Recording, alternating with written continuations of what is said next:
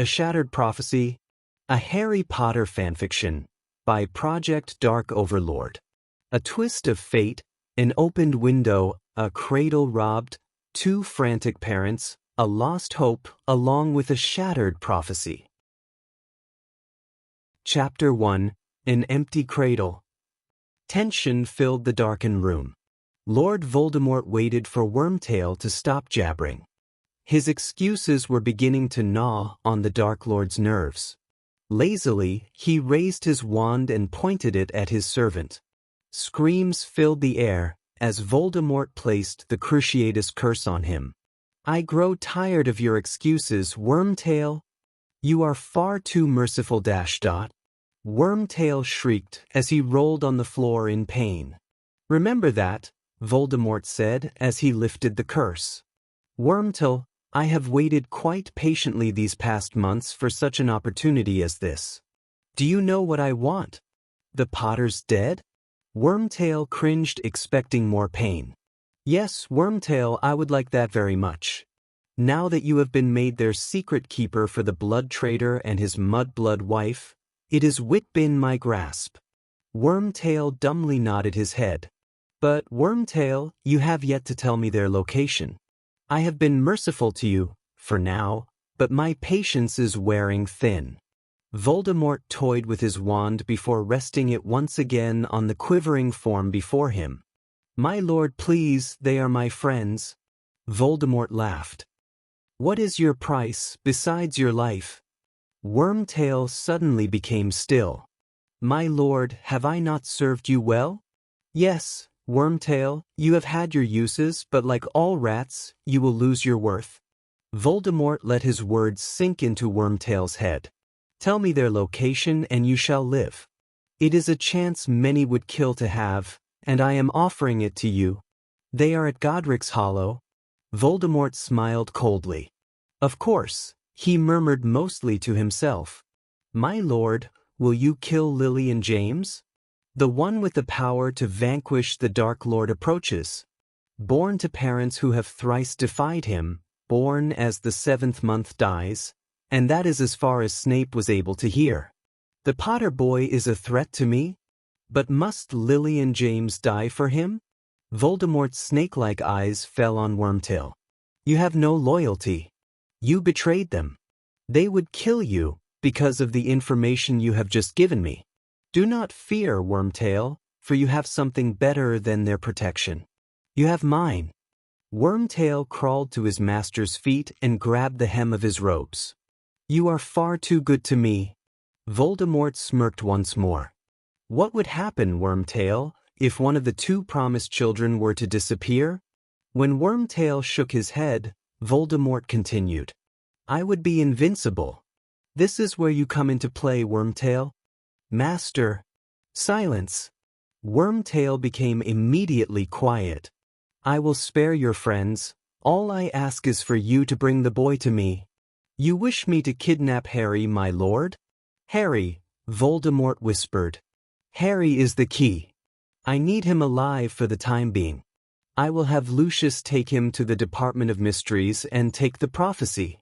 After that, I will decide if young Harry lives or dies. Wormtail, you will grab Harry and take him to Lucius. He will take care of the rest." "Why me, my lord? The boy will hardly be afraid of Uncle Wormtail, will he? If you are discovered, Wormtail, remember that your friends will die along with Harry. I can always pay a visit to the Longbottoms to get the prophecy. Now, Wormtail, it is time for you to be off." Not needing to be told twice, Wormtail apparat away from the Dark Lord's fortress. Night had fallen hours ago, yet Lily and James Potter were still awake. Peter Pettigrew was beginning to have doubts about his mission. Were James and Lily ever going to go to bed? In the window of the small house, Pettigrew watched as James came up behind Lily, wrapping his arms around her. She smiled and then playfully slapped his face, causing James to smile ruefully.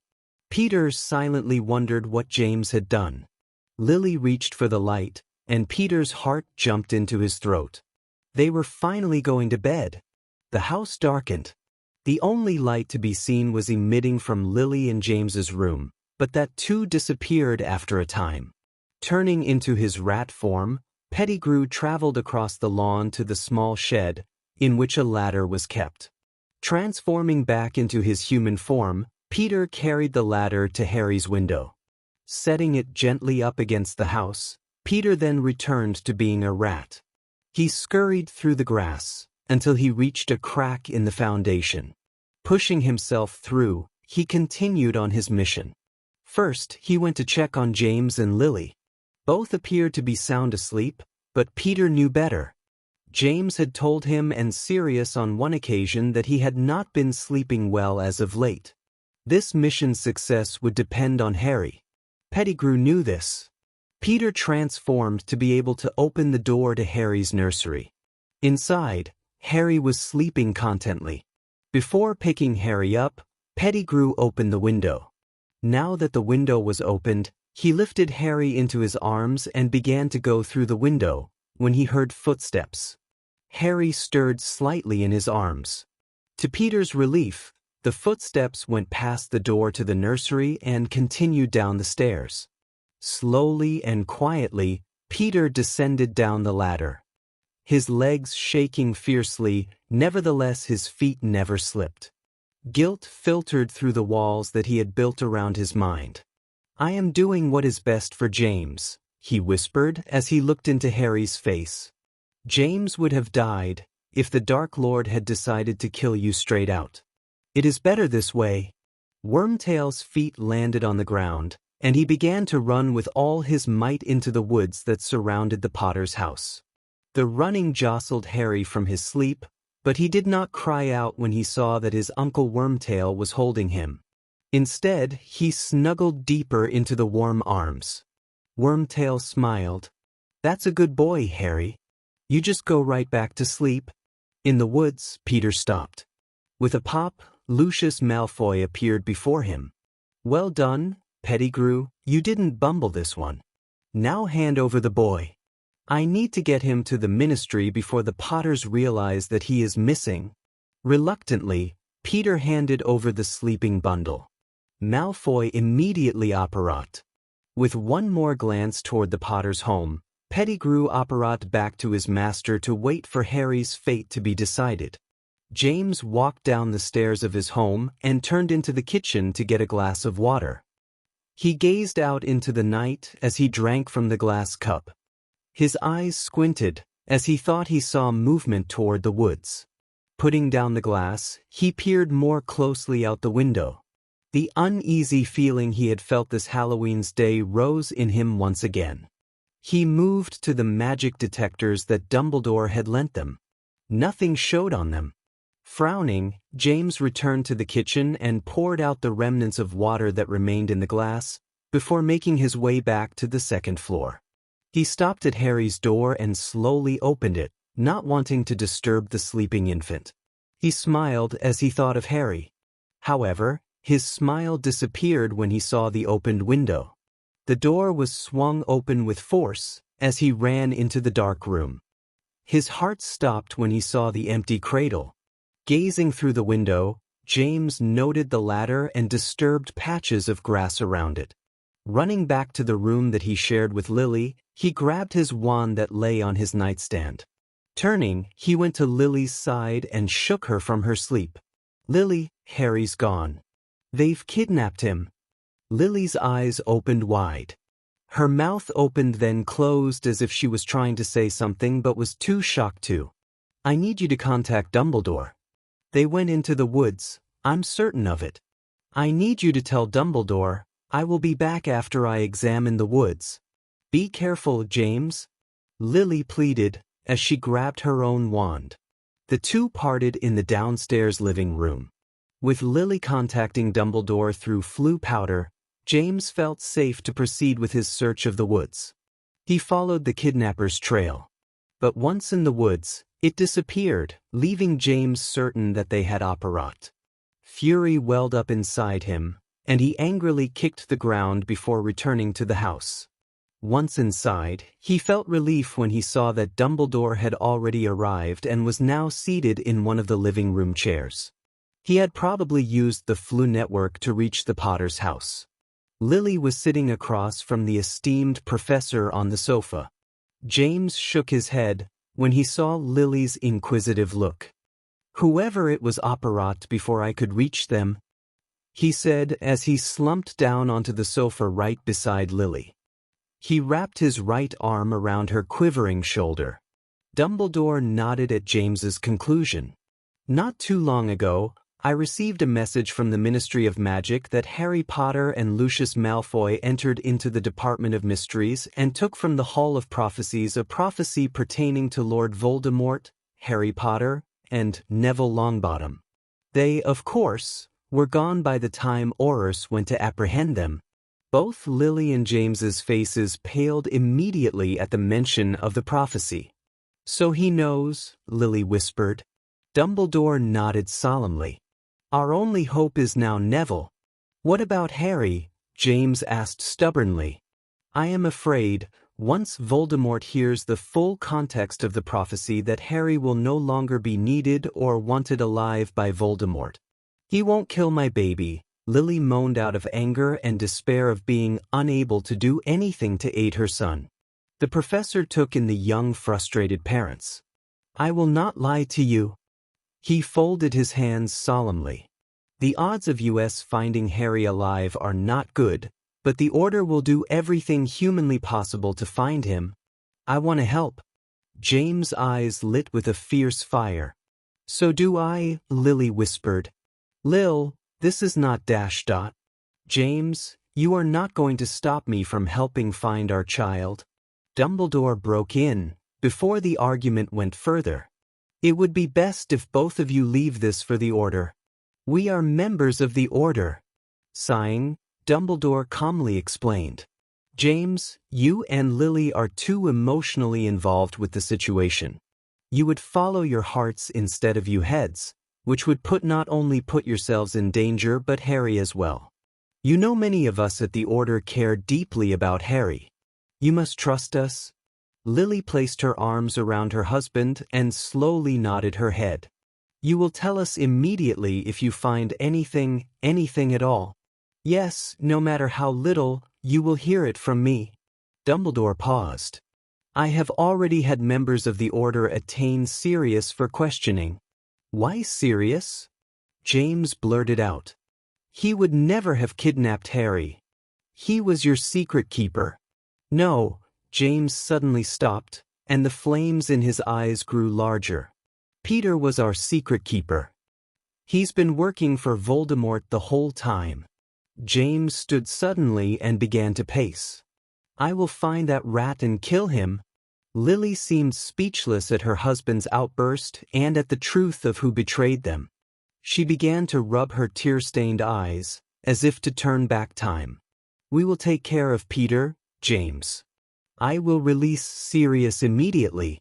Dumbledore rose from his chair. "Before I leave you, both of you must promise not to leave this house until I approve it." When neither parent replied, Dumbledore narrowed his eyes, until finally he got 2 nods of agreement. "We will do everything possible."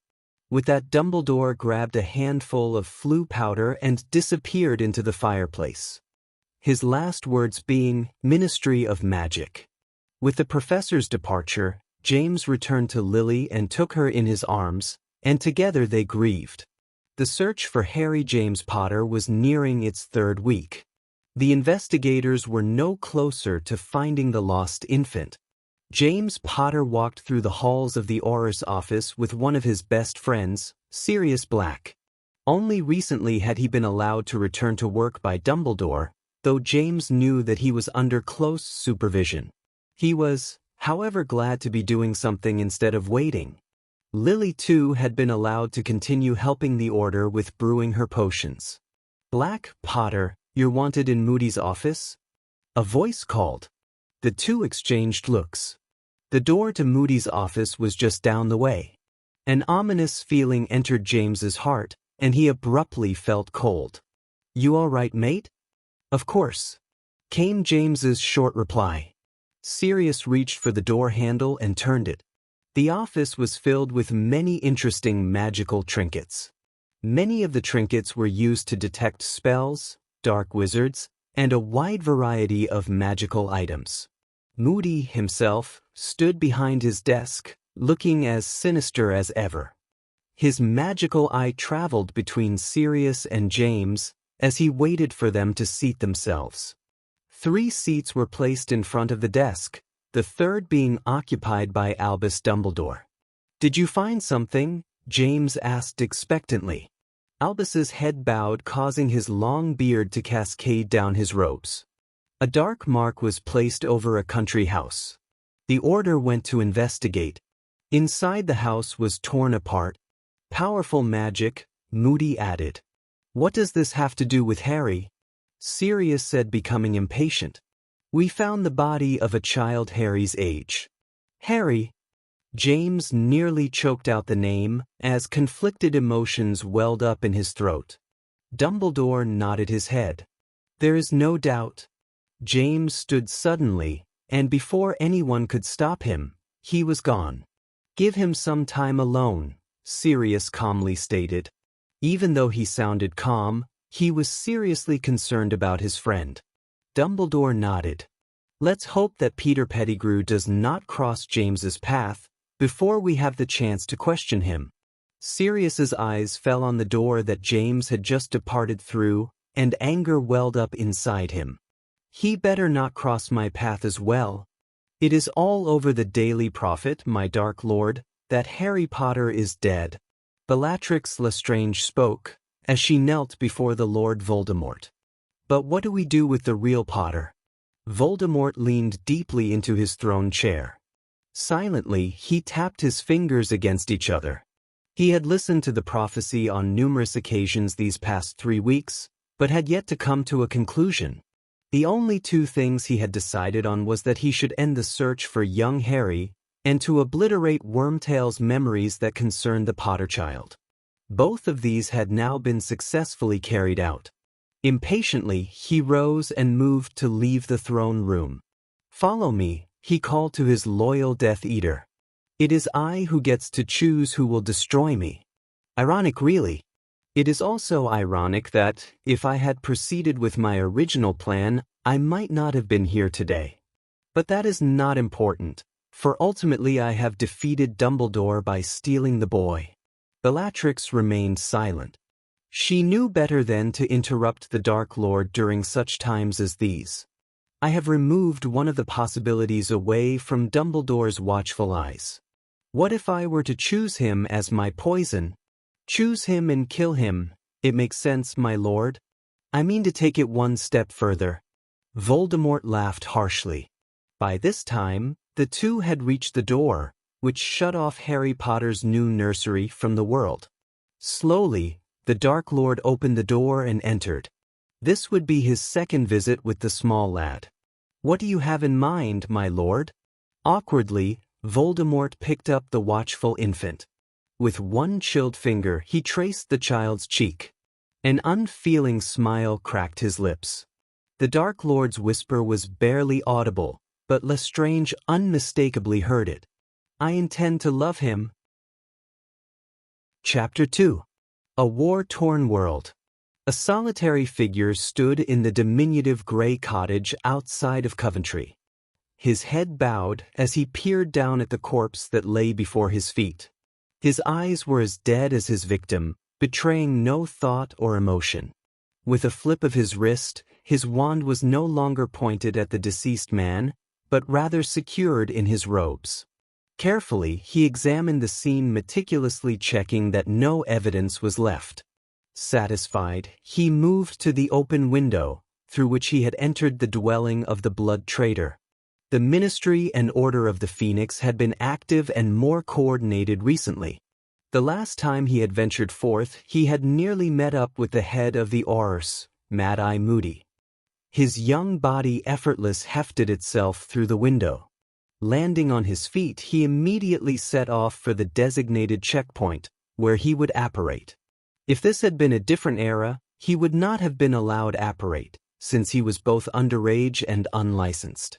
A grim smile flitted onto his face and just as quickly disappeared. If the Ministry was in as much control as they had once been, he would not even be allowed to use magic out of school, let alone use the unforgivable curses. His thoughts cleared. When he was playing this part, he could not think or feel. The success of his mission was his only concern. As he grew nearer to his destination, his lungs began to burn as the cool night air filled them. He spun on his heels, pulling out his wand. He gazed into the darkness and was pleased to see that he had not been followed. After giving a silent command, he instantly felt the sickening feeling of being apparat. Immediately, he found himself far from Coventry.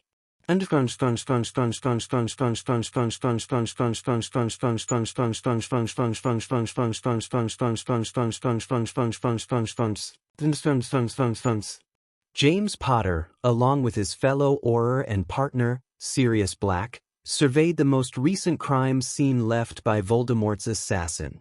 The assassinations from this talented assassin were rare. Dumbledore believed that this particular killer was reserved solely for those who had personally defied Voldemort or had betrayed him. Of course, Voldemort reserved the most important traitors for himself, or so Dumbledore had told members of the Order. The victim lay on his back with his eyes staring blindly up at the ceiling. The Avada Kedavra got him? Sirius nodded grimly, and then nudged his head toward the window. My bet is he entered and exited through that window. Whatever gave you that idea? James asked sarcastically. Perhaps the opened window, mate? And then, of course, the apparat? Someone always has to state the obvious. Usually it was. Sirius' voice trailed off when he caught himself almost saying the name. Sorry, James, I just got a bit nostalgic. James brushed off the near mention of Peter Pettigrew. Ancient history, there is nothing I can do for him now. I can't even find his killer to get revenge. Sirius kept his eyes averted. His friend could not even say Harry's name. The pain was still that fresh. Peter Pettigrew would pay for the anguish he put the Potter family through. Sirius would make sure of it. Well, I believe we are finished here, Prongs. Nothing more we can do for him, but inform the ministry to send some on over. Looking at the clock on the wall briefly, James smiled. This will be a first. First for what? We are actually going to be on time for an Order meeting. Lily might have a heart attack. Sirius gave a lopsided grin. I would not want to miss this meeting for the world. Don't hold your breath, Padfoot. The odds that our informant will know something useful are slim. From what Dumbledore has specified, he was not very high on Old Voldy's ladder. The odds are better than not. I say he knows something halfway decent? James smiled. Then we have a wager? But of course, Prongs, old boy. The two, then, apparat, landing in a deserted street. In front of them stood an ancient house that no Muggle and most wizards could not see. Only members of the Order of the Phoenix knew its location. The house was called Grimmald's Place and had only recently come into Sirius's possession with the passing of his mother. Having no love for the place of his childhood, he had readily handed it over to Dumbledore to be used as the Order's official headquarters. If my parents could only see what I have done to the place. Sirius chuckled to himself. James shook his head as he reached to turn the antique doorknob. He was careful to remain quiet, trying to avoid awaken the permanently stuck portrait of Sirius's late mother. He did not need or want her shrieks in his ears. Once in the hallway, they saw that it was packed with members just getting ready to file in the dining room. He spotted at the top of the stairs the 4 Weasley children. Hermione Granger and Neville Longbottom, both were friends of Ron's, both were also in Ron's year at Hogwarts, were standing with them. Slightly behind them, he caught sight of a chestnut-haired boy. His second son smiled when he caught sight of his father and Uncle Padfoot. Dorian Potter was just 2 years younger than what his brother would have been. He looked more like Lily, despite his darker hair and his hazel eyes, which he had received from James. James waved at the children, who were all eager to eavesdrop on the Order's meetings, though most of their plans to do so had failed. James smiled. It took a lot to get mischief past him and Sirius, because they had done a lot in their time, though occasionally they would still pull pranks of their own. With Sirius at his side, James entered the now packed dining room just as Mrs. Weasley began to corral the children upstairs. At the start of Voldemort's terror, the wizarding world had been unprepared. Dumbledore had quickly assembled the Order, but had seemed too late as members began to be picked off one by one.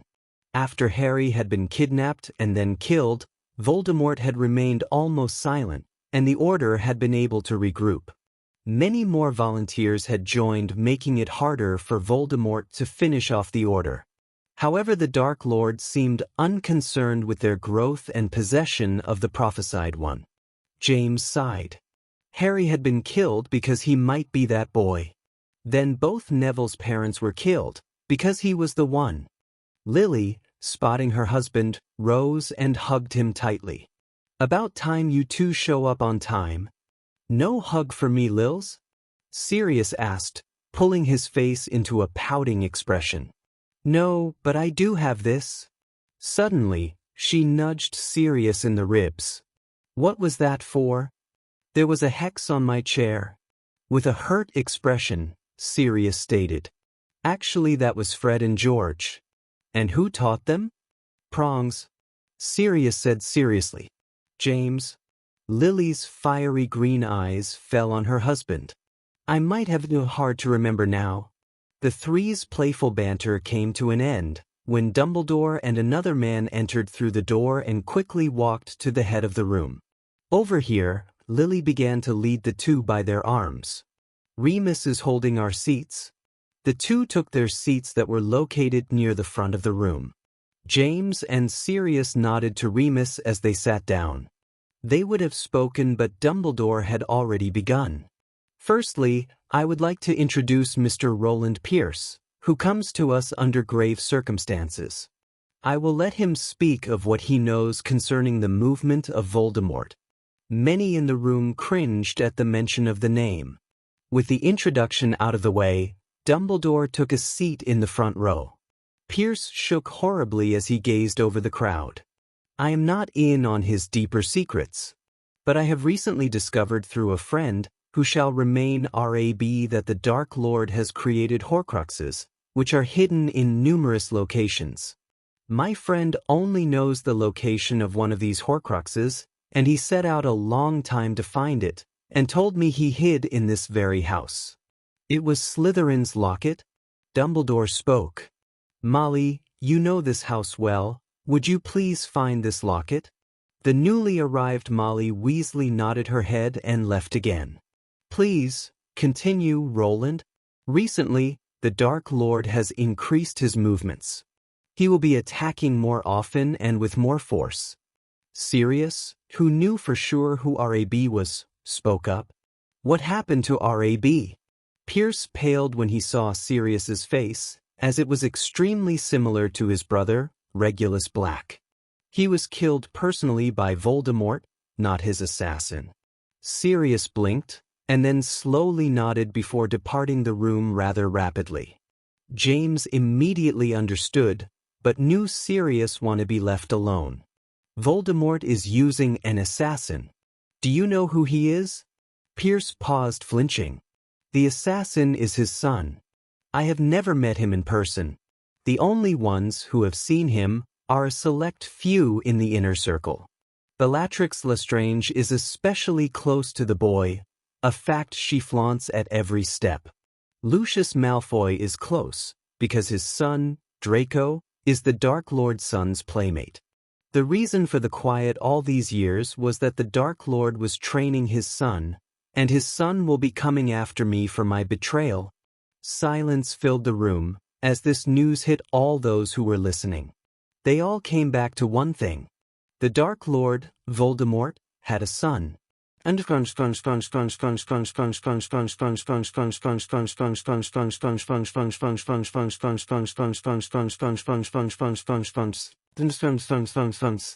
Voldemort sat on his throne chair patiently waiting the return of his son. Not far away an anxious Bellatrix Lestrange paced. Voldemort smiled. Bella, I do swear you have become quite attached to the boy. Lestrange paled. It is all right, my faithful servant. I have also grown attached to him. I almost love him, at least I think it is love. However, if he were to turn, he would have to be cast aside permanently. He will not turn. We are all he knows. At that moment, the door of the throne opened wide. In stepped a young man with bright green eyes.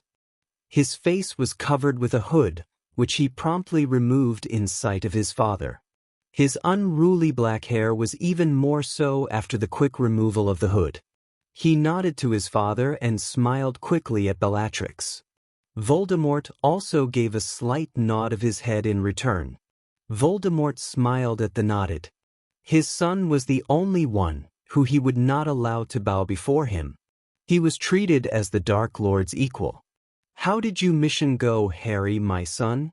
Voldemort asked in his snake-like voice. The mudblood is dead, father, Harry said, smiling as he moved closer to his father. Voldemort returned the young man's smile. He rose and embraced the 16-year-old in his arms. I am proud of you, my son. Voldemort smiled when he saw the way Harry beamed at his praise. His son was very much so a child, despite what he was asked to do, and Voldemort tried to keep it this way by sheltering the boy. Come sit by me for a time, Harry. When Harry did as he was told, Voldemort continued. I have a very special gift for you. What is it? The Dark Lord reached into his pocket, pulling out a necklace that held a small shield bearing a red lion. This, Harry, belonged to one of the great founders of Hogwarts, Godric Gryffindor, to be precise. Beside that fact, it is a Horcrux's. Seeing the confused light in his son's eyes, Voldemort explained further. It contains a piece of my very soul, making me immortal. I have 7 Horcruxes. It would honor me if you would carry this one, Harry. Harry grasped the necklace and ran the silver chain between his fingers. What if I damage it? It is protected by powerful magic. As long as you wear it, it will not be harmed. Only you and I can remove it once you wear it. No matter what your condition, the necklace can be removed by no other. Voldemort smiled. It is fitting that you wear Gryffindor's necklace? Because of my traitorous parents? Harry's face contorted at the thought of his biological family. No, because you probably would have been placed in that house. Though perhaps not. Voldemort examined Harry Marvolo. No, I do believe you would be in Slytherin. This greatly put Harry at ease, and Voldemort was content. I have a task for you, my son. I am sorry it needs to be done so soon, after all you have just returned. Who is the target, father? Harry's eyes hardening as he prepared for the task by separating himself. Voldemort was surprised at the pride that rose up within him. Roland Pierce, a Death Eater, has betrayed me. He was in league with Regulus Black. He has spoken with Dumbledore and the Order of the Phoenix. You must destroy him. Harry removed his wand, his eyes now dead. He will be dead soon enough, father. I promise you that. Chapter 3. To walk the lonely path. The room Harry entered was sparsely decorated. Despite its meagerness, this room was still his home. He had lived in there for quite some time. He moved to his closet and pulled open the door absent-mindedly. Inside hung many varieties of robes in different colors, but colors would only bring attention to him. He pulled out a black set, which he commonly used on these missions for his father. He was thankful that he had been given at least a day's time to rest before going on to his next mission. Now, however, it was time to begin business. He began to slowly pull off his regular green robes, when the door opened without warning. Pulling the garments back into their previous position, he turned to see who dared to disturb him. A smile spread across his face. I could have killed you, he whispered playfully. Bellatrix Lestrange shrugged her shoulders nonchalantly. I know you too well, such as, you are not in that mode when in your father's house. Why have you come? He was always right to the point, Bellatrix decided. Your father will see you before you leave. Harry moved to his dresser as she spoke. Pulling one door open, he removed many small daggers which would hide in his robes. I usually visit him before I go. What do you want, Bella? This mission reeks of the Order. It could very well end up a trap. Dumbledore is cunning in that way. Harry shrugged his shoulders.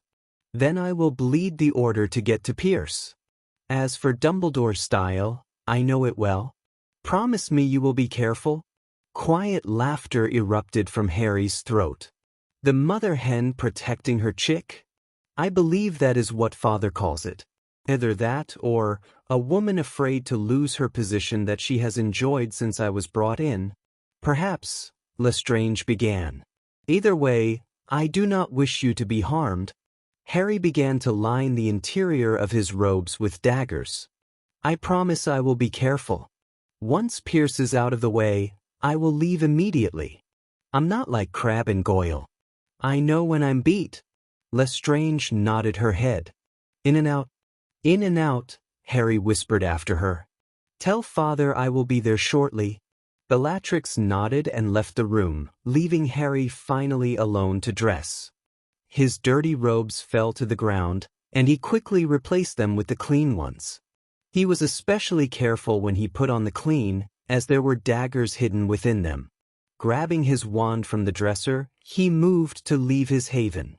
Turning, he eyed the bed, which would be so welcoming when he returned. Without second thoughts, he went to his father.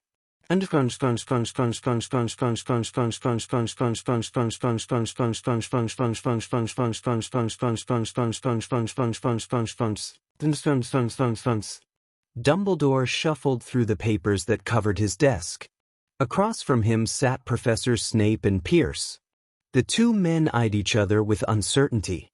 Dumbledore noticed this and stopped his rustling. We are all friends here. Forgive me, Dumbledore, Pierce said. It will take some time to recognize Snape as anything other than a Death Eater.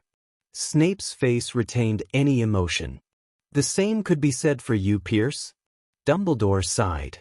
You will shake hands and then move on. The two former Death Eaters seemed loath to move, but finally the men did as Dumbledore requested. The handshake, though it was short, seemed to appease the headmaster. Dumbledore returned to straightening his papers. His eyes, however, were not on his work but on the two men in front of him.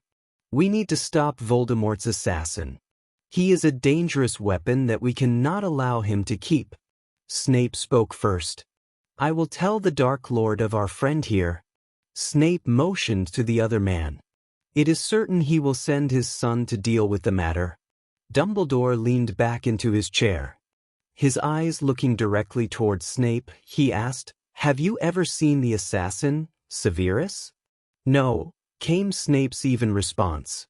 I have heard a few talk of him. As Pierce has said, only the most trusted are allowed to come into contact with the boy. Why have you not told me of his existence before now? Snape shrugged. I have not personally seen the boy, and the talk of him did not start until a year or two. I wanted more tangible proof of his existence. The deaths were not enough proof? Pierce almost spat the words. Deaths can be caused by various means. Snape's eyes shined with cold fire. Dumbledore raised his hand, signaling for quiet. Severus, I must ask you to return to Voldemort. You will tell him where the Order plans to keep Pierce. The Order will lay a trap for the assassin or any Death Eater Voldemort might send. The Dark Lord will be expecting such a trap. Snape looked squarely at Dumbledore. If I send his son into a trap, he will know that I am no longer trusted. Tom detests traitors, Dumbledore stated as he rose from his seat and began to pace. You will tell him that you believe that it is a trap. He will still send forces, because he will want revenge for being turned on. Pierce nodded his head. I will do whatever.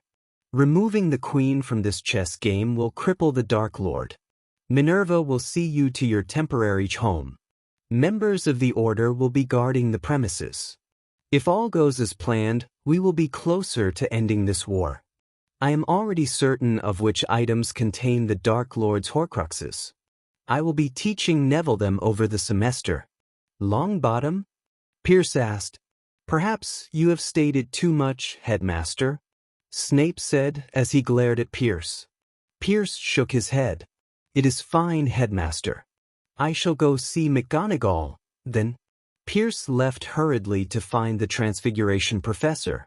Snape had risen to follow him, but stopped when Dumbledore motioned him to return to his seat. Pierce, like you, is risking a large price to help the Order. If this ruse fails, we might find it pressing to protect him from Voldemort's fury. Severus, if you would be so kind to get this plan on its way.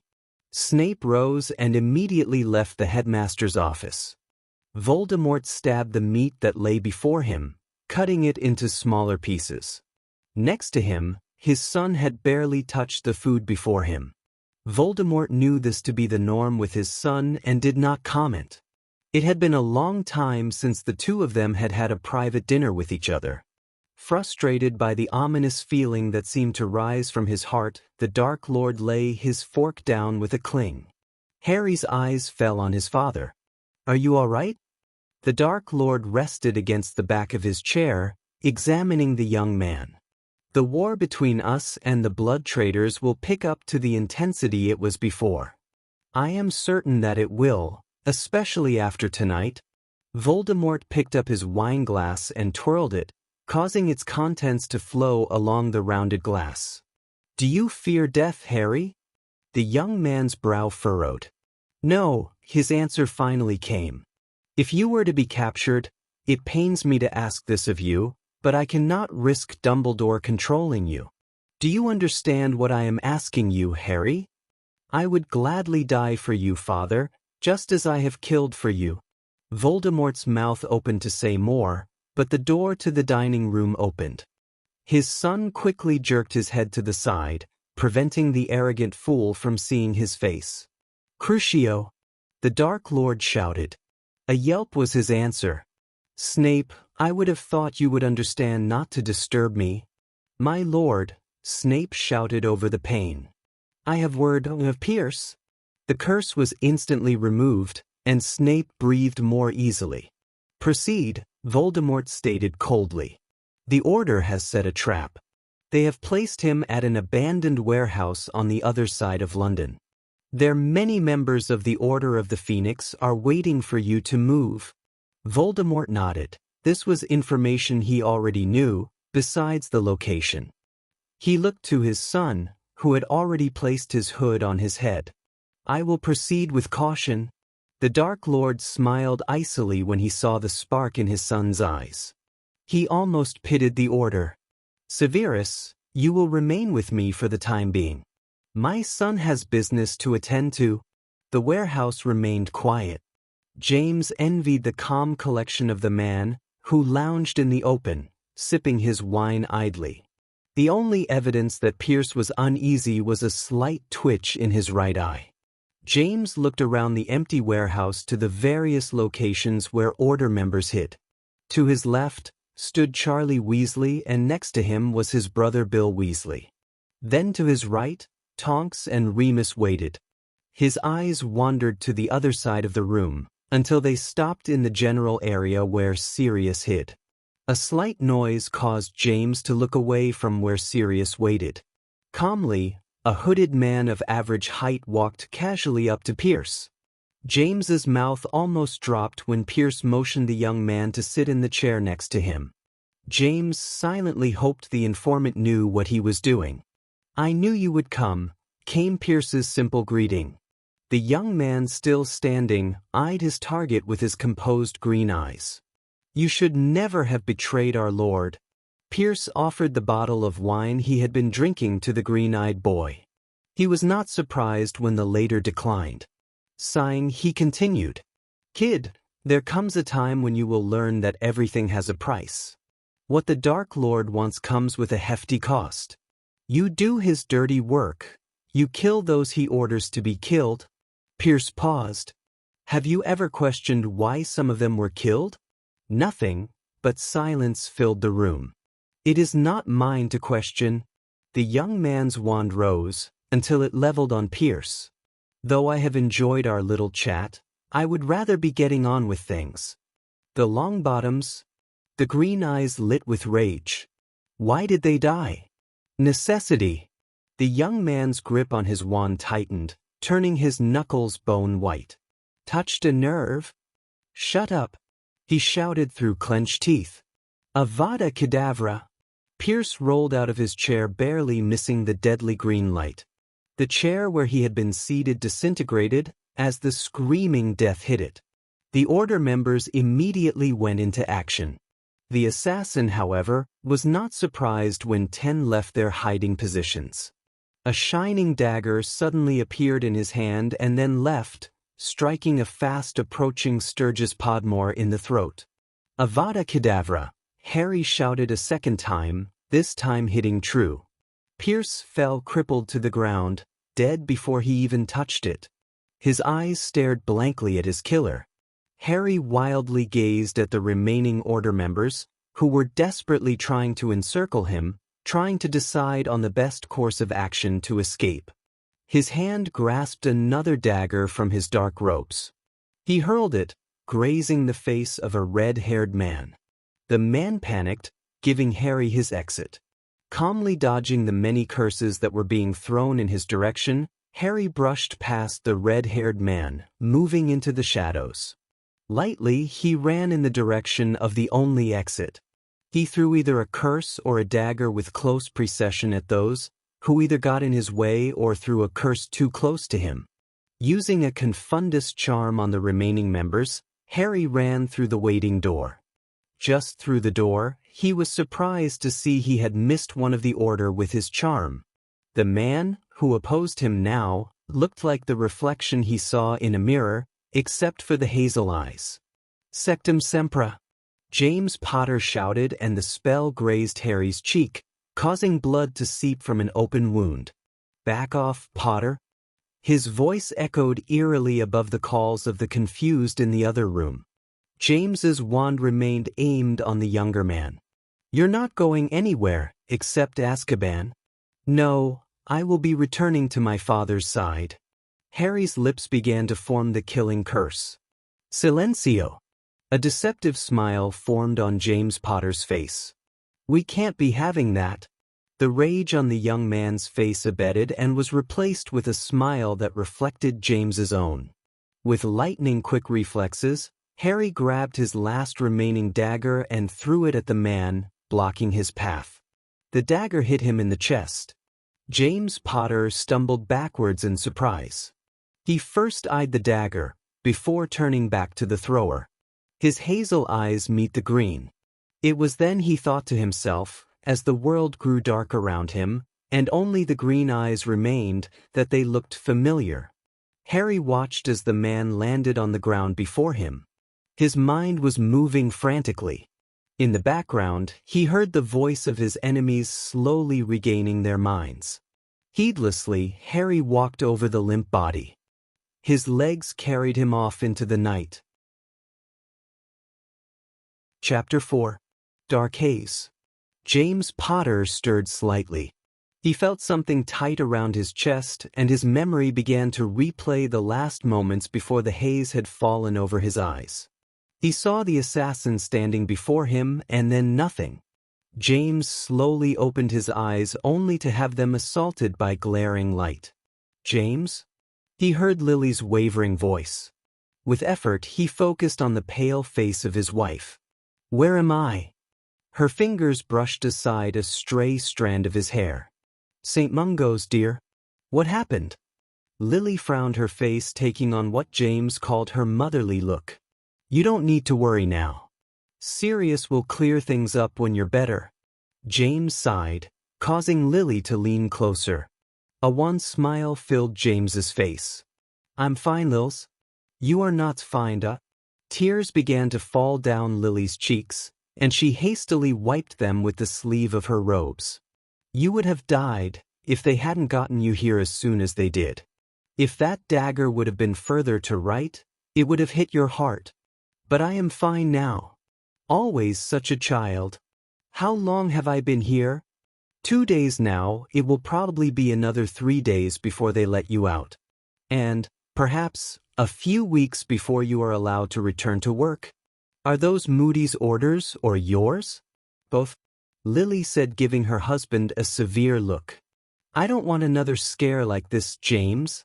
As long as Voldemort is alive, Lily, there will be scares and close calls. James paused to regain his breath. We can't just hide Lily. Hiding does not work. We discovered that with Harry. Lily rested her head in her hands. I know. I'm tired of the fear. I'm just tired of everything. Lily exclaimed even as the door to the ward opened, causing Lily to look up. Her face softened. He's awake, she called to the newcomers. James smiled when he saw Sirius. Good, someone who can tell me what the hell happened? Lily glared at Sirius, causing his friend to blush. Perhaps, later, mate. Then, as Black moved closer to the bed, he whispered.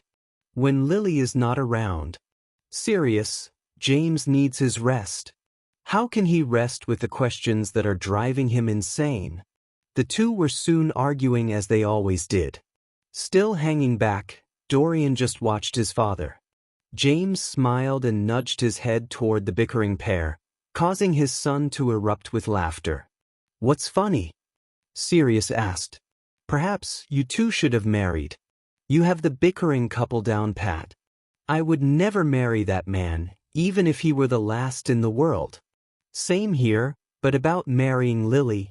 Nice recovery, Dorian said, nudging his uncle in the ribs. He is getting as bad as his mother doing that. Sirius complained, rubbing his sore ribs. James shook his head and returned his attention to his wife. Please, Lils, I need to know what happened. Lily just nodded her head and looked away. Sirius pulled over a seat for himself, while Dorian sat at the foot of his father's bed. Well, it wasn't one of the Order's better nights, that's for sure. Both Podmore and Pierce were killed, and 4 of us were injured. Overall, I would say we got out lucky. Remus was hit with one of the curses, nothing serious. In fact, he was in and out. Bill was hit with a dagger along the side of his face at the beginning. He will have a scar there for the rest of his life. What about the assassin? He escaped. I brought you directly here, so I wasn't involved in the search. But I heard that there was not a trace of where he disappeared to. James pressed the back of his head into his pillow. We should leave him to get some rest, Lily stated firmly. Not willing to argue with her, the other rose and walked to the door. Sirius, however, paused in the doorway. Oh, Prongs, I will be expecting payment soon. Payment? Remember our bet. Pierce did have some pretty good information. James smiled haughtily. You can't bleed a turnip now, can you, Padfoot, old friend? Sirius laughed. I guess you can't, he said as he left the room. Harry stumbled into his father's chamber, every step bringing him further pain. The 2 days he had spent in hiding had taken their toll on his body. His cheek burned where James Potter had hit him with the Sectum Semper curse. His messy black hair lay limply against his forehead, making it hard to see. Father? He whispered hoarsely. Voldemort turned in his seat and, seeing his son in such a pathetic state, rose to help him into a soft armchair. He, then, removed his wand and began to heal his tattered son. I am glad you found your way home, Voldemort stated simply. I had sent out many Death Eaters, but they all proved incompetent. Harry only nodded his head. The chair was so comfortable. He could almost fall asleep in it. Pierce's dead father. Voldemort smiled sincerely as he embraced the exhausted young man. You performed that task magnificently. You gave me so much more than what I had asked for. Harry returned his father's smile. I am glad that I have pleased you. Voldemort returned to his armchair. I feared that you would never return. They had placed an anti-apparate charm on the warehouse and surrounding area. I choose instead to lay quiet for a few days before I even attempted to return to you. Sighed. Harry said simply, fighting the urge to close his eyes. That was very wise of you. Voldemort closed his eyes as he continued the conversation. James Potter is alive. Harry said nothing in reply. Why did you not kill him? Voldemort's snake eyes closed in on Harry. Harry remained silent. This line of thought deeply troubled him. It frightened him that he did not know whether he had just missed or had chosen to do so. I don't know. I was in a hurry and I just threw. Voldemort nodded his head. I killed my Muggle father and his parents.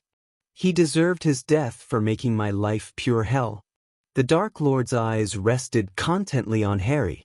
It is a fate I saved you from. Dumbledore and your parents would have destroyed you, throwing you against me in a futile attempt to kill me. I know better than to accept their lies. Yes, Voldemort smiled. I do believe you do. They back up their lies with little bits of truth. You see, Harry, in every lie one can find little truths. One only has to look far enough. Harry nodded. Always the teacher. A smirk fell on the Dark Lord's face. I did try to become a professor at Hogwarts once. Dumbledore, however, declined. Ironically, they have not been able to hold a single defense against the dark arts teacher since.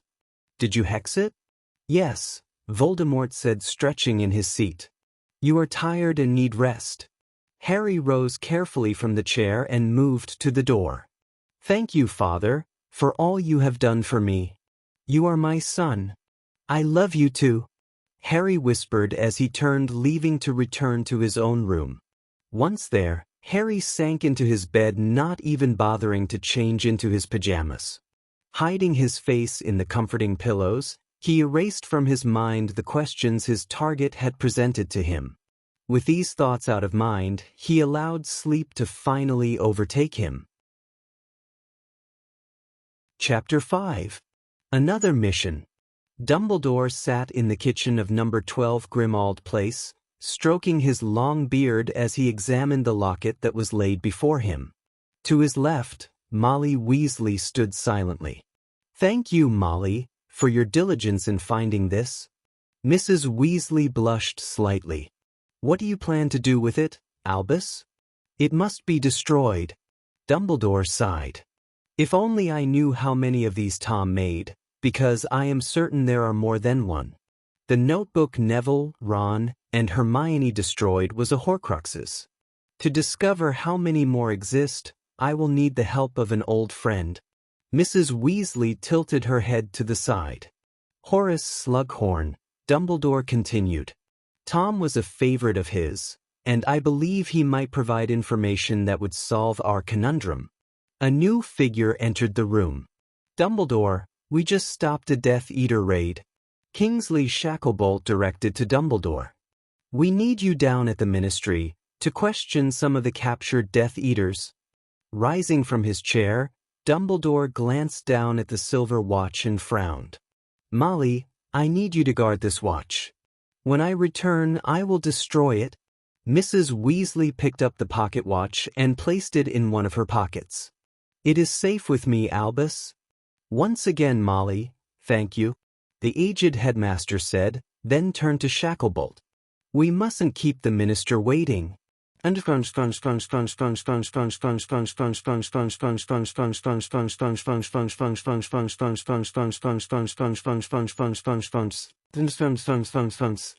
I am not here for your amusement, Draco, Harry stated firmly, while holding back the urge to laugh.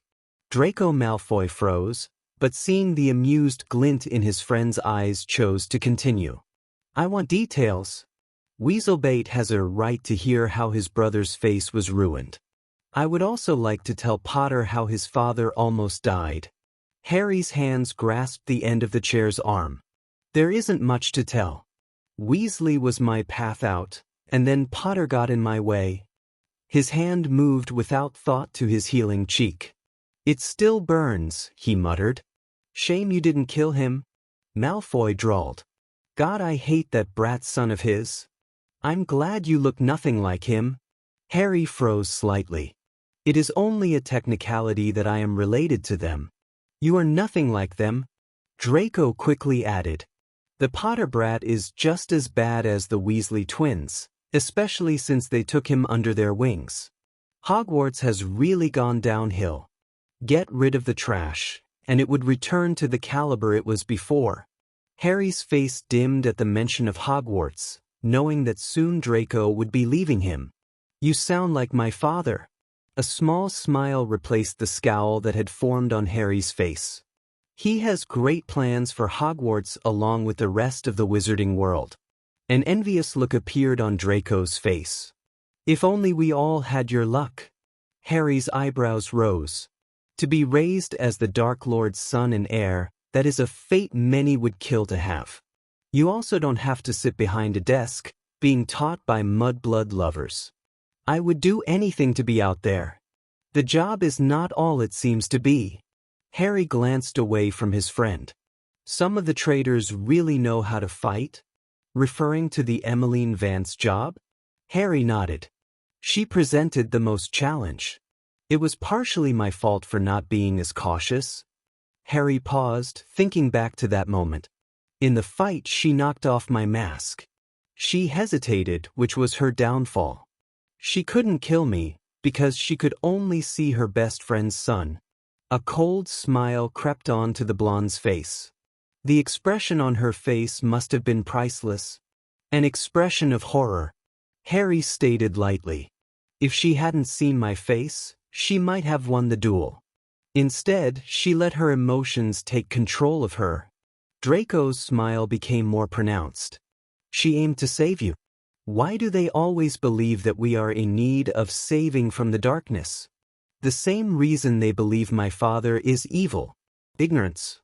The blind leading the blind. The door to the sitting room suddenly opened, and Voldemort entered. It was easily discerned that he was in a rage. His pale face was livid. Upon his entry, Draco fell into a bow, as Harry rose to greet his father. The Ministry and Order have interfered in yet another one of my raids. His eyes moved over Harry's form. Nymphadora Tonks is responsible for the latest crackdown by the Ministry. I want you to rid me of her. Harry's eyes darkened slightly, which his father quickly caught. What has he said to you? Voldemort pointed toward Draco. Nothing, Harry was quick to say. I was just expecting more time here. Leave Malfoy. Like everyone else, Malfoy quickly obeyed the Dark Lord's order.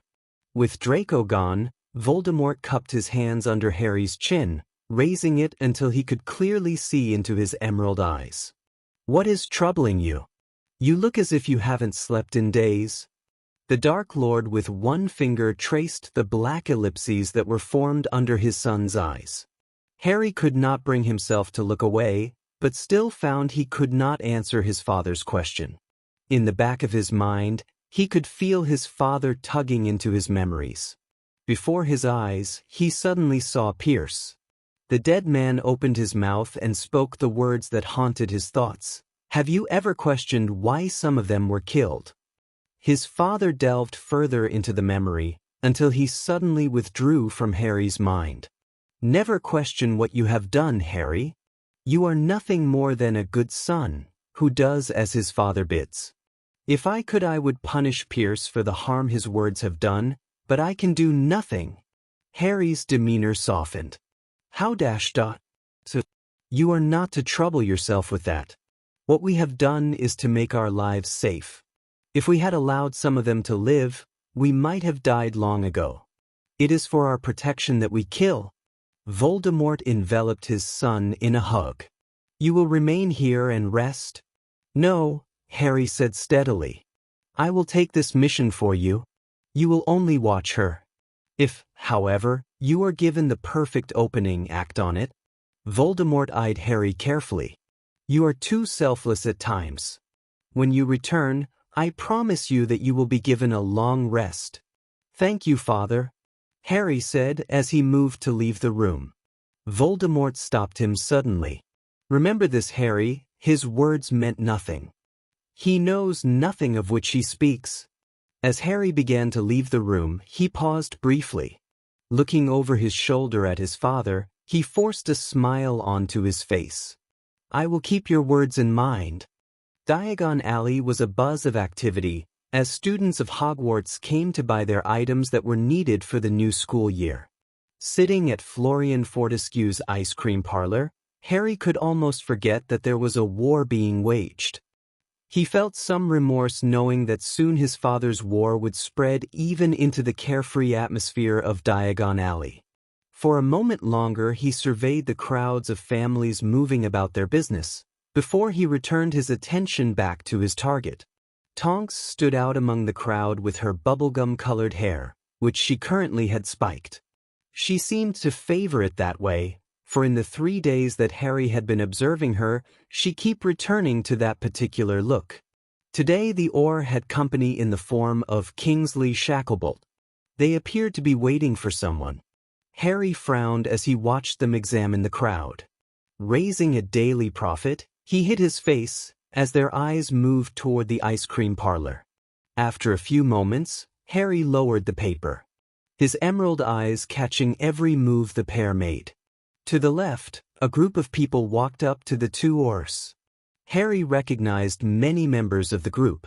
The 4 Weasley children were easily distinguished by the red hair they all shared.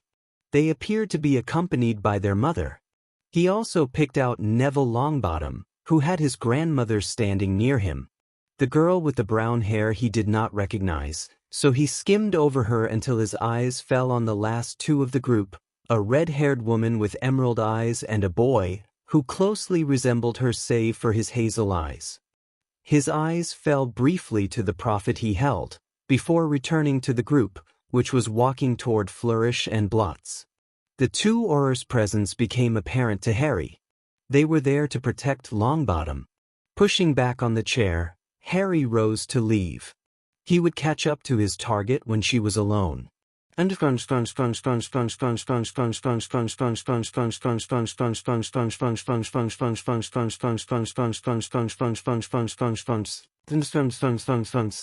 Dorian Potter blinked, and when he looked back toward Fortescue's, the teenager was gone, leaving him to question if the young man had ever been there. His thoughts did not linger long on the matter, as he had not seen much of the teenager's features. Instead, his attention turned back to his mother, who was looking rather pale. Since his father's near death, his mother had looked ill. Dorian frowned knowing that she was not sleeping well and worried far too much. "He's fine." Lily looked wistfully at her son. "To have the invincibility of youth," she whispered. "One day you will see that there is no such thing as immortality. One shouldn't linger on it." Dorian pointed out. "I don't want to lose any more of our family." Putting up a good show, Lily smiled for her son's benefit. "While you're making promises, can I get your word that this year we will not be receiving any owls from the headmaster?" "That I cannot promise you," Dorian stated with a mischievous light in his eyes, reminding Lily of James. "It's Fred and George's final year. They want to go out with a bang." Lily moaned. "Shouldn't they be focusing on their NEWTs? The only reason they are coming back at all is because Mrs. Weasley is forcing them to."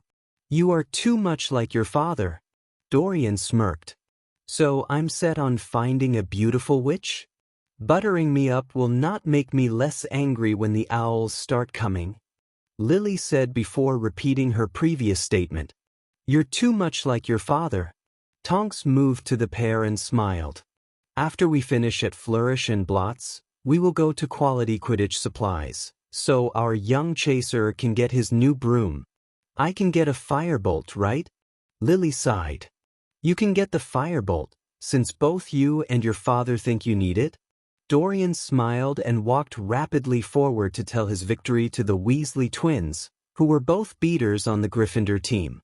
Tonks, however, remained behind with Lily. "Lily, I will be leaving once we get to Flourish and Blots. Hagrid will be taking my place from there on." "Where are you going?" Lily asked, her eyes narrowing on the younger woman.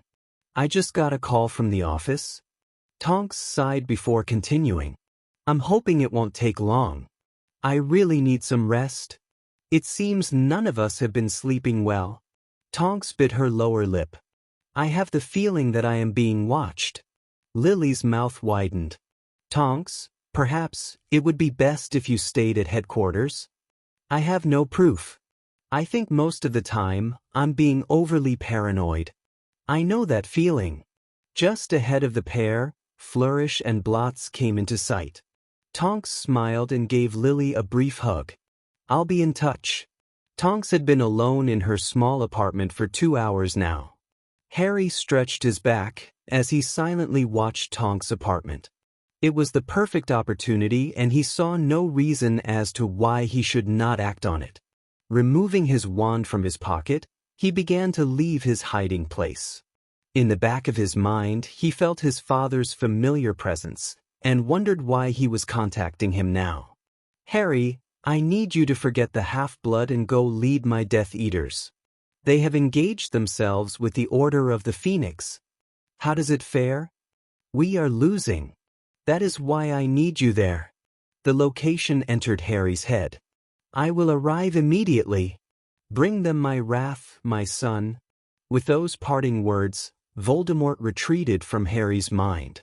Harry looked up at the now darkened apartment and knew where his target had gone. Perhaps he would still be able to complete this mission after all. Closing his eyes, Harry apparat to where his father's Death Eaters waged war. Chapter 6. A Lost Battle. Harry landed in an abandoned industrial section of London. The buildings had long since fallen into disarray from the lack of human maintenance. Harry wordlessly pulled up his hood as Lucius Malfoy approached him.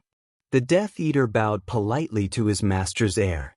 The Order has just received added reinforcements from the Aurors. The Death Eater paused, waving to where the battle was being waged. The situation is hopeless. Harry's face hardened, assuming the role that he played. My father did not find this situation hopeless, Malfoy. So if I were you, I would hold my tongue. The older man reddened at the insult to his honor. If my lord wishes to continue this fray, then we should go immediately. Harry nodded coldly and followed the senior Malfoy down the abandoned passageways of the factory district. Ahead he could hear the sounds of spells being cast, people shouting, and spells smashing into the cement walls. The two increased their pace as they neared the battle. With the battle in sight, Malfoy turned to Harry. Good luck, my lord. Harry gave a brief nod before entering the fray with his wand in his right hand. With efficiency, he cast a spell that he had seen Dolohov use, causing zigzagging flames to exit from his wand's tip.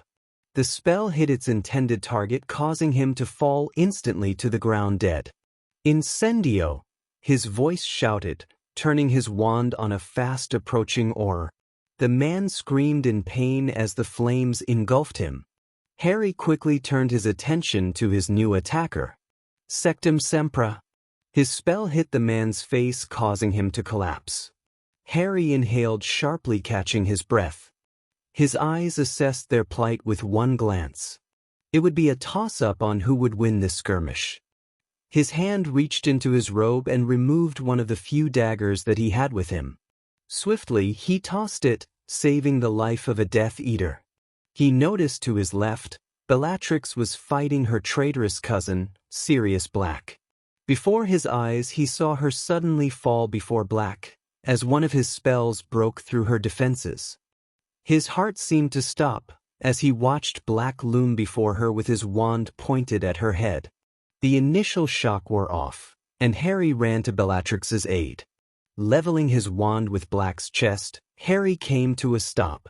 Walk away, Black, he whispered in a menacing voice.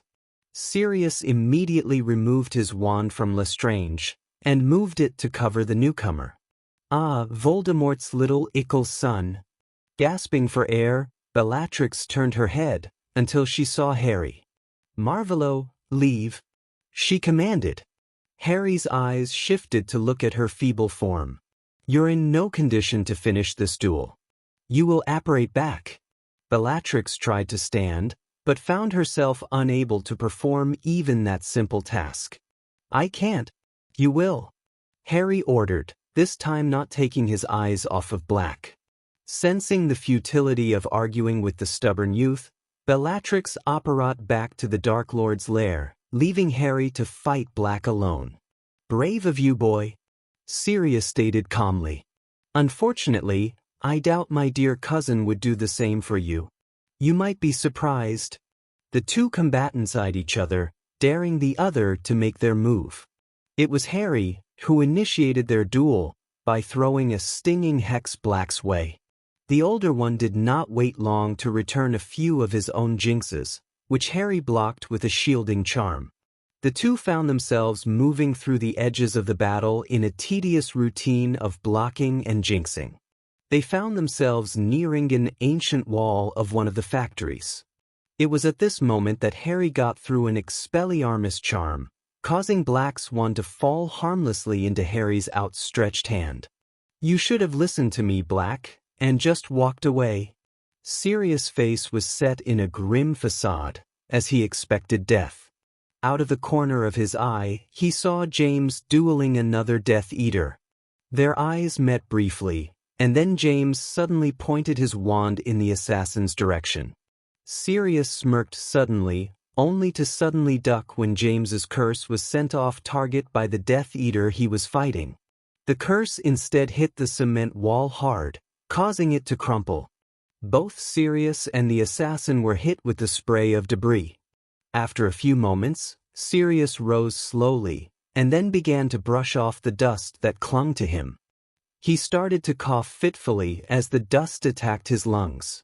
"Damn it, James," Sirius said between coughs, though his friend was no longer in sight. His gray eyes landed on the crumpled form of the assassin, who appeared to be unconscious. Shaking, Sirius walked over to the figure and shook him. There was no response. He pressed 2 fingers to the youth's throat and felt a weak pulse. The assassin's face still remained hidden behind his mask. A misfired spell reminded him of the battle that was taking place around him. Picking up the battered and bloodied assassin, Sirius quickly apparat to number 12 Grimmauld Place, where Dumbledore was bound to be waiting. Still holding the unconscious assassin over his shoulder, Sirius quickly moved upstairs and placed him in one of the bedrooms before rushing to get Dumbledore. He found the headmaster getting ready to flew to the battle. "Albus," he called hurriedly. "I have him." Dumbledore immediately stopped and without further use of words followed Sirius to the bedroom. The headmaster moved to the motionless form that lay on the bed. Raising his wand, he began to heal some of the young man's wounds. With the assassin's life no longer in danger, Dumbledore's hands gently began to remove the hood. He suddenly froze. Sirius moved to stand beside the blanched headmaster. His own face paled instantly. "Harry," he croaked, when he saw the 16-year-old that closely resembled his best friend. Dumbledore's eyes closed tightly. He shaking took a few steps back before meeting Sirius's eyes. "How are we going to tell James and Lily?" Sirius said, waving his hand toward Harry. "That we failed their son." Dumbledore was about to answer when the door opened. James Potter stepped in, breathing hard. "I'm sorry, Sirius. I didn't mean for the spell to do that. I heard you caught the assassin Dashta." Sirius watched as James's eyes widened in disbelief. "James," Sirius called, as his friend quickly retreated from the room and the truth of his son's identity. Chapter 7. Never easy. "That is not my son," James said feverishly as he paced in the drawing room. Sirius Black and Remus Lupin exchanged long looks. James had been hostile since they had cornered him.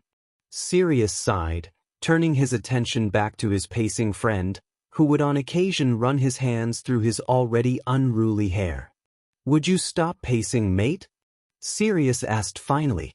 James glared at him and continued to do so.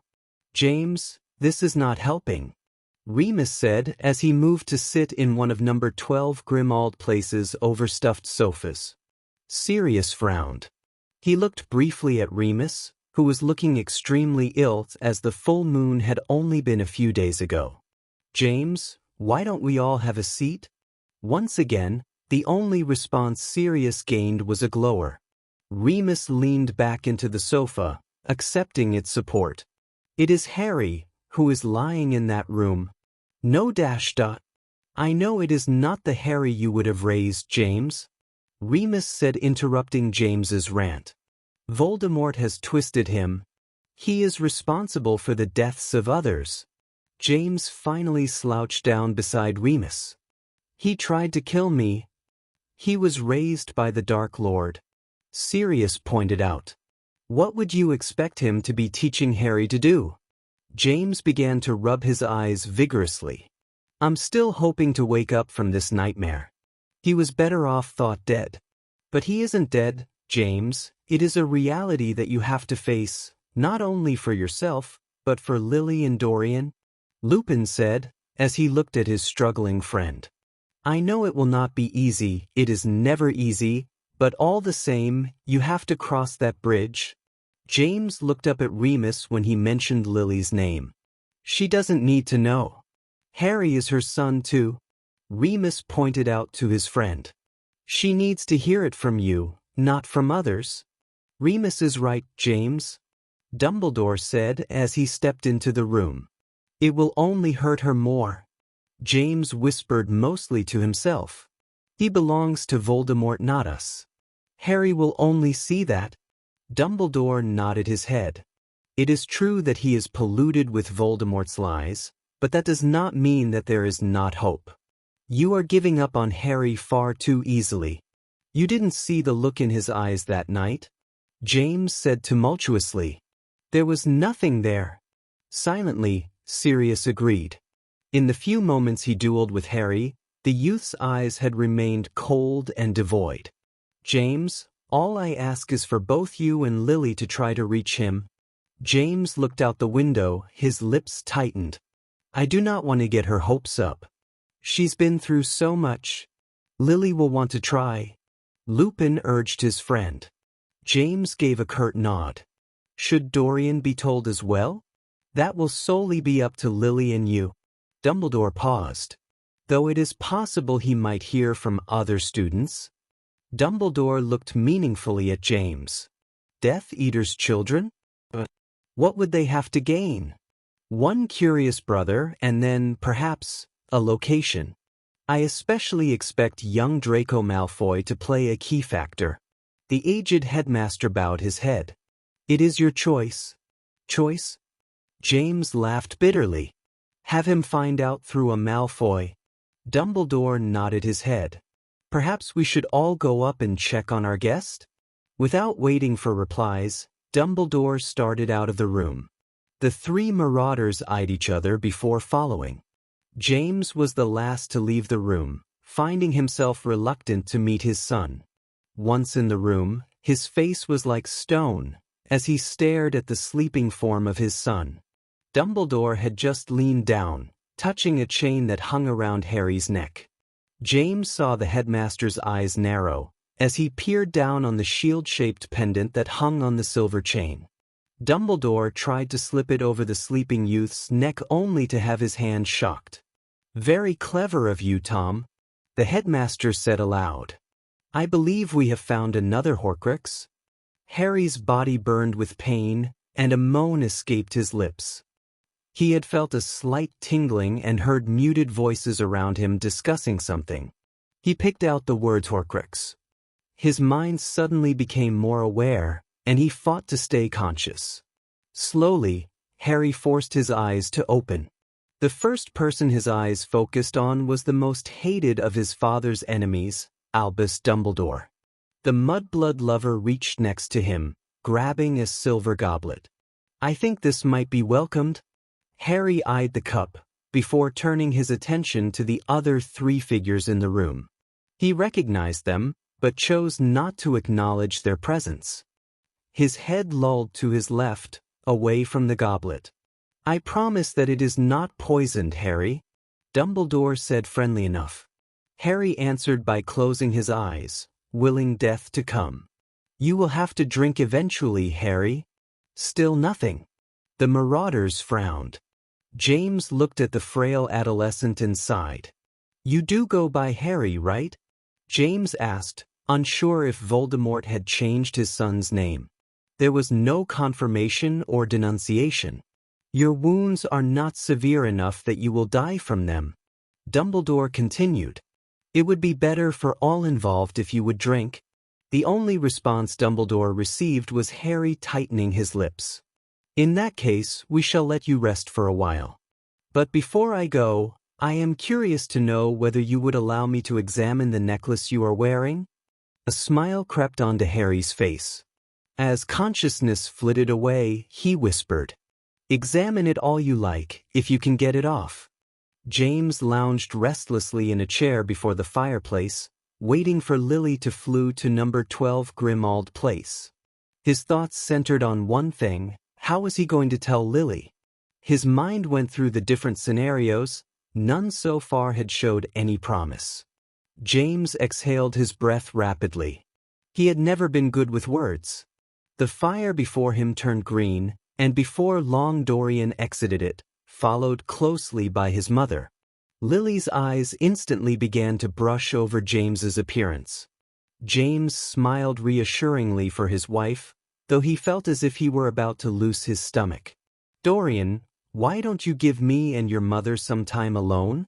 Dorian's eyes narrowed apprehensively, but he chose not to comment on his suspicions. Are the Weasleys here?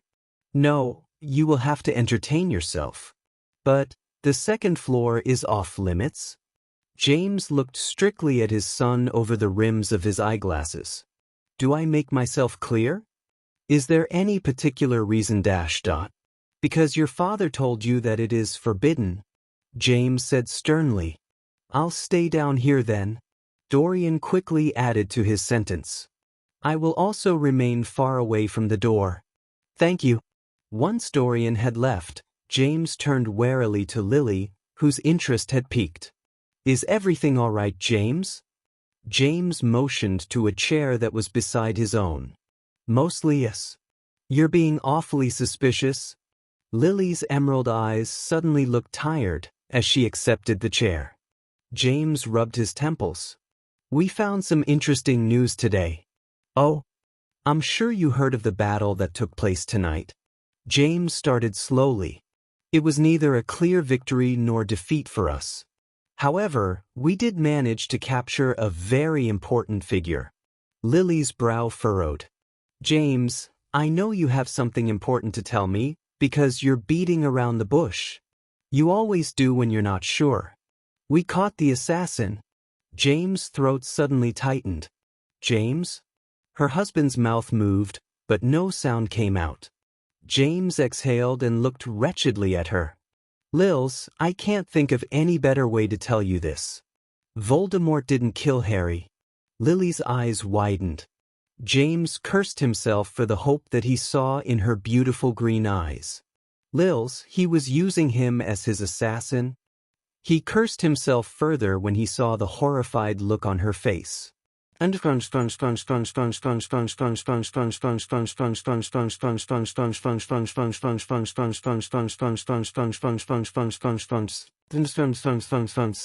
What? Voldemort's eyes narrowed in fury. Avada Kedavra, the Dark Lord bellowed. Malfoy flinched, as the Death Eater beside him fell to the marbled floor dead. Lucius wanted to flee, as Voldemort rose and walked to him. The Dark Lord's hand lashed out against him, hitting him across the face. My lord, there was nothing we could do. Black Operat too soon. Voldemort wrapped his thin fingers in Lucius's hair and pulled roughly, so the Death Eater could clearly see his face. My son is in Dumbledore's hands. Furiously, he yanked Malfoy's head. My heir is in Dumbledore's hands. I will not be thwarted by Dumbledore. Snape watched from the shadows, hiding his amusement. What is wrong with this picture, Lucius? Voldemort whispered dangerously low. We can get him back. Lucius answered quickly. Voldemort's eyes still flickered with fire. You better get him back, Malfoy, or you will be sharing the same fate as him. He pointed to the lifeless body of the Death Eater. Malfoy rose, visibly shaken. He bowed to Voldemort before rushing out of the room. Voldemort began to breathe regularly, but it did not last long. Reducto. A table to his left disintegrated. Snape. Severus Snape reluctantly left his hiding spot. Yes, my lord. He swept into a bow. You will help Lucius in this matter. Voldemort's voice sounded almost calm. I need you to tell my son that he is to remain well. How will I know him, my lord? Snape asked. He looks almost exactly like James Potter. Voldemort smirked and knew that behind Snape's cool exterior, the potions master was shocked. I believe you were in the same year at Hogwarts? Your son should not be hard to find. Snape bowed and prepared to leave. Snape, time is of the essence, as my son is very obedient. He will follow my previous orders. I will waste no time. Snape's billowing robes whipped behind him as he left. Chapter 08. Interrogation aka. Tad bit of explaining. The room around Harry was hazy. Rubbing his eyes, he knew the charm he had placed on his eyes had been lifted, and without a wand there was no renewing the charm. Until then, Harry would have to make do with his lack of eyesight. Swinging his legs over the side of the bed, he sat up wavering. His head throbbed from sleeping far too long. When the room stopped moving, Harry stood on his trembling legs. His hands spread to his side to bring him balance. By now, he was certain that no one else was in the room. Gradually, he walked to the closed door. Opening it, he used the hallway's wall to guide him to the stairs. His uncertain feet slowly descended the steps, toward what he believed to be the end. His head began to spin. With one misstep, Harry found himself tumbling down the remaining steps. The air was forced out of his lungs when he finally came to a stop on the main floor. That was quite a tumble. Harry recognized the voice as belonging to Dumbledore. Here, let me help you up. Using his hands to rise himself into a sitting position, Harry pushed himself away from the blurred form of Dumbledore. A look of pure hatred filled his young face as he spurned the older man's offer of help. I take it you wish to rise yourself? Backing into the wall, Harry used its support to pull himself up. His breathing was coming irregularly, but with great effort he brought it back to its normal rhythm. If you would follow me into the kitchen. Dumbledore waved what Harry assumed to be his arm. Harry sneered. He refused to follow this man anywhere. There is no leaving this house, Harry. I have placed charms that will prevent you from doing so. The headmaster paused. The kitchen is quite nice, you know. Sighing, Harry followed his father's enemy into the kitchen. He could make out the forms of at least 5 other people in the room. Have a seat, Harry. Harry hesitated before beginning to feel his way to a seat. He winced when he ran into the chair before. Haltingly, Harry pulled back that chair and sat in it awkwardly. His eyes scanned the people who sat at the table. He frowned when he was unable to distinguish their faces because of his blurred vision. Are you all right, Harry? The headmaster's voice cut through the quiet setting of the kitchen. Harry answered with a terse nod. Running into a chair could be surmised as not being well. Harry recognized the voice of the werewolf. Harry fought the urge to reply, but just stared blankly away from the others. His attention returned to them when he felt a hand touch his shoulder. I think these might help. He heard Dumbledore's voice. He felt eyeglasses being pressed against his right cheek. Harry took them, only to throw them across the room with disdain. The headmaster continued unperturbed. Perhaps, if someone else would offer you glasses, you would accept them? Harry ignored his offer. He heard a chair being pushed back and footsteps coming toward him. Through the lenses that were being drawn to his face, he saw the face of a red-haired woman. Her emerald eyes were filled with hope as she scanned his face. The glasses came to rest on his face, and he continued to watch her.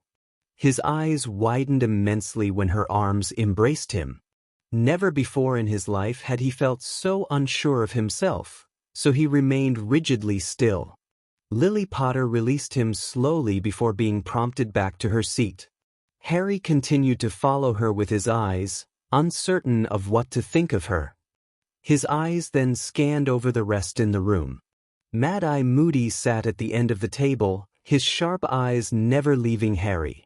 On Moody's right side sat the two elder Potters and Sirius Black. Across from them sat the werewolf, Remus Lupin. "I am sure you are hungry," Dumbledore said from his new seat across from Harry. Food suddenly appeared on the table.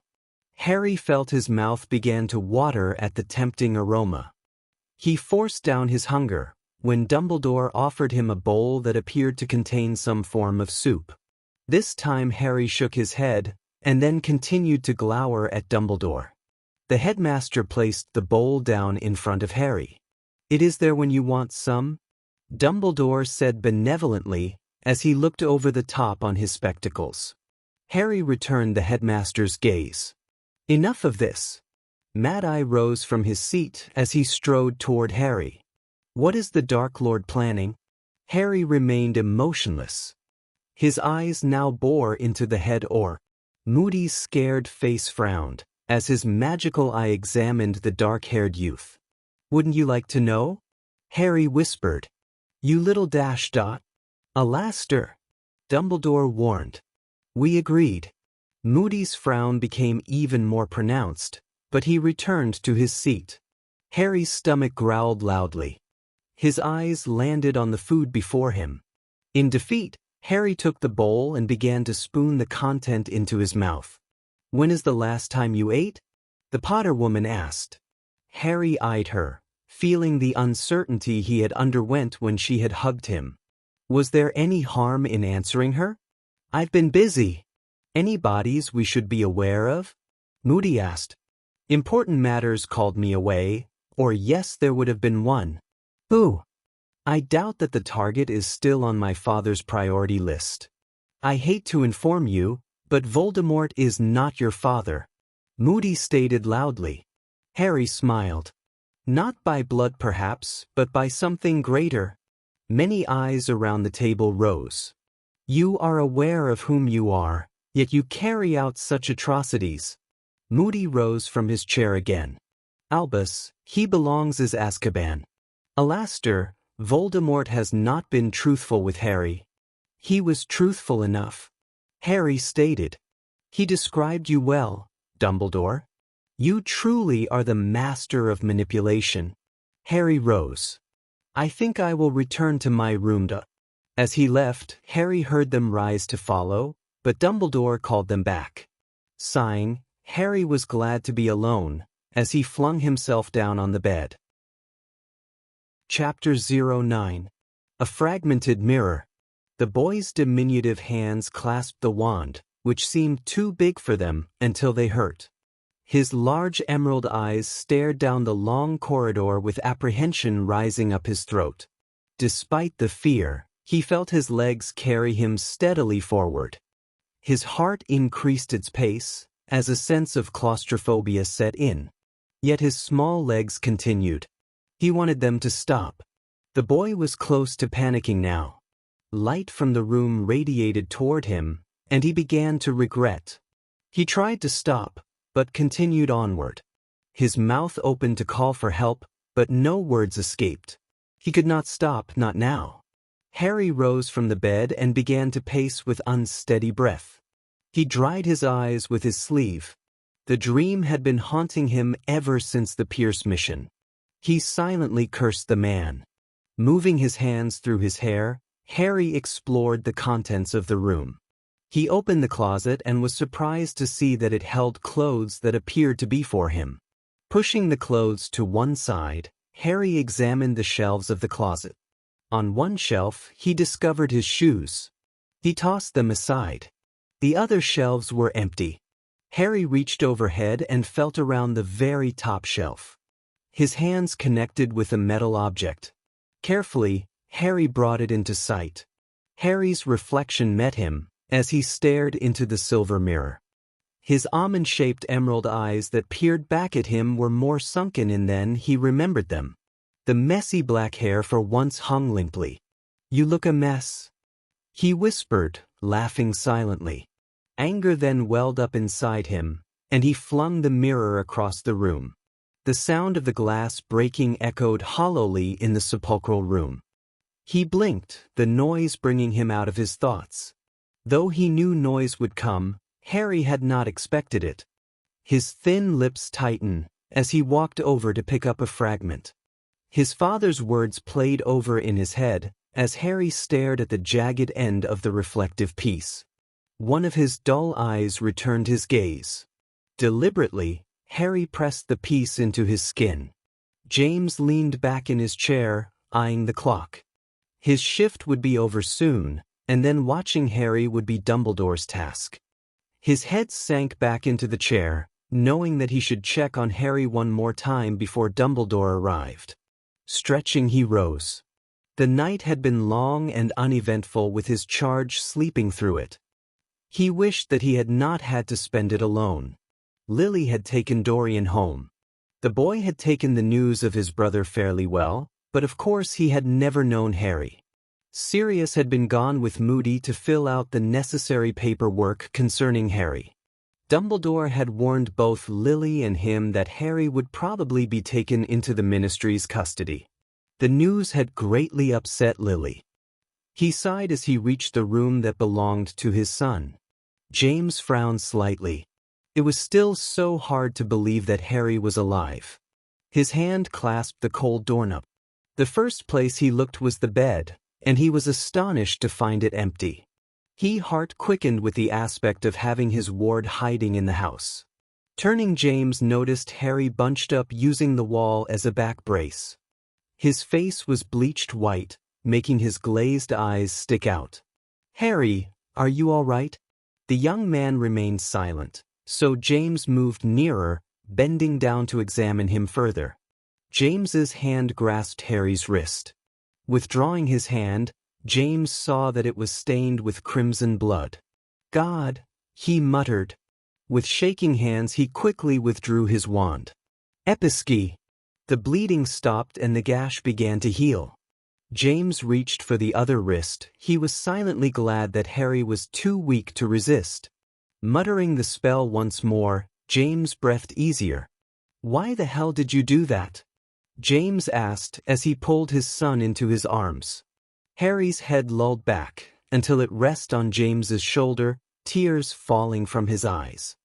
James silently rocked back and forth until his son blacked out. Raising his wand once more, he sent his Patronus to greet Dumbledore. "It will be all right," James found himself muttering aloud, despite the fact Harry could no longer hear him. "James, is everything all right?" "Albus, hurry." The elderly man walked in and briefly examined the scene before him. "What happened?" he said as he helped James lift Harry onto the bed. The headmaster stopped suddenly when he saw a lightning bolt-shaped scar on the young man's forearm. "Did he cut himself here?" "No, he slit his wrists," James said, glancing at the scar Dumbledore was examining with interest. "He needs to be taken to St. Mungo's." "We will send for Madame Pomfrey immediately." Dumbledore interrupted James before he could argue. "We cannot take Harry to St. Mungo's. He is considered a danger to the public. Alastor would never go along with it.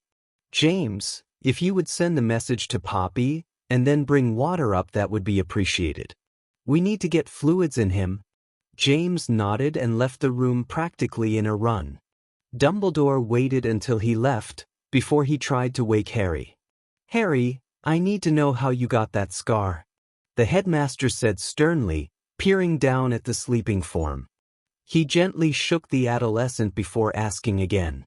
Harry's eyes weakly cracked them open before closing. He mumbled something that Dumbledore could not understand. Then Harry said something he could. "I don't wear the marking of the hired hands."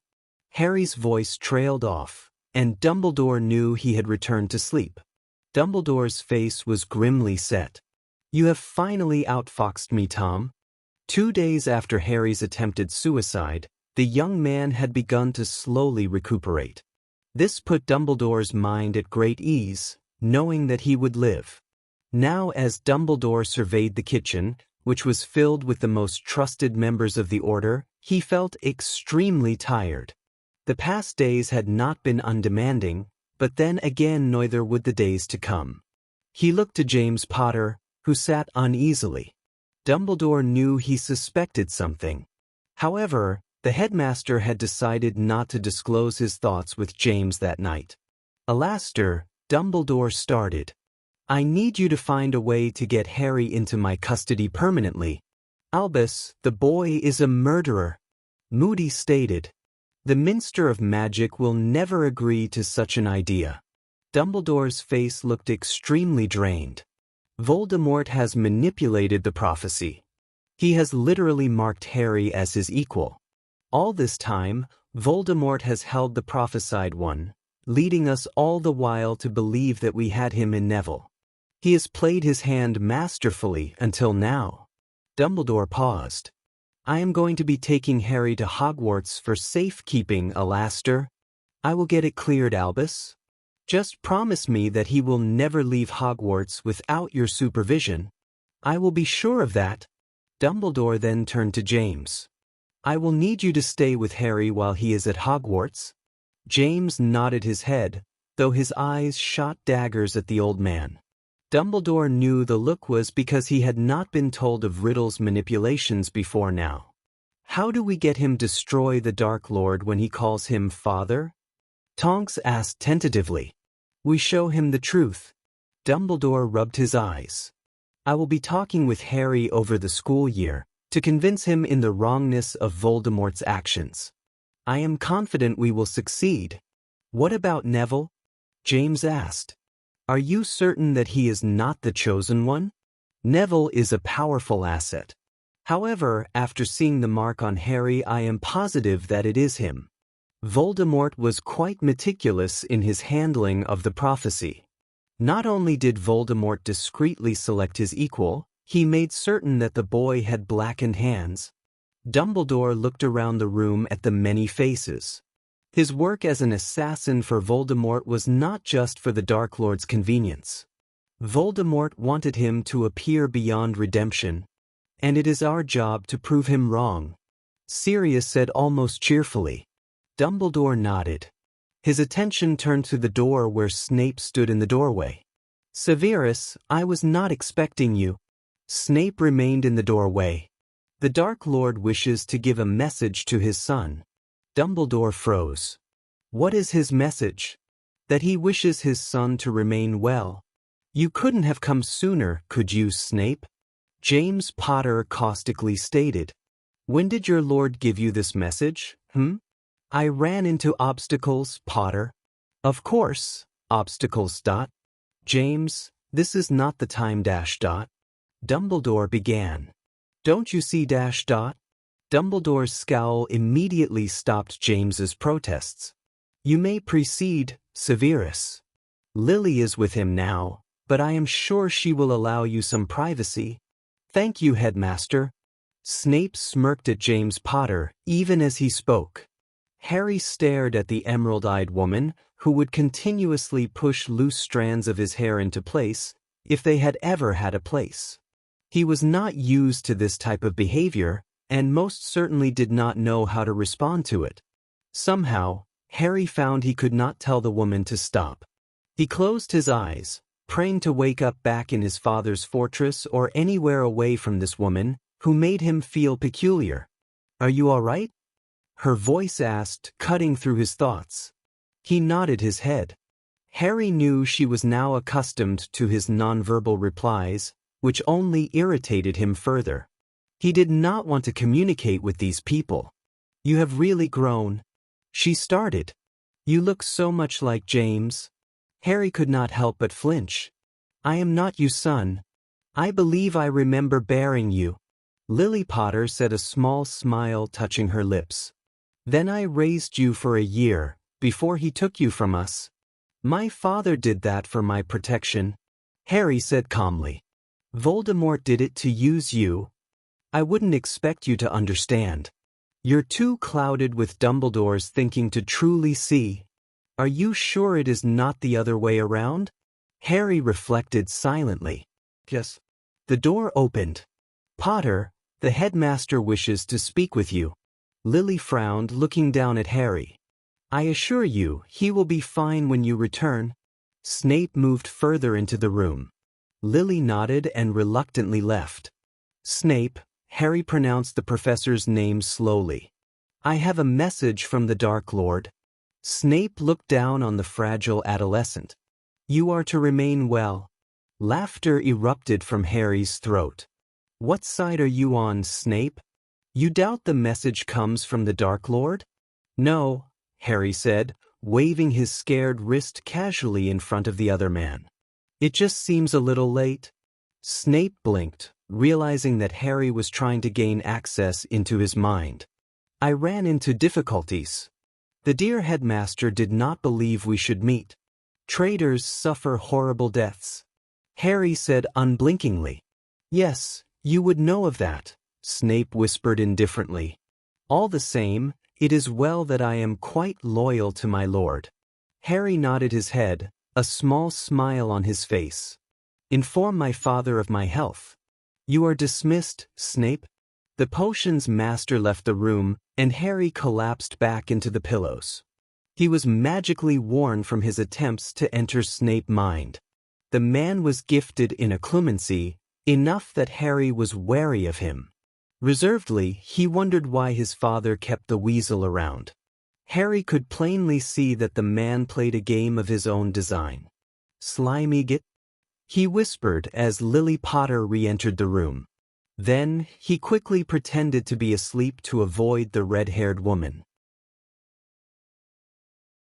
Chapter 10. Departure. Harry stepped out of the fireplace into the lair of his father's worst enemy. The flu trip left him slightly dazed as he was still regaining his strength. His eyes scanned the circular room with all its arched windows. Harry's eyes finally rested on the headmaster's desk, where Dumbledore waited serenely. His blue eyes watched Harry with interest. The youth, however, refused to meet his gaze. His eyes instead scanned the portraits of the former headmasters and mistresses. Behind him, he heard James Potter exiting the fireplace. Please have a seat, Dumbledore said sagely. He is clearly in his atmosphere. Harry smirked. Instead of sitting, he walked over to a table that contained a group of silver instruments. Harry, please have a seat. We have much to discuss. The headmaster asked again. I have nothing to discuss with blood traitors. Harry's eyes caught the way both men paled. James was watching his son with a hard gaze, while Dumbledore kept his features indecipherable. The headmaster leaned forward, resting his elbows on his desk. His shrewd eyes did not miss any of Harry's movements. It is a discussion that will occur. Dumbledore paused. Better to get our talk out of the way instead of prolonging it. Harry sighed loudly, tempted to fling the silver instruments onto the floor. They are just possessions. Harry's head jerked up. He looked at Dumbledore with distrust, but he chose not to say anything. Instead, he moved to sit beside Potter. In his mind, however, he was building walls to prevent further free access on the headmaster's part. Dumbledore smiled at Harry's compliance. The teachers are aware of your past. The students will remain uninformed for the most part. They will only be told that you have just recently been returned to your parents.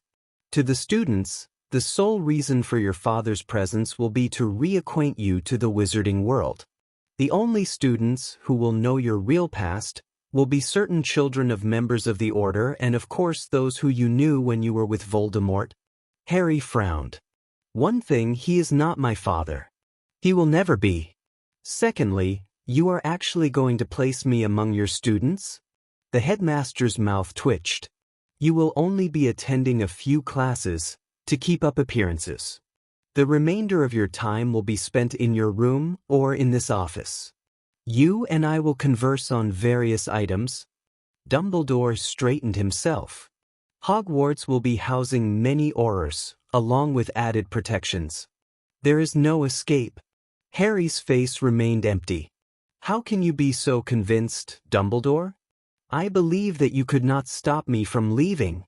With the help of a group of our former students, we have protected all passageways. Numerous Aurors per exit? Harry asked mockingly.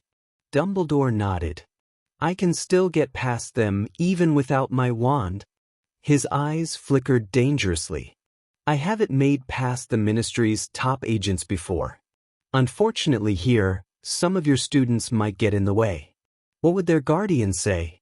Especially when they find that you knowingly placed their children in danger. Harry stopped in disbelief when the headmaster's eyes twinkled. I do not think you are capable of doing such a crime. I have killed people before. It is not a hard task to do. Harry despised the headmaster's calm exterior as he answered. You only kill when ordered. You have never killed for pleasure. The seat Harry had been sitting in fell backward as he left it. His hand grasping a letter opener that lay on the desk, he arrived with it at Dumbledore's throat before either the headmaster or James could react. You won't kill me, Harry, Dumbledore stated serenely. Harry stared into the blue eyes that he had come to loathe. Out of the corner of his eyes, he saw James Potter with his wand pointed at him. Turning his attention back to the professor, he brought the knife closer. Dumbledore, however, still seemed unconcerned. I can see it in your eyes, Harry. You do not delight in what you do for Voldemort. The old man motioned for James to lower his wand, which he did with great reluctance. Put down the letter opener, Harry. Harry glared at the headmaster before throwing the letter opener across the room, sticking it in the wall. He felt Potter's hand grab his one arm, pulling him back to his seat. Grudgingly, he returned to sitting. Albus, I don't think this is a good idea. James's eyes straying to the letter opener, which remained firm in the wall. He is too dangerous. I ask you to trust me in this matter, James. The headmaster rose from his chair. You will technically be placed Gryffindor, though you will remain in a separate room with James. James's eyes widened. I am going to be sleeping in the same room as him. I do not see a problem with this arrangement. I think that it would be the best for the two of you. Dumbledore smiled. Harry, you will be joining the student body at the opening feast tonight, but after that James will take you to your quarters. What if I or someone else were to tell your secret, Dumbledore? There is no way they would allow you to keep me here. I have a feeling you will enjoy Hogwarts more than you would Azkaban. Dumbledore looked intently at the adolescent.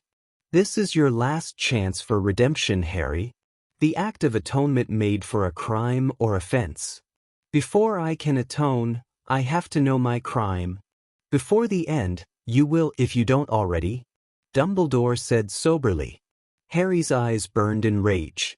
The only sin I have ever committed is being a good son. Dumbledore looked as if he were going to comment on Harry's statement, however, he chose not to. The majority of your classes will not require the use of a wand. However, I have decided you will also take defense against the dark arts.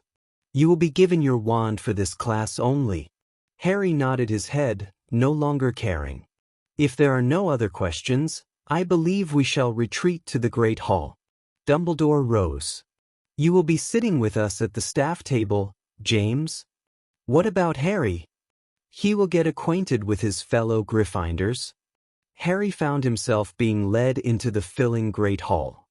Dumbledore showed him to a seat and left him without a word. Now Harry nervously shifted as he watched various members of Gryffindor sit down at the table.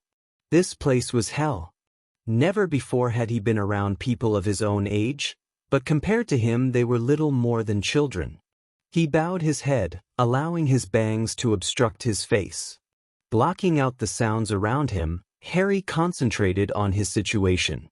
There had to be some way to contact Draco, who would be sitting only a few tables away. However, Harry knew Dumbledore would make that feat almost impossible. Movement to his right caused his curiosity to peak. Someone was actually going to sit by him. His emerald eyes met Hazel. "So you're the infamous Harry Potter?"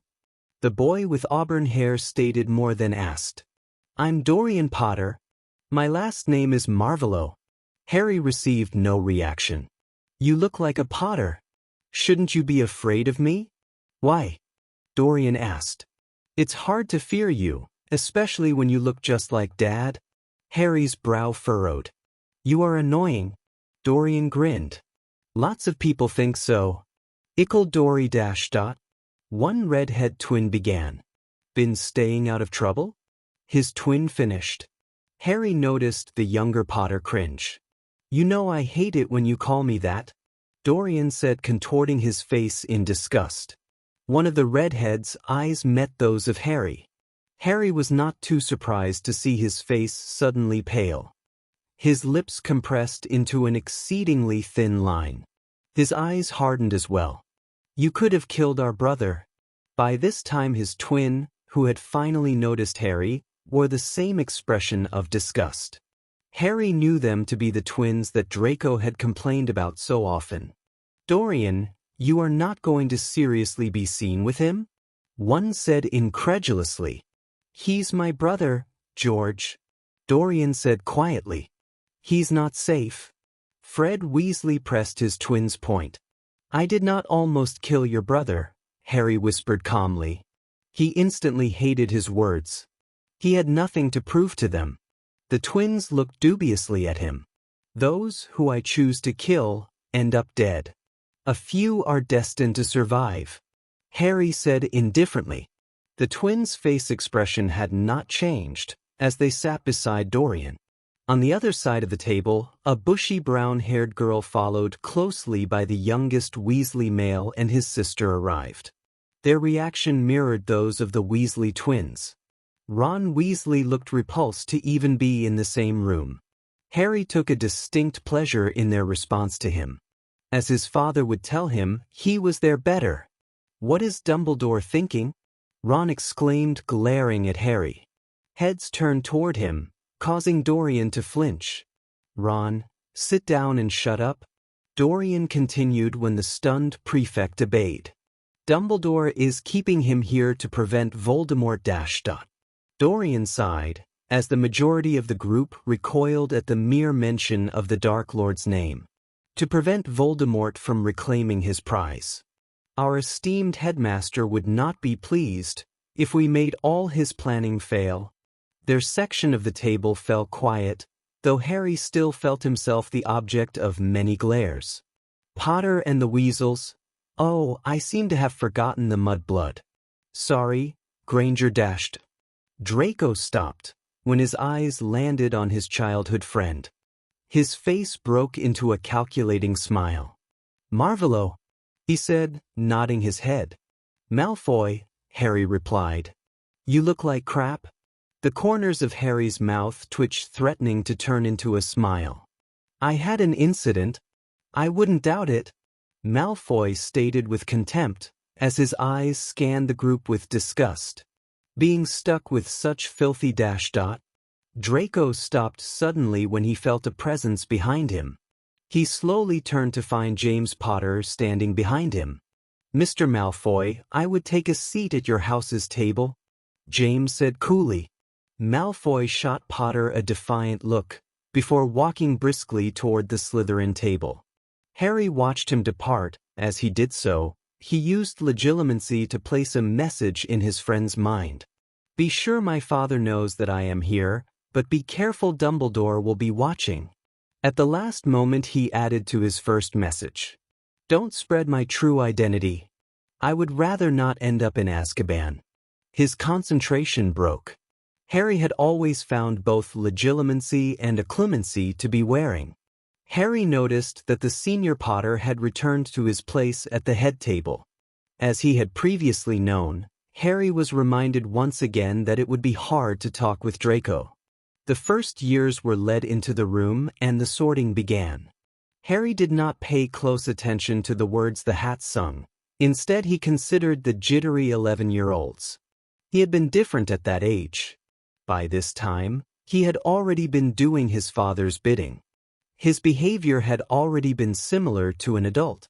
A particular emotion rose in his chest, one that he had never felt before. He felt his face scrunch as he tried to identify the feeling. Harry frowned and then completely brushed it aside. He was not envious of their childhoods.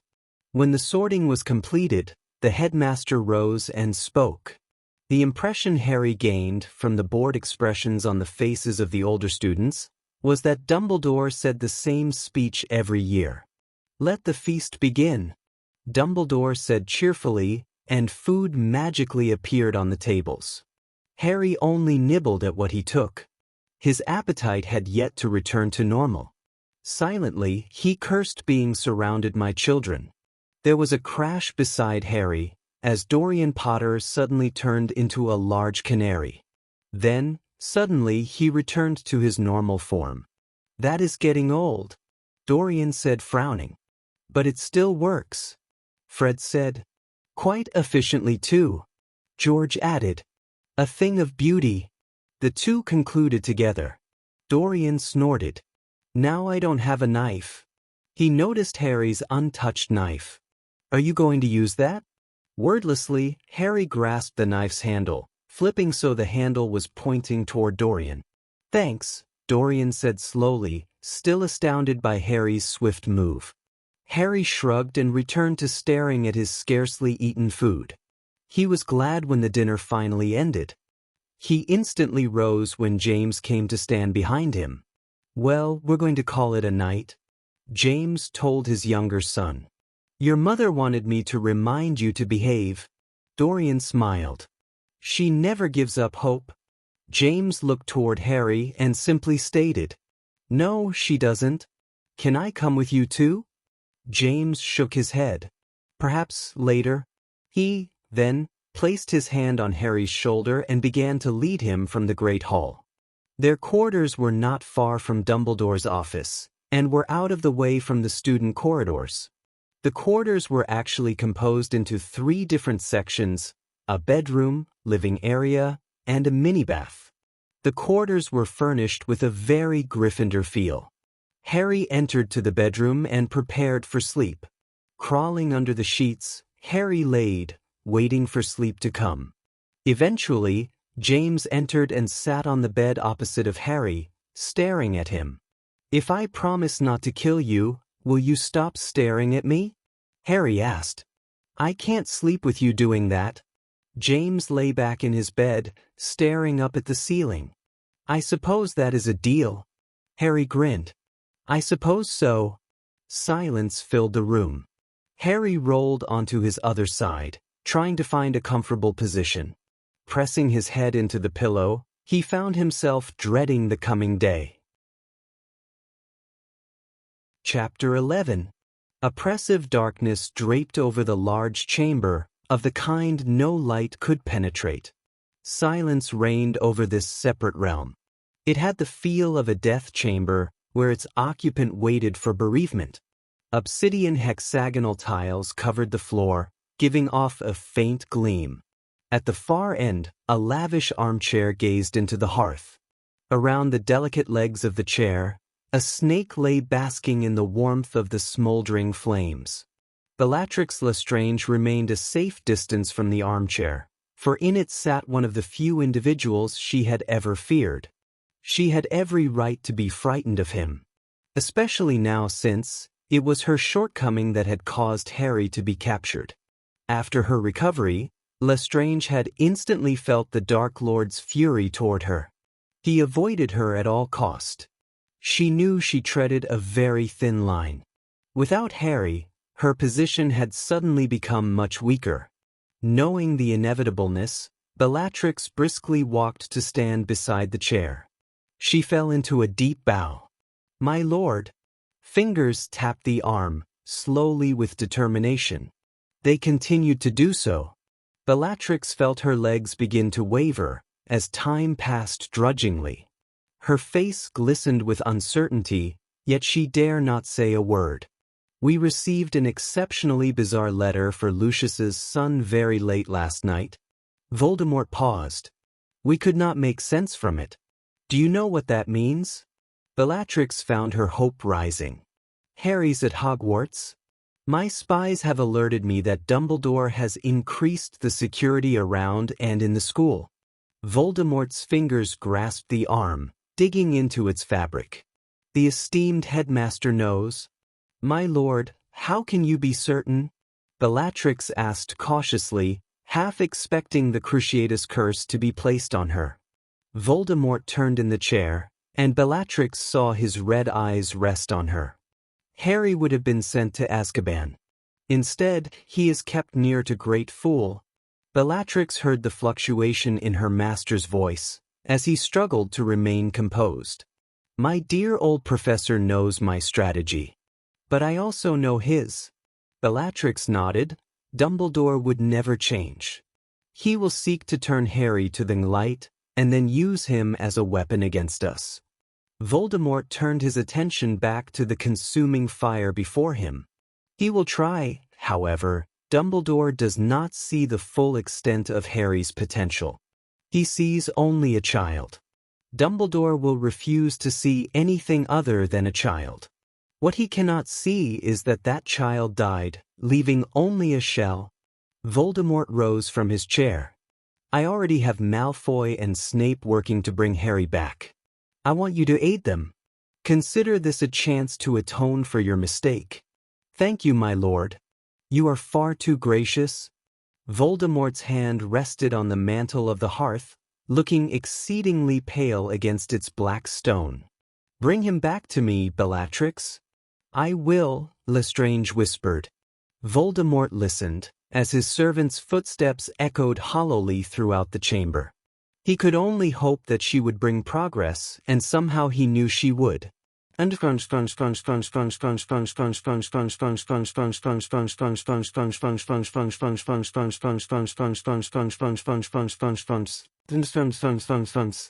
The classroom rang with irksome voices, discussing minor details of their owners' lives.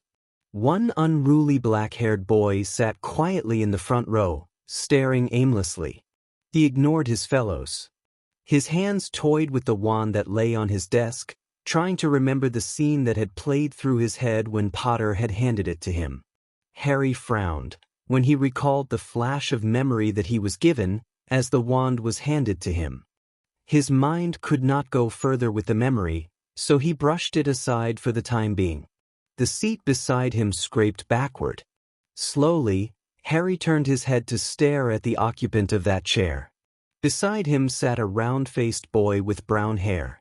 Harry instantly recognized him as Neville Longbottom, and then turned away. Neville, if you want I can sit there. Harry recognized the voice of Ron Weasley. That's all right, Neville answered. I know it would put you out. Weasley nodded before taking a seat directly behind Harry. Granger sat reluctantly beside her friend, her eyes glancing nervously in Harry's direction. Her eyes widened when she saw that he actually held a wand. She looked about to say something, but stopped when the professor walked in. Harry instantly recognized the werewolf. Lupin moved to his desk and rested his worn briefcase on its surface. The tired-looking professor then studied the class, his eyes resting perhaps longer on Harry. Today's class will be more of a practical nature, Lupin said. I am sure you are aware of the increase in Voldemort's movements. Many of you have even been closely affected by the Death Eater's raids. The professor paused. It is my task to make sure that you are capable to defend yourself. I will have you break into pairs. Once you are broken into pairs, I want you to practice dueling. You will not start until I tell you to begin. Lupin moved over to Harry just as Ronald Weasley challenged the somber raven-haired boy. Mr. Weasley, Mr. Potter will be sitting out. Lupin said casually, though his voice possessed an edge. My name is not Potter, Harry said, breaking his oath to remain quiet. Before Lupin could say anything, Weasley turned on his professor. I'm not afraid to fight him. Lupin winced at Ron's loud statement. His eyes shifted to see that the other students were now listening to their conversation. Remember, this is not a duel to the death. As he said this, his eyes remained firmly on Harry. Harry gave a slight nod before following Weasley to a cleared spot. I don't know what was in Dumbledore's head when he gave you that. Weasley fumed through his teeth. I am going to make you pay. A smirk touched Harry's lips, as his eyes assumed their obdurate look. What makes you think you can win? The reason I am here is because of some bizarre fluke. I have never been defeated in one-on-one combat. Weasley's eyes flashed dangerously, deepening Harry's amusement. Perhaps Harry allowed too much of his entertainment to show, because Weasley's face reddened further in rage. Face your partner, Lupin's voice called to his students. Begin! Expelliarmus! Ron shouted. Harry effortlessly dodged the spell. His smile became more pronounced. He winked at the flustered boy standing in front of him, whose face was threatening by the second to take on the shade of a radish. Furnunculus! Harry waved his wand, causing the curse to fall harmlessly to the side. Eont! Petrificus totalis! Once again, Harry blocked this spell. In the background, he heard Lupin calling to Ron to stop. Weasley, however, did not appear to have heard the professor. With a flick of his wand, Harry sent Ronald Weasley flying across the room with a banishing charm. That is enough, both of you! Lupin shouted at the pair, as Ron shot to his feet. Lupin turned to survey the rest of the students, who were watching with shocked expressions. Now dash dot. Lupin was cut off by gasps as Ron lunged at his former partner. In a flash of movement, Harry pulled Ron's arm up behind his back, pinning the furious youth to the ground. Mr. Weasley! Mr. Potter! That is enough! Lupin's hand fastened on his wand as he warily eyed Harry. Harry returned the werewolf's gaze. He was tempted to retain his hold on Weasley as means to test Lupin. In the end, however, he released his grasp on Ron and stood. He noticed that Lupin's face relaxed greatly. Weasley was instantly backing away for Harry, his eyes wide with alarm. His once flaming face was now pale, causing his freckles to stand out. I think that is enough for today. If you would read the first 2 chapters in your textbooks for next time. As a side note, he added, Mr. Potter, you will remain after class, and Mr. Weasley, I would like to talk with you later tonight. The classroom emptied, leaving Harry alone with Lupin. Your wand, please, Harry, Lupin said as he held out his hand. Harry wordlessly handed over his wand. Your father should be coming soon. He is not my father, Harry retorted. A sad expression draped Lupin's pale face. My eyes tell me differently. The professor moved to sit behind his desk. No matter how much you might deny it, you are James Potter's son, not Voldemort's. The door swung open, and James Potter entered, surveying the room as if he expected it to be ruined. Moony, it is good to see you still in one piece, James said with a lopsided grin. It doesn't appear that you had to stun him either. Lupin smiled faintly. He did, however, manage to knock some sense into Mr. Weasley, or so I hope. At James's questioning look, Remus continued. I had them practice dueling today. I was going to have Harry sit it out for obvious reasons.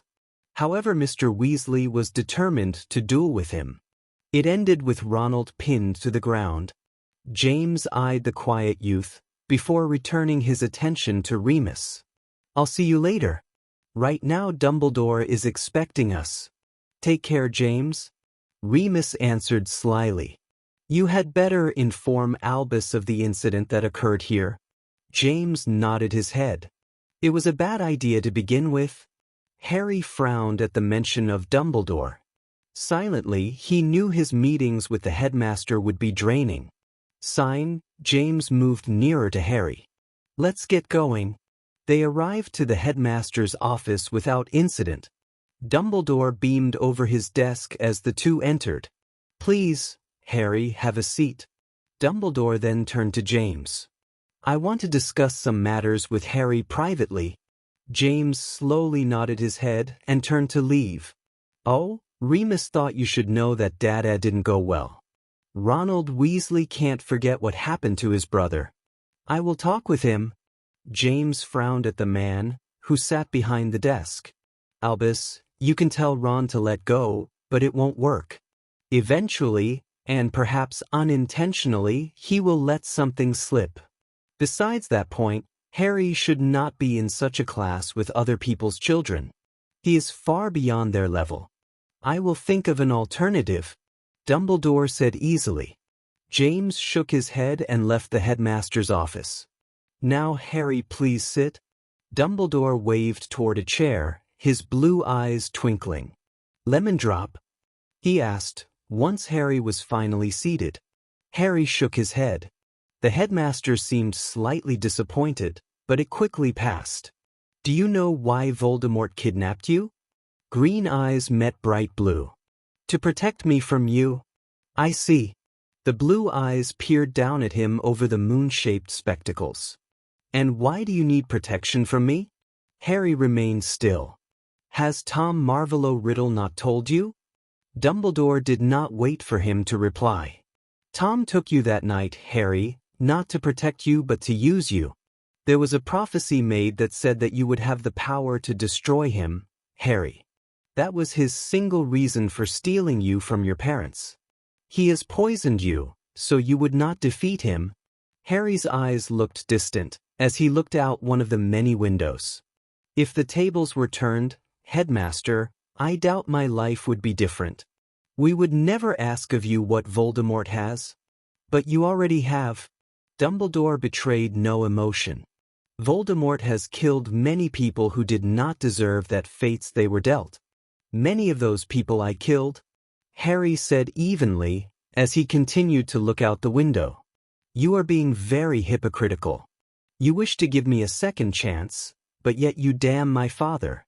My hands are just as blood-covered as his. How do you use the unforgivables, Harry? The youth broke his contact with the window and faced the wizard before him. I use them well, he said smugly.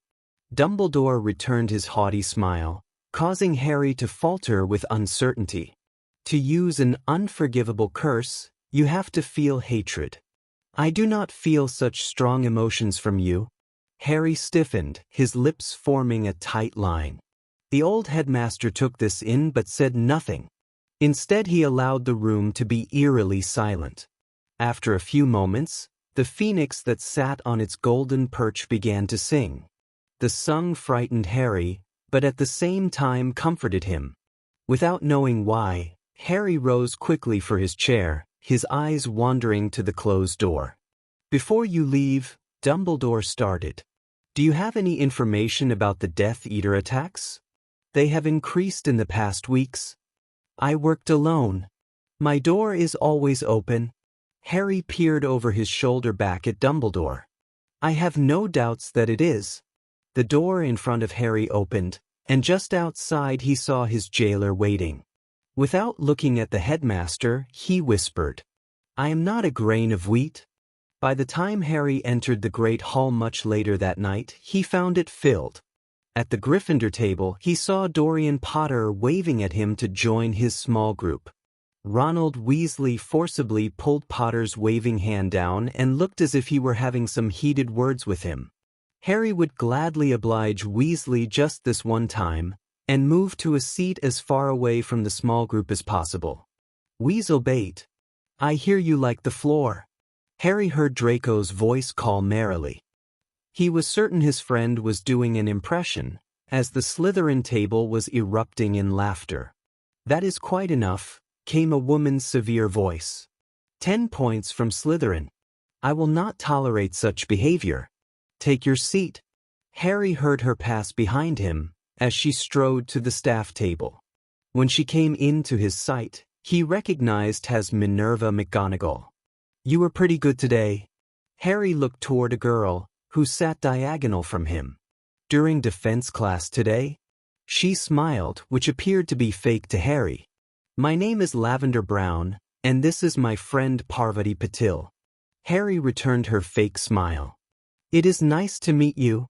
The two girls smiled at each other, both looking overly excited. "We hear that you have been living with Muggle relations?" "So have I," Harry thought amusedly. "Yes, I have. I am told my parents thought I would be safer there with Voldemort looking for our family. He took great pleasure when the two girls cringed. Why didn't they send Dorian when he was born?" Harry feigned a hurt expression. By that time, Voldemort was not as active. Needless to say, they kept him and forgot about me. A horrified expression passed between the two friends. Patil was the first to respond. "We shouldn't have pried.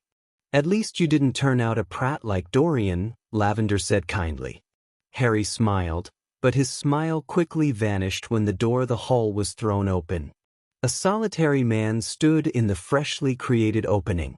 The sound of a wooden leg hitting the hard floor echoed through the now silent room.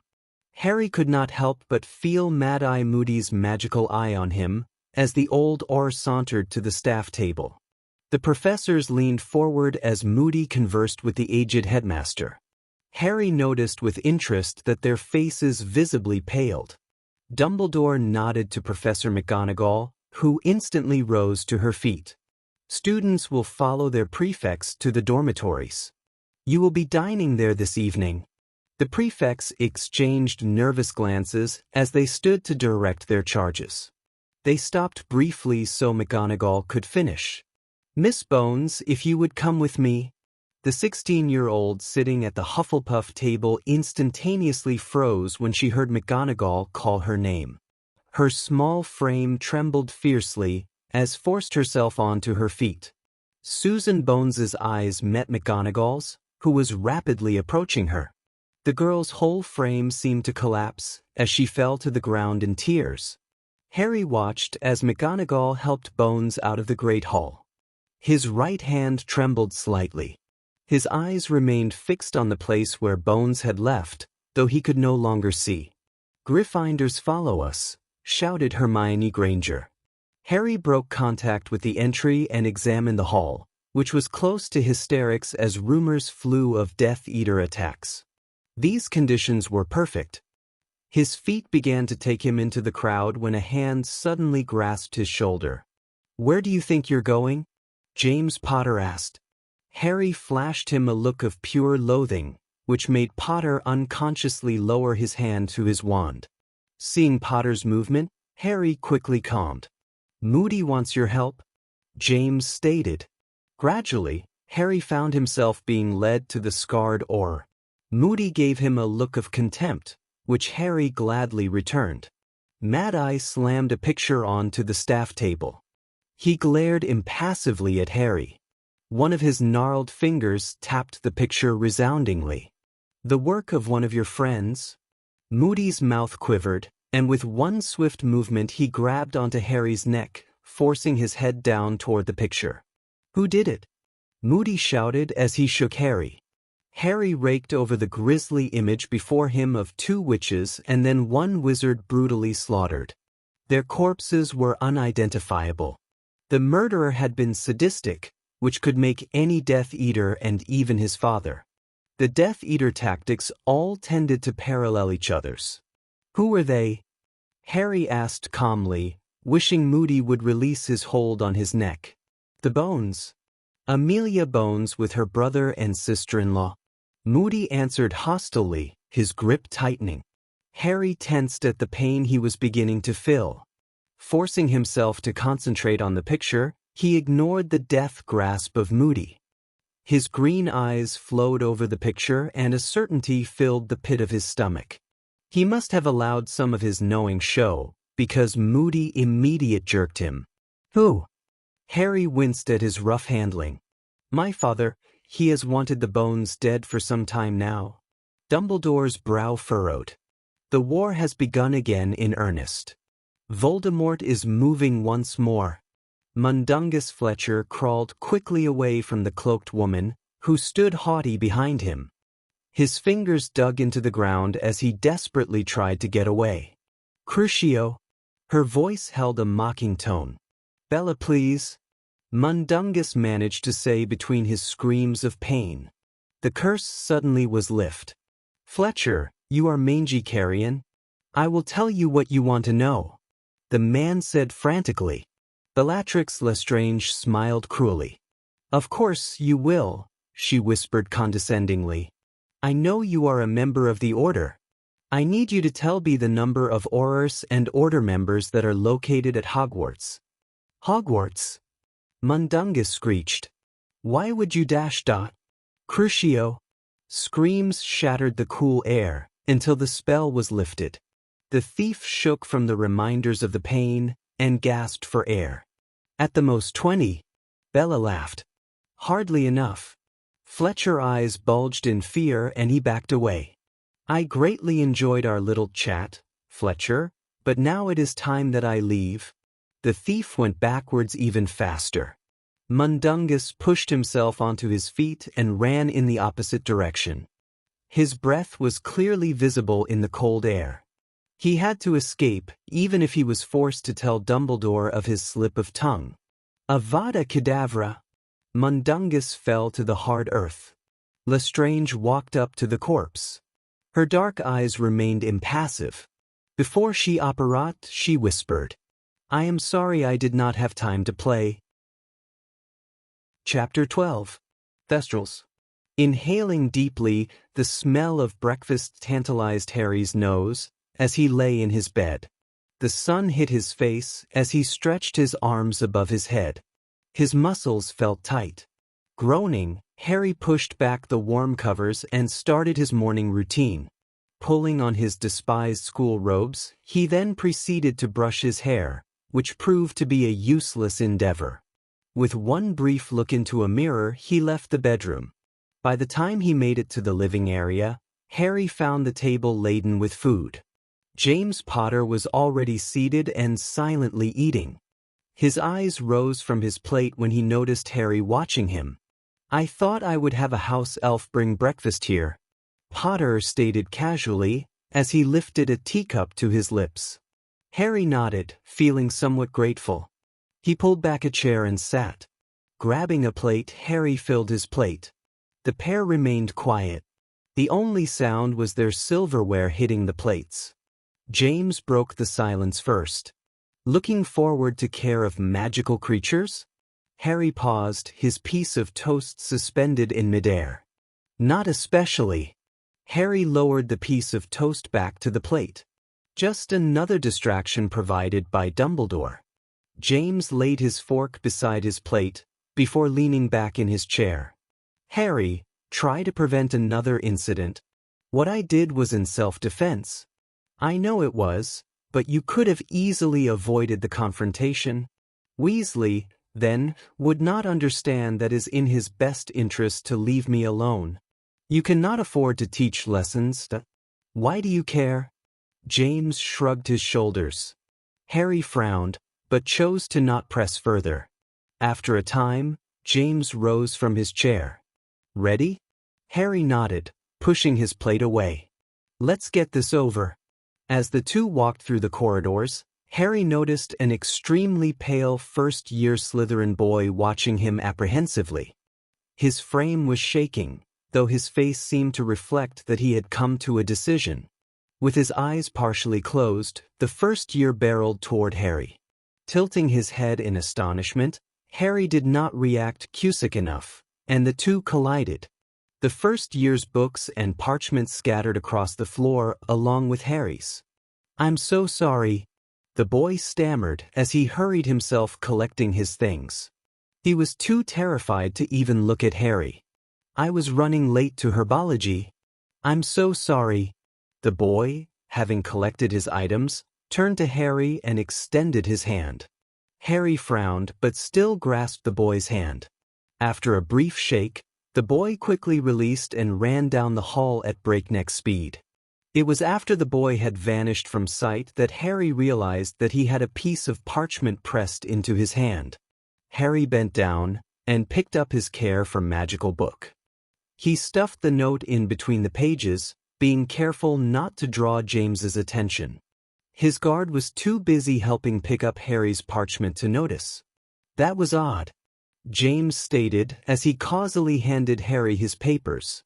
Harry shrugged. Most of the people here are. Potter looked briefly at Harry for a moment, suspicion evident in his eyes. In the end, he said nothing and continued to lead Harry out of the castle. Harry blinked his eyes at the harsh sunlight. It seemed so long since he had seen the sun, and he was enjoying every moment of its warmth. Across the lawn, Harry saw students walking to what appeared to be a hut. His thoughts were later confirmed by James. That is Hagrid's home. He holds the lessons there. Harry nodded. I think I can manage it from here. He continued, when James seemed about ready to disagree.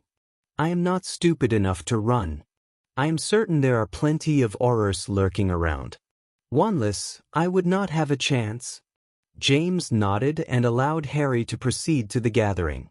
Among the students, Harry recognized Weasley, Granger, and Longbottom. He noticed how Granger's face paled, while Weasley's face took a livid red color. Longbottom appeared to not even notice him, and Harry planned to keep it that way. As he approached the group of students, Weasley grabbed Granger's arm and pulled her until they were a good distance away from him. A gap separated the Gryffindor group from the Slytherins. Harry did not have to look at that Slytherin group to know that Draco would not be there. He had heard his friend's hippogriff story enough to know that the young Malfoy would drop the class at the soonest opportunity. Unexpectedly, a huge ominous figure came into the midst of the student, carrying half a dead cow with him. To Harry's horror, he realized that this had to be the instructor. Draco had described him enough for Harry to immediately recognize him without difficulty. Hagrid jerked his head toward the forest. We're working in here today. His face stretched into a happy smile. Hagrid seemed to be brimming with excitement, which only made Harry nervous. According to Draco, this Hagrid did not have the same sense most normal people had. Ready? Right, I've been planning this trip into the forest fair quite some time now. Thought we'd see these creatures in their natural habitat. What we're studying today is pretty rare. I reckon I'm probably the only person in Britain who's managed to train them. This last part did not settle Harry's nerves in the slightest. He shrewdly noted that the other students were just as edgy. For 10 minutes, Hagrid led his class deeper into the forest, until they reached a place where the trees stood so close together that it appeared to be almost night. Hagrid placed the cow onto the ground, and then called, "Gather round. They'll be attracted by the smell o' the meat." Hagrid, this creature doesn't eat people, does it? Ron asked. To this question, Hagrid looked extremely insulted. He turned to look amongst the trees. A few minutes passed before a smile crossed Hagrid's craggy face. "Ah, ere they come." "Hagrid," Longbottom called to the professor. Hagrid turned to where the horse creature moved steadily toward Harry. "Harry, be careful. Don't make any hasty moves." Harry did not need his advice in that matter. Standing perfectly still, he just looked intently into the creature's white eyes. Slowly, he lifted his arm and gently stroked the craven creature's cheek. He heard the student's gasps in the background of his mind, but quickly canceled them. As he stroked the horse, memories began to swarm before his eyes. His hand froze, resting on the Thestral's cheek, as the dreams played out in partial fullness. He could see the long hallway reflected in the Thestral's lustrous eyes.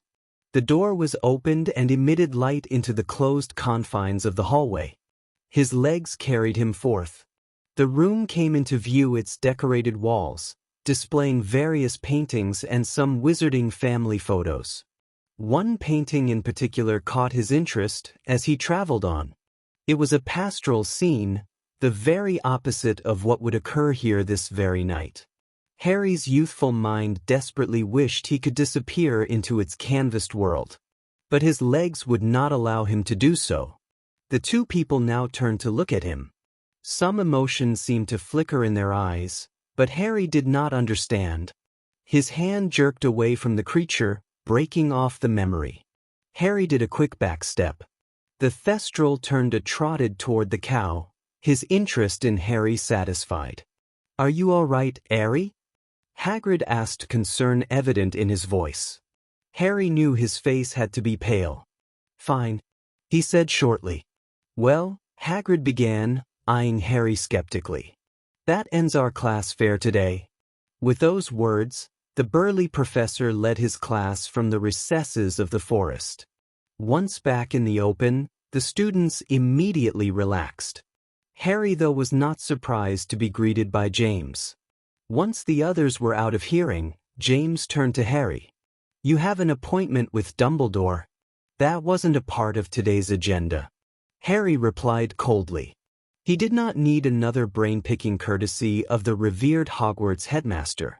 Dread filled Harry. "What does he want?" James just shrugged. Certainty filled Harry. The Aurors, who had followed him into the forest, had reported his interesting encounter with the Thestral. He could only imagine what his expressions might have been as he took his little walk down memory lane. "I'm sure it will be short," Harry said with a clipped tone.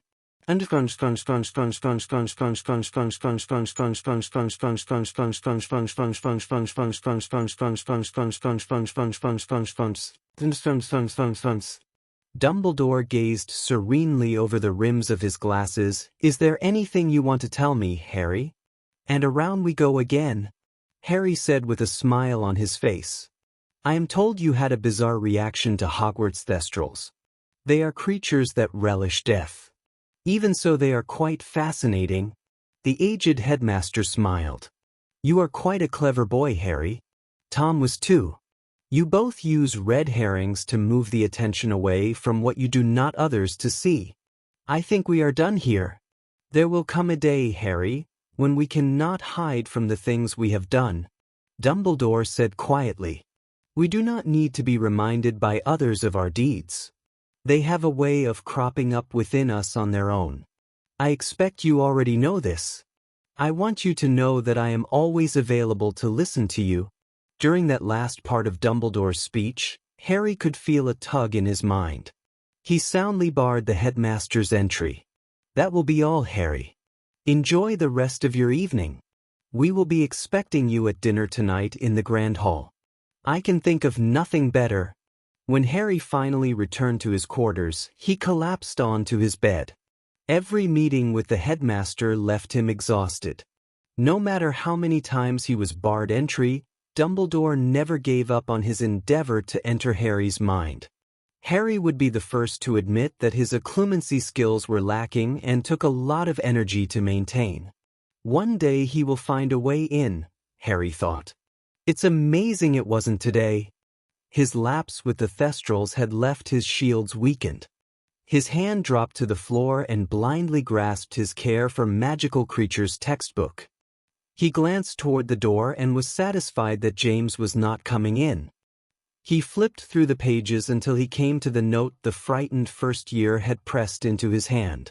Inquisitive, Harry quickly unfolded the piece of paper and read the words written upon it. He instantly recognized the handwriting as Draco's. "Meet me at the library this coming Monday just after lunch.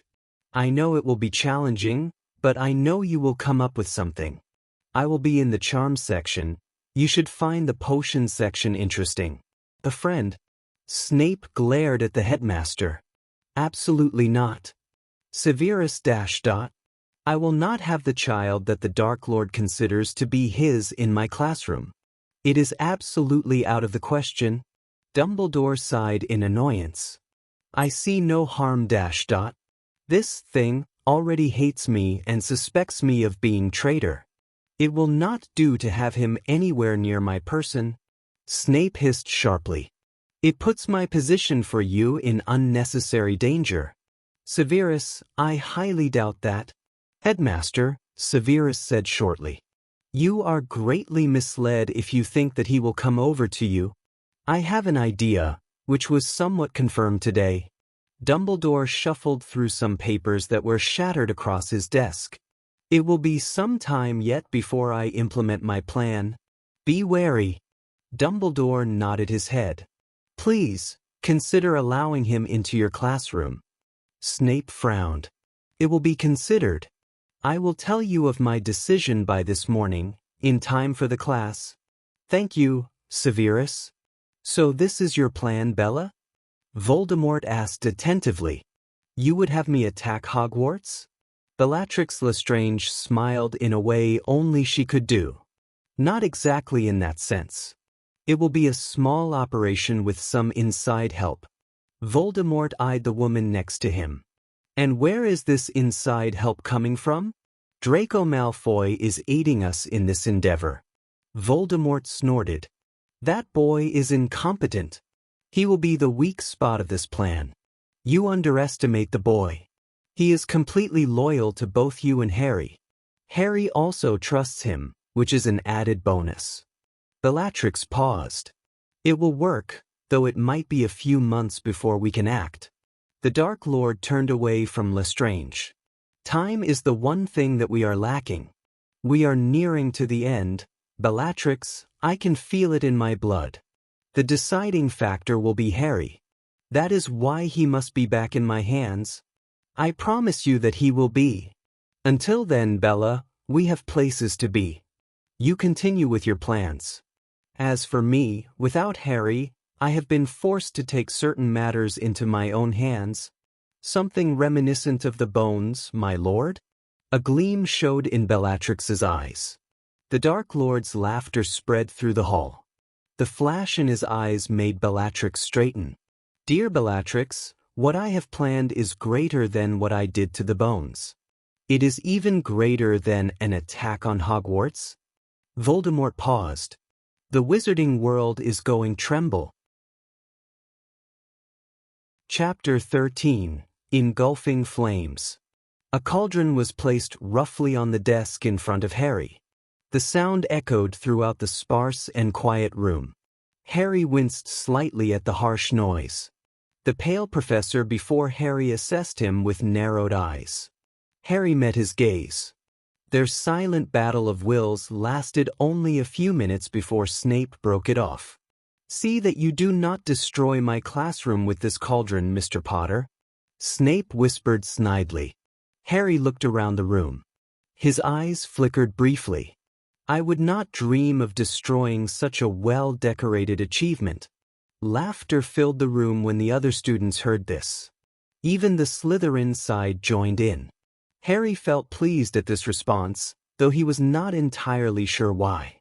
Harry grinned and shrugged his shoulders at Snape.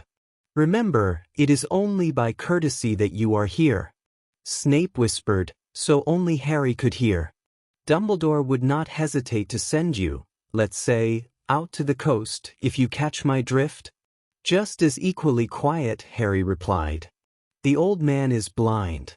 He won't send me away."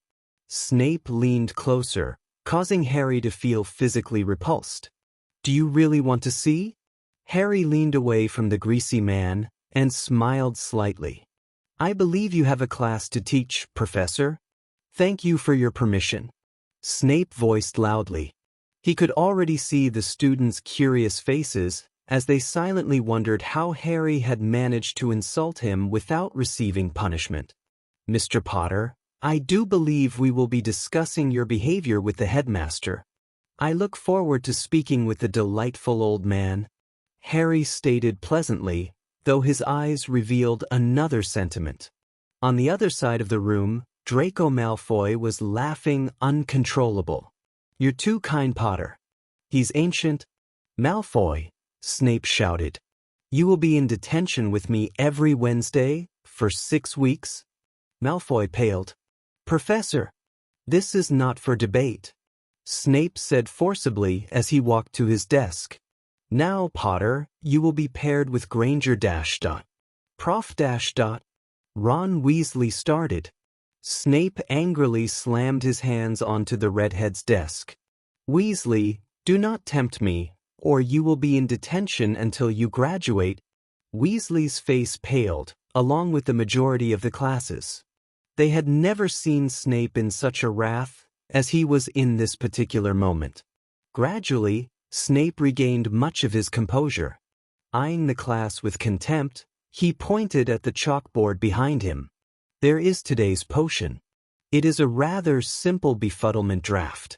You should not be able to mess it up. He paused.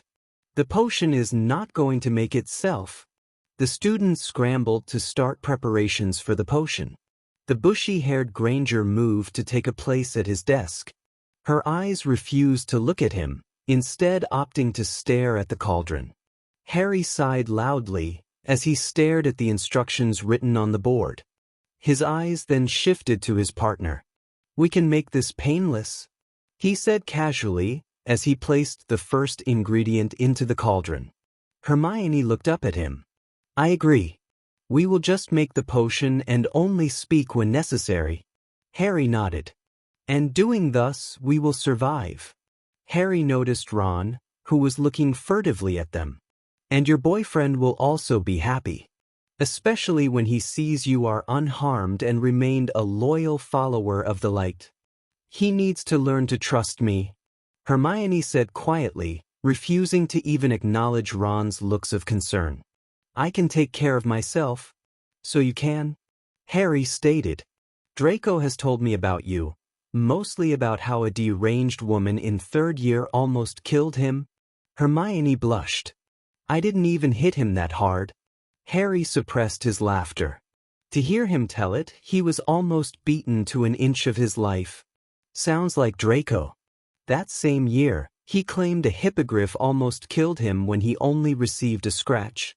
He smiled fondly at this, peering over at his friend. "That is Draco for you." Hermione's brow creased. "You are different than I thought you would be." "What is different?" "I guess I expected you to be more like Malfoy." "My father would never allow that." Harry dropped another ingredient into the potion. "He does not approve of all of Draco's traits. But he was suitable as a playmate. It must have been an interesting childhood, besides the outings," Hermione said pointedly when she reached the last part of her sentence. "I cannot comprehend doing the things that you have done. And you act as if you were almost normal. I don't think it is supposed to be turning this shade of orange," Harry said suddenly, removing the focus off himself. Hermione muttered something under her breath and began to immediately remedy the situation. Her actions were just in time, as Snape came immediately over to their table. Harry smiled at the disappointment he read on Snape's face, as the potion was quickly corrected by Granger. The unhygienic professor sulked back to his desk from where he continued to glare at their table. "He still thinks I want to wreck his damp dungeon," Harry thought, as he gave a slight wave in Snape's direction, causing the professor's face to turn a deeper shade of scarlet. "When I return home, there is going to be some changes. His act is too good." Over to the Slytherin side, Harry saw that Draco was amusing himself at his partner, Neville Longbottom's, expense. Their potions suddenly began to spew over their table, utterly destroying it. Snape, who was already in a sour mood after fixing the mess, began to chew out the round-faced boy, rather than Draco. "Everyone back to work," Snape shouted after he had thoroughly chewed out Longbottom. Harry did not need to be told twice. He knew that he had pushed the potion professor perhaps a little too hard. "If he is not loyal to my father, he would have no qualms in poisoning me," he thought quietly. With that last thought, he returned his attention to Granger, who was finishing off their potion. The headmaster startled slightly when the fire in his hearth changed to a sudden green hue. Dumbledore rose from his seat and waited until a person appeared within the green flames. Out stepped Alastair Moody, his face set in a grim fashion. His clothes were in a state of disarray. "Albus, we have a situation," Moody said between deep gasps. "Voldemort is in London. He's striking Diagon Alley as we speak. He's moving toward the Ministry of Magic." Dumbledore's eyes widened. "Go ahead of me. I will be along shortly with a few of the Aurors sent to guard Harry." "Is that wise?" Mad-Eye asked doubtfully. "Tom is the greater threat at the moment," Dumbledore said briskly as he glided to his study's door. We do not have time to wait, Alastair. Moody curtly nodded his head. After this, there is no hiding the fact we exist from the Muggles. They can see the flames just as clearly as we can. Dumbledore paused and looked back at his old friend. Secrets do not last forever. It was inevitably that one day would come when we could not hide our existence from them. That day is today. One can never say, but it just might be that we will need Muggles to win this war. Afterwards, we will pick up the pieces. Secretly, Mad Eye wondered what Muggles could possibly do to aid in the fight against the Dark Lord. He did not express his question orally. Instead, he returned to the fireplace and muttered Ministry of Magic before disappearing into the green flames. Dumbledore did not even wait to see Moody away. He had more important matters to attend to. First, he would pay a quick visit to James Potter, who had to remain, before gathering the necessary Aurors for the stand against Voldemort. He would catch James just before Harry's potion class let out. He was not disappointed to find James waiting patiently by the door to the classroom. "James, I need you to keep an extra careful watch on Harry." Dumbledore gazed at the door that Harry was beyond. "Voldemort is attacking London. I have thoughts that this move may a diversion for recapturing Harry. Be extra wary, especially since I will be taking some of the Aurors posted to Harry with me. It is the perfect ruse for Voldemort to act. I can help . James began stubbornly. "It is far more important that you remain with Harry. If you were to suddenly disappear, he would know something was happening." Dumbledore sighed. "We do not need him acting against us, especially at the same time as Voldemort." James's eyes still bespoke of stubbornness. "I will stay. Just let me know if you need my help. I will inform you immediately." Dumbledore turned as he said this, and with a slight pause he left the other man to his thoughts. Harry was grateful that potions was finally over. Once outside the classroom, he was greeted by James, and together they began to walk to Harry's next class. Divinations, a subject that Harry personally despised as it had made his life hell. On the way, he astutely noticed a change in James's normal behavior. Something is off, Harry thought. Images flashed before his mind as he guessed at the possible reasons. "Your behavior is different," Harry finally stated. Curiosity had won out on his need to distance himself from this man. James looked at Harry out of the corner of his eyes.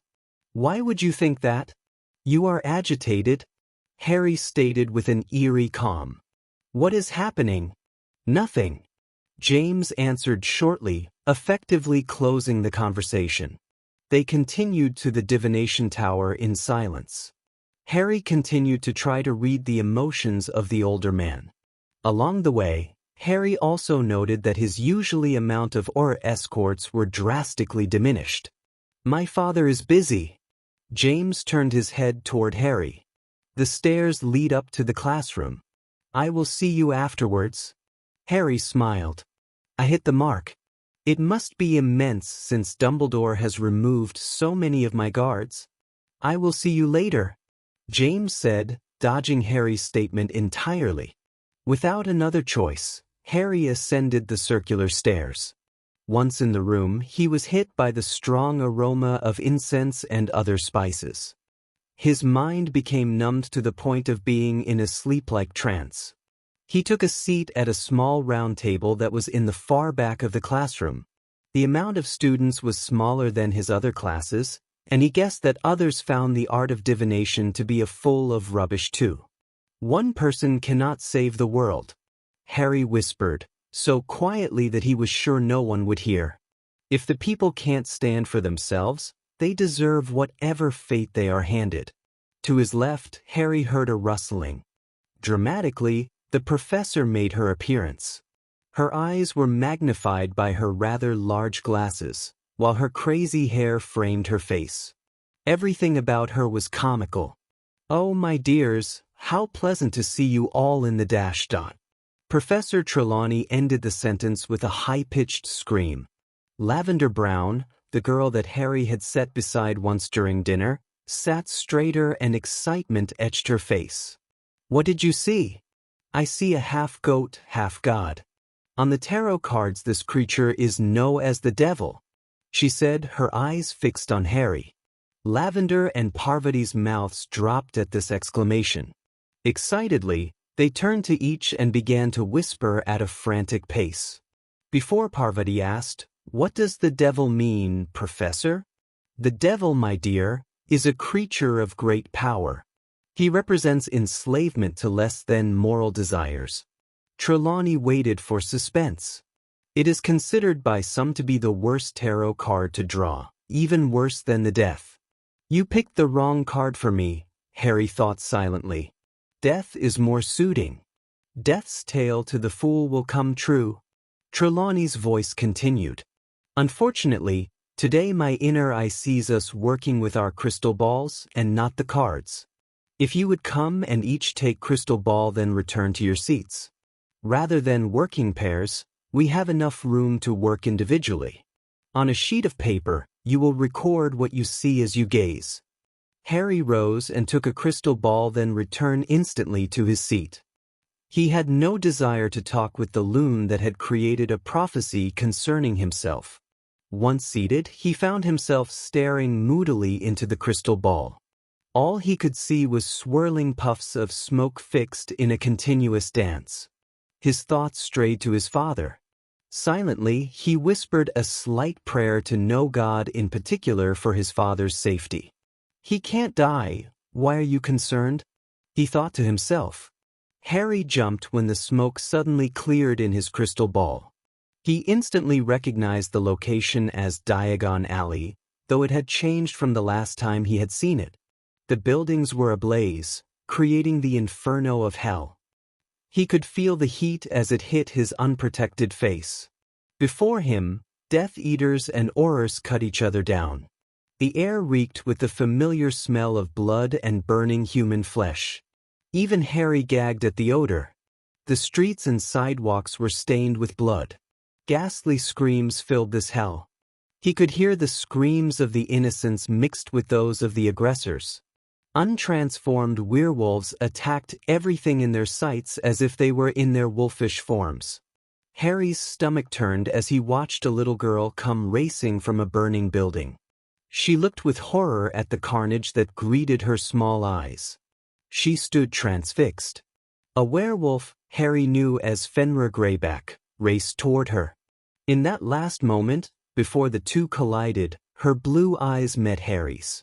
Her mouth moved, mouthing the words, "Help me." Harry could not stop the imminent impact. His eyes closed tightly as the little girl transformed in his mind into another person he had once known. "Harry, why can't we be friends anymore?" she had asked him quietly. Her blue eyes expressed her hurt at his sudden rejection. Her 6-year-old mind could not fathom his reasons, which had been elusive. "I'm going away," he had answered. "You're a muggle," he answered in his mind. Though he was her age, he seemed to tower over her. That next day he had moved to eliminate his target, a young woman who came from Muggle parent. He did even know her name.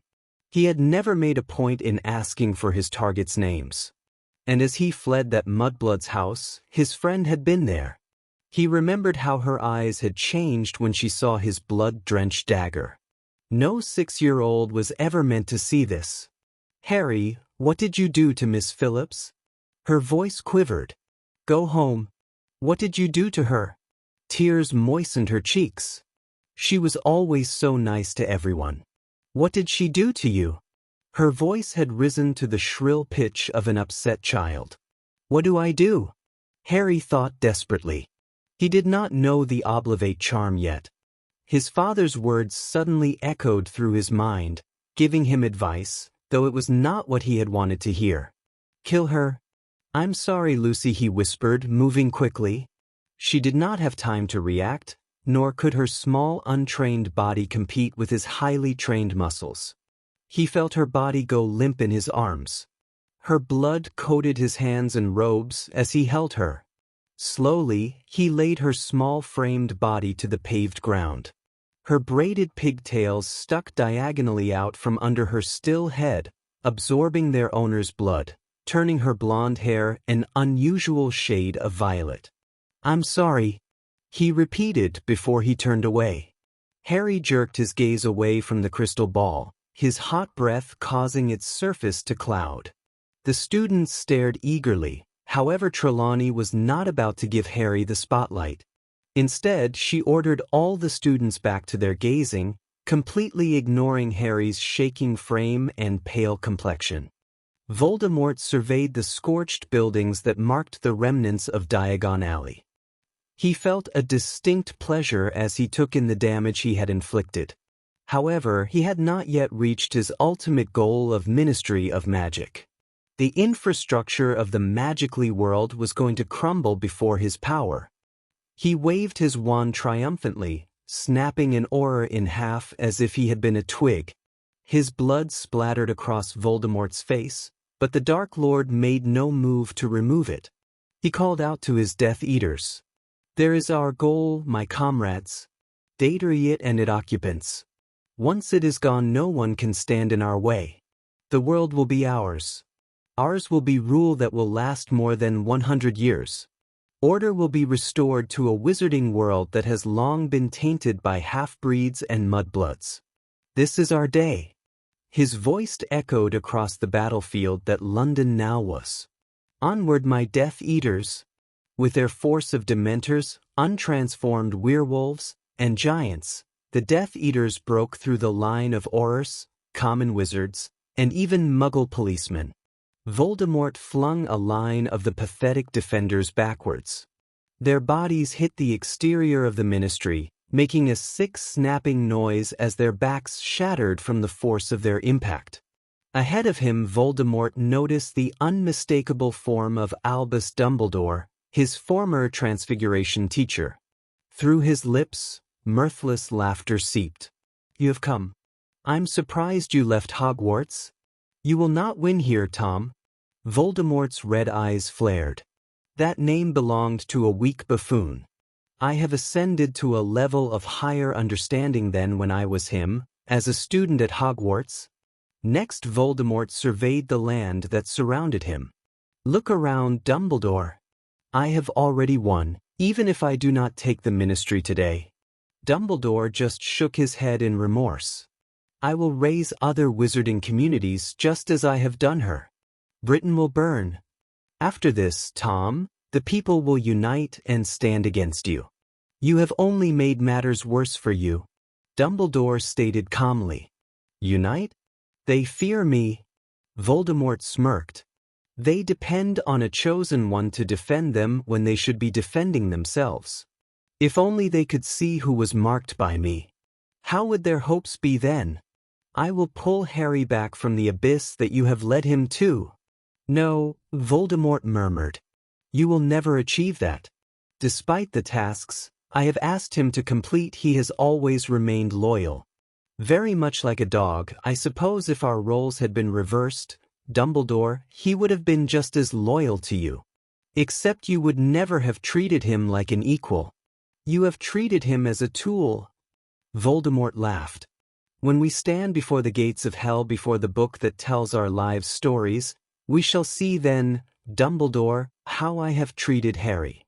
Not a moment before. This play still has yet to come to its conclusion." Dumbledore raised his wand at the same moment Voldemort raised his. The two eyed each other with contempt. The two circled each other like ravenous wolves, waiting for the other to show weakness. "The old world dies here with you, old man," Voldemort hissed as he sent a shot of green light at Dumbledore. Dumbledore with remarkable grace dodged the Dark Lord's curse. "You have to do better than that, Tom. That was barely a glimpse of what is to come." Voldemort paused briefly to conjure up his shield. "I wouldn't want to kill you right away. First, I want to make you suffer." "You have not changed all that much, Tom. You still delight in the torturing of others," Dumbledore stated, after effortlessly blocking a blue curse. Voldemort made no retort to the headmaster's accusations. Instead, he sent a cutting jinx that Dumbledore did not block in time. The curse glanced the headmaster's temple and continued into his scalp. Voldemort watched with pleasure as his old teacher whipped the blood from his eye. Turning slightly, Voldemort gazed at the battlefield. He knew that they would not be able to take the Ministry this day, but they had left an image that would not soon be forgotten. Voldemort smiled slightly before turning his attention back to Dumbledore. You see that man there, barely more than a child. It is sad really that people like him are the ones who die, not leaders of the conflicts that destroy them. Pity really. Voldemort muttered the curse so the old man could hear, and then he watches his blast of red light hit the red-haired man with the glasses square in the head. The glasses were flung from his face, somersaulting in the air, until they landed feet away from their wearer. The glasses' owner himself fell the opposite direction of his glasses with great power. Pity, Voldemort hissed one final time. He was a pureblood too.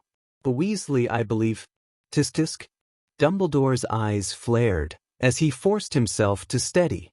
The day is yours, Dumbledore, because I choose to give it to you. Take care of the corpses and the rubble. Voldemort paused. And take care of my son. He has been seeing images of a long hallway. Dumbledore gauged Riddle's reaction and was not disappointed when his enemies suddenly widened before they narrowed once more. I tend to follow that hallway to its end.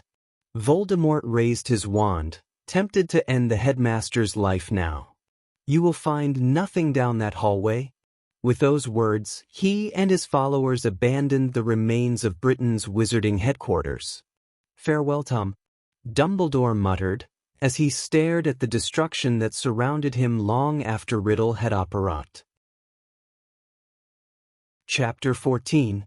In the Rose of Truth.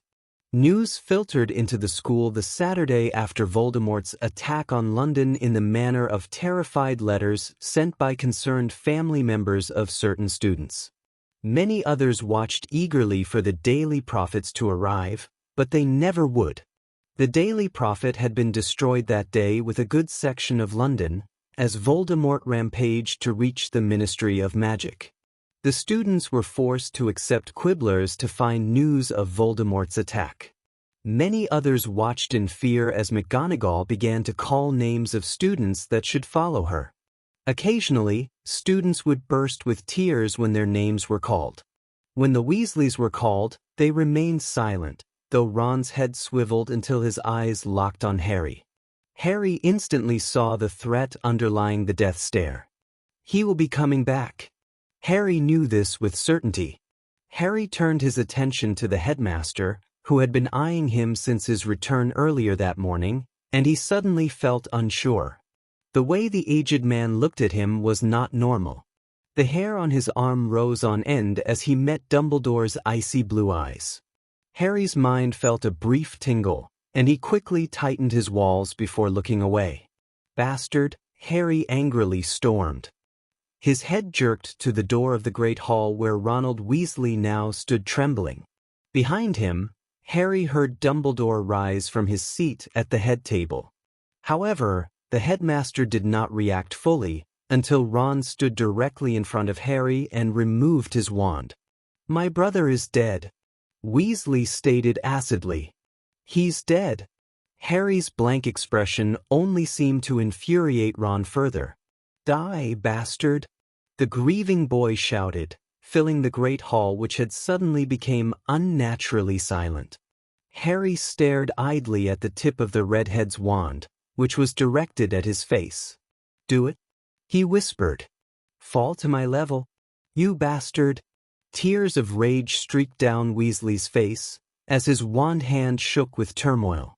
"Mr. Weasley," Dumbledore said calmly. "Harry did not kill Percy. His father did," Ron yelled. "Voldemort is his father, and he killed my brother. This piece of shit would have done it if he had been there." Dumbledore calmly sought to pacify the adolescent. "You cannot know that, Ronald." Ron shook his head in fury. "People die, Weasley." Harry murmured. "You can't bring them back." Your brother is dead. He is beyond your grasp.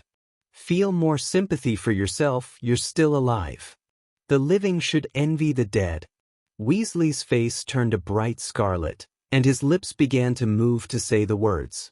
However, his wand suddenly flew from his hand. He looked startled as he peered at James Potter, who now held his wand. Potter also had his own wand trained on Ron. Ron's face suddenly expressed his confusion. Why? He questioned hysterically. He deserves to die. How many people has he killed? To the astonishment of all who were watching, Harry walked toward Ron. James's wand changed targets, coming to rest on the black-haired adolescent. Harry stopped when his face was directly in front of Ron's. Quietly, he leaned forward so Ron would be the only one capable of hearing his words. You didn't hear, Harry began in a mere whisper. I envy the dead. No memories, no dreams, just pure nothingness. With those words, he walked out of the hall, leaving everyone in a state of shock. Dumbledore turned toward James. I want you to bring him to me tomorrow, James. We have to end this. James slowly nodded his head, though he suddenly had reservations. I'll bring him. Dumbledore then surveyed the startled students, who were staring at him for guidance after Ronald's outburst. All is well, he said loudly. Mr. Weasley is distraught at the loss of his brother. Now, Mr. Weasley, I think we should take you to your family. Then to James, Dumbledore said, find Harry, and take him outside until the students calm down. Harry sat beside James Potter, as he, Remus Lupin, and Sirius Black idly talk. The three would occasionally stop and watch as Dorian Potter flew his broom through what tricks he knew.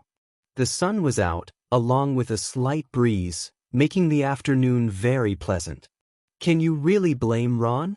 Sirius said loudly. His brother's head was mutilated beyond recognition by that blast. If we hadn't seen Percy get hit by that curse, there is no way we would have been able to identify him. Sirius . The werewolf began before Harry toned out the group's conversation. Instead, Harry took to ignoring their conversation and just watched silently with great interest as his biological brother pulled off an impressive dive. His curiosity must have shown, because James Potter seemed to see it. Do you fly? Harry kept his face neutral. No. Draco handed him the broom to try. It was a new Nimbus 2001. At 12 years of age, Harry had always dreamed of this moment. Last year should have been his first, but Father was always putting it off, and with all Harry's missions there just had not been time. A giddy smile filled his youthful face as he climbed onto the broom. His eyes widened when he saw his father's gaunt hands suddenly grasp the wooden handle. He raised them from the hands to his father's face, and took in his father's disapproval. Why can't I fly a broom? He asked with innocence. He just could not understand why he had to wait, while Draco did not. You could get hurt. His father had replied. I need you, Harry. Besides, I do not want you to be harmed. Why? James asked in his usual casual manner. He doesn't want me to be hurt. Sirius snorted at this. So instead he gives you a wand, a few daggers, and an arsenal of spells, telling to go kill people. Like you're not going to get hurt doing that. Sirius, Lupin hissed, warning his friend.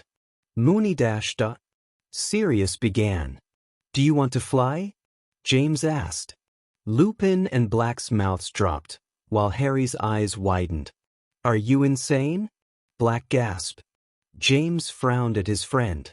He can't leave the ground even on a broomstick. Everything will be fine, Padfoot. James rose and began to direct Harry to the pitch. Dorian landed when he saw them. He smiled as he hopped off his broomstick. What do you think? Slytherin doesn't stand a chance, James said fondly as he beamed at his son. Harry's head tilted to the side. This is what my life might have been, Harry thought with little emotion. No, this was never meant to be my life. Harry's going to give it a try, James stated. He's never flown before. Dorian smiled widely at this. It's easy. You're a Potter, I'm sure you'll just take to it. Without hesitation, Dorian held his new firebolt out for Harry to take. Are you sure? Harry asked quietly.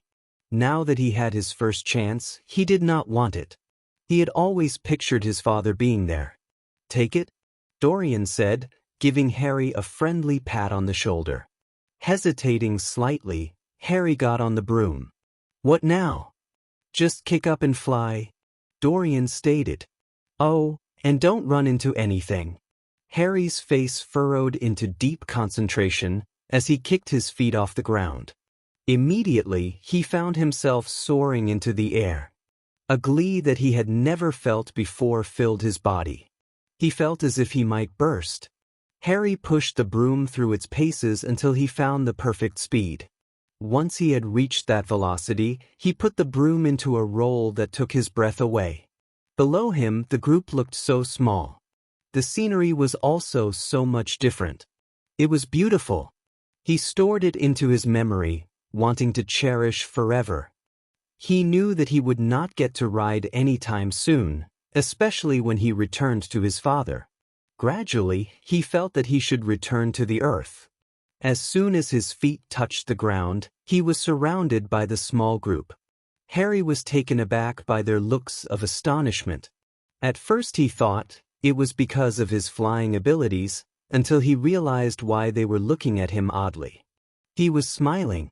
With realization, he quickly deadened his face, resuming his normal, unfeeling facial expression. Seeing his son's reaction, James Potter decided to talk nonchalantly to the boy who just wanted to hide.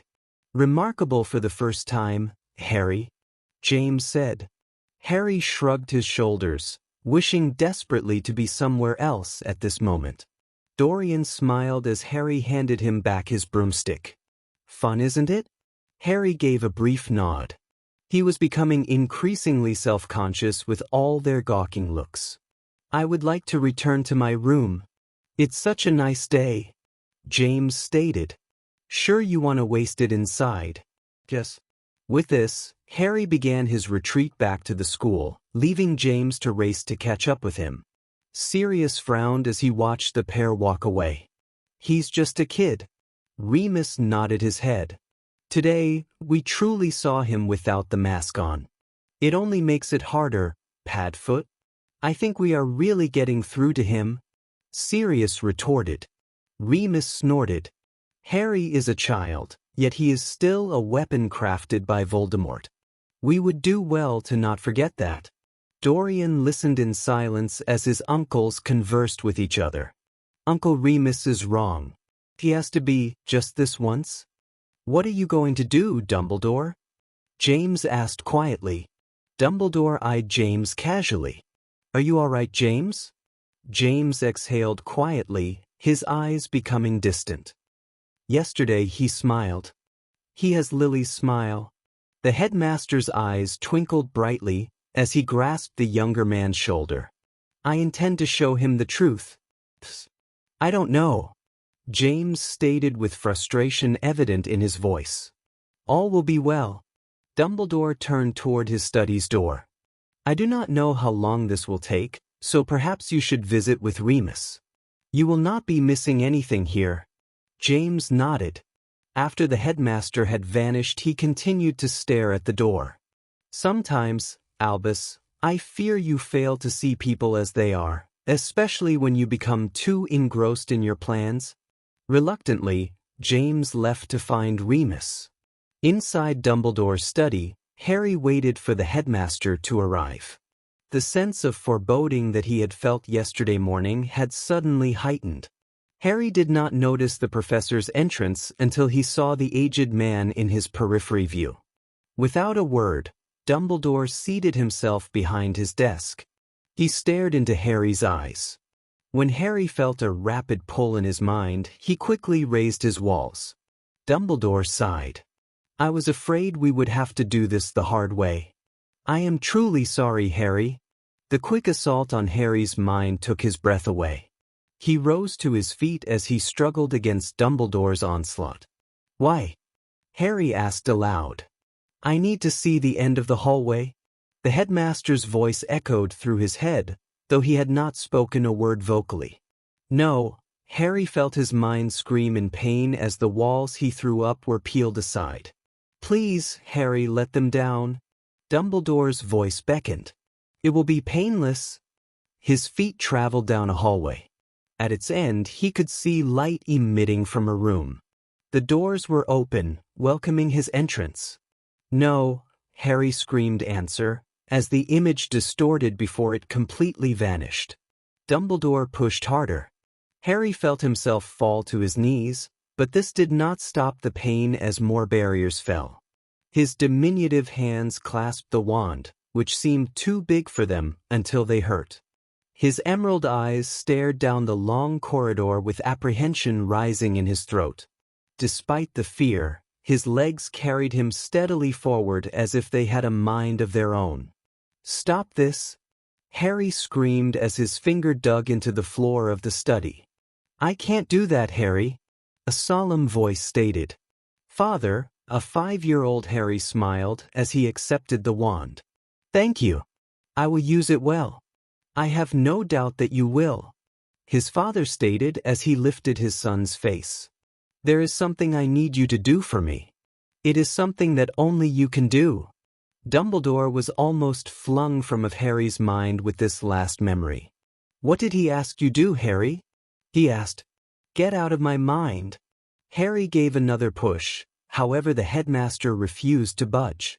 And with that last resistance, Harry's walls fell completely to the old man's attack. "Blood traitors, father?" "Yes, Harry, they are pure-blooded wizards who have betrayed the wizarding world like Albus Dumbledore." Harry cringed inwardly at the name. "They would take me away from you, like Dumbledore?" Harry said, stumbling on the wizard's name. "Yes, Harry, they follow him. You're going to protect me for them, won't you?" Voldemort looked sadly down upon his son. "This time, Harry, I can't get to them. I need your help. You are going to protect both of us this time."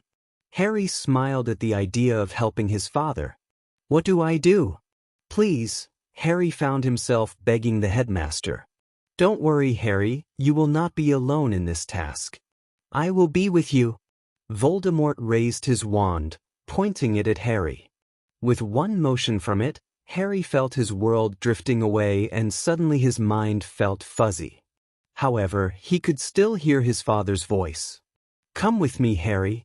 On their own accord, his legs followed. Using his mind against the headmaster, Harry tried to change memories. Now he understood why his father had tried to teach him occlumency. His mind had never seemed capable to grasp it. Because of that, here he was now on his hands and knees before Albus Dumbledore. The pain was becoming unbearable, causing hot tears to fall from behind his tightly closed eyes. The door was opened and emitted light into the closed confines of the hallway. His legs carried him forth. The room came into view with its decorated walls, displaying various paintings and some wizarding family photos. One painting in particular caught his interest as he traveled on. It was a pastoral scene, the very opposite of what would occur here this very night. Harry's youthful mind desperately wished he could disappear into its canvassed world. But his legs would not allow him to do so. The two people now turned to look at him. Some emotion seemed to flicker in their eyes, but Harry did not understand. In one vain attempt to stop the memory, Harry screamed. It fell on deaf ears. "Harry? Harry Potter?" the man asked, dumbfounded when he noticed the boy that stood a few feet from him and his wife. "Harry's out right now." Harry's mouth repeated what his father's voice said. The man's face froze. "Alice, he's under dash dot." His voice went forever mute, silenced by a green light that had emitted from Harry's wand. The woman with a round face screamed in horror as her husband fell back into the wall. Her brown eyes returned to Harry as he stood, his wand resting on her. "Please, Harry, you don't want to do this." "I think I do, woman." The voice of his father whispered. A cry in the corner caused both their heads to turn. "Neville!" she cried as she stepped in front of her son. "It is not my intention for him to die, yet." Tears sprang from her eyes. "Harry, please, do not let anything happen to my son. I ask only that." Harry felt his wand hand suddenly quiver as his cloudy head cleared slightly. Avada Kedavra! The woman fell to the ground before her son, who watched Harry in terror. "Mommy!" he cried. "It won't do for you to remember exactly what transpired here." Harry's voice paused. His hand moved, erasing the boy's memories and imprinting new ones in their place. Instead of seeing a boy with unruly black hair kill his parent, Neville saw a snake-like man wearing black robes. The boy that looked so much like his mother collapsed to the ground in exhaustion. With one final flick of the wand, a lightning bolt-shaped scar appeared on the boy's forehead. Harry watched as Neville slept. The fog cleared in his mind, and he looked at the woman in alarm. She was not breathing. The wand fell from his hand. The man was not breathing either. His hands shook violently as he picked up his wand and fled from the house. He understood now. The assault suddenly came to an end. Dumbledore looked sadly down at the boy who had his forehead resting on the floor. He watched as Harry's body shuddered with each sob that left his body. "I am sorry, Harry, that you had to witness that once more," Dumbledore whispered. "I had to show you how Voldemort used you to achieve his own ends. You had to know." Harry's body stilled. Slowly, he raised his tear-stained eyes until they met Dumbledore's. "I will kill you," Harry whispered through clenched teeth. Dumbledore shook his head. "Tom used the Imperious curse on you, Harry. The Longbottom's death served no purpose. It was senseless. Can't you see that? He used that curse on me, so I wouldn't be the one killing them. He took those memories away so I would be able to sleep at night." Harry wiped his eyes with the balls of his hands. "I agreed to go into that house. My father gave me the choice." Harry dashed up. "Don't pity me," Harry hissed, his eyes flaring. "You don't understand. After that murder, not even a year passed before I was doing my father's bidding once more. Everything that I have done has been my choice. You do not enjoy what you do, Harry. Your soul is being broken into so many pieces." Dumbledore paused. "Let me give you another choice, a path away from the destruction that is impending if you stay on this course. I am not ignorant. I have seen and still feel your methods," Harry murmured as he touched his hurting head. "You would only use me for your means just as my father often does. I choose my own path, Dumbledore, even if it leads me to the gates of hell." The twinkle in the headmaster's eyes had long since died. "I refuse to lose you to that darkness that Tom has allowed to fester in your heart. You've already lost." Harry chuckled as he looked out the window at the Quidditch pitch. "Yesterday was only a dream. Thank you for shattering it. I should have known better than to give in to such fantasy. People like me can never be happy. Destiny is always there to destroy what little hopes we have. We will discuss this later. If I'm here later." Harry turned his back on the headmaster. "Mark my words, Dumbledore, your murder will be the first that I enjoy." He received no reply. Harry had not really expected one, so he continued out the door. He had no doubt that the Aurors were watching his every move, but he no longer cared. In the interior of his robe, he tightly grasped Draco's note in his pocket. He better have a way out. Harry's little lungs hurt as he ran. He did not look where he was going. The buildings of London passed by him as he did so, turning into blurs. Hot tears refused to stop, despite his many attempts to quash them. He stopped running only when he reached a dark alley that turned out to be a dead end. As he turned ready to leave it, Harry noticed a frail-looking black horse standing at the mouth of the alley.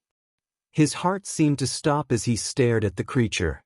As if in an act of sympathy, the horse bowed its head to him. Harry's panic abated, and he slowly approached the horse. Its white eyes watched Harry's hand as it moved to pet it. As he stroked the horse's nose, the tight knot in his throat loosened.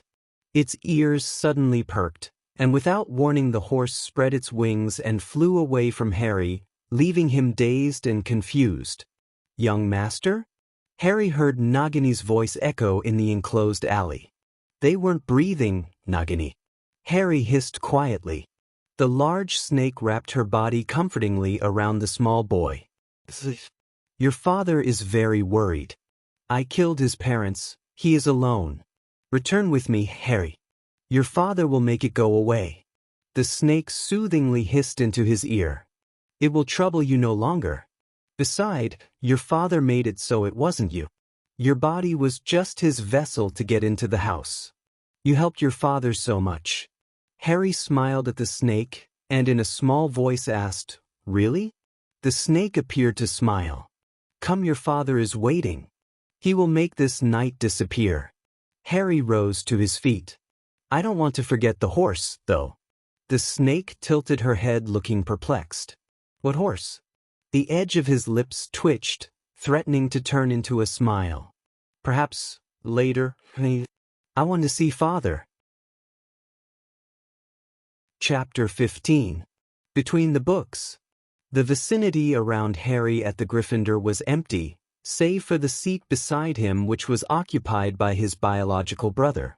Ron Weasley's words still echoed through their minds, and not even Dumbledore's coaxing words could clear them. Harry could only hope that his escape was drawing nearer. Dumbledore would tire of his resistance, and Harry was certain before long that the students would realize him for what he truly was: Voldemort's assassin. Harry had no desire to visit Azkaban, even if its dementors were absent. "Did you sleep last night?" Dorian asked, eyeing the black lines that had formed under Harry's eyes. Harry blinked and turned in his seat to eye his brother. "No. Today you don't have any classes, so perhaps you can take a nap," Dorian said brightly. Harry shifted his eyes toward the head table where Dumbledore was eating happily, occasionally speaking with Professor McGonagall. He had no remorse. His head was not still ablaze with pain. He did not see the images replayed in his dreams. "Harry?" Dorian asked, somewhat taken aback by the flames that raged in his brother's eyes. The light vanished from Harry's eyes, replaced with the dull look that had been there before. "What?" A strange look passed onto Dorian's face. "Nothing. You're lying." Harry tilted his head. "I can see it in your eyes. I don't want to ruin this." "He knows." Harry thought indifferently. "You would let me go?" Dorian focused his eyes on his plate. "Yes." "Why would you do this for me?" Harry asked quietly. Dorian shrugged his shoulders briskly. His face displayed a wide range of emotions. "It's hard to explain." Some things are better left unexplained," Harry stated, and then more softly added, "Thank you. Perhaps one day when this is all over Perhaps," Harry murmured. Harry blinked his eyes tiredly before focusing them on Neville Longbottom. He quickly turned away when images of a boy cowering in a corner came to his mind. His heart thudded deadly in his body as he fought back the images. "Harry, I have something that I want to give you," Dorian said, completely unaware of his brother's turmoil. "I asked Mum to send it to me." Harry was slow to take the small wrapped package from his brother's hand. He knew he should not accept it, but perhaps just this once would be fine. Carefully, he peeled away at the muggle tape that bound the paper, being careful not to tear the paper. Dorian watched this in shock. He was used to ripping into his own packages with vigor. Deftly, Harry folded the wrapping paper neatly before opening the brown box. Inside the small box was a miniature replica of a Nimbus 2000. "That was my first broomstick. Mom and Dad gave me this replica for one of my birthdays." Removing the tiny broomstick, Dorian showed Harry that it was charmed to fly in a circle. "Cool." Harry's lips part slightly as gazed at the replica as it flew. I can't take this. It was given to you by your parents? Dorian shrugged his shoulders. They would want you to have. Besides, before long, I will be getting a firebolt replica from them. I want you to remember me. Harry made no response. Instead, he grabbed his gift and stuck it in his robe's pocket. Thank you. Dorian beamed and nodded his head. Turning his head away, Harry noticed that the grand hall was emptying out. Soon James would be returning, and Harry would have to find a way to get his biological father to take him to the library for his rendezvous with Draco. At the Slytherin table, he noticed that the young Malfoy was already missing. Sighing, Harry knew that it would not be hard to convince James to allow him to visit the library since Potter was filled with guilt for what little he knew of what happened while Harry was with Dumbledore. Just as Harry had thought, James arrived. I would like to see Hogwarts' fabled library, he requested, keeping his voice uninterested. Sounds like a plan, James said. You guys have fun. Dorian paused to make a face. I have double potions with Snape. James's expression suddenly became guileful. Find some way to amuse yourself. Snape is always good for that. An image of Snape wearing hot pink high heels, an orange dress, and a flowery hat is coming to mind. Harry smirked thoughtfully. Why not? Just one more time to pretend I'm normal, besides it's Snape, he thought. Do something about his hair. It looks like it could use a good washing. Both Dorian and James grinned. Will do, Dorian called as he began his walk to class. Well, the library is this way. Harry silently followed James. His guide did most of the talking, which was mostly pointing out certain aspects of the school. Harry noticed that James was avoiding the subject of what had occurred last night. Harry knew that Potter had been awakened during the night when he would either wake with a start or continuously toss and turn. That morning the older man's eyes had radiated with grief mingled with remorse. And here we are. The many rows of books awed Harry. His father's own library did not quite compare with Hogwarts. Mr. Potter, how nice to see you again, Hogwarts librarian, Madame Pants, stated when she saw the pair. I can remember all the detentions you and your friends served here. When you weren't messing around, a lot was done.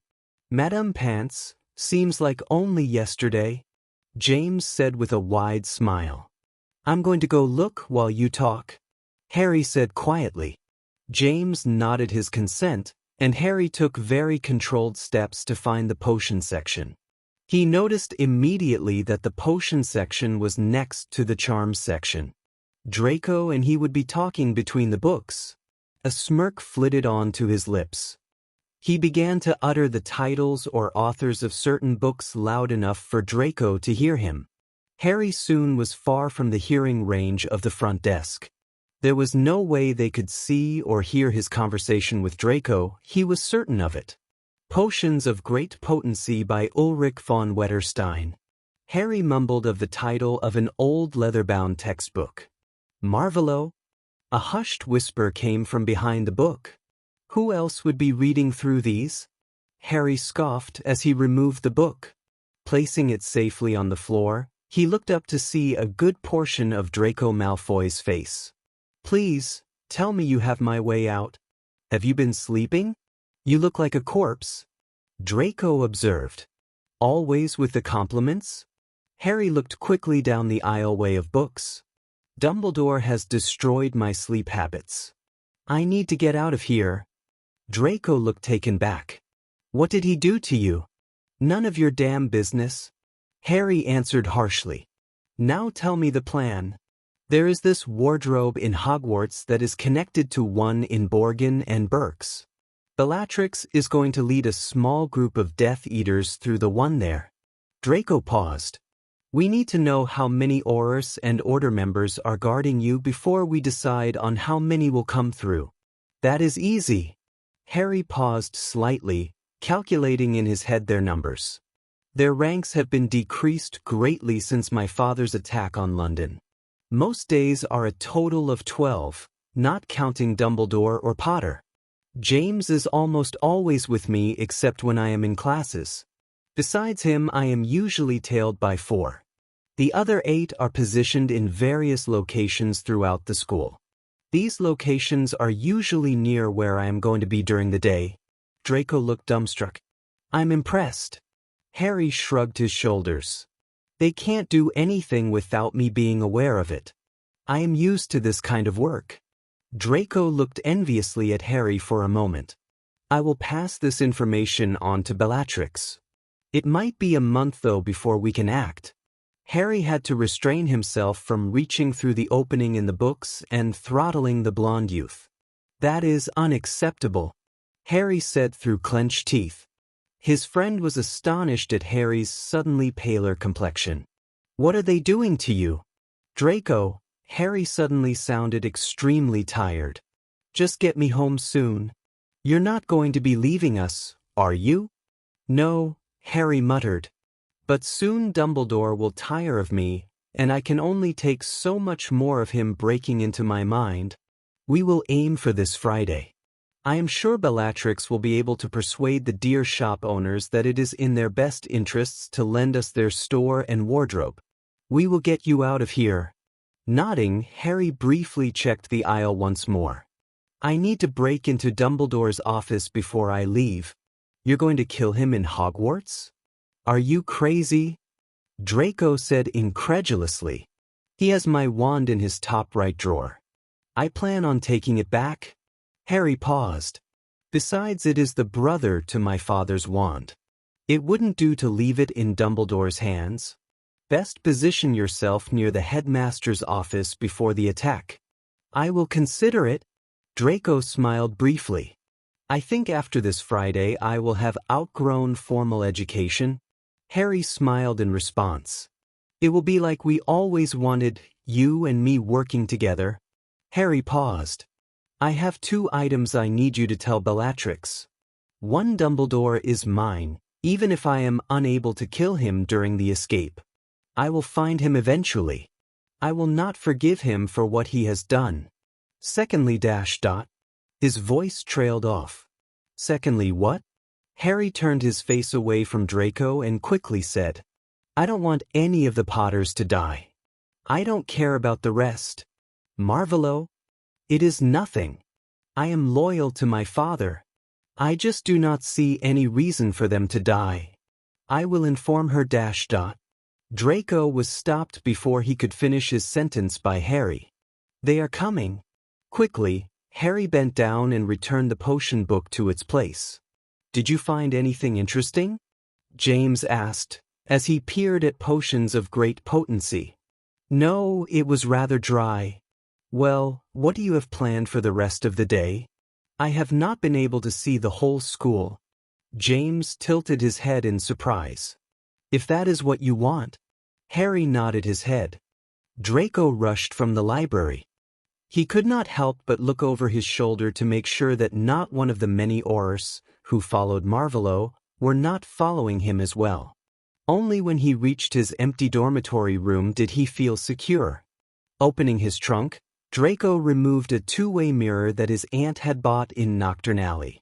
Bellatrix Lestrange. As Draco whispered the name, his breath caused the surface of the mirror to cloud. He carefully wiped the mirror just in time to see his aunt's face appear. Aunt Bella, cut niceties. Were you able to meet with Marvolo or not? Draco nodded his head. We need to get him out by this Friday, before the old imbecile does anything further to him. Bellatrix's expression sobered greatly. I have everything ready on my end, except for forming the task force. How is your end? I have the wardrobe fix. Draco stated. Marvolo has given me the number of his guards, which is 12. We should be able to handle them. It will be a day Dumbledore will not forget. Oh, Marvolo says the old fool is his to deal with. Draco paused.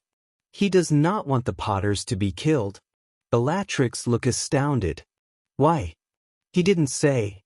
Draco's eyes went to the door briefly. He says he is loyal to the Dark Lord. Bellatrix nodded her head. Then he is. Draco silently agreed. Tell Marvolo that if he does not wish them to be harmed, he will have to find a means to get them out of the way. The task force will have no time to discern our enemies from bystanders. I will tell him. A twisted smile covered her lips. You have proved very useful, Draco. The Dark Lord will reward you greatly for the return of his son. Will he allow me to work with Marvolo? Bellatrix snorted. If you don't slow Marvolo down, I don't see why not. You see, Draco, how lucky you were to be made Harry's playmate. It will have its perks after this. I think I am as eager as Marvolo to leave here. After this Friday, I think most students will be eager to leave Hogwarts. Bellatrix smirked. Dumbledore will be in shame, and Hogwarts will perhaps have to shut their doors for good. Chapter 16. Purgatory. Harry glanced quickly at the note that had been handed to him as Draco passed where he sat for breakfast. It was damp since it had landed in Harry's scrambled eggs. Delicately, Harry unfolded the piece of parchment, trying not to destroy the message. Eventually, he achieved success. The weather will be nice on Friday. The best time to go outside will be an hour after divination.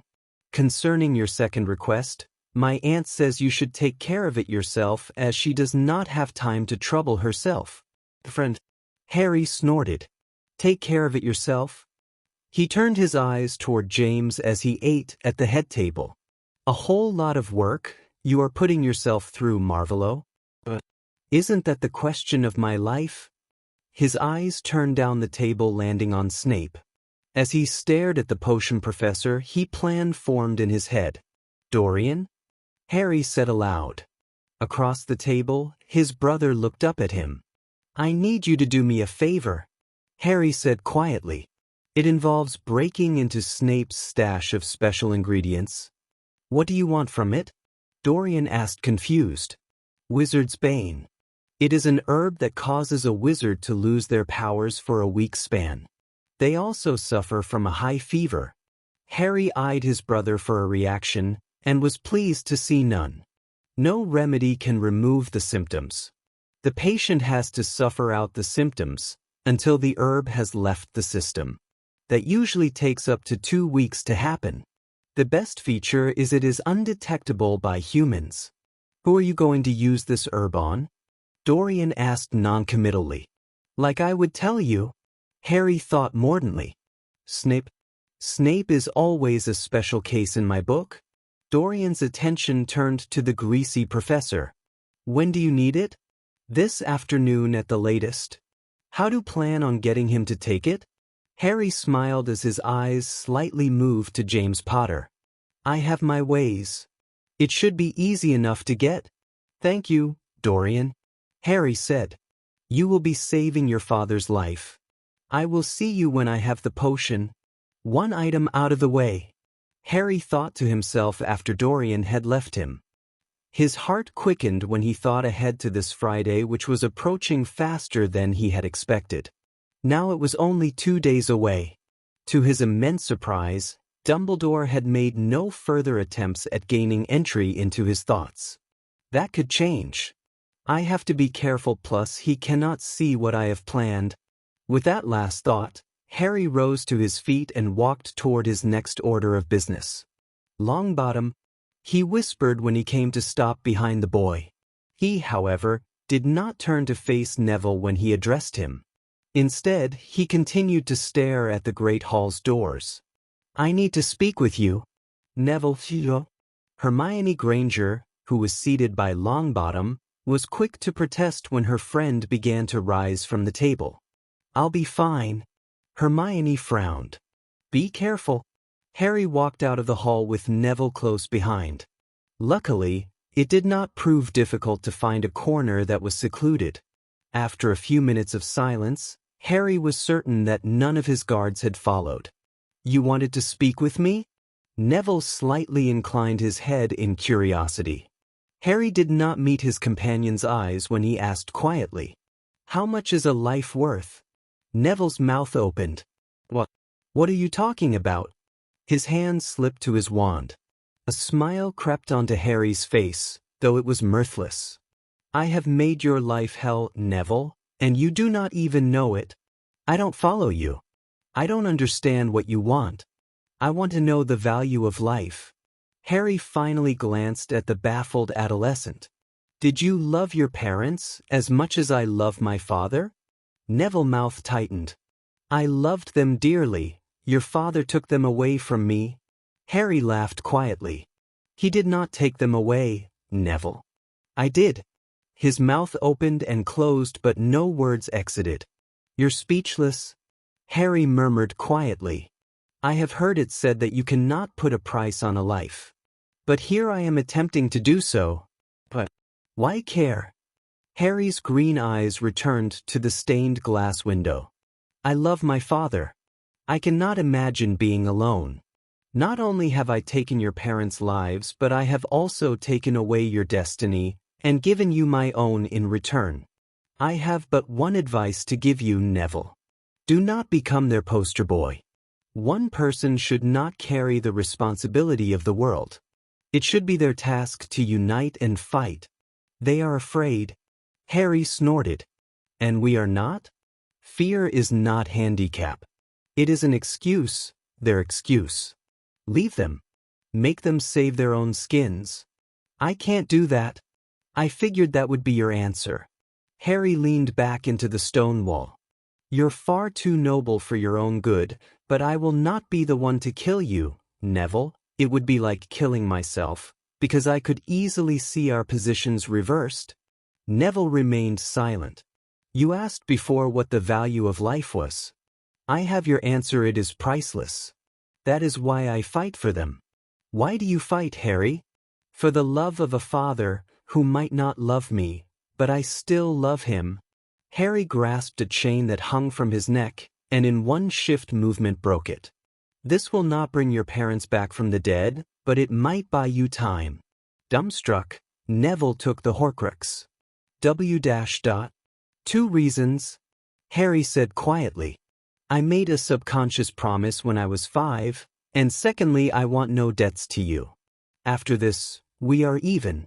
You can try to kill my father, but you will go through me, unless my father wants you for himself. I understand. Neville turned to leave. Don't tell Dumbledore about the Horcrux. Keep it to yourself. Neville's eyes narrowed. Do you have something planned? No, Harry lied. I might be moving to Azkaban soon. I'm sorry. Do not pity me. I do not need it. Once more Neville went to leave before he paused. Are they taking you to Azkaban on Friday? Harry's face drained of color. Can he possibly know? Why? Dumbledore is going to be gone Friday. I think he might take you then. We will find out then. When Neville finally left him, Harry's face turned into one of rage. Angrily, he hit the wall with his fist. I will have to wait to kill the bastard. Luckily, I am very patient.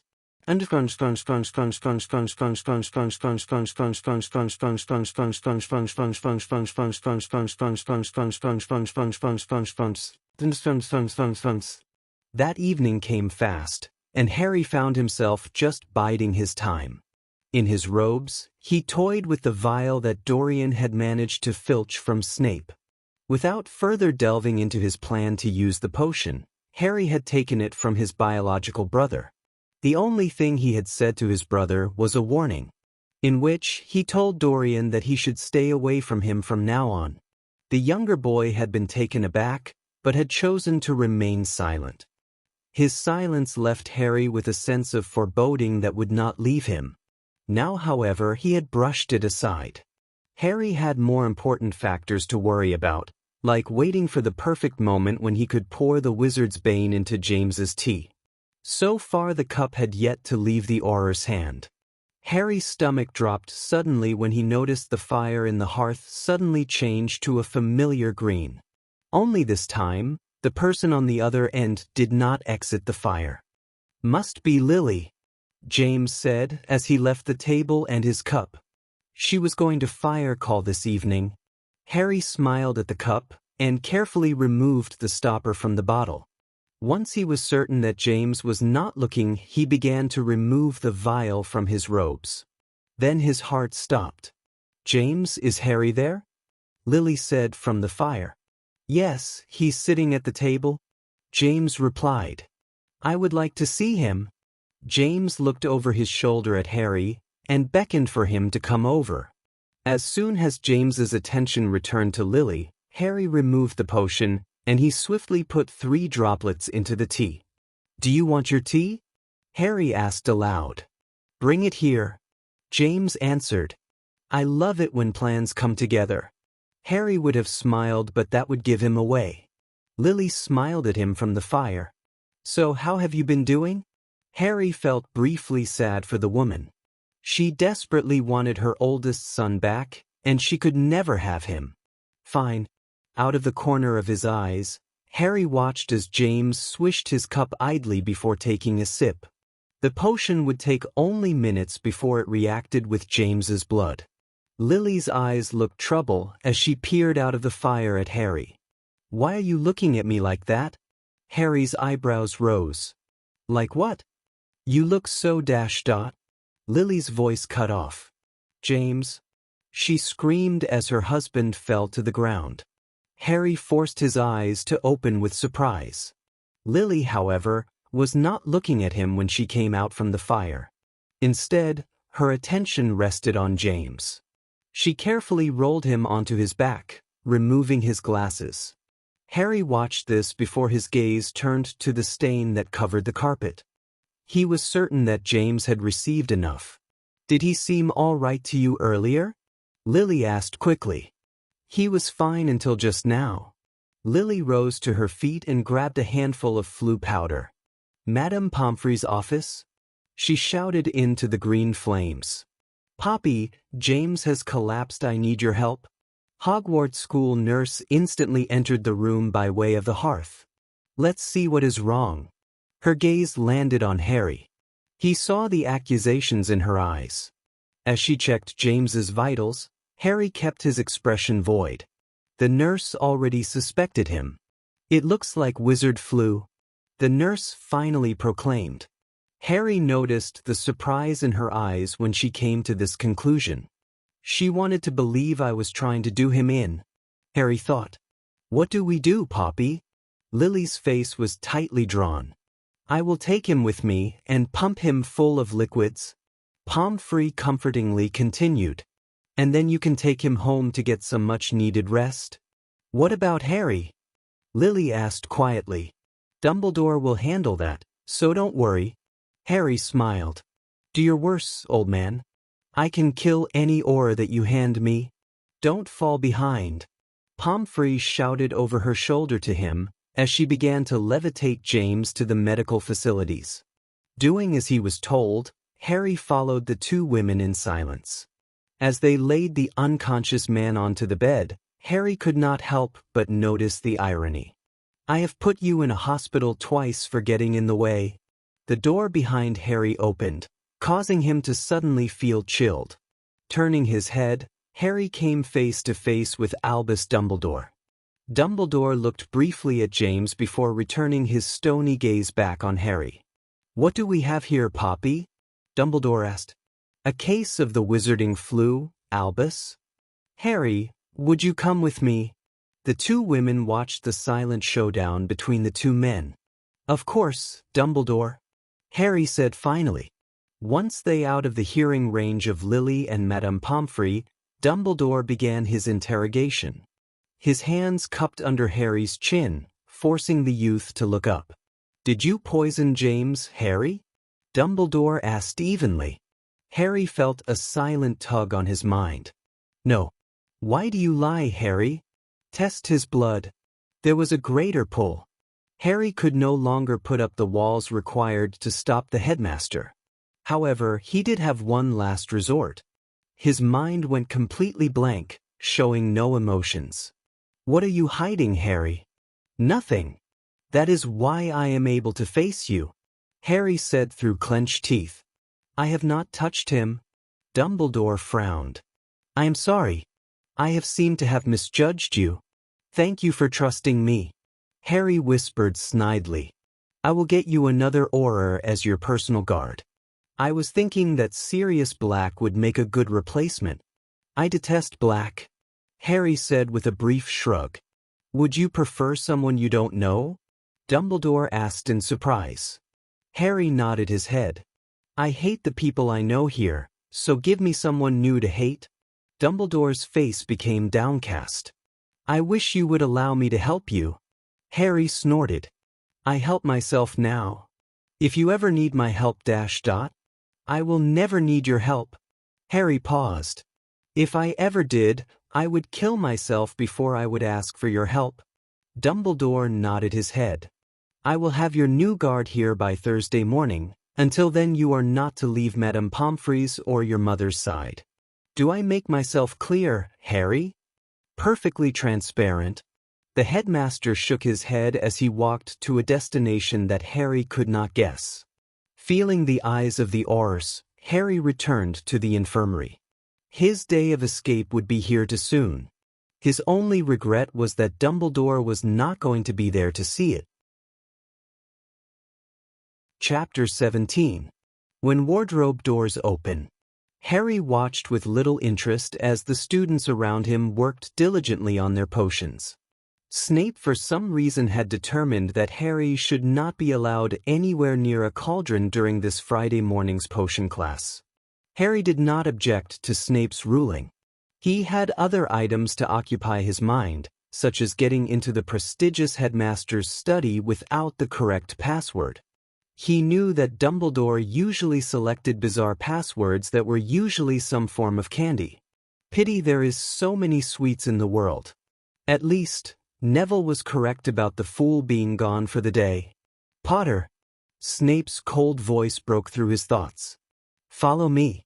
Harry rose from his seat and, as he passed down the alley, he was almost tripped by a certain redhead, who along with the rest of his family had returned Thursday morning.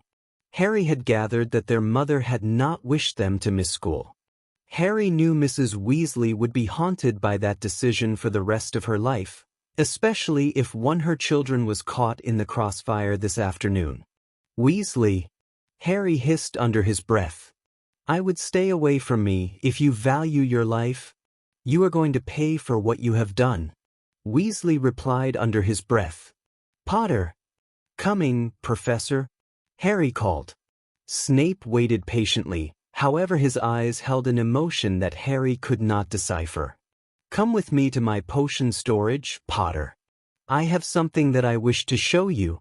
Harry wisely remained silent until he was left alone with an enraged Snape. Potter, I am missing a very rare potion, which is created through the burning the sap of a certain herb known as Wizard's Bane. Wizard's Bane. Snape repeated the name of the herb slowly, making certain that Harry would understand what he was getting at. It was almost made extinct during the 1700s after many incidents that led to death. Snape whispered, his voice carrying an air of knowledge. I dare say that you have used the juice of the plant before in one of your many undertakings. You used Wizard's Bane to weaken your objectives, making them easier to be taken down. I know this is true, because I brewed that potion for your uses. What are you insinuating? It is curious how James Potter has suddenly fallen ill, at the same time I am missing a potion brewed from Wizard's Bane. The professor tore into the youth with his stare. Harry kept his face clear of emotion. That is curious. Snape's eyes flashed with fire. I know you did it. Harry tilted his head and thought with humor. Touché, but I can go one further. Clearing his throat, he stated lightly. Ask my guards, they will tell you that I have not been anywhere near this room. So it would seem. Disappointment was in the professor's eyes, though the gleam of knowing had not left them. Return to your seat, Mr. Potter, I have no further want to speak with you. Harry nodded, leaving the dank storage room. He ignored Weasley's cold stare and continued to his seat. His eyes looked down at a watch that he had managed to take without their owners noticing. One more class, and approximately 2 more hours before this nightmare reaches its conclusion. He could not wait to feel his wand in his hands. I will be able to walk freely again. It has been too long. Stretching in his seat, Harry peered eagerly at the door. For the first time, he was finding it difficult to wait. I have watched targets for hours on end, but now I can't stand to sit still for not even 2 hours. He thought with humor. Across the room, Draco looked just as fidgety and managed to explode his cauldron. Or perhaps it was a combination of Neville and Draco that caused it. Snape stormed over and with one flick of his wand cleaned the mess. However, a foul stench accompanied by a blue mist had already filled the room. Class dismissed. Snape called over the coughs of the students. Your homework is to read pages 500 to 575 by next time we meet. A collective amount of groans filled the room, even as the students hurriedly packed their items. In the chaos, Draco was easily able to talk to Harry briefly. Did Potter show you the room of requirements? He whispered. Harry curtly nodded. Be there as quickly as you can. Draco looked around briefly. We will hold them off until you arrive. Harry did not need to say anything, so he left before his personal escort came in looking for him. Whereas James would patiently wait for him to exit a room, or Palmer would enter and forcibly pull him out. Harry was going to enjoy snapping his neck. Just as Harry had suspected, the tall, lanky Orr was about ready to enter the classroom to find him. I have divinations next. I would not dream of missing it, even in my fondest fancy. His voice dripping his sarcasm. You were slow in leaving your potions class. It is called packing my books. In that time, you could have easily conversed with an enemy agent or grabbed an item that could be used as a weapon. If he only knew. Harry thought as he walked to divinations. Divination so far was proving to be annoyingly monotonous. Trelawney had brought out the tarot cards. The cards had failed to predict the near future, Harry noticed silently. Throughout the class, Trelawney, as she had done the time before, kept her distance from Harry. As the professor circled around the room, looking over the shoulder of students to see what their cards read, she came to a pause by Lavender Brown. Oh, my dear, she whispered, her face suddenly paler than it had just moments before. This is not good. The other students immediately moved to peer over Lavender's shoulder, reading her cards. What does it mean? The frightened girl asked in a mere whisper. Tears formed in Trelawney's eyes. My dear, according to the cards you are going to fall a long way, she said as she pointed to the first card. Surprisingly, you will survive. Finally, Trelawney arrived to the third card. But it will be as if you hadn't? What about the last 2 cards? Patil asked. The fourth card suggests that Miss Brown will fall from stairs. The final card wishes her courage and resolve. Lavender picked up the fourth card with her trembling hand. Are the cards always correct? No, they are not. Trelawney answered, though Harry could see in her eyes that she was lying to the girl. The professor truly did believe in the cards. After a long period of silence, other students began to ask Trelawney to read their cards. Harry did not understand why, since the divinations professor preferred to give out gruesome fates to them. What does Harry say? Lavender, who had finally found her voice, asked. Trelawney looked startled before she squeamishly moved to view Harry's cards, much to his dissatisfaction. As I suspected, these are not happy cards, so many horrible meanings. But it is to be expected, Trelawney stated serenely. A very unhappy life awaits you. I dare not read these cards aloud. The students that surrounded Harry's table leaned forward to get a closer look at the cards. Why did he receive the devil? Patil asked. She was now pointing toward the fourth card on the table. Trelawney frowned. He knows what it means, she stated briskly before turning the subject to homework. Now everyone, please, return to your seats and be prepared to copy your homework assignments. My inner eye has told me that you will need practice with the tarot cards. You will record your findings every night this week until next Friday. Harry was the first to leave the classroom. It was a while before Palmer fell into step with him. "Follow me," Harry stated calmly, though he brimmed with anticipation. "And why should I do as you say? You are paid to follow me, and I want to take a walk." With those words, Harry began his slow walk to the area in which Dumbledore's office lay. Silently, Harry found it bizarre to be walking in sync with a person that in just minutes he would kill. They did not speak. No words were necessary. Harry led, while the guard followed. The Auror would not realize until much later that Harry was leading him to his death. Neville's words echoed briefly through Harry's mind, "All life is priceless, yet it must be taken," Harry murmured. "Because I cannot be a grain of wheat?" "What did you say?" Palmer asked, not understanding Harry's meaning. Harry was never given the chance to answer the Auror's question. In the distance, terrified screams echoed through the school. One word wafted to the Auror's ears, and that was Death Eaters. Palmer withdrew his wand. In doing so, he turned his back to Harry. Fear etched the Auror's face as he waited for an attack from the Death Eaters that had entered Hogwarts. Harry smiled forlornly at the back of the Auror, even though he felt no regret for his actions that were coming.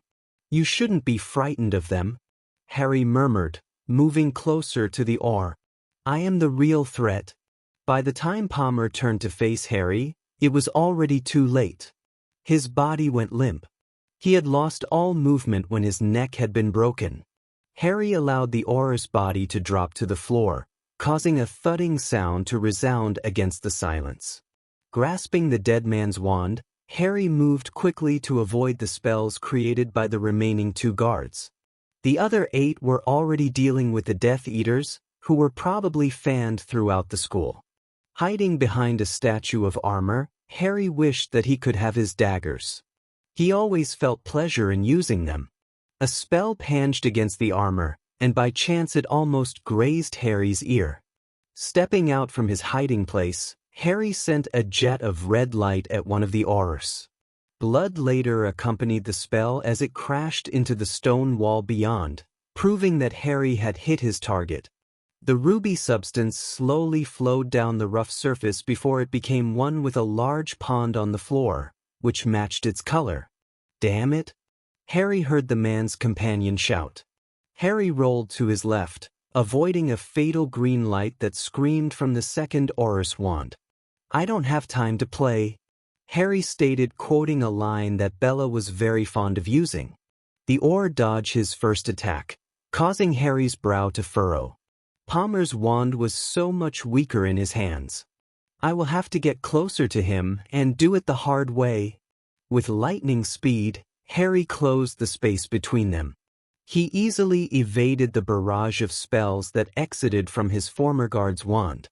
In a dive, Harry used his legs to knock the unprepared Auror onto his back. Shaking his head down at the Auror, Harry brought up his wand. He knew better than to gloat over desperate men. A green light emitted from his wand. Even in death, the Auror's face continued to portray the horror that he felt as he awaited his death. Harry raised Palmer's wand to his face, examining its wooden body. "Worthless," he hissed as he threw it at the corpse of its master. In a run, Harry continued his journey to Dumbledore's office. He would be better able to defend himself if he had his wand. Before he had turned the corner, Harry knew something was off. His first thought was that perhaps Dumbledore had returned early. However, the voice did not belong to the headmaster. In the back of Harry's mind, he recognized it as a Death Eater's. He had probably sought out Dumbledore's office in hopes of making a name for himself by killing the Dark Lord's most hated enemy. "What do we have here?" the voice asked. Harry cringed when he heard a second voice. It was one that he would not be able to mistake no matter how many years would pass. "Dorian," Harry thought numbly as he watched a Death Eater heft the young boy into air, cutting off his airflow. "Mom, I told you not come near Dumbledore's office." Without hesitation, Harry moved in. "Put him down. Who do you think you are?" The Death Eater spat. You are nothing. Harry's eyes narrowed dangerously. I am the Dark Lord's son. The man snorted. You're just a kid with glasses. A dark sneer filled Harry's face. And you are a fool to question me. Harry snorted when the man made no move to obey. Then I will have to show you. Harry replied caustically, even as he raced down the hallway. Seeing Harry barreling at him, the Death Eater tossed Dorian aside. As he ran, Harry removed his quill from his inner pocket. In series of shift motions, Harry pushed the writing utensil through the man's skin and into his throat. Blood sprayed Harry's face and drenched his hand and robe sleeve. A gurgling noise escaped the man's ravaged throat. Releasing his grasp on the quill, Harry's hands positioned themselves around the man's neck. In one sudden movement, Harry snapped it. The sound echoed dissonantly down the hallway. Turning his attention to Dorian, Harry saw him cowering against the wall. His eyes were wide in fear. Noticing he was the focus of his brother's attention, Dorian bit down on his lower lip. Are you frightened by me? Harry asked quietly. There was no answer, and Harry went to move past his younger brother. You saved my life, Dorian whispered in a small voice.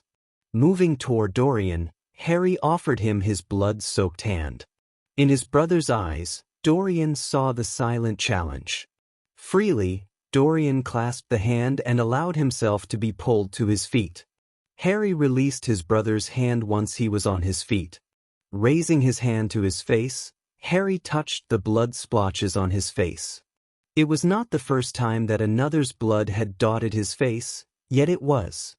This is the first time that I have ever killed without my father's request, Harry said pensively. To save life. This last thought Harry voiced so quietly that Dorian could not hear his words. Dorian stroked his bruised neck that bore the imprint of the deceased Death Eater's hands. I'm glad you did. Harry frowned deeply. This can't happen again. After this, Dorian, you are on your own. I can't save you ever again. I just can't. Won't Voldemort be angry with you? Dorian asked concernedly. No, the man was a fool, even if he did not recognize me, Harry stated firmly. My father would have killed him too for disobeying a direct order. Go, Harry whispered. Stay away from the corridors that are near the room of requirement. If you wander there, I will not save you. Dorian nodded. His face displayed his sorrow, but Dorian did not voice his thoughts at the moment. He knew that this would be the last time he saw Harry. After what seemed like moments, Dorian turned to leave, however Harry's grabbed his arm. I'm sorry. I cannot be what your family wants me to be, Harry whispered. It would be nice to pretend that I could, but I have done too much. I can never be a child again. In the end, none of us would be happy living a lie, no matter how pleasant it would appear. Dorian nodded his head curtly. Do what you feel you need to do, Harry. I'll miss you. Harry shook his head. You will miss the idea of having a brother, not me. I have never been a brother to you, Dorian. Dorian smiled briefly. Goodbye, Harry. Harry nodded his goodbye and proceeded down the hallway. Dorian's voice called to him one last time before the youth left for safety. The password is chocolate cockroaches. Harry smiled as he approached the gargoyle that safeguarded Dumbledore's private study. Before he left it, he had plans to redecorate the room. He muttered the password that Dorian had given him and watched as the gargoyle moved out of his way. To his pleasure, the room was empty except for Dumbledore's pet phoenix. When the bird saw him, it instantly fled. There was no doubt in Harry's mind that the bird had flown in search of its master. Harry smiled as he pried open the top right drawer. It felt so good to hold his wand once more. A wicked grin spread across his face as he surveyed the room. With one powerful wave, he sent the headmaster's prized possessions to the ground.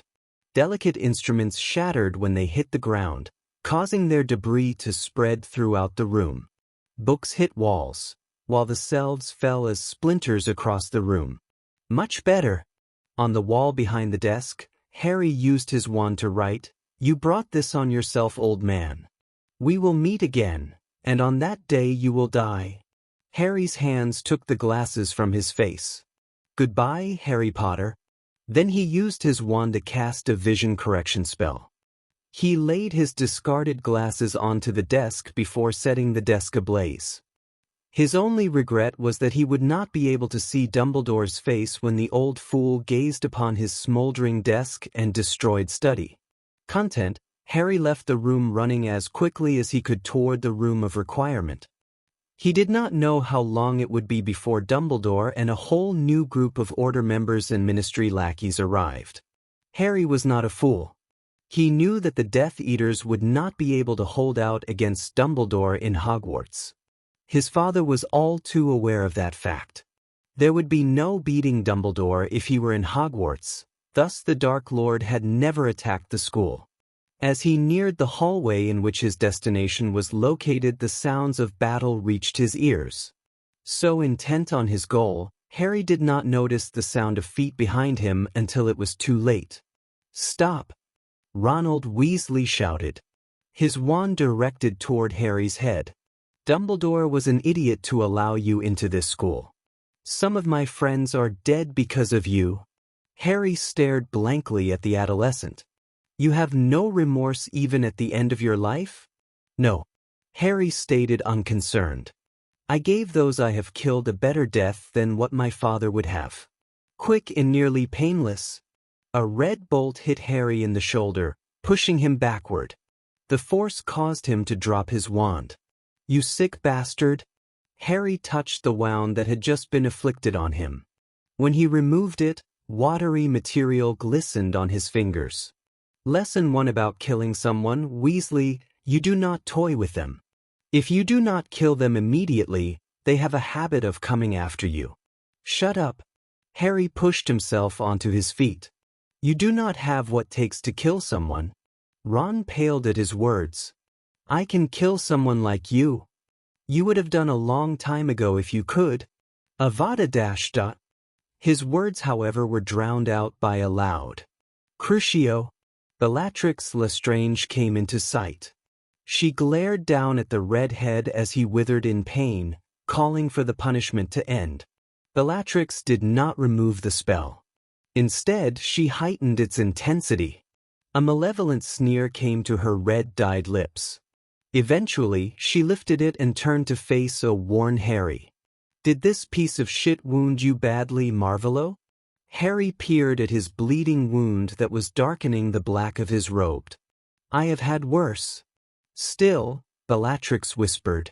He should be taught a lesson, how not to mess with his betters. With a slashing spell, Bellatrix caused Weasley to yelp in pain as his blood stained the floor. With a banishing charm, Lestrange pushed the wounded Weasley out the window, sending the stained glass window shards into every direction. I do not think he will be able to put your lesson to use, Bella, Harry stated. It is not my fault if my students prove so weak that they cannot survive the lesson. That reminds me why I should be grateful to Father that he did not make you my teacher. Bellatrix smiled warmly. Let's leave this place. Harry nodded, and the two bolted down the raging hallway that was filled with the feuding Death Eaters and the servants of the light. Along the way, Harry had to step 2 corpses. He did not pause to examine them. To the room, Bellatrix screamed above the chaos. The Death Eaters, hearing her command, retreated. Once inside the room, Harry was the first to travel through the wardrobe, followed closely by Draco. On the other side, Harry was greeted by the sight of the interior of Borgin and Berks, one of the few places to survive Voldemort's rampage through Diagon Alley. You should really heal that, Marvolo, Draco stated causally. Harry nodded his head, before using a healing charm on his punctured shoulder.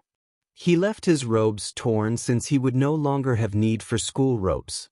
Bellatrix was the last to exit the wardrobe. When she did, her face was bright with bloodlust. Harry had seen that expression so many times before and had long since grown accustomed to it. Draco, however, was astounded. "We will apparate dash dot." Bellatrix's voice was cut off when a spell went through the glass store window. "The ministry is here. Surrender yourself." A deep voice called. "Dumbledore," Harry whispered, moving to the broken window. "Marvolo, do." Bellatrix hissed under her breath. "The whole ministry is out there. This is not the time for a last stand." Harry did not appear to hear her, as he carefully peered over the ledge. Dumbledore was not in sight. "The best option is to return to your father's side and regroup," Bellatrix stated firmly. "Do you wish to be captured again?" "There will be no capturing me alive again. I ask you, my lord, to go to your father's side." Bellatrix paused briefly. "There will be other opportunities to kill Albus Dumbledore. We have to hurry before they set up the anti-apparition barriers." Harry nodded. The sound of many popping sounds carried their way to the ears of Albus Dumbledore. His mouth was firmly set in a frown. They had arrived far too late. They had set up the barriers too late. In doing this, he had failed his students, staff, and all of Hogwarts. He had failed Harry just as he had failed himself.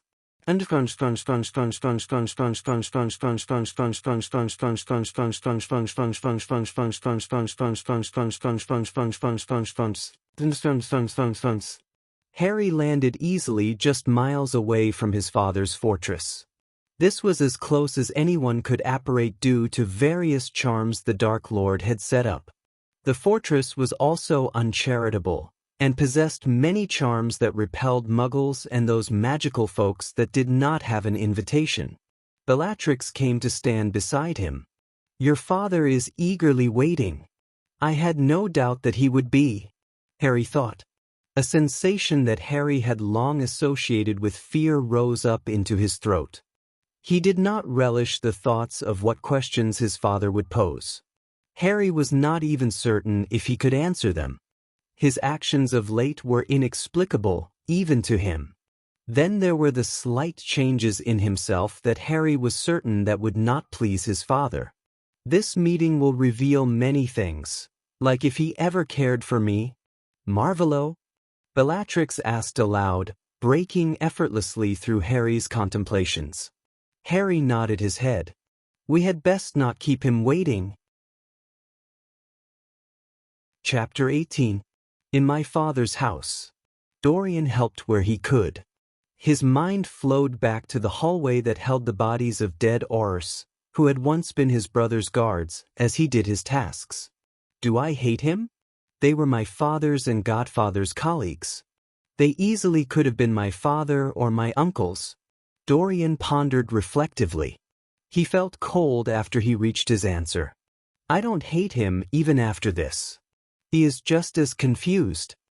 His thoughts were interrupted when he saw Madame Pomfrey levitating the body of Lavender Brown into the Grand Hall, which had become a headquarters of sorts.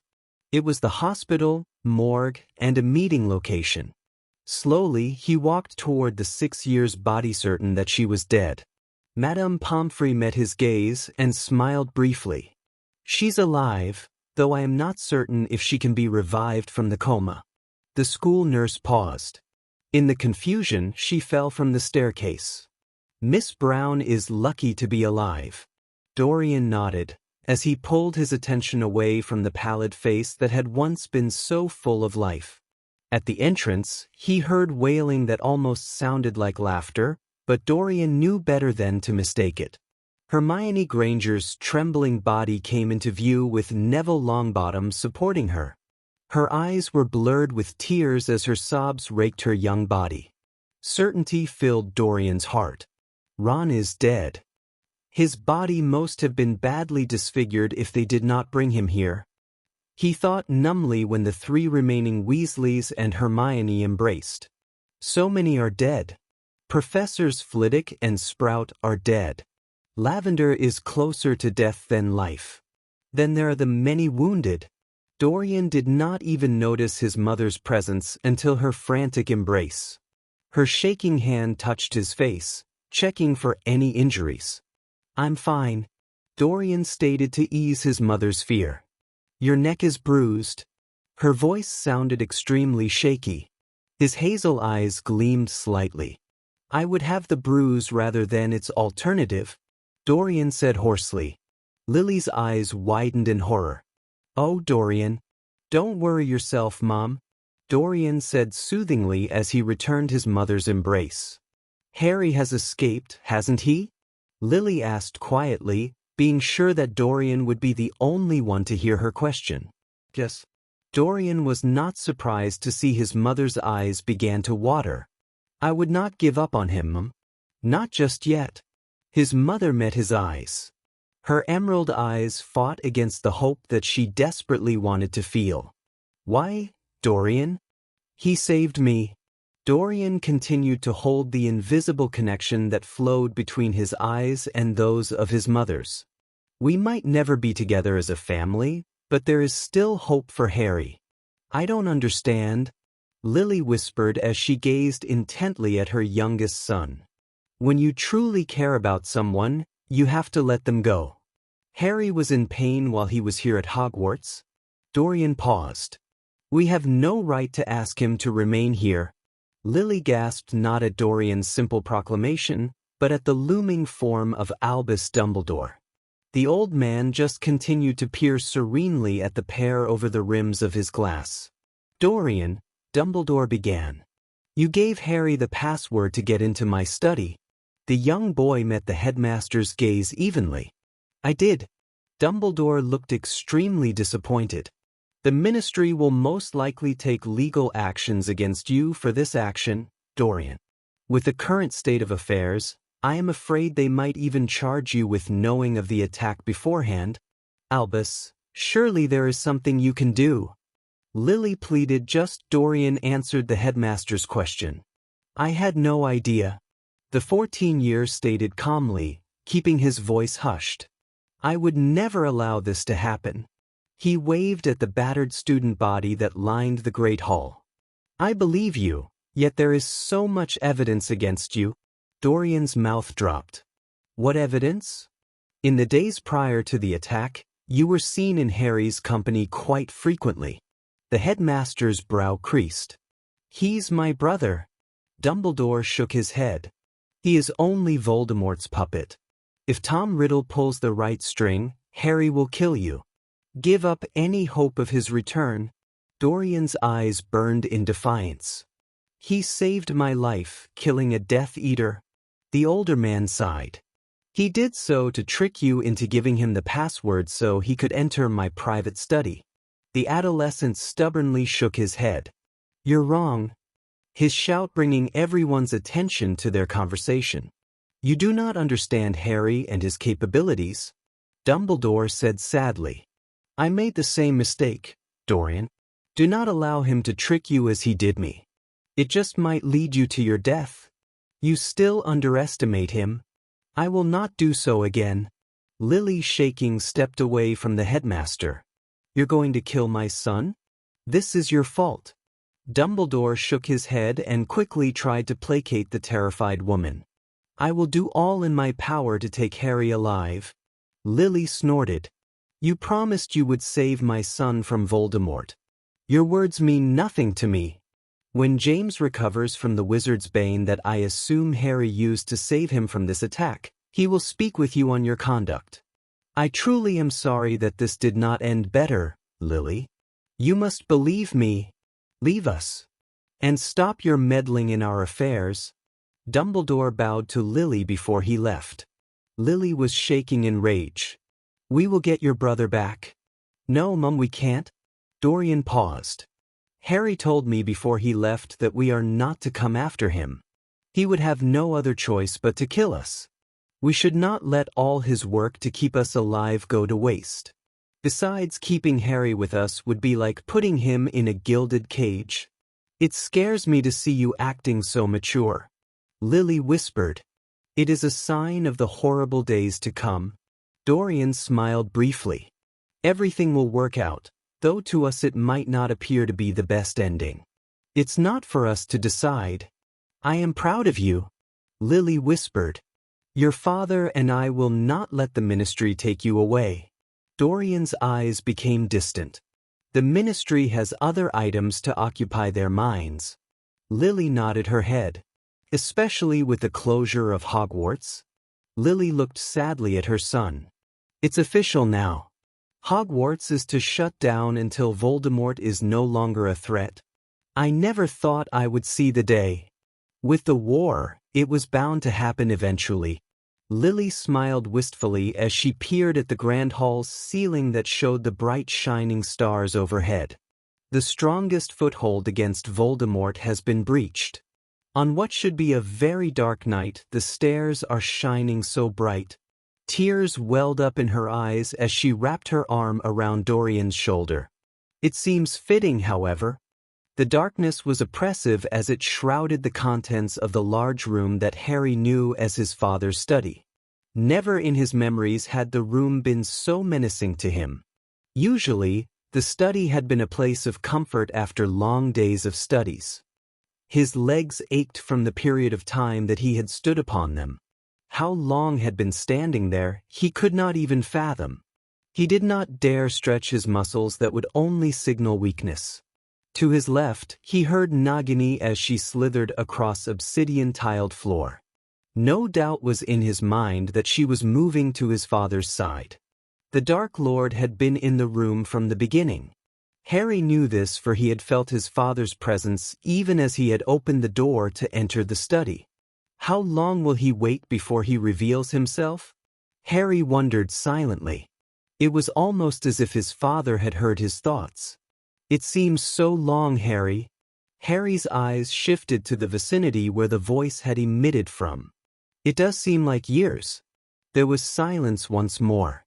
Fear rose up in Harry's chest for the first time that he had been in his father's presence. I am still loyal to you, father. Harry spoke aloud to the shadows as he sought to ebb his father's concerns. I will still do as you wish. The fear that he felt seeped into his voice as he spoke. Loyalty, Voldemort whispered. Where was your loyalty when you allowed the Potters to live? They are my enemies. They would have me dead. Harry could almost touch his father's anger and hatred that seemed to imbue the room. That is not why I allowed them to live. Why, Harry? Voldemort hissed. Prove to me that you still understand the meaning of loyalty. I don't know. Harry cried expressively. Out of the shadows, Voldemort entered into his view. Carefully, he cupped his hands under Harry's chin, raising the youth's haunted eyes to meet his own. What have they done to you? Such pain in your eyes. Never have I seen them so troubled. Harry opened his mouth to respond, but his father shook his head. There is no need for a response, Harry. He whispered. His hands returned to his sides. I can make the pain end. Understanding flashed into Harry's eyes. Let me stand by your side.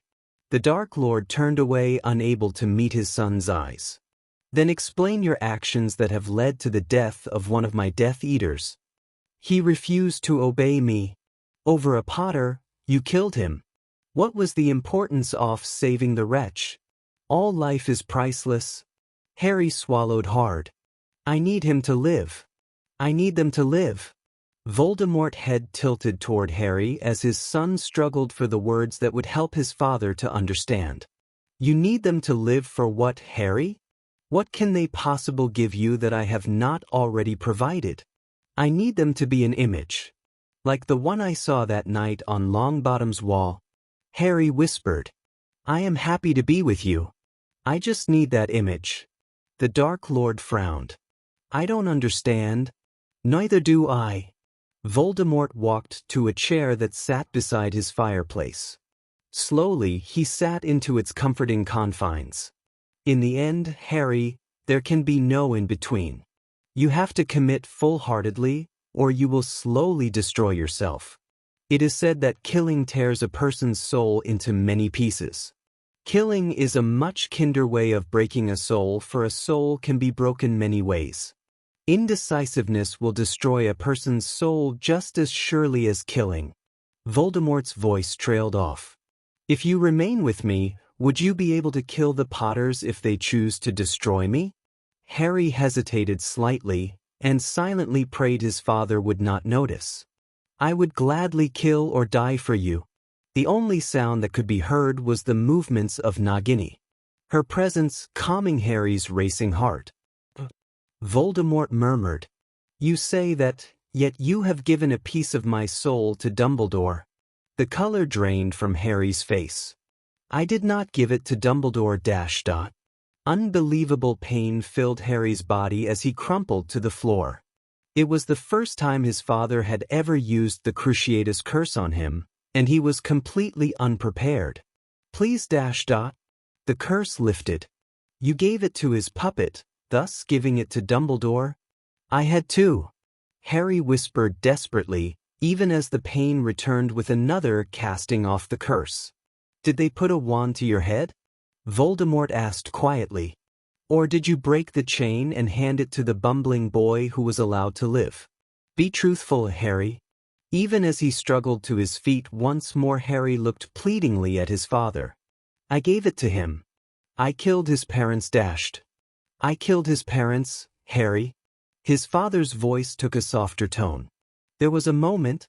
Harry began once his composure and voice had returned. When the Imperius curse lifted slightly. Voldemort finished Harry's sentence. "I remember her face, her words." Harry paused deep in his own thoughts. "At that moment I made a promise to her, though I did not speak it aloud." "I'm sorry, Father." No curse was hurled at Harry, and he felt surer of his situation. "Is your promise to her fulfilled?" his father asked evenly. "Yes." Even though he could not see his father, Harry was certain his father nodded his head. "I have always taught you the importance of keeping your word and being true to your station in life. Despite the setback that you have caused me, I am proud of you." "You shouldn't be," Harry muttered. "I should not have been so easily taken. That alone should make you embarrassed of me. I shamed your teachings. I allowed Dumbledore entry into my mind. If he had not been so intent in my past, he could have discovered many of your plans." "That is enough, Harry." His father's voice sounded surprisingly calming. "What is done is done. Now I need your answer. Do you stand by me? And do not answer until you are certain, for once you decide there will be no returning." "I stand by you." Voldemort pulled himself from the chair, though his back turned toward Harry.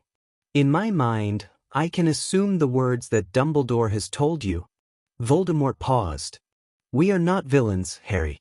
We do not kill without reason." His father walked to the door, which led to his private quarters. The door opened, revealing a sparsely decorated room that contained no windows. Instead, it drew its light from a solitary fireplace that could not be used for flue. "Come with me, Harry." His feet carried into the room after his father. The Dark Lord opened the door to the cabinet that rested by a bed, revealing one of Harry's dagger sets. His father's slender skeleton-like hand grasped the leather container and held it level with Harry's face. "Dumbledore prides himself for not taking life once he deems it worthy of life. He trusts in love.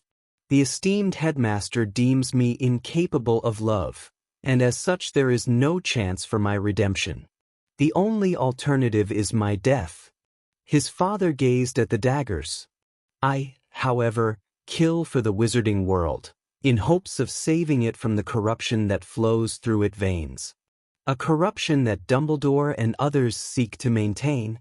He handed the daggers to Harry, and just as the youth was about to pull them away, Voldemort's grip tightened. His red eyes bore into Harry. "I will tell you an ultimate truth that Dumbledore will never come to grasp because he cannot see the flaws in love, Harry. Love can kill. If love can kill, then surely hate can save. We will save the wizarding world with our hatred." The daggers were now freely in Harry's hand. If love can kill, then surely hate can save. His father's words echoed through his mind. Does it really work that way? Harry's brow further creased. "You look ill," his father's voice said quietly. Harry's eyes focused. I am just tired. Your room is ready for you. Thank you. Harry mumbled, fatigue finally winning over the adrenaline that had flowed through his veins earlier. Voldemort watched on as his son left the room. His face set in a grim facade. His hand came to rest on the bed. His fingers toyed idly with the velvety fabric. His heart hardened as he did so. He knew that it must before the end arrived. Gradually, he sat on the bed, eagerly accepting its support. The door opened. Voldemort half expected to see Harry standing in the doorway. Instead, a still Bellatrix Lestrange stood. Her face was pinched. "My lord," she murmured as she bowed. "I hope you will forgive me this intrusion." By this time, Voldemort had risen once more. "Just this once, Bellatrix, and never again." Lestrange quickly nodded her head. "What do you think, my lord?"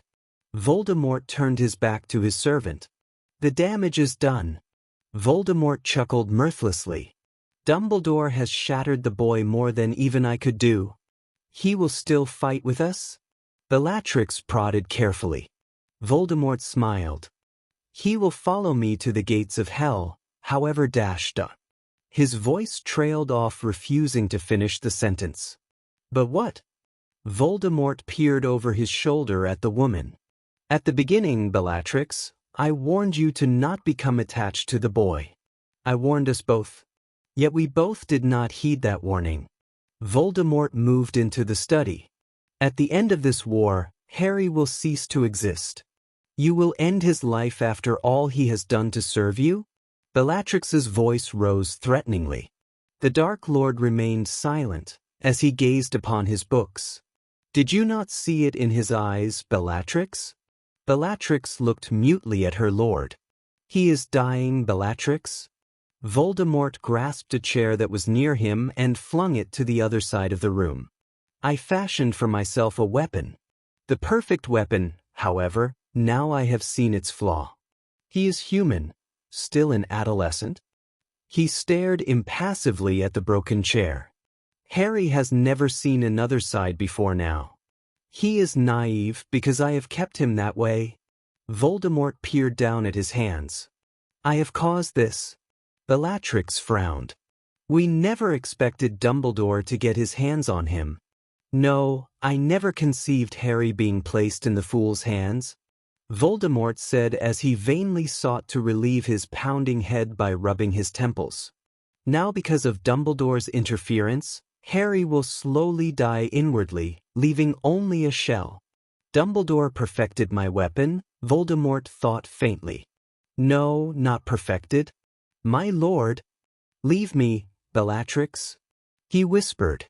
Wordlessly she did so. With effort Lestrange closed the door, trying not to make a sound.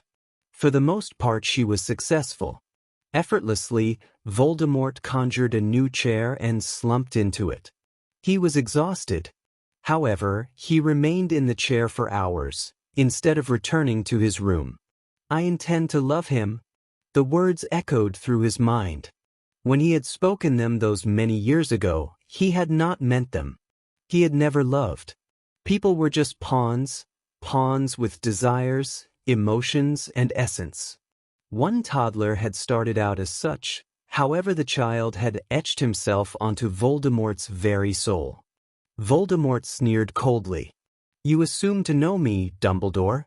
Once you endeavored to save me, however you soon abandoned that attempt. I was beyond this concept you call love. Then how is it, fool, that I feel this emotion toward this adolescent I call my son?" Leaning back into the chair, he sighed loudly. "I tried to deny it, but now I know the truth. I would do anything to see my son's eyes blaze with life once more." Chapter 19. When we meet again. Harry stretched as he lay in the confines of his bed. The silky fabric wrinkled with his movement, creating different shades of blue. His sleep-encrusted mind beckoned for him to rise, however the downy surface begged his body to remain. Flipping onto his stomach, he buried his head into the pillow. He had now been home for a week and had done little since his return other than rest. During these days, Harry had had little contact with anyone, opting instead to remain in his quarters or to practice solitarily in his personal training room. He had little want for companionship, especially when he saw the pity in their eyes. Moaning, Harry roughly rolled onto his back once more. His eyes opened and rest on his wand hand. Impassively, he examined it, moving his fingers just to make sure he was still alive. Instead of life, Harry felt a penetrating cold that seemed to encompass his entire being. I can't remember what it felt like to feel warmth, he thought with enthrallment. When did this happen? Oh, I remember, when I saw the end of the hallway. Harry frowned. Does it really matter? His thoughts were interrupted by the sharp knock that resonated of his door. Rising from his bed, Harry called, "Come in." His father entered, his head turning to examine the room, and then finally Harry himself. "I think you have had enough lazing about. Is there a mission you would like me to complete?" Harry asked. "No," Voldemort said, holding his gaze. "It is time to further your training, especially if you desire to duel Dumbledore. You know, Bellatrix has filled me in on your desire for vengeance." Voldemort grinned. "I was going to save him for myself, however I cannot deny you your revenge. Show him no mercy, and I will not regret my decision. It does not matter in the overall picture who kills Dumbledore just as long as he dies. Once he is out of the way, the resistance will crumble. The wizarding world is lacking in strong leaders. No one will come close to filling in his shoes." Harry nodded. No matter how senile Dumbledore was, he was still a very charismatic leader and could easily sway the people to his cause. "Next time he crosses my path, he will die. You have my word. Then it will be done." Voldemort nodded. "You will not need your wand for this portion of your training." "Wandless magic?" Harry asked, astonished. "Before you said that it was not necessary for me to learn it." "Times change, Harry. In this type of warfare, it will become extremely easy for one to become separated from their wand. And such a happening could easily leave you dead." Voldemort paused. "We will go to the East Wing's training room after lunch. Its size will be suitable for our sparring session. Is there another reason you are teaching me this? You are always too astute for your own good." Voldemort whispered. "In 3 weeks' time, there will be a mission for you that will require the use of Muggle weapons or wandless magic, since the Ministry now knows your wand's signature. It should demoralize the enemy and draw out Dumbledore, much to your satisfaction, I believe." Harry's eyes widened. "A hit and run. Who is the target?" "The Minister of Magic. You will do the preliminary assessment of the security that surrounds Fudge, since it will be your mission. You will also have your pick concerning those that you wish to accompany you. However, they cannot bear the dark mark. This will be the most difficult mission that you have sent me on," Harry stated evenly. His father slowly nodded his head. "You are the only one capable of completing this task, besides myself. I am too obvious for this mission. My presence would only serve to give the mission away. They know who I am now." Harry moved to his closet to select one of his many robes. Once he had selected a suitable black one, he paused to hear his father's response. "That is true," Voldemort replied, his eyes staring into his son's back. "However, I have faith that you can complete this mission no matter the odds. You will find their weak spots and exploit them as you have always done." Harry closed his eyes and bowed his head. Memories of his arrogance played in his mind. He had ignored an important rule when it came to his line of work. He had played with black, exposing himself to Potter's attack. "I am not invulnerable," Harry's mind whispered silently. "I do not fear death, thus I have seceded where most would not fare. But was this lack of fear what led me to defeat?" "Harry," his father said as he closed the gap between them. His hand rested on his son's shoulder. It was the largest display of affection his father would ever show, but it was enough for Harry. Another coincidence like what occurred during your last mission will not happen again. I think you have learned more through your mistake than I could have ever taught you. Harry snorted. I learned not to let it happen another time. I will die before I ever come under Dumbledore's control again. Voldemort nodded. You will succeed. His hand left his son's shoulder and he walked to the door. You will be dining with me this afternoon. Be on time. Yes, father. When the door shut, Harry hurried himself through his morning routines.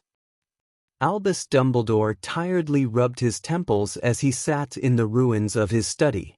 It had been a week since the assault on Hogwarts. The students had long since left, along with many members of the staff, except for Professor McGonagall, who had volunteered her time to aid him. In that week, the headmaster had cleared much of the rubble. However, the message that had been etched on the wall behind him could not be erased. Harry must have used a permanent sticking charm on it. The headmaster mutely speculated to himself. You brought this on yourself, old man. We will meet again, and on that day you will die. The words echoed through his mind as if Harry had been present to say them. He leaned back in the chair he had conjured. His mind drifted to when he had first entered his study that Friday. Fawkes had immediately sought him out, knowing that his master was on mission to retrieve one of the final Horcruxes. He had been mostly successful in retrieving it without setting of the trap that had been attached to the cup that had once belonged Helga Hufflepuff. Having transfigured a rock into a cat, he had sent the creature to set off the protecting charm that destroyed the yellow cat. With the spell no longer intact, Dumbledore had triumphantly taken the cup. In his mind, he had gone over the list of Horcruxes, and was pleased to know that only 2 remained. Godric Gryffindor's pendant, which still hung around Harry Potter's neck, and finally there was an item that had belonged to Rowena Ravenclaw, which was in a location that was still anonymous to the headmaster. However, his moment of pleasure had been destroyed when Fawkes had arrived. Unable to reach Hogwarts before Harry and the Death Eaters had fled, Dumbledore had instead sought to head them off at Knockturn Alley. It was a lucky guess on the aged headmaster's part, and had paid off. However, in the end he had failed because of the slowness of the ministry officials in raising an anti-apparition barrier. They had escaped. Empty-handed, the headmaster had returned to his school to be greeted with his terrified students. Much later, he went to his study to find it completely destroyed. His eyes had widened in surprise before they narrowed in anger. Harry was Riddle's son. This sadistic work proved it. Dumbledore could easily picture Tom Riddle having done it. Raising his wand, he had soaked his smoldering desk with water, causing the entire structure to collapse. In the ashes, he found a pair of black-rimmed glasses that had been tarnished brown by the blaze. So here died Harry Potter before he even had a chance to live. And out of the ashes rose Harry Marvolo. Dumbledore had thought with irony. He grasped the fire-damaged glasses and had stared at them for minutes. It is fitting that he died here. Headmaster, you had wished to speak with me?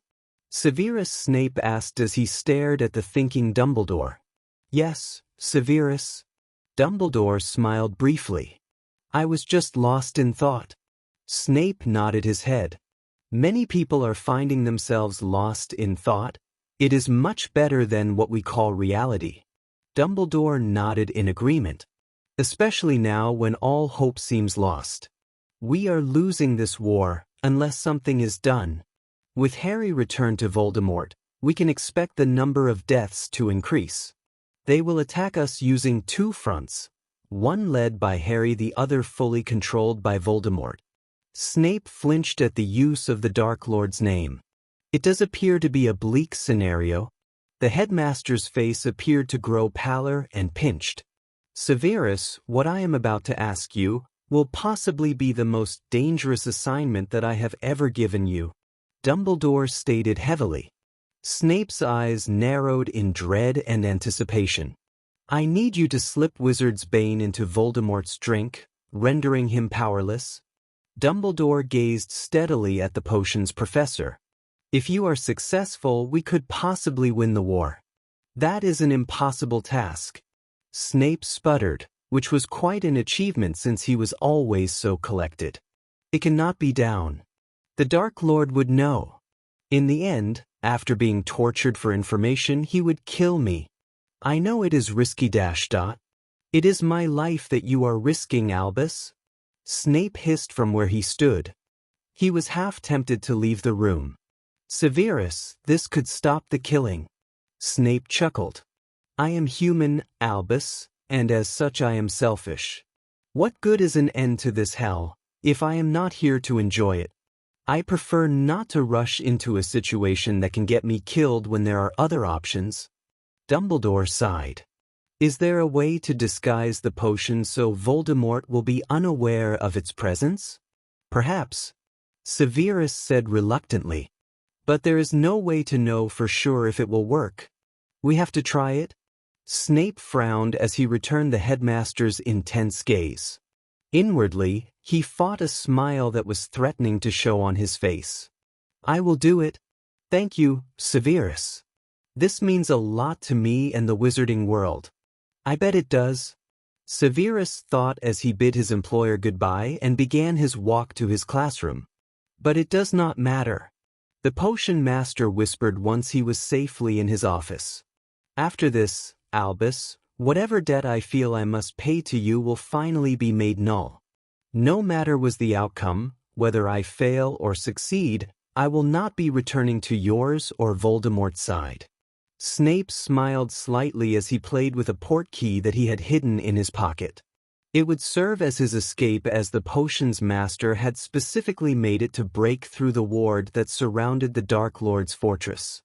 I will have my freedom. Harry dodged yet another one of his father's attacks, panting with exertion. His feet landed on the floor, however the landing was not smooth enough, and Harry was forced to use his hands for balance.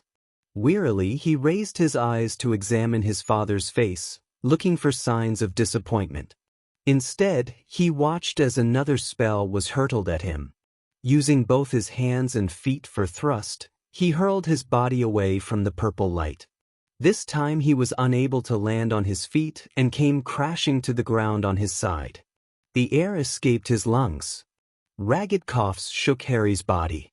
When his cough fit finally ended, and Harry was able to see properly, he was surprised to see his father offering him his hand. Gratefully, he accepted his father's help to his feet. What is the object of this lesson? His father asked patiently. To teach me how to properly perform wandless magic? Harry answered stiffly as he wiped the perspiration from his forehead. Red eyes closed. That is peculiar, because I was beginning to believe that we were heightening your ability to evade attacks. I try ... His father laughed snidely at this. I see no try. I see you abandoning your position time and time again. You will stay and fight me.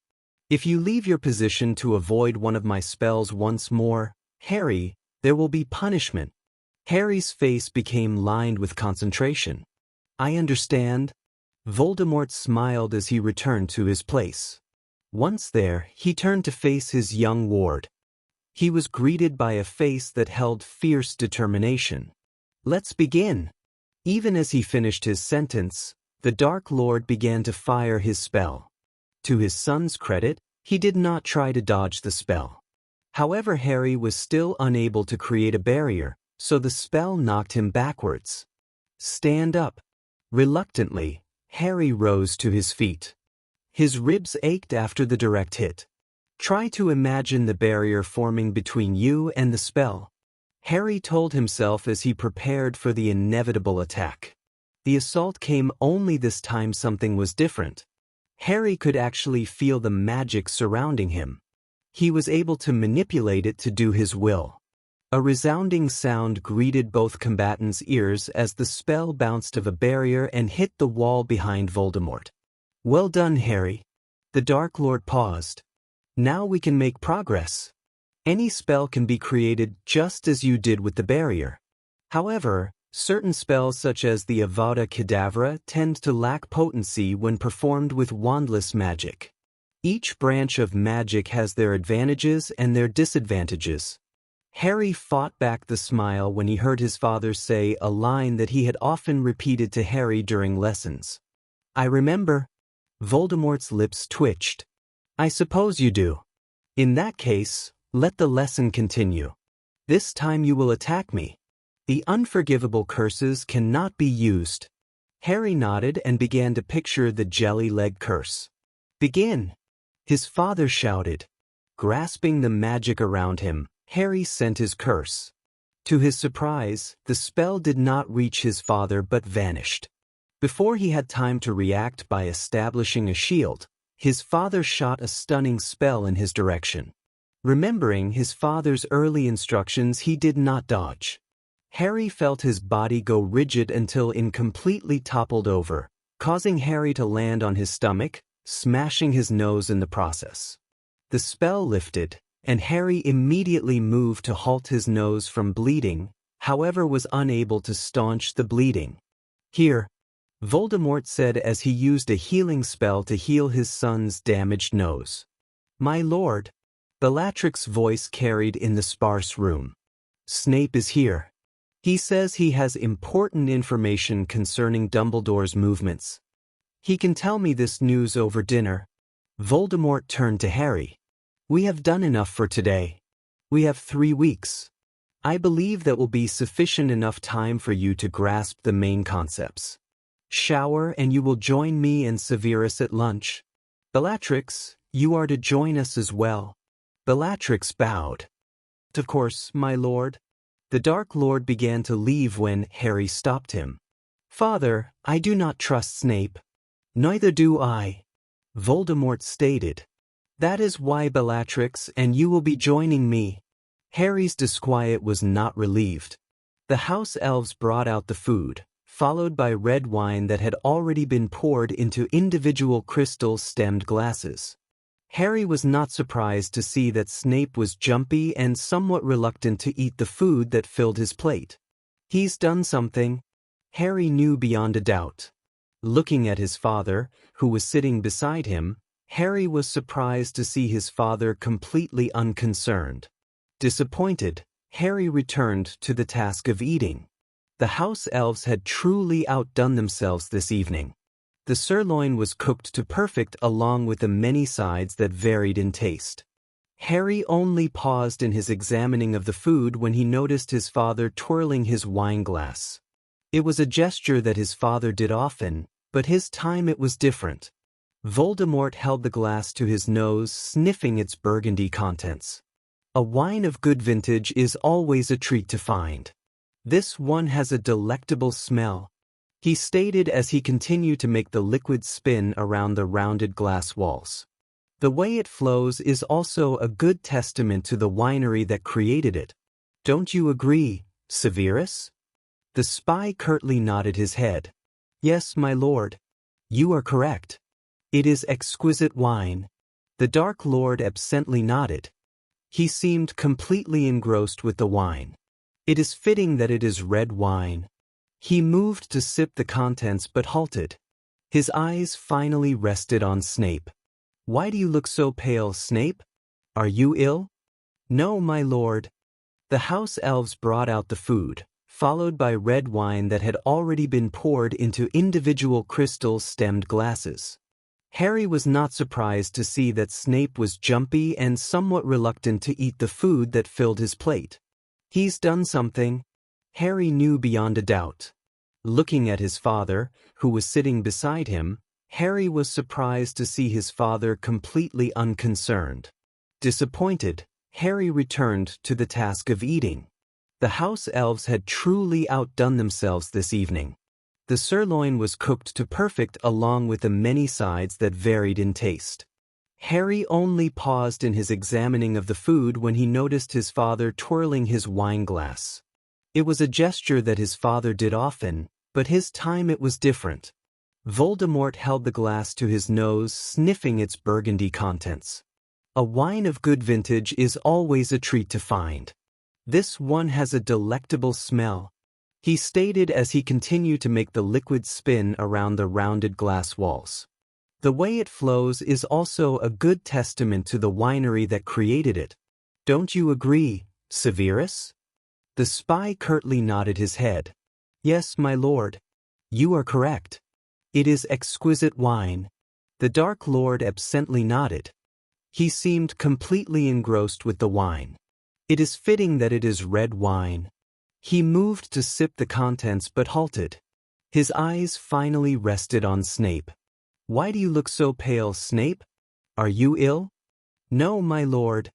Voldemort rested the cup onto the wood surface of the table. How did you get it into my cup? I do not know what you mean, my lord. The Dark Lord smiled, his gaze returning to the wine. If only all betrayals tasted as good as a high-quality wine. With that he brushed the glass off the table and onto the floor. The shards of glass mingled with claret pool. Now, Snape, how did you manage to get the wizard's bane into my glass? I hate to such excellent wine go to waste. I tricked the house elves into doing so. Cunning, Voldemort stated. Unfortunately, after this I can no allow you to live. One betrayal deserves another. Snape looked into the red eyes. After this I intend to serve one person, myself. My lord, you and Dumbledore will fight this war. I, however, refuse to be caught in the middle. Snape's hand grasped the portkey in his pocket and disappeared. Harry's dagger connected with thin air. Greasy bastard! Harry shouted. Bellatrix turned to Voldemort. How did you know? Voldemort took on a look of reflection. Some would call me a connoisseur of wine. The smell was slightly off. There is no doubt in my mind that he tried to conceal the wizard's bane. However, my sense of smell is greater than a human's. The brick surface of the London townhouse served as the perfect backrest. Replacing his newspaper back into his backpack, Harry began to move. The 3 days that he had been observing Fudge had proved rather uneventful. Walking past the guarded townhouse, which currently held the Minister of Magic, Harry was suddenly grateful for such simple charms such as the glamour charm. Brushing locks of brown hair from his now gray eyes, Harry gazed at the house. The Aurors watched him unsuspectingly. Harry smiled and waved in their direction. Only one of them returned his wave. Once past the townhouse, Harry turned the corner onto a bustling street. He smiled dully as he recalled one truth that he had learned during the years he had spent in his father's service. They never suspect the child. And when they realize the truth, most cannot kill the child, thus they die. Arriving at his next road, he left the street he was currently on behind. Raising his eyes from the sidewalk, Harry saw the park in the distance. A cool fall breeze caused his hair to blow into his eyes. The selected bench came into sight. Removing his paper from his bag once more, Harry sat down. Minutes later, Harry heard another person sit beside him. On your side? Harry asked. The black-haired 16-year-old smirked. Surprisingly open? Harry mumbled. Appearances can be deceiving. Just like how there were only 2 guards protecting the front. There has to be more. Harry smiled.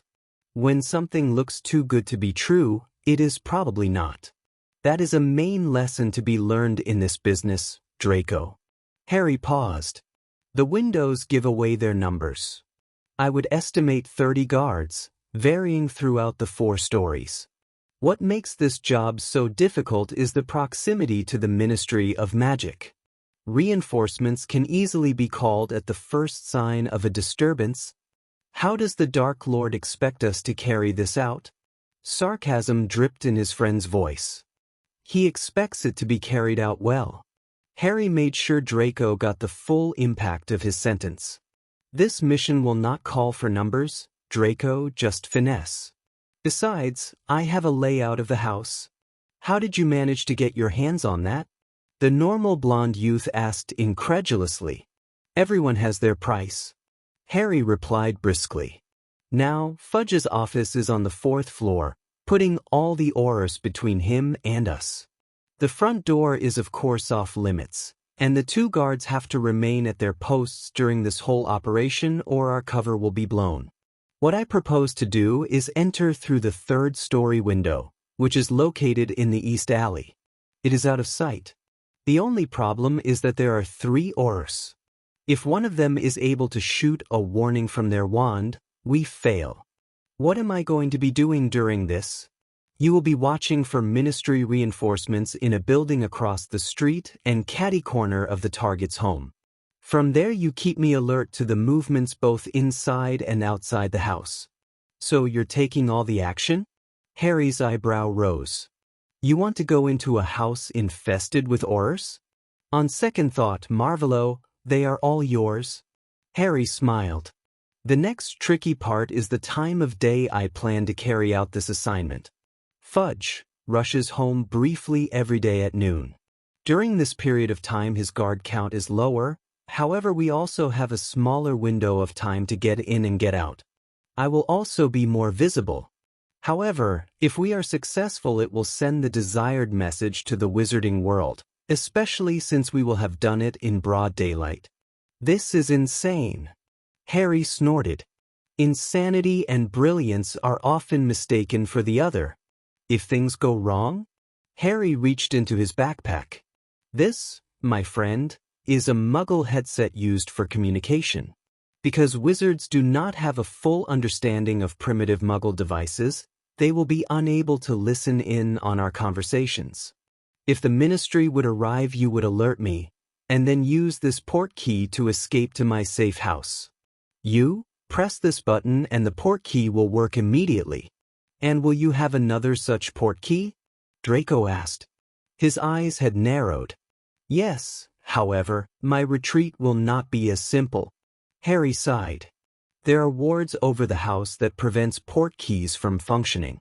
I will have to work my way out and then use the port key. There is a lot of risk. Draco said, still unimpressed by Harry's plan. For success, there has to be risk. Besides, if we came during the night, the increased number of guards would hinder my progress. Leaning forward in the bench, Draco looked at his friend from the corner of his eyes. When? This Thursday? Draco's now hazel eyes widened.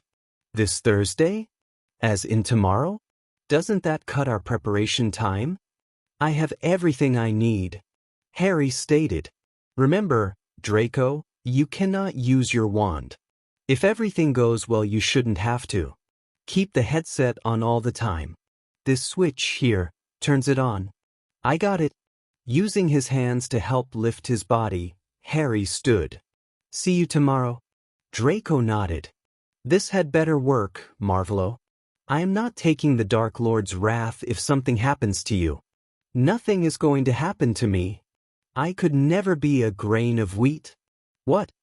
Harry smiled forlornly. Nothing. He, then, left an exceedingly perplexed Draco Malfoy. 1-3-2. Harry's mind echoed. His heart remained steady as he moved effortlessly through the back alley that lay behind the townhouse. In the foreground he could hear the Aurors talking idly amongst themselves. Hiding behind a trash bin, Harry waited, counting their movements. 3, just as plain. The sound of footsteps reached his ears. They were coming his way.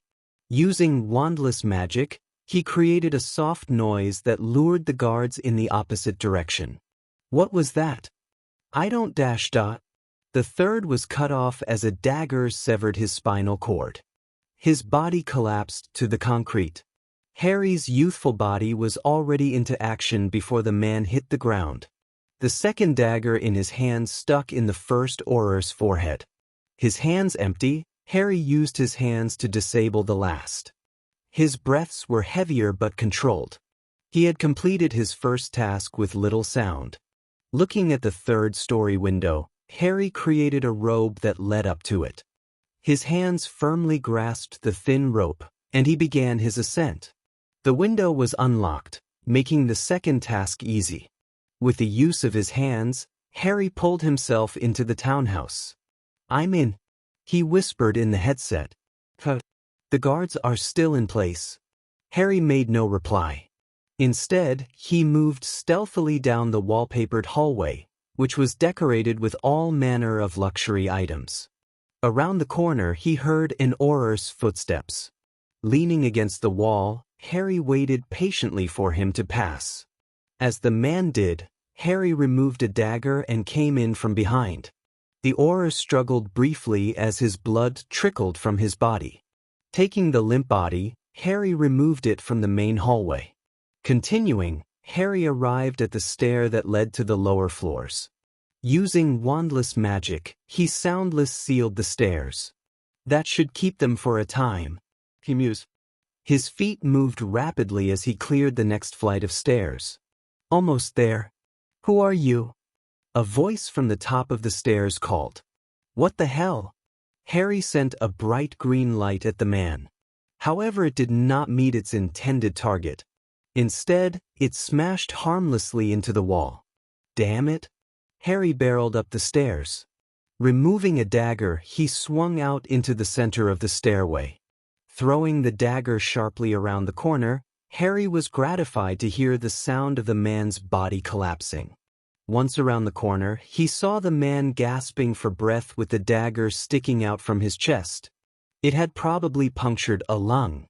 Don't worry, you won't have to suffer long, Harry whispered. Step away from him, a woman's voice called. Her wand directed at Harry's heart. Fire. Harry challenged her. A sparkle of orange light left her wand. Creating a shield, Harry sent the light harmless to his left. In return, Harry sent a powerful banishing charm. The woman and her bubblegum-colored hair went sailing into the wall behind her, rendering her unconscious. Now that she was out of the way, Harry removed his dagger from the man who had appeared to have died during the course of his fight with the woman he knew as Tonks. I'm on the 4th floor. Harry hissed into the microphone. I ran into some problems up here. Nothing happening so far down here. Draco's voice asked, crackling slightly due to interference. Amazing, Harry thought quietly. Next room is Fudge's. Good luck. Thanks. Opening the door, Harry was greeted by the sight of 2 Aurors, their wand trained on him. Mr. Potter, Fudge's voice called from where he was sitting behind his desk. I do believe you have an appointment at Azkaban. Harry smiled, bowing his head. Not yet. Sending a banishing charm, Harry hit one of the guards, sending him into a wall in the same manner that Tonks had. The second misfired his spell, giving Harry time to dispatch him with one of his daggers. Fluently, Harry sent another dagger at the other. Oh my God! Fudge stuttered as he sat petrified. Know that they are out of the way, we can get down to business? Harry stated briskly. First, I want you to sign a reprieve in the Dorian Potter case. What? Fudge's face turned a bright shade of scarlet. That little brat helped a monster like you to escape. Harry grinned. You are an idiot to think that I would need or ever want his aid. Then why have me sign a reprieve? I am a big fan of justice. Harry whispered. Some would say that I am justice's hands.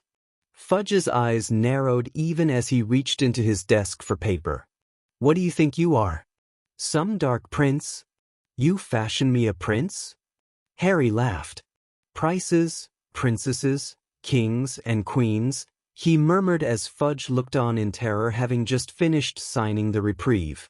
Harry brushed his bangs from his eyes as he lifted his face, giving the minister an unobstructed view of his countenance. They all had their chances to rule, however they fell, either to sword or time. They were replaced by revolutionaries and dictators. You, Fudge, are a monarchist long past your days of glory. Consider my father a revolutionary. The corners of Harry's lips twitched. If history is any indicator, he will become a dictator, and this conflict will spread until he is a Dark Lord. So you see, Fudge? I am neither a prince, for I am not weak like one, nor am I a revolutionary, because I have no secret agenda. Harry reached into his robes and removed a gleaming dagger. I am simply Voldemort's son. Harry's head released the dagger with a flick of his wrist, landing it in Fudge's throat. Blood trickled down the contours of the man's neck even as he blinked in surprise. The Minister of Magic's head landed on his desk as life left him. Harry did not pause in leaving. After all, he had killed 2 birds with 1 stone. As he began to leave the office, Draco's voice came cracking over the electronic headset. Reinforcements, on their way. Lots of them. Trigger ward? Damn interference, Harry hissed as he ran full speed down the hallway. Pushing his back against the nearest wall, he carefully inched his way to the window. Partially pulling the edge of the drape from the glass, Harry took a brief look at his opposition. Fuck.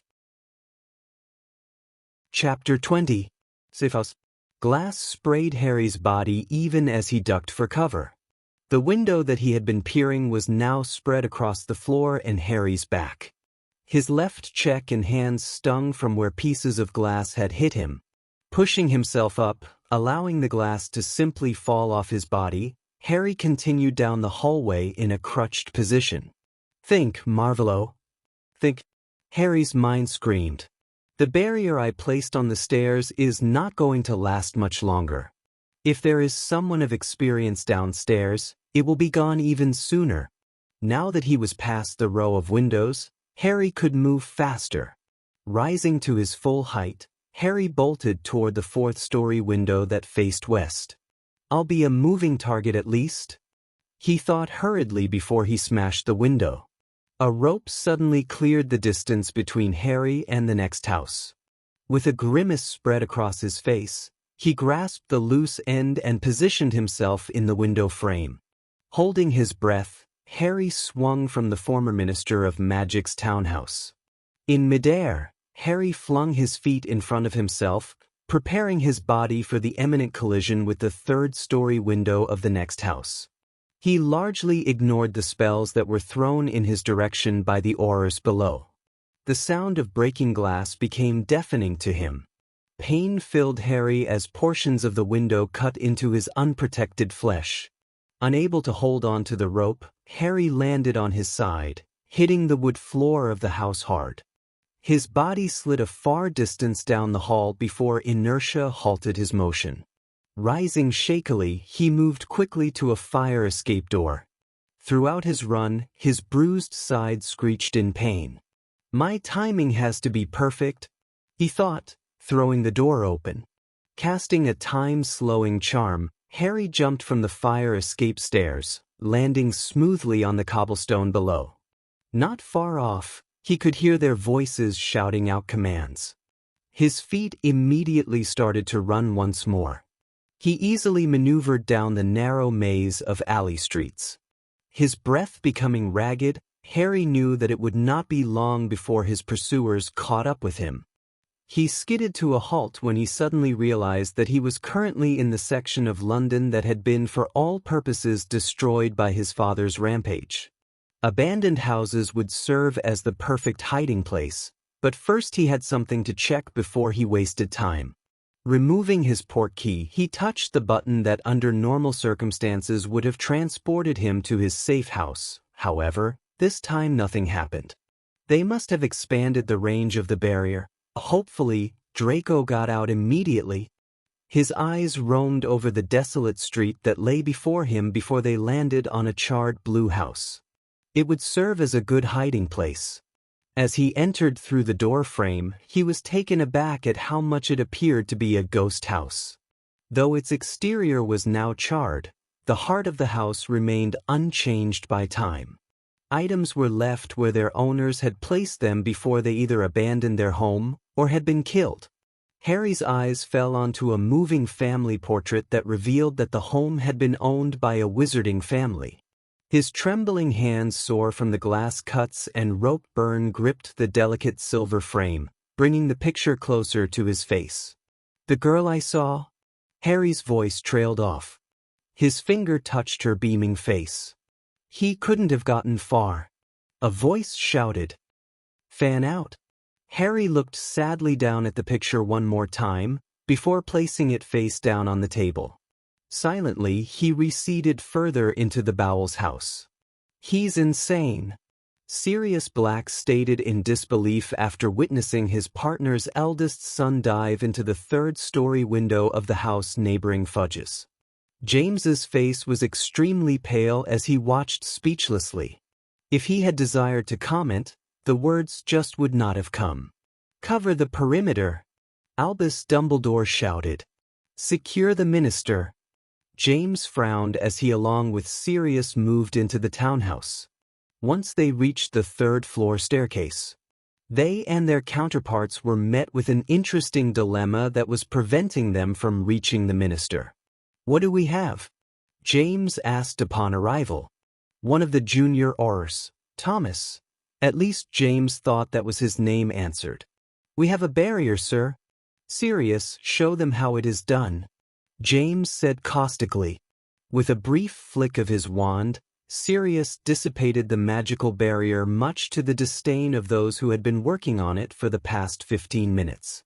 Not waiting for any more words from the newbies, James and Sirius continued up the stairs. On the fourth floor, they were taken aback when at the sight of two bodies that were recognizable two of their colleagues. "Tonks!" Sirius shouted even as he rushed to his cousin's side. His shaking fingers rested under her chin, searching for a pulse. "She's alive." James nodded.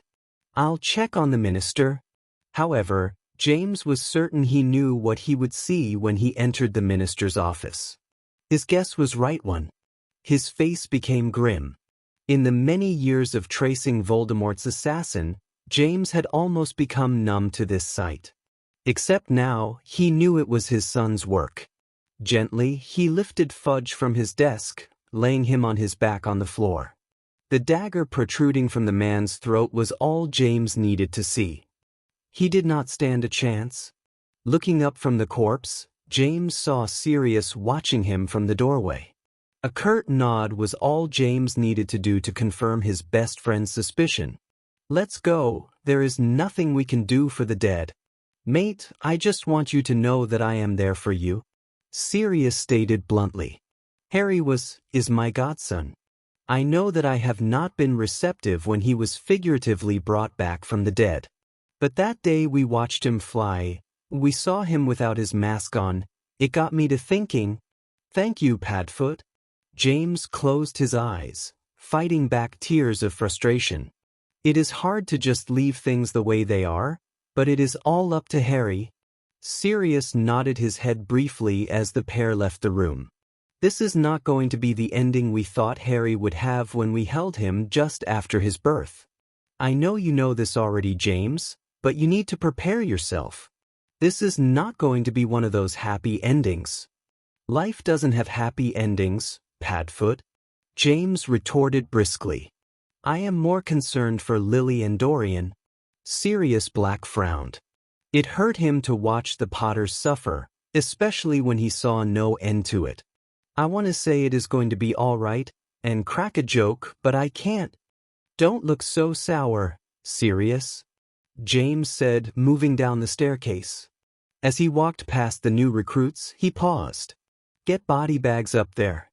The minister is dead. Tonks is in need of medical attention. See that she gets it?" "Yes, sir." Turning back to Sirius, James said, "We should report this to Dumbledore." Sirius frowned. "Perhaps you should let me do the talking. Remember your last conversation with him." "Deal," James said, recalling the shouting match he and the headmaster had had when James had returned to active duty. That conversation had ended nowhere and had officially created a perpetual rift between Dumbledore and the Potter family.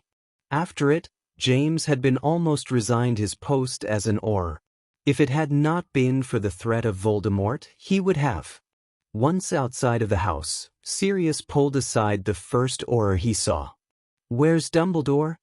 "He and Moody went to capture the assassin. I guess they have him trapped in the old burned-down section of town," the man stated. "So, Fudge is dead?" "Yes," Sirius stated, walking away. Out of the corner, he watched as his partner fell into step with him. "What is going through your mind?" "We have to get to Harry before they do." The sound of creaking floorboards echoed morosely with every step Harry took. In the back of his mind, he was slightly concerned about the condemned building's ability to support his weight. However, if he was having second thoughts, it was likely that the Aurors would also. The floor behind him groaned loudly, causing Harry to freeze. His eyes sought his follower even as he sent a spell in their direction. The sound of an object breaking reached his ears. His face turned quickly to peer over his shoulder. Harry's mouth parted as he watched shimmering shards, which had once been a mirror, fall to the ground, creating more pieces to a puzzle. In each shard he saw a reflection of himself. After a few moments of pause, Harry reached the conclusion that the noise had not come from a human but rather the house itself. Moving slowly over the pieces, Harry looked up at the frame that held only one piece. In it rested a flawless reflection of the right side of Harry's face. A smile slowly touched the youth's face as he examined the partial depiction of his complexion. "I am killing myself," he whispered quietly as he touched the smooth surface. "I am killing myself, yet I do not care." Removing his fingers, Harry continued his walk through the hallway. The glass was cold, Harry whispered, voicing his final contemplation aloud. Through the worn walls, Harry could hear the voices of the frantic Aurors, looking for any trace of him. One such voice mentioned something about demolishing the buildings. Moving into a side room, Harry pressed his ear up to the drywall and strained to hear their conversation, which proved to be short-lived and useless. Frowning, Harry rested his back against the wall and began to wait for the ministry to make its first move. A sniffling sound emitted from the corner, breaking Harry's concentration.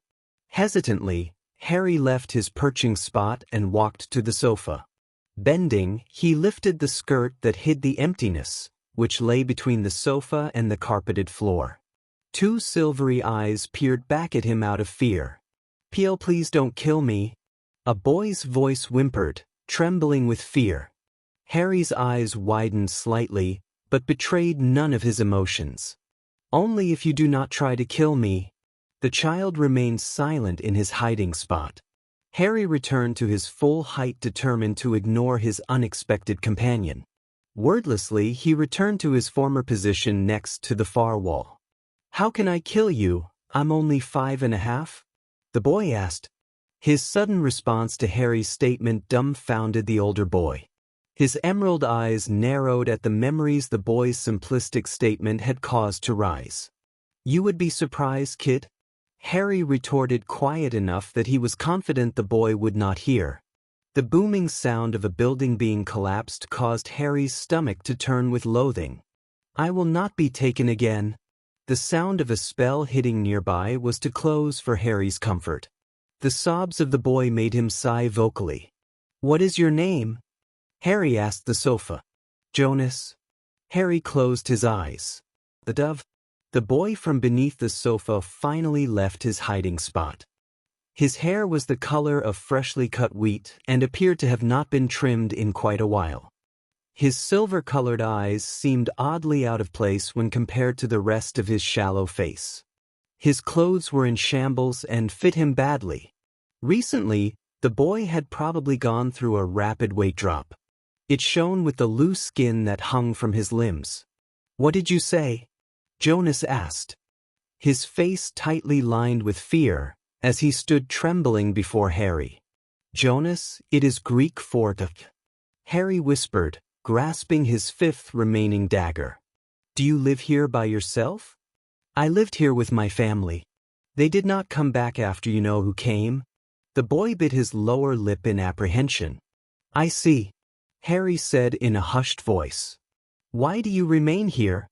"I didn't dash dot." Jonas halted as the sound of yet another building falling to the ground. "I didn't want to go to an orphanage." Harry's face took on a look of deep reflection. "My father was raised in an orphanage. He did not like it very much." Jonas stared silently at Harry. You know whose son?"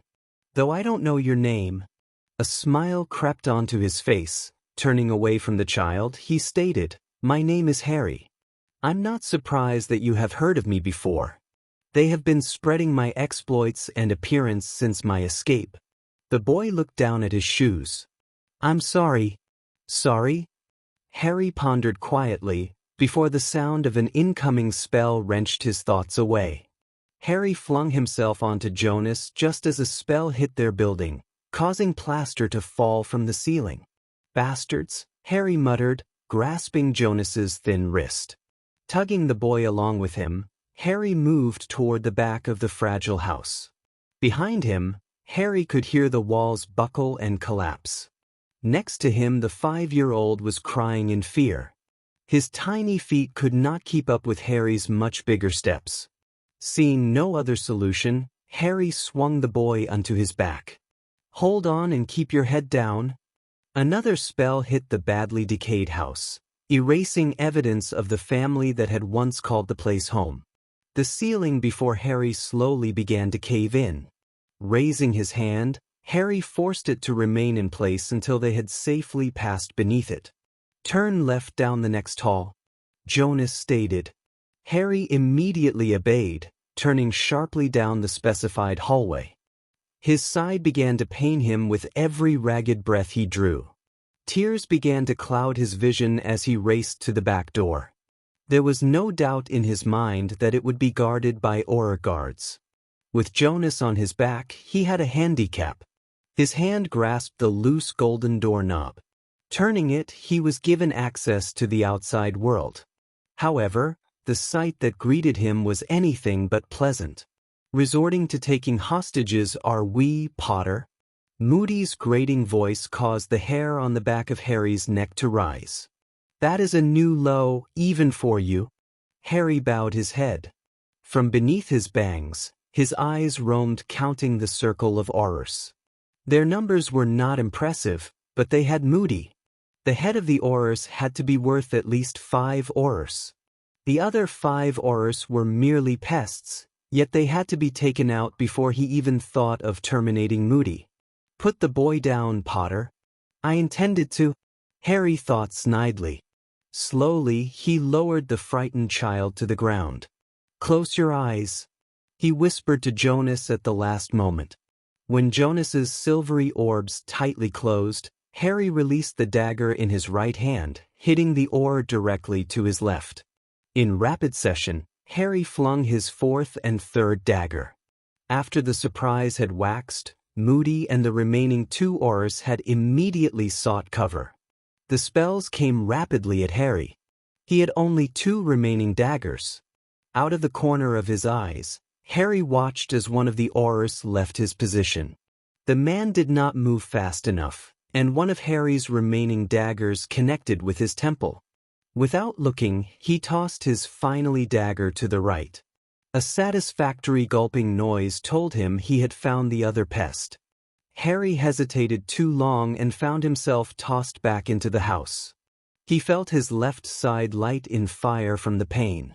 The intensity almost caused him to lose consciousness. However, his sheer determination prevented such an occurrence from happening. Instead, he accepted the pain, even when he fell heavily to the ground. His body shook as a coughing spasm overtook him. Numbly, Harry felt his lips become moist. Raising his hand, he wiped the liquid from his lips. His hand came back covered in blood. My ribs must have been broken. You can't go on, Potter, Moody said as he loomed over Harry's now still body. It hurts, doesn't it? Death does hurt. Slowly it rips one's soul from the body, leaving nothing more than an empty shell. It is a fate most fitting for you, to feel what your victims have felt. Harry smiled, revealing his crimson-stained teeth. I'm not dying yet, Moody. A few broken ribs cannot stop me from leaving his hell. In that case, it is nighty-night for you, and in the morning you will truly have seen hell. To Harry's horror, Jonas came to stand between him and Moody. Stand down, boy. Please, don't hurt him. Moody's face constricted into one of rage. Without further warning, the old Aur roughly pushed the child out of his path. Harry heard Jonas's uttered gasp of pain when he soundly hit the pavement, his tears filling the back alley. Those tears spurred Harry into action. Hoisting himself onto his knees, Harry crawled quickly, falling onto the corpse of one of his victims. His pale hands held tightly onto the dagger that had entered the man's heart. "Get your filthy hands off him!" Harry retched again, coughing more blood. "Gladly," he hissed. Moody staggered backwards, dropping his wand. A silver dagger protruded from his stomach. Groggily, Harry forced himself to stand. His whole body wavered as he walked toward the downed oar, threatening to cave. He paused, carefully kneeling down to examine Jonas, whose body shook with sobs as he held his sprained wrist. Staring coldly at Moody, Harry removed a dagger from another corpse. When he was directly in front of the head oar, he fell to his knees so that he and the older man could look directly into each other's eyes. "You are right about one thing, Moody. My hands are blackened." His voice shook as he tried to stop the coughs. "No matter how many times I wash them, I cannot clean them." More blood entered his mouth. In the end, more blood blackens them further. Moody grasped the dagger that was lodged in his stomach. The blood oozed between his clenched fingers. His eyes wide as he looked at Harry's gaunt face. A child born of death, naive, scared, lethal, and ultimately doomed. "I wouldn't remove it if I were you, Moody. A stomach wound is a slow and horrible way to die. Very painful. I would imagine that you would live longer with the dagger in." Moody eyes began to glaze. "You won't survive this spawn of Voldemort?" Harry closed his eyes when he thrust the second dagger into the ground. "I do not wish to survive this, Moody. I tasted the fruit. I have seen the different shades of gray, and it is killing me. I cannot get these spots off my hands." "Why not kill yourself?" Moody shouted. "My father still needs me." Harry hissed, rising painfully to his feet. "I will let you live only to tell Dumbledore that I am waiting for him. He will know how to find me." "How?" Harry turned his back on Moody. "Come, Jonas. We're leaving." "Kid, don't follow him," Moody shouted even as he shook with pain. "Only death follows him." Grasping his hurt wrist, Jonas only spared Moody one glance, before chasing after Harry. The two walked in silence, not wishing to draw the spread aura's attention. Harry knew that it would not take them long to discover Moody. Several blocks passed without incident before Harry finally paused. His hand entered his inner pocket. "He's a what?" Harry smiled wistfully. "He's my bird." Draco looked at him as if he were cracked. "He's not a bird." "I know." Harry paused. It was meant figuratively. Harry walked away from his friend, moving to a pillow-covered chest. Removing the pillows, he pulled the lid upwards. "What do you mean by figuratively?" Draco moved to stand beside his friend, who was peering intently at the contents of the chest. Curious, Draco watched as Harry removed a silver mechanism. "What is that?" Harry smiled as he admired the weapon. "This is a SIG P230 SL. Harry removed the empty magazine. Its magazine has the capacity to hold 8 rounds. In a fleeting movement, he leveled the barrel at Draco, causing the other to jump. Harry smirked, while Draco frowned. "Is it dangerous?" "You tell me." "You jumped." Grabbing the empty magazine, Harry meticulously reloaded it with bullets. "It is a Muggle firearm, Draco. I haven't used it in a long time. Do you remember how? It's like riding a bicycle, you never forget." Harry returned the magazine. "I think it would be more suiting if you continued used your wand. It would be too dangerous to give you a gun." Harry, however, did remove and load a Beretta M84. "Jonas, come here." Harry began talking before the boy had reached him. "You will be leaving through a passageway. If anyone attacks you, I want you to use this." The small jet black Beretta seemed to fit perfectly in Jonas's hands, causing Harry to recall some of his earlier missions. Abruptly, he regretted placing that gun in the boy's hand. Only use if you have to? Jonas simply nodded his head. Fear was not evident in his eyes, once again painfully reminding Harry of another boy. Shaking his head to rid his mind of his thoughts, Harry rose to his feet and quickly showed the youth how to operate the gun. When he had finished, Harry stretched. His body felt relieved, a sure sign that the potion had done its job. "We have to get ready, Draco," Harry said. "Jonas, come." The boy followed him until Harry stopped before a door. Opening it, he revealed a narrow staircase. "Jonas, you are to follow this tunnel. I will come for you later. Now go." Once the boy had entered, Harry shut and locked the door. He would not give Jonas the opportunity to change his mind. "My bird," Harry thought absent-mindedly to himself. "The carrier of the items I lost. Why couldn't we take this secret passageway?" Draco asked morosely. Where would the fun be in that? Harry continued down the hallway, leaving his friend to run to catch him. "I will not pass up this chance to kill Dumbledore." Draco frowned. "Are you sure we are not walking into something we cannot handle? This is very Gryffindor-like of you, Marvolo." Harry stopped, though his face continued to stare forward. His bangs hid his eyes from his friend, leaving Draco to wonder if his friend was angry or about to give in to reason. "Draco, school is out. This is what we call life," Harry muttered. "I am not rushing into this fight. We have the advantage and we will exploit that advantage. This is my turf. I know it well." Draco looked out a grimy window at the polluted industrial region. At least there would be no lack of cover. Nodding his head, Draco silently agreed. "I'm with you, Marvolo."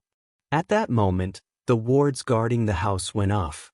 With a wave of his wand, Harry silenced them.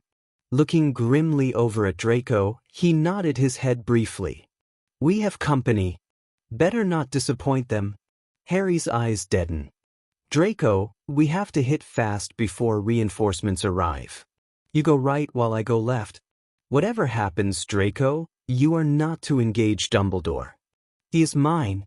One curt nod was the only answer Harry needed, and the pair split, going in opposite directions. Replacing his wand into his robes, Harry withdrew the essives. Pausing before he turned the corridor, he cocked the barrel. His index finger rested lightly on the trigger. Turning the corner, Harry pulled the trigger hard, nailing an aura in the head. The man's blood decorated the back wall. Once more Harry readied the gun as he barreled down the hallway. This was his house. He was not bound to allow it to be sullied by Dumbledore or his men. Coming to a T in the hallway, Harry extended his right hand, which held the essie, down the one side while he used wandless magic to cover the left side. A scream exited the throat of a female aura just as the bullet from the essie connected with her chest, knocking her backwards. To Harry's left, the second dark wizard catcher never got to utter another sound as a red beam severed his head from his body. Turning sharply to the left, Harry began his descent down the stair to the ground floor. In rapid succession, Harry fired of 3 rounds, each hitting a different target. Ducking for cover behind a dilapidated sofa, Harry returned his key to its holder and removed his wand. He would save the last 3 rounds. "Avada Kedavra!" Harry screamed at an aura that stood before the exit. The man's body was hurled backwards, his eyes wide though lacking life. Crouching close to the ground and wall, Harry hurled the door open. As he expected, spells instantly followed, however they connected only with air. His opponents paused dumbfounded, and in that moment Harry acted. Decisively, he terminated the 3 guards. His head bowed, he walked toward Draco's exit, leaving the corpse behind. In the distance, he heard a cry that he knew did not belong to Draco. At a sprint, Harry continued. Around the corner of the building, he paused to see Draco toying with one of his victims. The aura withered underneath the Cruciatus curse. Without his friend's notice, Harry came to stand beside him. Harry's face tightened as he watched the man's body twist in agony. He remained wordless, only raising his wand. Avada Kedavra, Harry's hushed voice said. Draco jumped at the voice. Harry, however, made no move to recognize the blonde. Why did you do that? Draco shouted. You almost gave me a heart attack. Don't behave like a common Death Eater. Harry retorted angrily. What is wrong with you, Marvolo? Harry's jaw clenched. Give them quick deaths. Silence fell between them. We don't have time for this, Draco. Harry waved at the crumpled form. Draco's face still portrayed the rage he felt. However, he made no further comment. A spell came at the pair, forcing them to concentrate on the matter at hand. Both immediately sought cover. Draco, Harry called. Same as last time. They are spread throughout the warehouses. Draco nodded his head sharply, and then left his cover, which was rusted old car. Harry immediately followed suit, however he went left, while Draco took the right. Using his wand to block the spells that attacked him, Harry made it safely to the first warehouse. In his blood, he could almost feel Dumbledore nearby. Harry could still remember how it felt to have the man's eyes resting on him. It was unnerving. As his feet hit the pavement, words flitted through his head. Canta per me any addio. Quel dolce suono. De passati giorni. Mi semper rementa. A beam of blue light shot from his wand, puncturing an Auror's chest. The man fell silently to the ground as his life force drained from his body. Harry's eyes darted around the street looking for his next opponent. La vita dell'amore. Dilet del signor mio. O felice, tu anima mia. Canter adagio. He did not have to look far. And with a quick slash of his wand he sent the fool flying through the air into a building. A thunking noise echoed, reaching Harry's ears. However, it did not occupy Harry's mind long since his next victim was now racing toward him. A dull red light emitted from Harry's wand. When it hit the Auror's chest it left a gaping wound, one that no amount of magic could repair. The man's glassy eyes peered back at the youth. His mouth moved but no words formed. Instead he collapsed to the ground. Temper la cetri cantra. Il ino di mort. Viasi skyud il seal. Volano el rajo. Harry ran past the dead man, turning to his right. He paused briefly to allow his lungs draw in the necessary breaths. Harry was about to move once more when he suddenly halted. Spinning around, he was greeted by the image of the aged Albus Dumbledore. The man's icy blue eyes lacked their usually twinkle, making them oddly match Harry's own dead eyes. A cold smile tugged at Harry's lips. I have waited for this moment. What do you hope to gain from this, Harry? The headmaster asked. Clutching his wand tightly, Harry caused his fingers to change to a paler color. Nothing and everything. Raising his wand, Harry laughed quietly before he began this dance of death. La vita dell'amore. Dilet del signor mio. O felice, tu anima mia. Canta addio. Chapter 21. Can't go back. The pavement echoed with the sound of moving feet, creating a rhythm that the city lights seemed to dance in step with. In the background, rubble fell when a slashing spell sent from Harry's wand hit Dumbledore's barrier. Undeterred, Harry continued his assault on the headmaster. A hellish light glinted in Harry's eyes, causing a level of trepidation to rise in Dumbledore. Harry, I can understand your anger at me, Dumbledore shouted after blocking another one of Harry's attacks. You know nothing of my rage. The youth dodged a stunner. Dumbledore frowned forbiddingly. Why can't you allow yourself to be saved? Why do you allow yourself to suffer so? I gave you a choice to end this. A slight breeze tugged at the youth's black hair. What choice? There was never a choice, Dumbledore. Harry retorted, his face becoming unrecognizable when compared with that youth that had been at Hogwarts. You owe Voldemort nothing. Dumbledore tried to reason. You would have had a happy life if he had not robbed you from the cradle. Harry laughed, his wand never leaving his target. Would I have? Oh, how little you know. If I hadn't been taken, my biological parents would have been killed. Then after they were out of the way, you would have stepped in. I may have been your pawn in that life, but I will not be in this lifetime. Harry, please. You are not a murderer. Today I will become one. Harry paused, smirking. Now, dear headmaster, this is a fight to the death, not a conversation of my father's parenting skills. I suggest you prepare yourself. Even as Harry finished his sentence, he released another slashing spell at Dumbledore. Dumbledore blocked the spell. I will not fight you. Harry's eyes flickered dangerously. You will fight. I will not give you the pleasure of a fight. Dumbledore stated firmly. You are not a cold-blood killer. You will not be able to strike me down unless I fight back. A bright red light grazed the headmaster's right shoulder. Harry sneered at the look of surprise that graced Dumbledore's face. The headmaster's eyes sparked briefly before they cooled, while his lips parted. His hand touched the injured location, and in seconds the cut healed. I am a monster, Dumbledore, a monster that needs slain. You can truly see me now, yet you still try to save me. You did not do so with my father. Dumbledore shook his head. I can truly see you, and that is why I cannot kill you. You are different from your father, yet you are the same. It is almost as if you have become the same person. Then Dumbledore did the unforgivable. He turned his back on Harry and began to walk away. Don't turn your back to me, Dumbledore. Harry screamed as he leveled his wand at his moving target. Dumbledore paused, looking briefly over his shoulder. You can feel the decay. That is why you search for this end, Harry.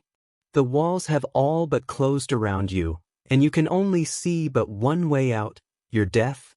He paused. That is why you fight me now, Harry. You do not seek my death but your own. And that is something I will not give you, because I cannot kill something that does not even know itself. Do not presume to know what is in my mind. Harry retorted, his knuckles now white. I want you to die. To die for showing you the truth? To die for awaking you from fantasy? No, Harry murmured. For killing me in a most painful manner. For the poison you gave me is the slowest, most painful poison you could have possibly put in my bloodstream. The truth is never easy to swallow. It was not the truth, it was morality. Harry whispered. It plagues my every move and eats at my soul. You will not believe this, Dumbledore, but I was once happy. I once knew life. Then you showed me the shadows. Ironic really, you sought to show me light, but I had already basked in its warmth.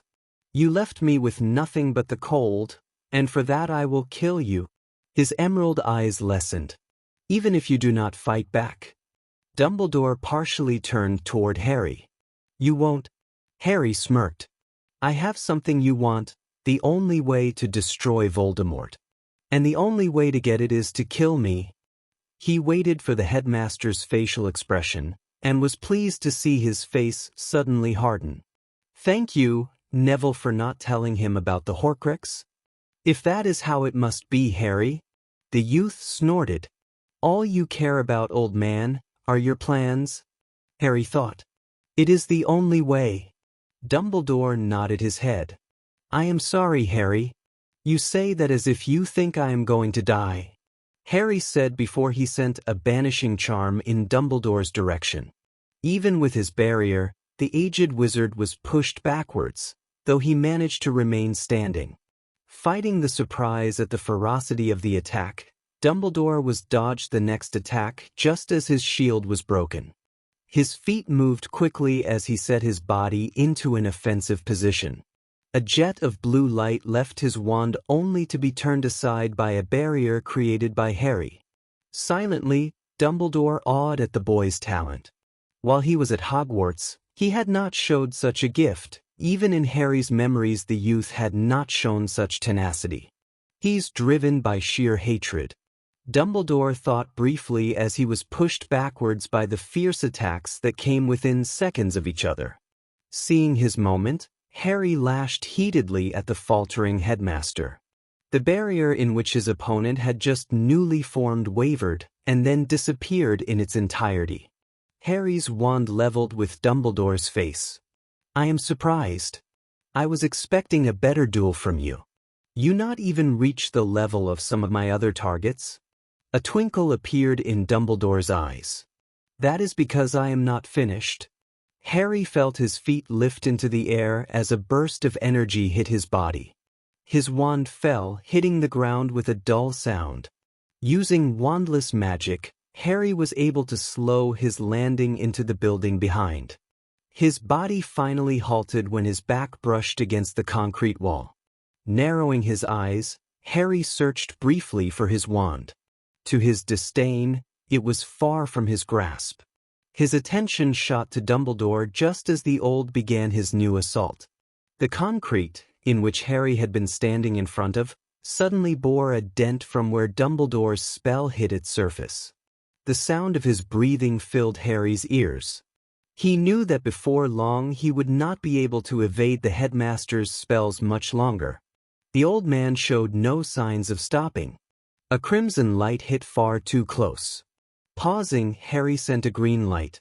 The light started strongly, however, before it reached its target it fizzled to nothingness. Harry moaned with pain when a spark of red collided with his left hip. Calling upon his anger, he created a slashing spell. This time his wandless magic met its intended target, ripping Dumbledore's right sleeve and flesh. Blood shot from the wound as the spell shot past. In reaction to the sharp pain, the headmaster's hand released his wand. With his left hand, Dumbledore grasped his wounded arm. "You are stronger than I had first thought, Harry." Harry smirked across from his opponent, not even bothering to staunch his own wound. The pain that he had felt became numb as he grew accustomed to its throbs. "Enough chat, . Harry did not finish his sentence. The magically burst that Dumbledore had shot at him seemed to trace his movements. His evasive maneuvers were not enough, and the bolt hit behind him with enough power that the pavement splitter shooting up into the air with Harry. The hard pieces of debris battered Harry's body. When the maelstrom of rubble had finally settled, Dumbledore was pleased to see Harry's form collapsed on the pavement. The sound of the headmaster's footsteps slowly approaching his down body caused Harry to grab at what energy he could muster. He could sense the old man staring down. His gaze caused the hair of the back of Harry's head to rise. One wizened hand touched his shoulder and slowly turned his limp body over. When Harry felt this, he reacted with lightning reactions. The old wizard screamed, and quickly he retracted his hand as a bolt that felt like electricity coursed through his body. His distressed mind only vaguely sensed his body being lifted into the air.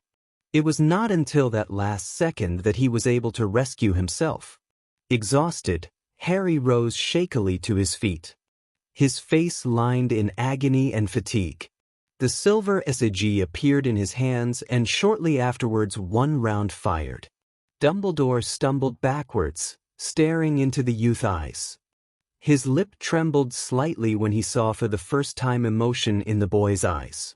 In the orbs of emerald, he saw fear mingled with anger surrounded desperation. Harry's hand shook violently as the wave of emotions he could not understand assaulted his mind.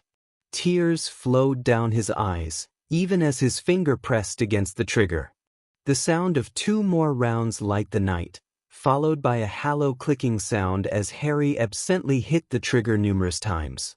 Understanding flared into Harry's mind and the barrel of the fell to the ground.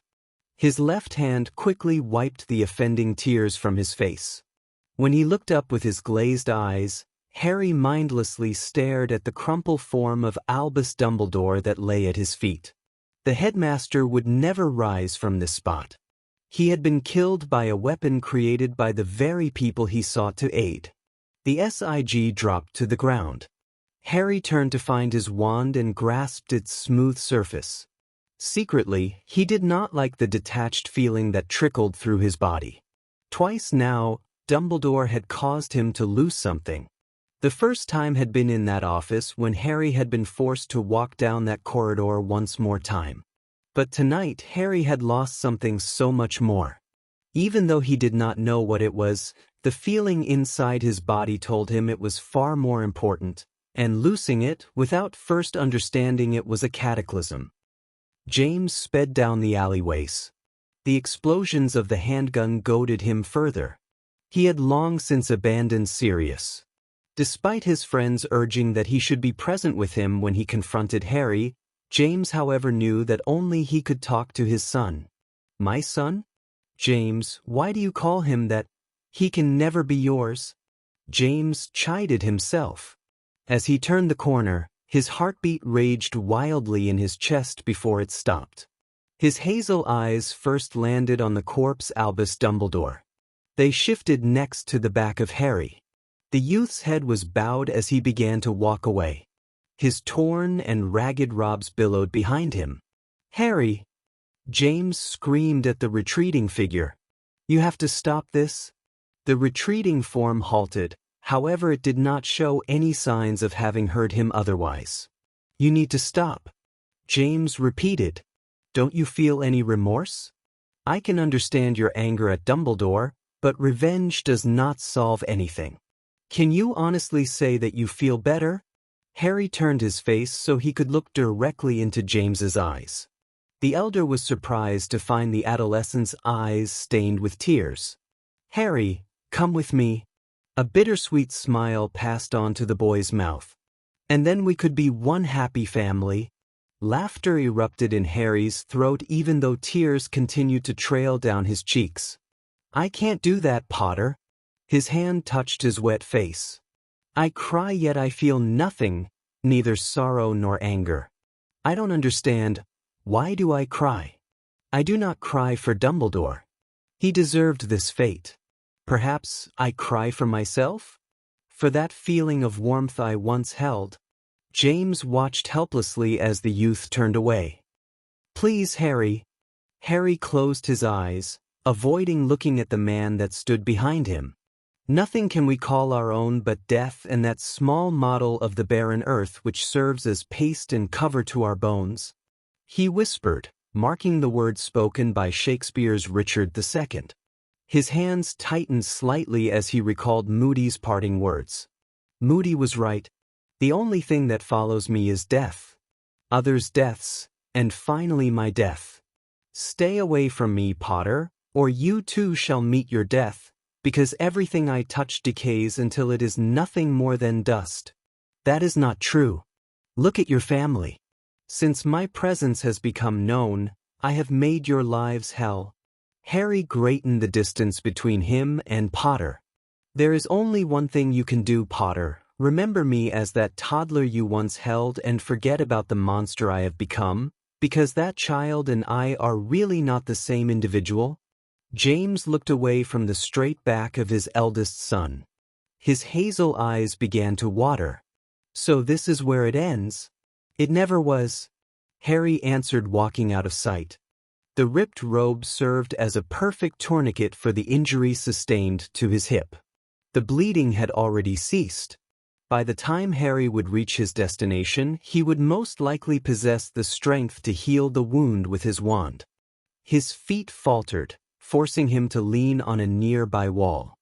His shagging shoulders raised as he inhaled sharply, trying to get enough air into his lungs.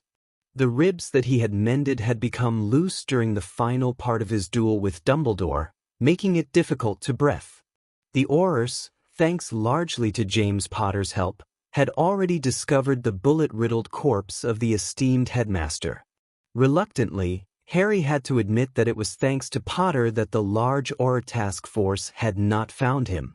Harry silently wondered if Draco would be at the apparition point. A certainty filled Harry's frame. He will be there. Pushing off from the wall, Harry's leg treaded onward. He still had to pick up the boy. His mind wandered briefly on to the topic of why he had taken to the boy. He holds what I have lost. His mind flashed back to the mythology of birds, in which it was said they carried a person's soul in birth and death. Vaguely, Harry nodded his head in sureness. He holds what I lost. The passageway's exit lay just ahead. Quietly, Harry approached the small boy. The Beretta leveled at Harry. The boy's eyes closed without actually seeing who stood before him. In panic, Jonas pulled the trigger. With his wand in hand, Harry constructed a barrier. The bullet's course was averted to the brick exterior of a building. The Beretta dropped to the ground the second Jonas actually took the time to see who he had fired at. His eyes widened with remorse when he saw Harry on his knees before him. I didn't dash. He began before he was cut off. I shouldn't have snuck up on you, Harry said between his gasps. Hand me the gun. We have to leave. The boy cautiously picked up the metal weapon. He was eyeing it with fear. Harry immediately pulled it from the boy's grip and replaced it in his robes after setting the safety. Let's go, Harry ordered, rising painfully to his feet. Jonas fell into step beside him. His eyes still portrayed the regret he felt concerning the gun. I'm sorry, his little voice said. Harry looked briefly at the blond youth before returning his eyes straight ahead. Words are meaningless, Jonas. Actions speak louder. The boy frowned as he considered them. For the remainder of the journey he remained absolutely silent, which suited Harry. At the apparition site, Harry's heart lightened to see Draco standing ready to leave. You got to be kidding me, Marvolo.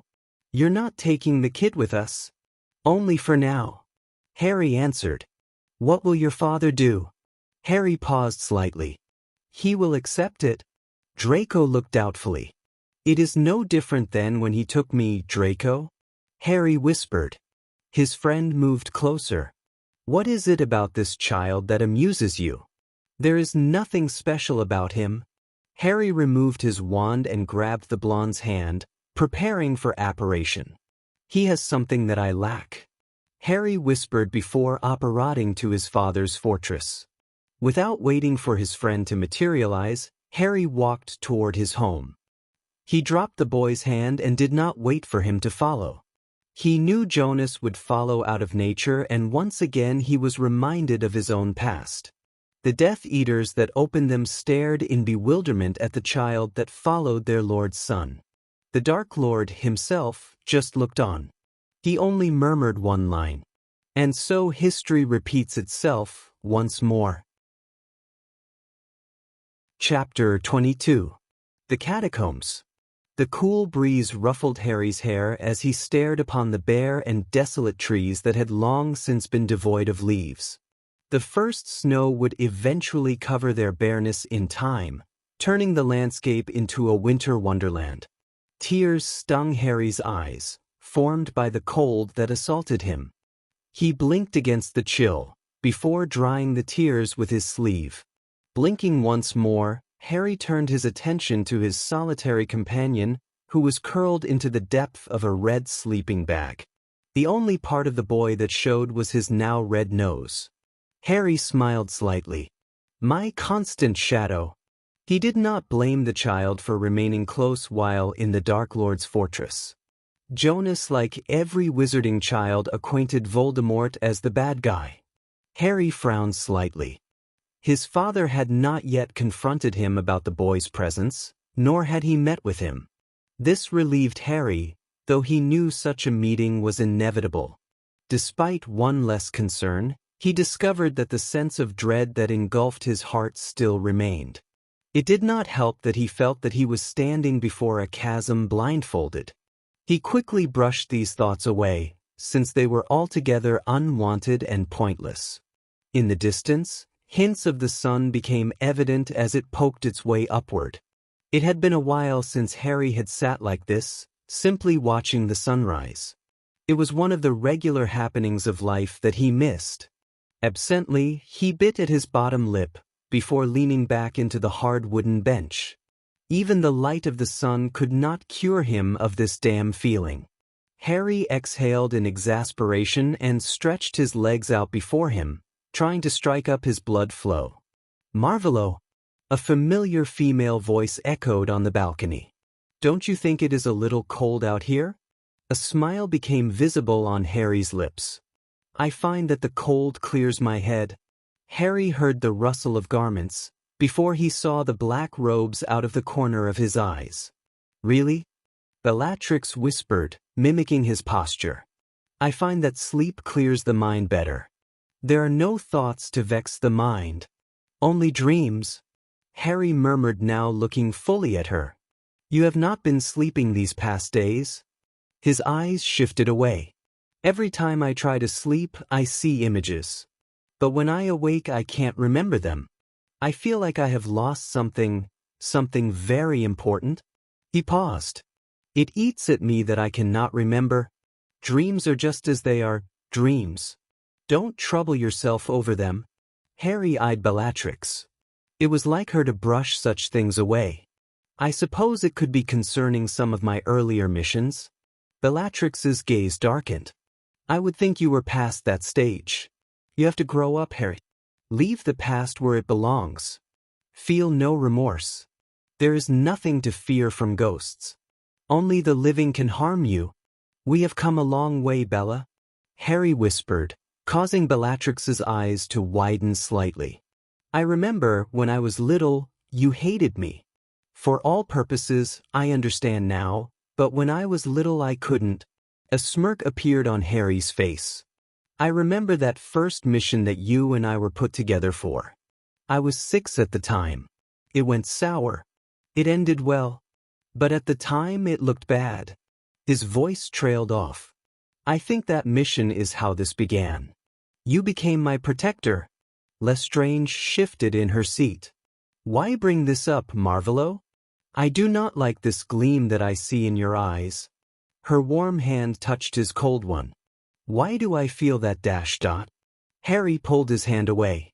Don't say it, Bellatrix, and then perhaps we can continue to be blind. Besides, it will only make our lives miserable to guess the future. I hate goodbyes, she stated, staring sullenly at the forest below. Always one to disregard. He rose from the bench, looking down at the woman that had been like a mother, albeit a twisted one, but a mother all the same. I know you are not one for sentiments, but I dash dot. I know. Bellatrix stated simply, refusing to meet his eyes. Harry smirked. Words are meaningless. Harry blinked, and when he opened his eyes, his jaw went lax. The sun seemed to cast a ghostly glow on the woman who sat alone on the bench. Why do you seek meaning in everything? He questioned in his mind before bending down and lifting the sleeping form of Jonas. Let's go in. Bellatrix shook her head and continued to lounge on the bench. I will catch up in a bit. Her gaze returned the sunrise, though her eyes seemed focused on something far more secluded. The afternoon had progressed. The first snowflakes began their descent from the gray clouds that seemed endless.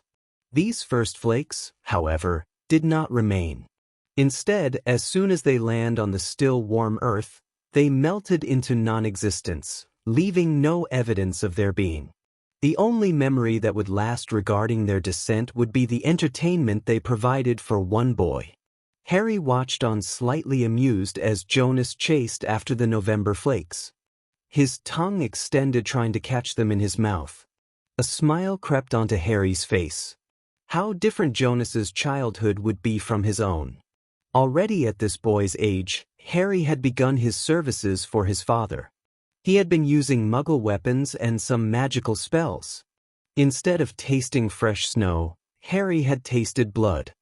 He had only watched from his secluded studies as the snow fell, wondering silently what the white substance would feel like if it would touch his face. A frown replaced the smile. Snow did not hold happy memories. His mind flashed back to him, walking idly down a country road. The cold snow had stung his face, while the winter air caused his blood-soaked hands to harden. His thoughts were brought back to the moment when he felt a presence beside him. Harry turned his head and looked at his father. Voldemort's eyes followed the gleeful child.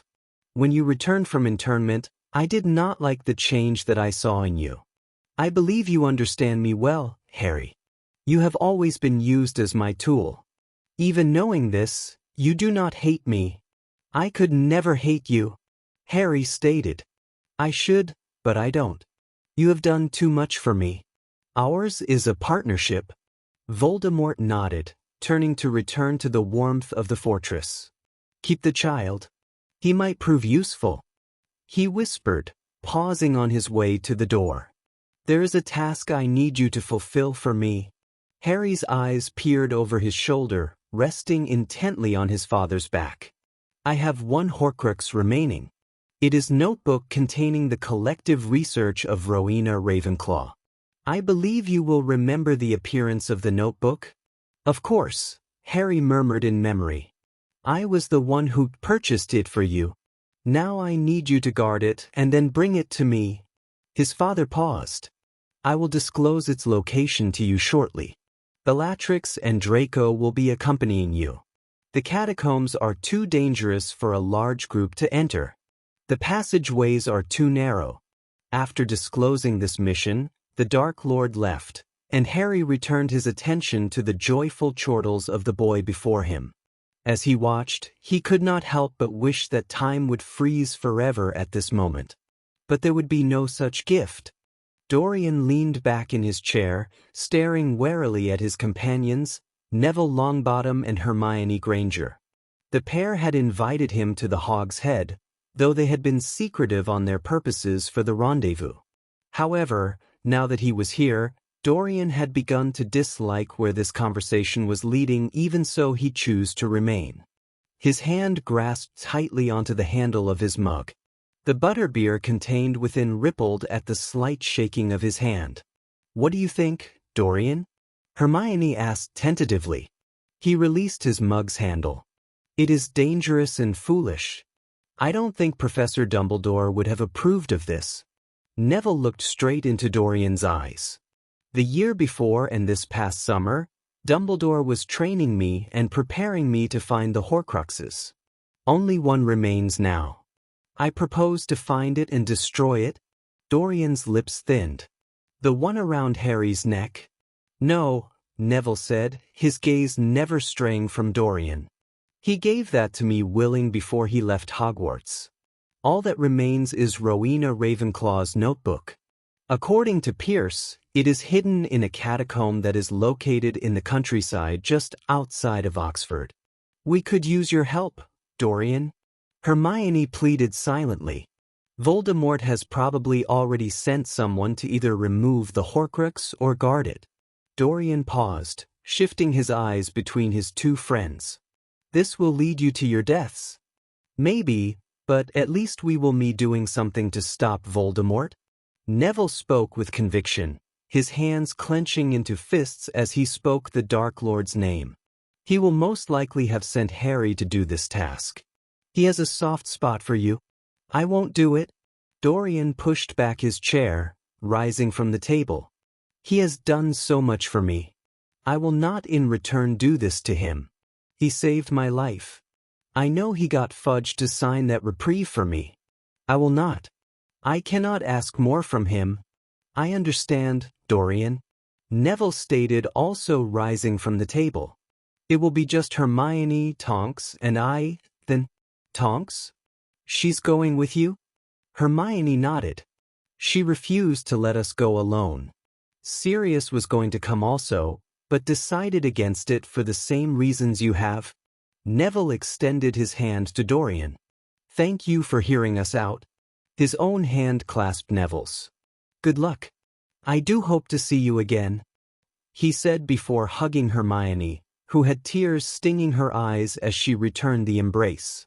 We will see you hopefully soon, Dorian, she whispered. Keep out of trouble. You know me, Hermione, I am trouble. A lopsided grin briefly touched Dorian's face before it vanished. How do they expect to succeed where Dumbledore failed? He looked at the pair once more before leaving the pub. Inhaling the brisk November air, he had one last thought. It is good to be alive. Inside, Neville turned to Hermione. We knew he wouldn't come, he stated. The curls in Hermione's hair bounced when she nodded her head. It was worth the try.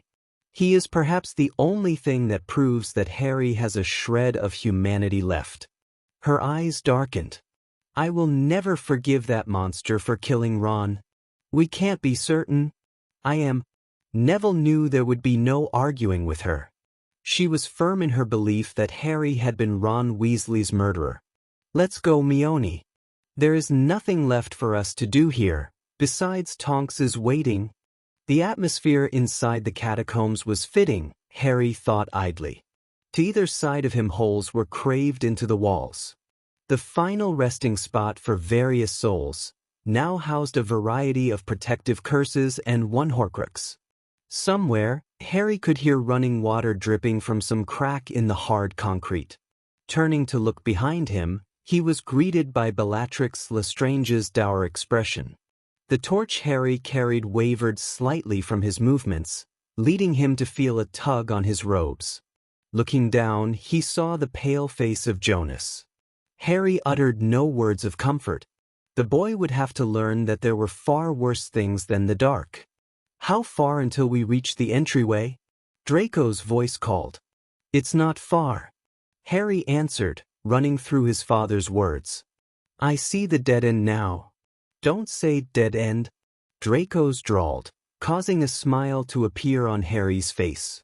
What other term would you prefer me to use, Draco? Harry retorted. Besides, it is altogether fitting after all we are in catacombs. Cul-de-sac would work far better. Enough bickering, Bellatrix said sharply. We do not want a muggle caretaker to hear voices in a tomb. Harry nodded. Bella, take this, he said as he handed her the torch that had become a necessity since they would all require their wand. His hand entered his robes and removed his wand.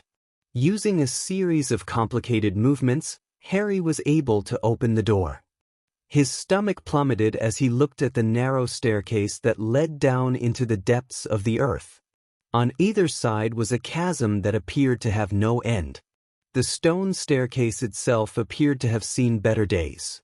Shit, Draco muttered as he looked over Harry's shoulder. How are we supposed to get down that? Watch your steps, Harry said, clapping Draco's shoulder. Then he bent down, swinging Jonas onto his back. It's not fair that he gets a piggyback ride, Draco muttered, glaring icily at the boy.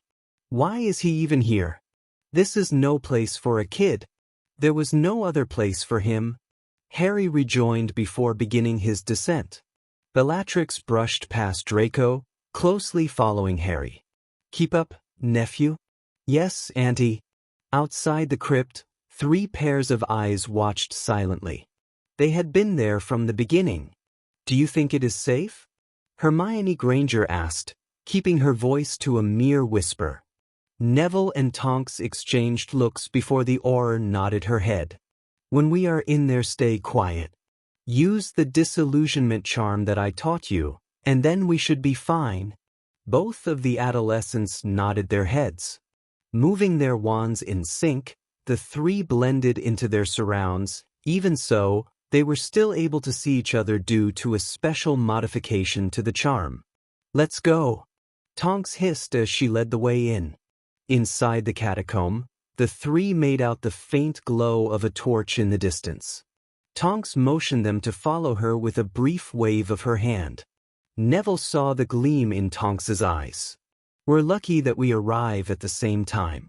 All we have to do is allow them to ride the protections for us. Tonks's face creased in concentration. Neville could understand why. The young Auror was not known for her stealth skills. Perhaps this time she won't trip on her own feet. Neville, though, hopefully. His attention moved to Hermione, whose hand was running against the cold stone walls as if she needed support. In front, Neville heard Draco's voice, commenting about a dead end, followed a swift quip on Harry's part. Neville's face set grimly. Getting past Harry would be a difficult task indeed. Their Auror companions stopped them just before the landing of the stairs. We wait here until they have completed their descent, Tonks whispered. Below them, Harry fumbled on one of the stairs, quickly regaining his balance. His cargo's grip around his neck tightened to the point that it was also cutting off Harry's airflow. Harry, are you all right? Bellatrix asked concerned. Yes, be careful with that next step. Thanks for the warning. Draco called appreciatively, his face pale from the strain of navigating down the stairs. The light from the torch that Bellatrix held illuminated the path before Harry, though not to the extent that he would be able to see 5 steps in front of him. Briefly, he wondered how much longer it would take until they reached the base. His father had only said that the descent would be long. He had never said how long. Harry's leg muscles tightened from the stress he felt as he carefully planned every move. Sweat teemed down his brow and into his eyes, despite the cold air. Secretly, he began to regret not grabbing an extra rope. Bellatrix stated aloud. The 3 doorways the Lord spoke of? Harry nodded, eyeing the 3 gaping holes that held the appearance of 3 extremely lofty doorways.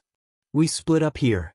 I will go down the right, which houses the Horcrux. Draco, you will go down the left and guard our exit, while, Bella, you will have the center, which is a dead end.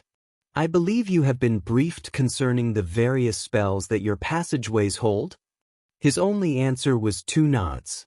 If our intelligence is any good, that Vandals should be arriving any time.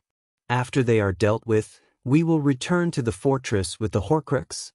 Harry pointed his wand at the torch and began to replicate 2 other ones.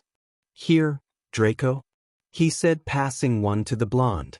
The other he kept for himself, while Bellatrix continued to carry the original. Let's get on with it already, Draco said, proceeding to walk toward his specified passageway.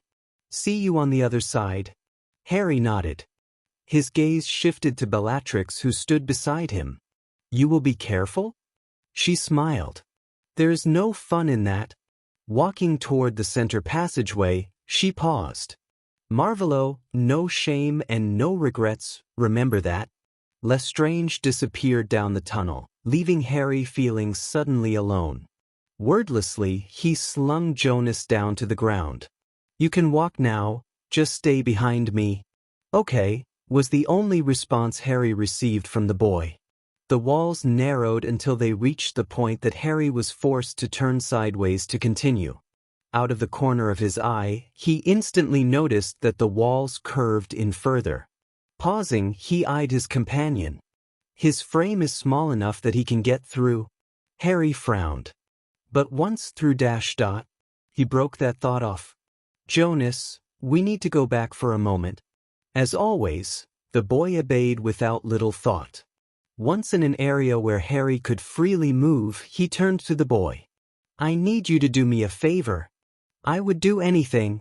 Jonas's silvery eyes beamed with such a radiant light. I can't fit through ... Harry hated himself. I need you to be my eyes, my body. The boy looked at him confused. Will it hurt? No, it won't. I won't let anything happen to you. Harry whispered before with his free hand he removed his wand. There is something I need you to do for me. It is something that only you can do. Harry bit his lip, fighting back the undesirable memories. It will only be for a while. His wand moved in a familiar motion, and the result was immediate. Instead of the usual alert eyes, Harry's eyes met dull glazed ones. Take this. He handed the child his own wand, and switched to wandless magic to control Jonas. Go down the tunnel, Jonas. His thoughts beckoned to the youth, and the child obeyed. In his mind, Harry saw what Jonas saw. He became alert immediately when he saw a green light hovering at the end of the tunnel. Duck? The boy's body collapsed to the ground, even as Harry flung himself up against the wall, allowing the light to pass by. Get up fast and enter the room. Harry's mind hissed. Run to the far left corner, dodge any spell that comes in your direction. Once you're in the room, then halt. Harry's ears picked up the harsh sounds of words being launched, some coming close enough to the boy to cause Harry to cringe. Raising his hand, Harry projected an image of what he wished Jonas to do with the wand. Shortly afterwards, a short hissing sound greeted Harry. Letting out a sigh of relief, Harry watched as the walls retracted. Inside, Jonas stared dully at the opposite wall, completely unaware of Harry's approach. Reaching for his wand, Harry noticed that the youth was bleeding from where a spell had grazed his temple. "It looks like I didn't keep my word, Using his wand, Harry cleaned and healed the gash before awaking the boy. Once awake, Jonas immediately began to survey the room. Harry noticed the boy seemed to freeze when he saw the spell-damaged walls. He knows they were meant for him. "Why are there so many traps in here?" the boy asked quietly. "To keep intruders out," Harry answered. "No one but the master, or those who bear his permission, can enter here." His eyes floated across archaic walls, which were decorated in swords of times long past. 2 rows of pillars ran across the breadth of the room. At the end of the room was another door created out of metal. Beyond that door rested the Horcrux. "Jonas, you are to remain here." The boy nodded. Opening the door, Harry pushed on toward the next room, his wand clenched tightly in his hand. A silver door stood before him, twin snakes engraved in its metallic surface. Raising his wand, he pointed it at the door. "You will part from me, for I am the Dark Lord Voldemort's heir," he hissed in Parseltongue. The 2 snakes' eyes glimmered with a brilliant green light, which seemed to connect with his wand. His hand shook as his wand vibrated. One of the heads pulled free from the door, eyeing Harry with disdain. "You smell of much blood, child," it hissed, its forked tongue flickering as it did so. A partner's head snapped free. "You give us a title and expect us to part. Tell me, why should we give you entrance?" Harry's eyes narrowed dangerously. "Because my father commands it, that is why you will let me pass." The 2 heads looked at each, a wicked smile spreading across the first one's mouth. "And so we will let you past, human who reeks of blood, only because the master wishes it. Because otherwise we would have devoured one who carries the tainted blood of a Muggle-born. Though, methinks, you have covered such an ignominy with the blood of others quite well." The second head nodded. "Pass through," it hissed, "for I find you worthy of being." A loud noise filled Harry's ears as the snakes returned to their places and the silver door sprung open, revealing an eerily blue-lit room.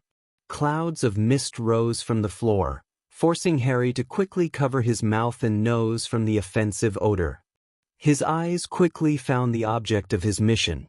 Resting in the center, surrounded by what appeared to be acidic vapor, was the notebook of Rowena Ravenclaw.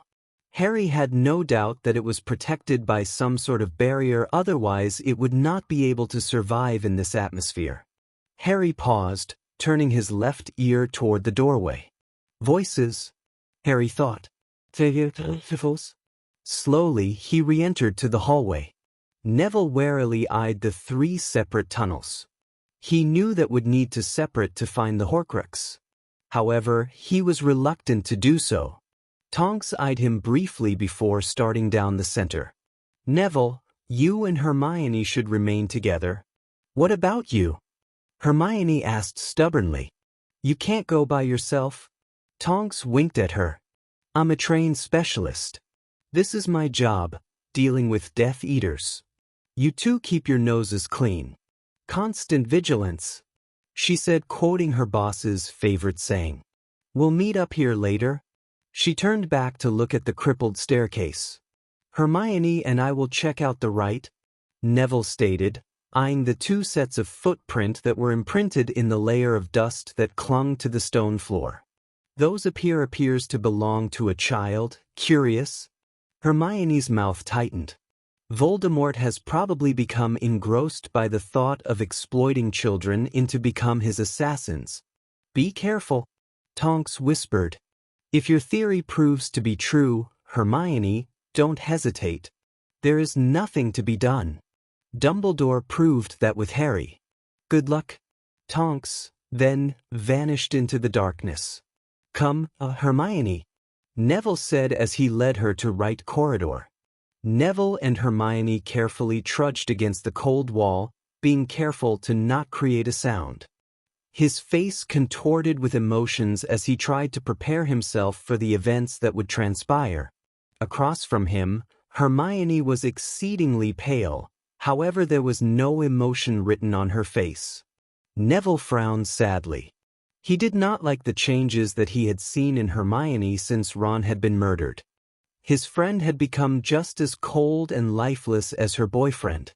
Neville wished to see that radiance that had once sprung from her being. Neville, her voice hissed.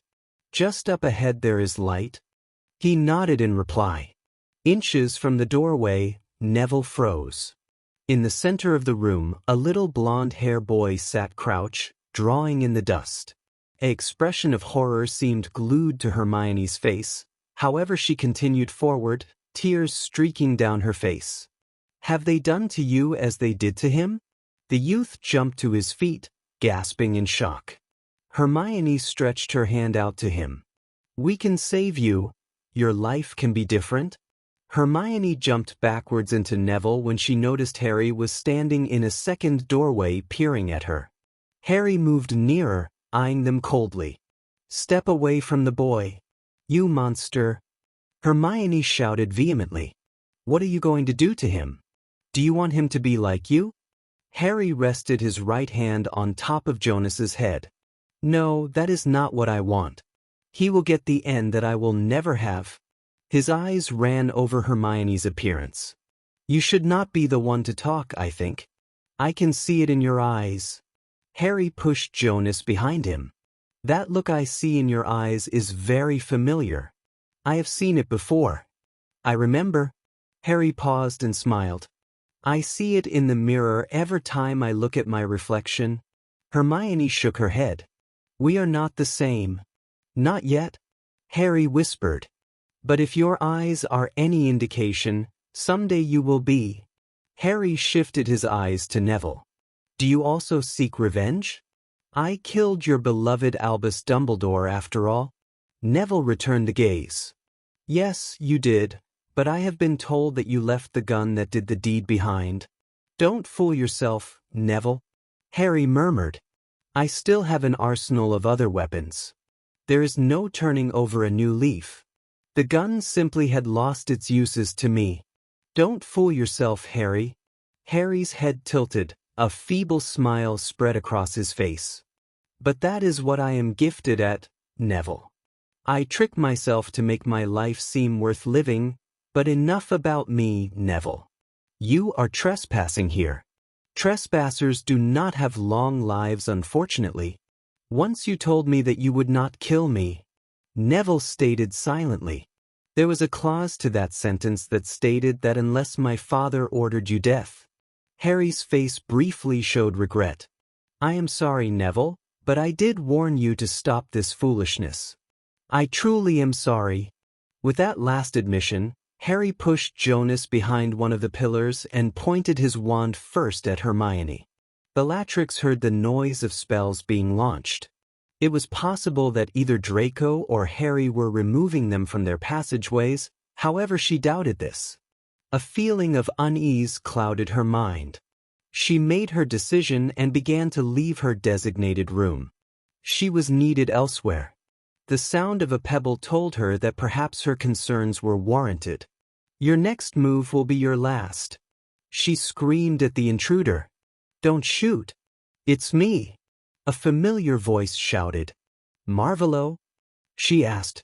Why are you not guarding the Horcrux? Her eyes narrowed in anger. Your father will be greatly disappointed in your actions. The intruders are taken care of. Harry answered, raising his wand to level it to Bellatrix's chest. What are you doing? I'm sorry, Bellatrix. A red light emitted from the wand, hitting Bellatrix's chest. The Death Eater stumbled back in pain, watching horrified as the face before her morphed into a completely altered face. This face, too, was familiar. and it stunned her to see remorse in her eyes. "I am sorry, my aunt," Tonks whispered, looking down into the lifeless eyes that stared up at the ceiling. "But you had to be stopped. You were too dangerous to live." Granger easily escaped his first spell. She had even surprised him with her quick reflexes, but they were not going to be fast enough. She dodged behind a pillar, panting so heavy that even Harry could hear her at a distance. His attention jerked to Neville, who was trying to get past him to the Horcrux.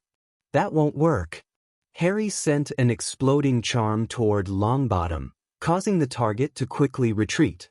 Dodging an attack from Granger, Harry retreated behind a pillar. "So what now? You are without a plan?" he asked pleasantly before seeking cover behind another pillar nearing his way toward Granger. His ears listened for movement, but he caught nothing. They weren't moving. "The fools," he thought to himself.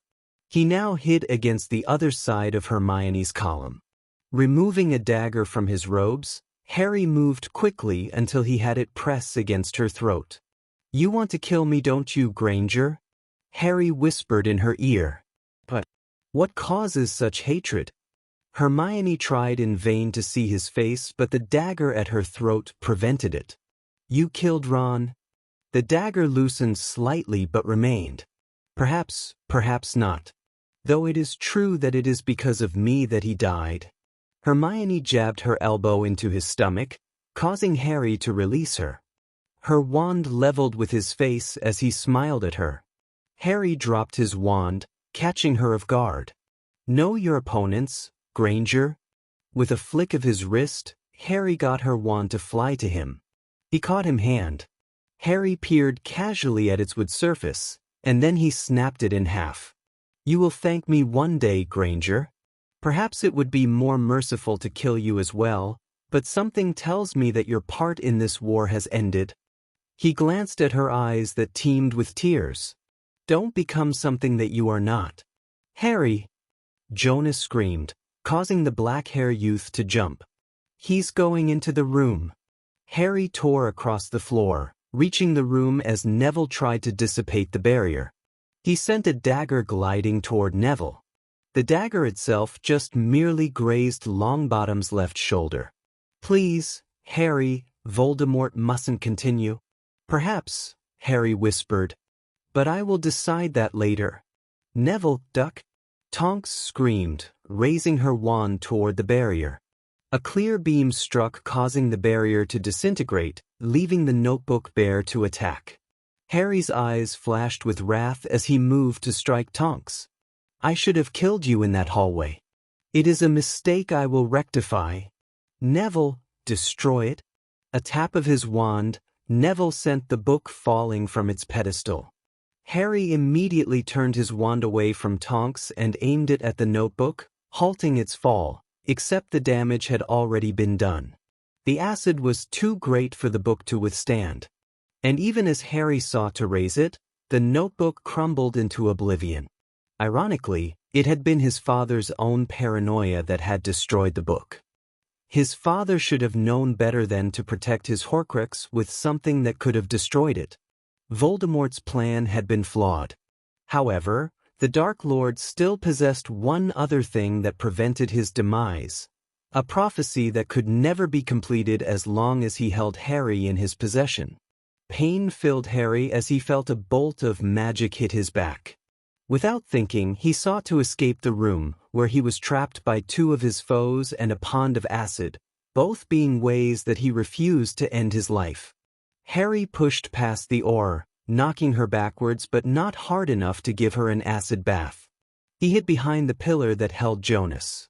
The boy looked at him with horror, especially when he saw blood crawl down the pillar that Harry was resting against. "You're not going to die, are you?" Jonas asked fearfully. "Weeds don't die," Harry answered. Two options, Harry thought. Neither is overly appealing. The mission had failed. Now I can either try to kill them and perhaps die in the process, or just let them go. Harry could hear their rapid footfalls. They were not even going to try to search him out. Sinking done, Harry rested his head on the blood-stained pillar. You can get up and kill them? A voice taunted him. They will go to the staircase? Pushing himself to his feet and turned to Jonas. Try to keep up. Tears blurred Harry's vision as he ran down the corridor. His pace was greatly slowed by the fact that every step produced pain from his torn back. Once on the main landing, he watched as the trio fought the stairs on their attempt to escape. Raising his wand, Harry sent an exploding spell. Large pieces of the bridge fell into the chasm below. However, the spell had not reached the span of staircase that housed the trespassers. Fierce anger coursed through Harry's veins as he watched them escape. I have failed you again, Father. Harry's back throbbed mercilessly. Why have I become so weak? Harry, Draco called as he ran into view. He took a quick look at the fallen staircase before looking at his friend. What happened? The mission failed. That is what happened. Harry hissed angrily. Where is Bellatrix? She did come. Harry looked down the center corridor. Tonks had only appeared later. Where had she been beforehand? His heart suddenly stopped. Despite his injuries, Harry made it to the end of the tunnel in record timing. Before him, he saw the fallen form of Bellatrix Lestrange. Her eyes staring at something that Harry could not see. A frenzied chuckle escaped his mouth as he peered at the still form. Wiping his eyes with his hands, Harry looked once more at her. He kneeled beside her, staring into her glazed eyes. What is it that you see? Harry asked quietly. His eyes blinked, however tears would not come. He reached to close the eyes. I never believed you would die. Perhaps that is how it goes. We are mortal, but somehow I always expected you to be there. His face distorted as he laid his torso over hers in an awkward hug. There was no warmth in the embrace, only a hard reality. I won't cry, because you would not have wanted them. Harry lifted her body into his arms and left the death chamber behind. Outside, Draco's mouth dropped in shock when he saw the lifeless body of his aunt in Harry's arms. Let's leave, Draco, Harry whispered. No shame and no regrets? Voldemort stared at the corpse that was laid before him. A flood of varying emotions filled him. One of the few he could identify was fury, which filled his entire being. His eyes left the still form of Bellatrix Lestrange and moved to his son, whose face looked like marble. Voldemort was briefly thankful that Harry had finally allowed the gashes across his back to be healed. Wordlessly, Voldemort ran one of his long fingers down Bellatrix's cheek. I am sorry, Father, Harry whispered, refusing to look at the scene before him. I was wrong to make those Horcruxes, Voldemort answered. One should not fear death. I refuse to see the naturalness of it, though I loathe it all the same. Nymphadora Tonks is responsible for this. You wish to hunt her down? Voldemort asked, his eyes never leaving Bellatrix's face. Yes. An embittered voice replied. Voldemort took one look at the fiery eyes and shook his head. You will remain here, Harry. I will kill her, Harry shouted. I need you as my right hand, Harry, especially now that Bellatrix is dead. I will only fail you. Everyone has their shortcomings, Harry, even you. Voldemort whispered. No one is infallible. There is always one day when luck cruelly sides against you. A twisted smile spread across Voldemort's face. That is all life is. It is all luck. It is cruel that we are given life and then in time all too short it is ripped from us, Harry said quietly. Isn't it? The Dark Lord rose to his feet. I will have need for you in the morning, but for right now, let's bury the dead, for that is all that is left to do. Chapter 23. Harry's Inferno.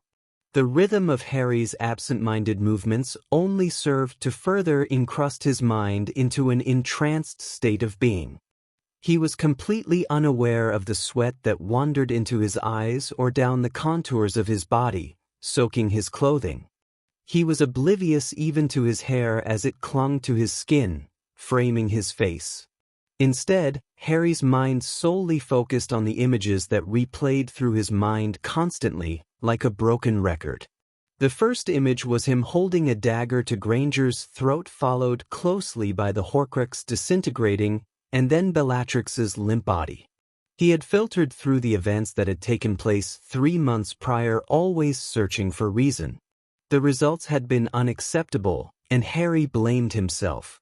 I should have just slit her throat. Harry thought has moved his body into another position, straining his muscles further. His eyes cleared as he pushed away the remnants of the failed mission. Harry, instead, focused on the mirror before him, searching for a flaw that would point to his failure. Why could I not kill her? Harry wondered. Was it because she is Dorian's friend, or was it because of that look in her eyes, that so familiar look? His lips parted as he repeated words that belonged to a time when he was much younger. Pity is a weakness. It causes one to hesitate. It must be erased. Sighing, Harry lowered his stance and leaned against the cool wall, catching his breath. His eyes landed on the clock, which showed that the hours had passed by. A pang hit his heart. If Bellatrix had been alive, she would have come and forced him to end his training before he had expended himself. But those times were past. Harry pushed away from the wall and moved to the far end of the training room, where a towel was waiting. Bringing its coarse surface to his face, he removed the sweat that plagued his face. His thoughts changed direction before landing on his father. Harry was not a fool and knew that his father was furious at the loss of his Horcrux. The death of Bellatrix had served to dam his wrath. However, her death was no longer fresh. And Harry was slowly beginning to feel his father's disfavor, as were the Death Eaters. Many of them were already beginning to take advantage of his diminishing stature. After all, what good was an heir that proved to be weak? Harry snorted. I was defeated by children. Sure, Neville was trained by Dumbledore, but that should not have mattered. The boy is inept. The table that held the towel was tossed across the room. It hit with a loud crack as one of the legs gave way and fell aside. For the most part, the table remained intact, except for the one leg. It will not stand on 3 legs. It was altogether fitting. Ironically, Bellatrix had been the firm leg that had held their odd family together. Without her, their table was bound to shake. Empty tears strayed from his eyes. Just as Dumbledore had prophesied, the walls were slowly pulling in around him. The irony never ceased to amuse him. Despite his hatred of Headmaster, the old man had known a few things that Harry would never have given him credit for. Dumbledore had seemed to have had some gift of divination, or at the very least he had understood humanity to some extent. Divination? Harry muttered. His mind briefly recalled his experience with the crystal ball at Hogwarts. It had slowly made him a believer in the art. Trelawney had called it an art. Harry, however, entitled it a curse, as it plagued his dreams with images and realistic pain. Quickly he forced his mind to steady. The door slowly opened.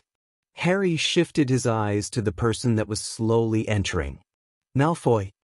He stated simply, watching the elder Malfoy disdainfully. What do you want? The pureblood wizard sneered. His voice took on a condescending tone. Oh, how the mighty have fallen. He moved his hand in front of his nose to block the scent of sweat.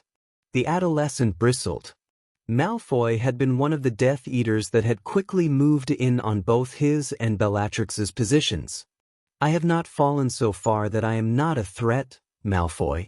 Do not forget that. The elder's face lightened slightly.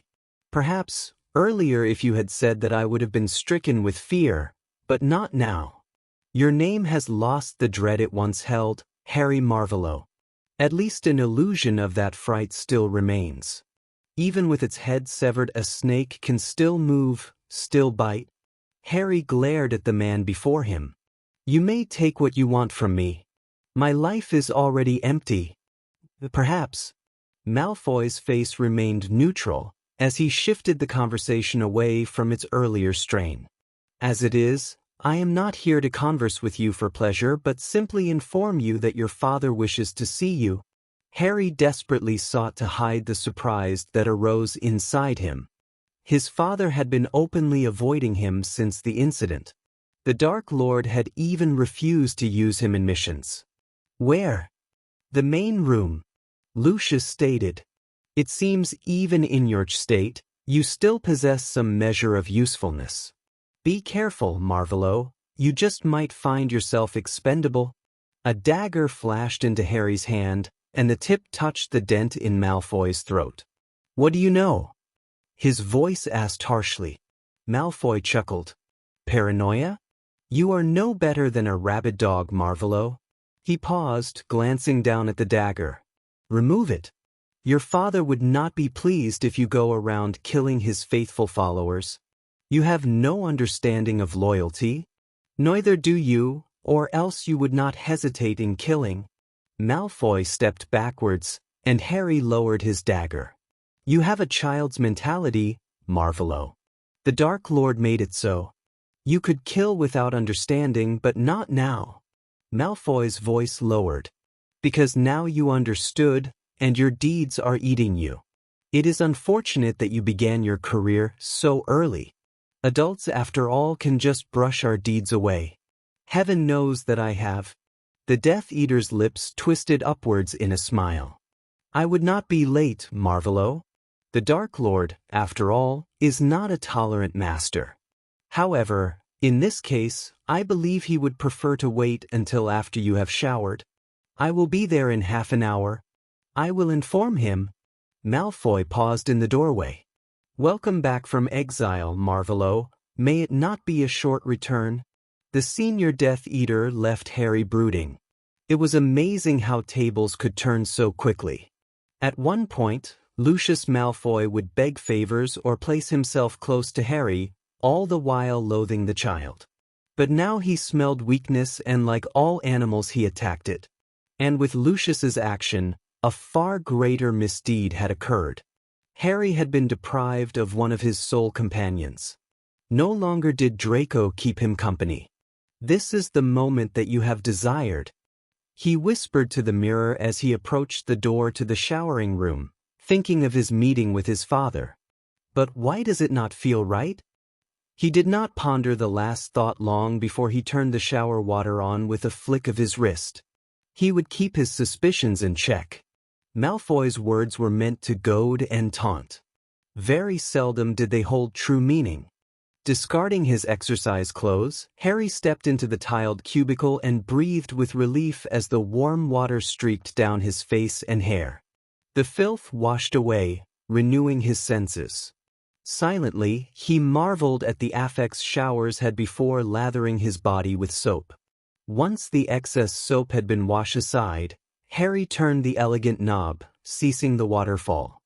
His eyes caught a pair of robes in the far corner, which had been left by a house elf sometime during his brief shower. The velveteen feel of the robes as they settle on his body only increased that euphoria of the shower. After a brief check of his appearance, Harry left to meet with his father. It did not take long for Harry to navigate through the winding hallways and to reach the large meeting room, which was commonly referred to as the main room since it was as far as most Death Eaters got into the fortress. When he pushed open the large doors, Harry was taken aback to find the room almost empty save for an ominous figure sitting in a throne. "Father," Harry stated in greeting. The figure's face remained downcast, giving no sign of recognizing his existence. Harry's teeth clenched as his anxiety threatened to overcome him. "You wish to see me?" His father's form nodded briefly, the air surrounding him almost tangible. "You have spent your time frugally. Tell me, Harry, have you found what you were searching for before that mirror? Did those months yield some greater answer?" His face paled. "No." The Dark Lord raised his face so his eyes leveled Harry's. "Pity. Because your time is up. Subconsciously, Harry's hand brushed against the dagger that was concealed in his robes. A smile tugged onto Voldemort's lips. It is in your nature to be a murderer, Harry, just as the prophecy stated. His eerie voice paused. I am not your enemy, nor are you mine. You know this. Harry's hand dropped. You are giving me a mission, then? Against my better judgment, I am. You have not grasped the control that you need to regain your former skill. I will not . His sentence was cut off abruptly by a scorching red beam. His hand clung to his left cheek, while his eyes gazed incredulously at his father. A reminder, my son. There cannot be order without punishment, Voldemort stated, rising from the throne. His long stride carried him swiftly to a table. Come. Harry's hand never left his cheek as he crossed the room to the table that his father had pointed to.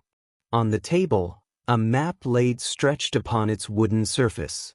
The breath left Harry's throat as his eyes landed on the target marked with red ink. How? The question was merely more than a whisper. Your duel with Dumbledore was more rewarding than anyone could have imagined. Voldemort answered, touching the building marked as the headquarters for the Order of the Phoenix. The deceased headmaster was the secret keeper for the Order. With his death, the protections surrounding the building have been, let's say, lax. Are they aware of this? Harry questioned, still uncertain as to where this conversation was leading. The Dark Lord smiled. No, they are not, according to our new spy. They have had 3 months to regroup. However, due of the death of their leader, they have been immobile. Voldemort snorted. Dumbledore kept most of the control for himself, so it is only to be expected that the Order would collapse with his death. They had been coddled for far too long. Sadly, their fate will be our own if I should be killed. His father's voice carried an edge. Harry felt the silent accusing. He had made his father vulnerable. That will not happen. The only one who can kill you is me. As you have stated, we are not enemies. So the prophecy states? His father eyed him curiously. However, predicting the future is a hard business. The future is rarely ever straightforward when revealing its truths. Harry smiled. A greater truth was never spoken. Flattery? His father said teasingly, and Harry felt the weight on his heart lift slightly. Never, father. I leave that to Lucius. Voldemort nodded his head. I would have it no other way. The Dark Lord's mood shifted to one more morose. We are approaching the final operations of this war. Through your work, we have eliminated key members of government and others that would have stepped up to build resistance movements. Perhaps, soon you will see the fruit of your labors for me, Harry. Harry's eyes shifted away. A sad smile crossed his father's face. Your sacrifices will have not been spent in vain. None of our sacrifices will be for nothing. I will see to it. It must be great to have some greater vision. Harry thought solemnly as he stared at his father in wonder. I can only imagine. Now, Voldemort brought Harry's mind back to the task on hand. You will be leading a small group of Death Eaters against the headquarters of the Order. Your actions there will merely be a feint, while I move the main force into positions throughout London.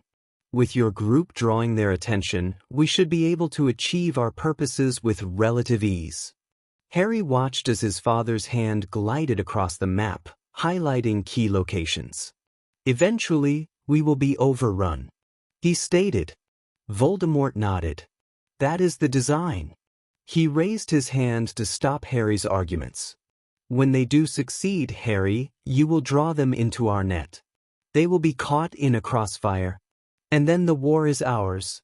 No, Voldemort stated. There will always be pockets of resistance.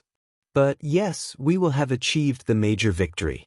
One can only achieve a final battle when you can control the mind and soul of the people. Unfortunately, such a feat is impossible. An uneasy feeling rose in Harry's chest. What if the plan fails? What are your thoughts? I feel that we are forgetting something. Harry's eyes narrowed as he delved into thought. I have thought of every factor, and the only honor that I cannot correct is human error. His father's gaze burned into him, causing Harry to flinch. I will be prepared. He paused hesitantly. I need to take care of something before the attack. You have this evening, Harry. Thank you, father. Voldemort nodded his head absently, keeping his keen eyes on his son. Do as you will. Harry gave a short nod before exiting the room. As he started toward his destination, his heart did something that it had not done for a long. It clenched in sorrow at the unavoidable reality that faced him. One could not scoff at fate, what was meant to be would be. But even this truth could not relieve the tightening feeling that enveloped his heart. How ridiculous have I become? Harry's steps took him to the right, and he proceeded down a private hallway that was relatively undecorated besides a few large crests that had belonged to the house of Salazar Slytherin. At the end of the corridor, a door of deep ebony waited. His hand hovered above the silver antique knob as Harry paused in doubt. His mind raced, searching for some form of stability from the uncertainty that gnawed at him like cankers. Biting his lower lip, Harry grabbed firmly onto the handle and pushed it downwards. His eyes darted across the interior of his room. Where once there had been clean floor was now littered with crayons that composed all the colors of the spectrum, along with sloppy drawings in which the subject matter was questionable. The walls that had once been bare were covered in these drawings. The drawings belonged to a child that had yet to discover the proportions of the human body. In the corner, there was a pile of teddy bears. Even though he had just left childhood behind, Harry did not have a clue what a normal child would desire, so Jonas had received numerous teddy bears. Jonas, by now, had just abandoned his latest masterpiece and was looking brightly at Harry. Clean up, Jonas, and pack your things. As always, Jonas obeyed, though he continually stole glances in his direction. As Jonas busied himself, Harry peered nonchalantly down at the latest picture. His jaw loosened. There were simply two stick figures on the yellow construction paper. One had black hair and green eyes, while the other had yellow hair and gray eyes. In wobbly handwriting at the top, the picture was titled simply Harry and Me. Do you like it? Jonas asked from behind him. Harry nodded brusquely. I think it's your best so far. The boy beamed. You can have it if you like. Thank you. His voice was a mere whisper before changing the subject. You have everything. Yes. Good, let's go. Harry turned to leave the room, but Jonas's voice stopped him. Where are we going? And why haven't you packed? Too observant for his own good, Harry thought briefly. I will be away soon, and you won't be able to come. Why? Did you honestly want to follow me your whole life? A slight smile crept onto Harry's lips. You will be far better off without me. Harry grabbed the boy's bag and hoisted it over his shoulder. Who knows, you might even survive this war. Tears started to fill the boy's eyes. You don't like me? Harry shrugged. If I did not like you, would I have allowed you to come this far with me? Jonas's watery eyes did not change, and were still reflected betrayal. Come, we do not have much time. He heard the sluggish steps of the youth behind him, trying desperately to slow the unavoidable departure. Pick up your feet, Harry called over his shoulder. The sound of faster footsteps reached his ears as they turned into the main corridor. They would leave the compound via a little-known exit. It would draw less attention. I don't dash dot. Jonas began when they reached the door. Quiet. Turning the doorknob, Harry exited into the cold. Jonas, as always, followed. Harry's head grasped his wand, pulling it toward his face. Within seconds, his features began to alter, his hair becoming blonde, and his facial features began to slightly mirror Jonas's. Holding out his hand, Harry waited for his charge to grab it. Hold on tight. Of course, the boy already knew that. Jonas had operated with him countless times, but regardless, Harry still felt it was better to remind. The scenery changed drastically into a small town. Harry had been here countless times. It was a wizarding town that didn't even deserve to have the title of town, being as it was composed of a handful of houses and then one pub, called the Clay Pipe. Harry's eyes shifted down, wordlessly taking in the unimpressed look on Jonas's face. When we enter the pub, don't look at anybody. Just follow me. Uncertainty filled the youth's face. It can be a little rough, Harry stated. For all purposes, that pub is a hub for unsavory sorts, those who simply wish to bury themselves. They will not tolerate a kid, so stay out of their way, and we should have no difficulties. Slowly, they approached the four-walled tavern with its peeling paint. Harry opened the door, ushering in Jonas, first his hand resting on the youth's shoulder to prevent the child from wandering. The eyes of the patrons rose to greet the newcomers, scrutinizing every detail. The fireplace is in the back, Harry whispered lowly. Where am I going? Harry could feel the fear radiating from the boy. Someplace safe. Awkwardly, the pair maneuvered through the tables. The fireplace is for paying customers only, the bartender bellowed. A dagger flipped into Harry's hand, causing the bartender's face to instantly pale. Mardashta. Some names are better left unspoken. Harry turned, pulling Jonas along with him. Away from prying eyes, Harry set down Jonas's bag. Then reaching into his robes, he removed an envelope that Harry had written a few weeks beforehand when he had first decided on this course of action. Written on the front was simply Potter's. I'm not going to lie to you, Jonas. The people, who I am sending you to, don't know you are coming. Harry leaned against the rustic fireplace, staring down at his companion. But if all their words are true, they will probably be sappy enough to take you in. Why do I have to leave? Jonas asked quietly. Harry closed his eyes. Being with me is not the safest place to be. His mind briefly flashed an image of Bellatrix. Especially, things are about to change, Jonas, and it is best that you are not around when they do. Will I see you again? Jonas looked up startled when he realized that Harry was now squatting at his level so he could look directly into his eyes. What are these? Harry said, as he wiped away tears that rolled down Jonas's cheeks. Save those for later. You might need them. Harry thought briefly. Will we dash dot? Perhaps. Harry answered as he returned to his normal stature. I do not wish to give you false hopes. His hand reached up to the mantel and into a pot, retracting it with a handful of flue powder. Harry then threw it into the hearth. Harry motioned Jonas into the fireplace, and when he stepped into the threshold, Harry spoke again. If the Potters start to do stupid things like resist Voldemort, leave. Do you understand? The boy nodded.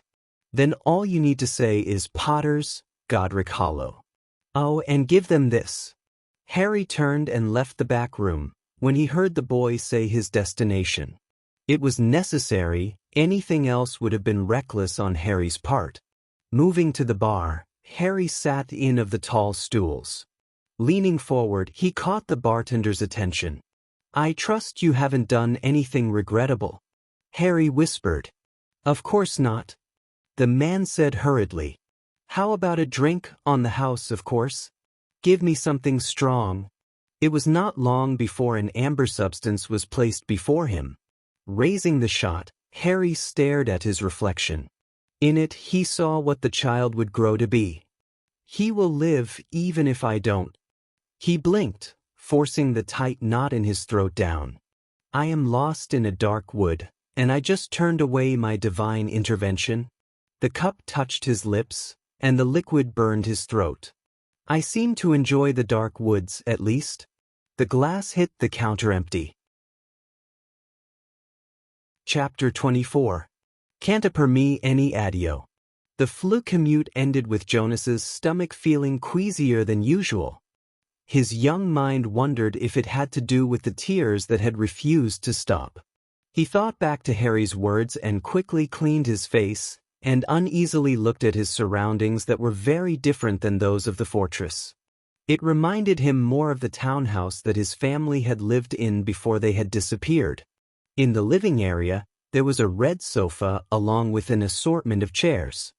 Jonas did not hear any sounds as he stood in front of the fireplace. It was already late. However, it was obvious that someone was awake as the lights were still on. So the youth sat quietly on the sofa, leaning back into its comforting cushions. His tired eyes rested on the wizarding photos of the family. The one man looked almost exactly like Harry. Perhaps they're related.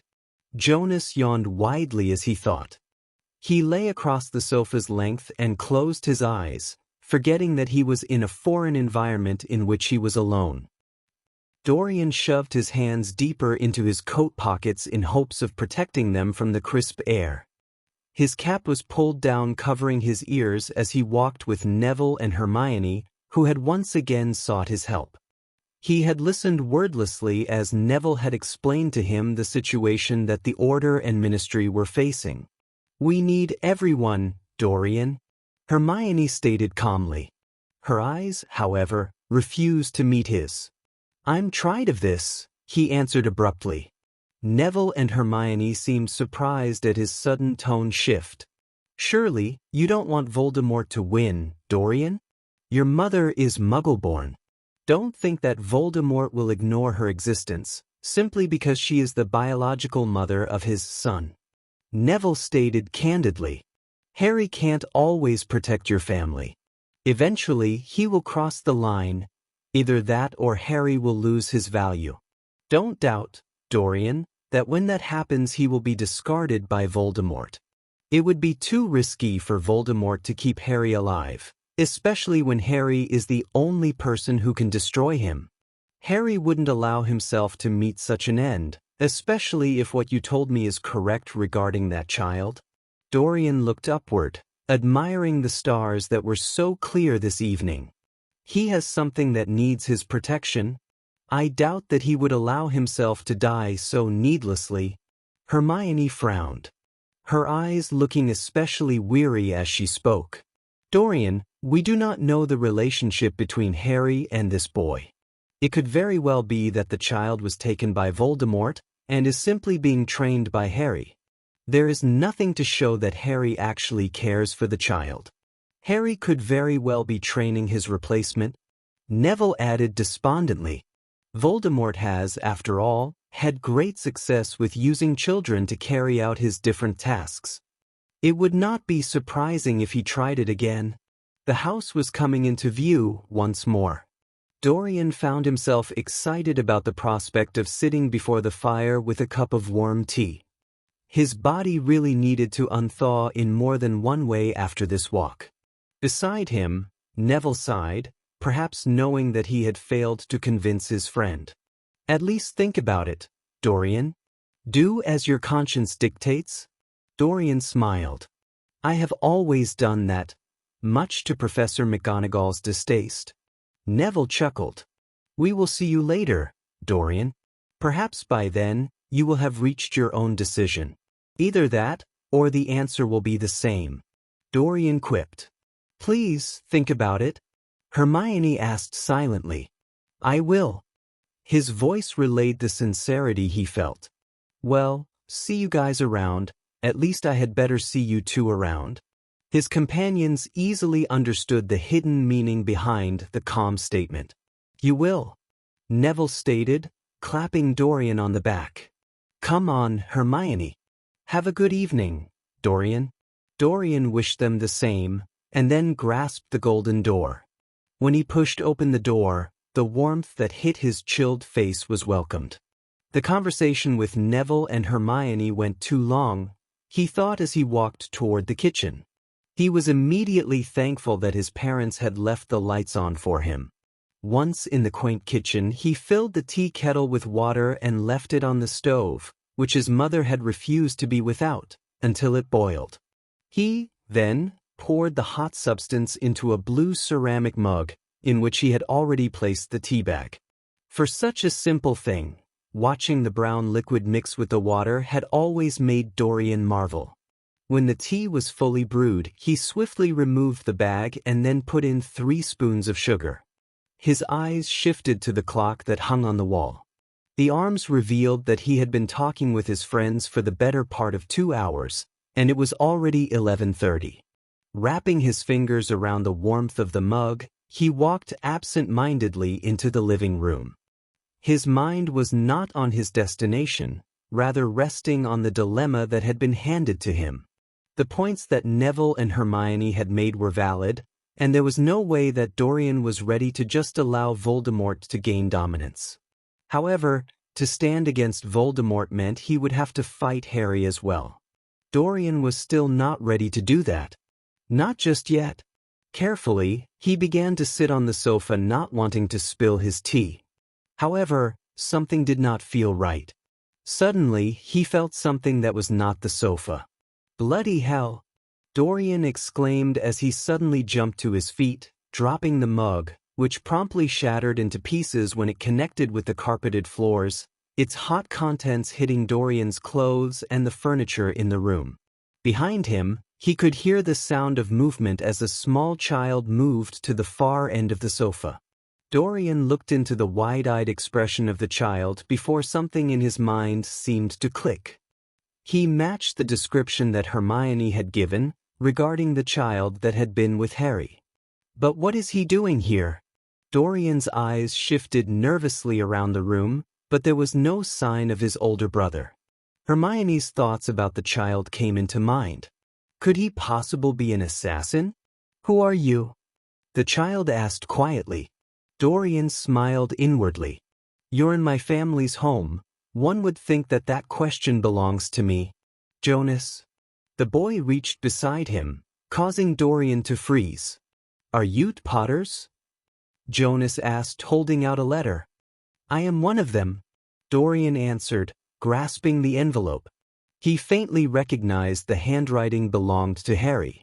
After a brief pause, Dorian tore open the envelope and pulled out a sparsely written letter. "I have a favor to ask. It is a relatively easy task in which you only need to watch the kid. I can't do it anymore, as events are about to get interesting. Stay away from trouble if you catch my drift. I am not in the saving people business, and it would be doubtful that I would be able to help if you were to get involved. You have been warned. It is unlikely we will meet again." Dorian read the words mutely. "Another attack, he thought numbly. "I suppose you will be staying with us for a while." Dorian stated more than asked. "We have plenty of room. I will clean up this mess first, and then in the morning I will introduce you to my mother and father." "Did Harry say when he was getting me?" Dorian's jaw went lax. "No, he didn't. Just said it might be a while. He couldn't guess." "Oh." The boy looked disappointed and sighed. "He didn't tell me either." Jonas swung his legs so that they dangled off the sofa. "How do you know Harry?" Dorian looked away, his hazel eyes looking far away. "He was my brother." Harry's eyes felt heavy as he stood beside his father. Last night he had spent a large quantity of his time at the tavern, before arriving outside the fortress at around 12. He had then spent half of an hour tearing down the drawings that decorated his room, shoving them into the dark recesses of his dresser. It was the only way he was going to be able to sleep that night. After hours of troubled sleep, he had woken and gone to his father, thankful that he did not have a hangover. "You are certain that the Order is having a meeting today?" Harry questioned, staring at the information in his hand. This had better not be guesswork. His eyes turned into glare as they leveled on Lucius Malfoy. "I assure you, Marvolo, that this information comes from within the Order itself," Lucius' usual drawled voice explained. The smug look on his face caused Harry's stomach to turn with suspicion. "As a matter of fact, a house elf that serves the noble house of Black came to my dear wife with this information. You can trust him, as house elves are more loyal to the house than their master, and I can attest to the fact that this particular house elf bears no loyalty to its owner, a filthy blood traitor. Voldemort eyed his son. I have no doubt in this information. The house elf has proved off use before when Severus hadn't. Harry silently conceded to Malfoy. You want to carry out this attack with so many of them assembled and during the day? He stated contemplatively. We want as many members of the Order that we can get in one place. It will leave less to form a resistance. They will also be more overconfident when they think they have the upper hand. Harry nodded. Then use the crowded streets to serve as a restraint on them. They won't want to harm innocent lives. It is the perfect plan, my lord. Lucius complimented. Save you flattery. The Dark Lord said absently, waving his hand as if to erase Malfoy's words. Harry, I have assembled a task force of 8 Death Eaters to accompany you on the primary attack of the headquarters of the Order. Remember, you are to draw them into our net. Use the populace as a means to an end. It will be justified in the end. As you wish, Father, Harry bowed. Have the Death Eaters meet me a few blocks away from the target? Harry pointed to the mentioned location on the map that draped the table. It will be done. His father's eyes rested lightly on him for a moment. After you deliver our message to the Order, you are to send your men to antagonize them.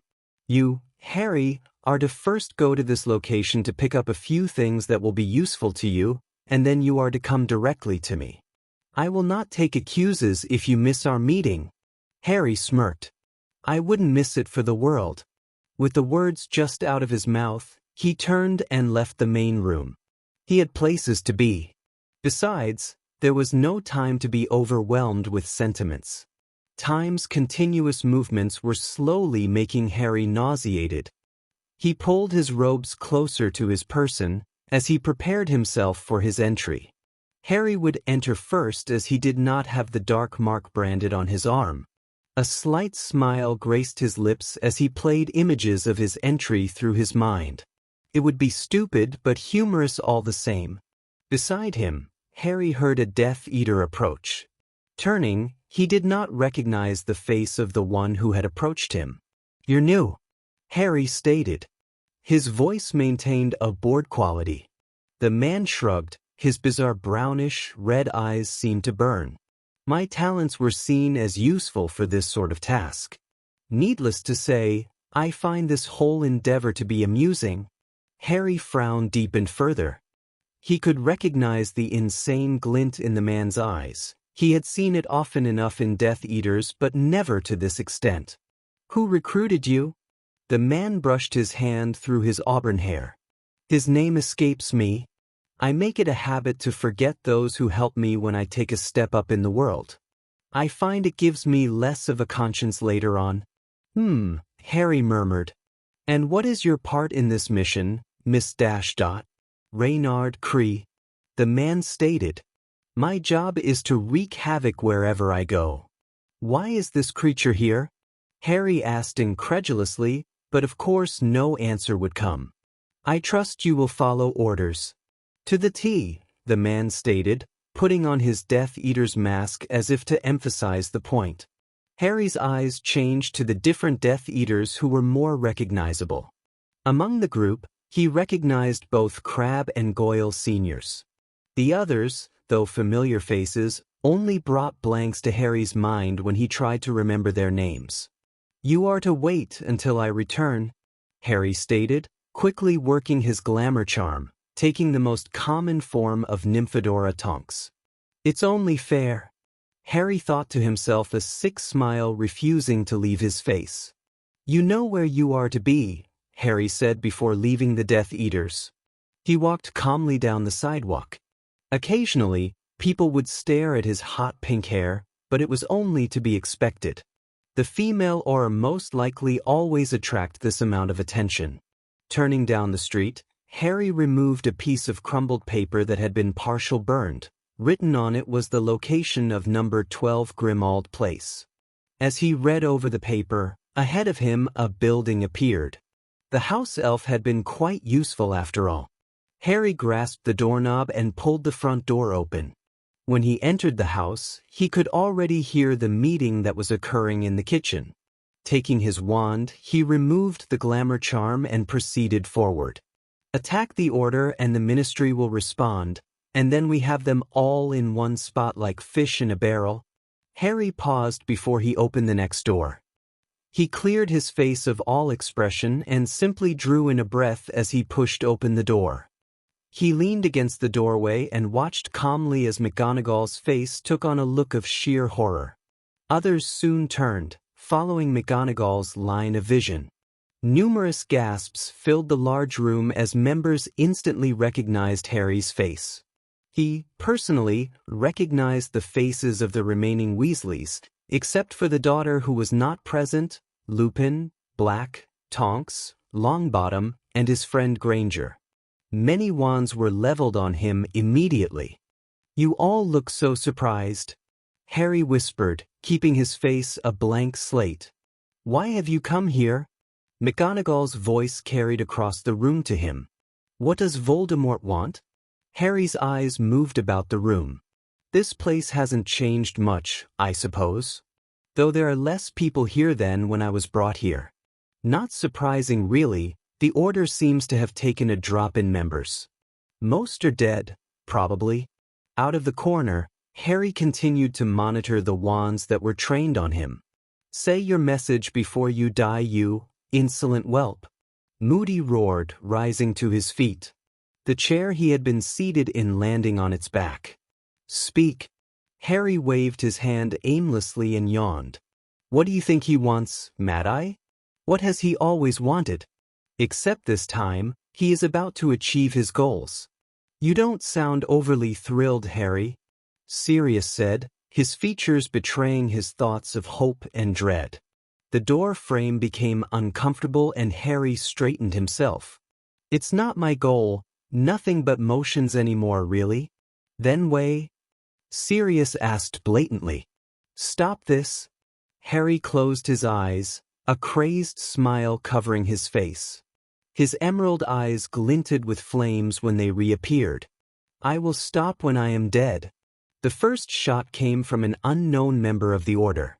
After the events of what would occur in the kitchen, no one would ever know his identity as everything spiraled out of control. Just as quickly as the spell had propelled toward Harry, it was sent clear across the room as it impacted with Harry's invisible shield, which slightly rippled on impact.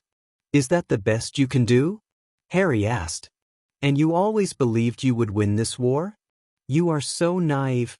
The last sentence came from clenched teeth as Harry raised his wand and sent a blast of his own, causing the debris from the floor to shoot into the air. More spells were being thrown his way now. Harry knew that his shielding technique would only last for a time. Besides, it was not his mission to eradicate the entire Order of the Phoenix at this moment in time. Though, personally, Harry believed that it would have sent a more powerful message to kill them here at their headquarters, but that did not lead the Ministry and Aurors into a haze of crossfire. Casting aside a bright purple spell, Harry bowed slightly to the disgruntled Order members. "I was only the messenger," he stated over the chaos that surrounded him. "We are waiting. You have been informed." Harry spun on his heels as he lurched out of the kitchen, using his shield to protect his back.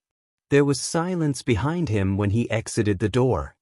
Harry knew that they were shocked by what had just occurred, but he also understood that they would come. Once outside, he instantly appara'd back to his Death Eaters, many of which were leaning idly against the brick wall behind them. Harry glared at them, bringing them instantly to attention. "Task Force B, the Order will by now searching the surrounding area for me. You know what to do, make sure they find their way, but not before the Ministry arrives." The small pops were all that Harry needed to know to be sure that they had understood their orders. He, on the other hand, was to meet with his father rather than harass the Order members. Raising his wand, Harry apparat to his next point, a rundown factory, which was a mere minutes from where the bloodbath would occur. At this spot, Harry would find a mask to shield his face to prevent himself from being singled out. There would also be a set of his customary daggers, waiting for his use. The interior of the factory was filled with broken glass, dust, and cobwebs. The machinery was sparse and in between. Their metal surfaces were covered with the orangish tinge of rust caused by the leaks from the unkempt roof. His eyes swept the rather large room, noting that there was no one waiting for him, not that he had been expecting anyone. Harry stepped forward toward one of the machines and looked beside it. His equipment was there just as his father had told him it would be. However, Harry could not put down that sense that he had tuned to perfection over his short life, in which he could tell that something was dreadfully amiss. It felt as if someone was watching his every move. His eyes surveyed the area once more before he began to place his daggers within his robe. Harry bent down to pick up the last remaining item. As his hands grasped the Death Eater mask, sheer pain spread through his body. He had no control of his body movements as the blast knocked him forward. His body seemed suspended in air as he felt himself continuing to soar through the air. The dreamlike sensation was brought to an instant end when the wall and Harry connected. He hit the ground roughly, coughing in pain. His eyes slowly rose to see a Death Eater standing a fair distance away from him. Anger shook through Harry's body. "Take off your mask," he shouted. The Death Eater shrugged before complying. The face was acutely recognizable as the Death Eater, Cree Reynard. "You don't seem too shocked, Harry," Cree stated. "And you haven't even known me long." Harry's mind worked fast as his mouth tried to form words. "Who hired you?" Cree shook his head in dismay. "Tieskitisk, you're an assassin, Harry. You should know that one never betrays a client." The assassin took long stride, bringing him deadly close to Harry. "My client is just someone who has lots to gain by your death, no matter which way this war turns out. One could say that he is merely covering all his bases." Harry looked away, his clouded mind desperately trying to find a way out. His mouth opened.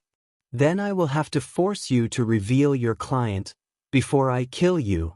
Forcing himself to his feet, Harry lunged to his right with his wand ready.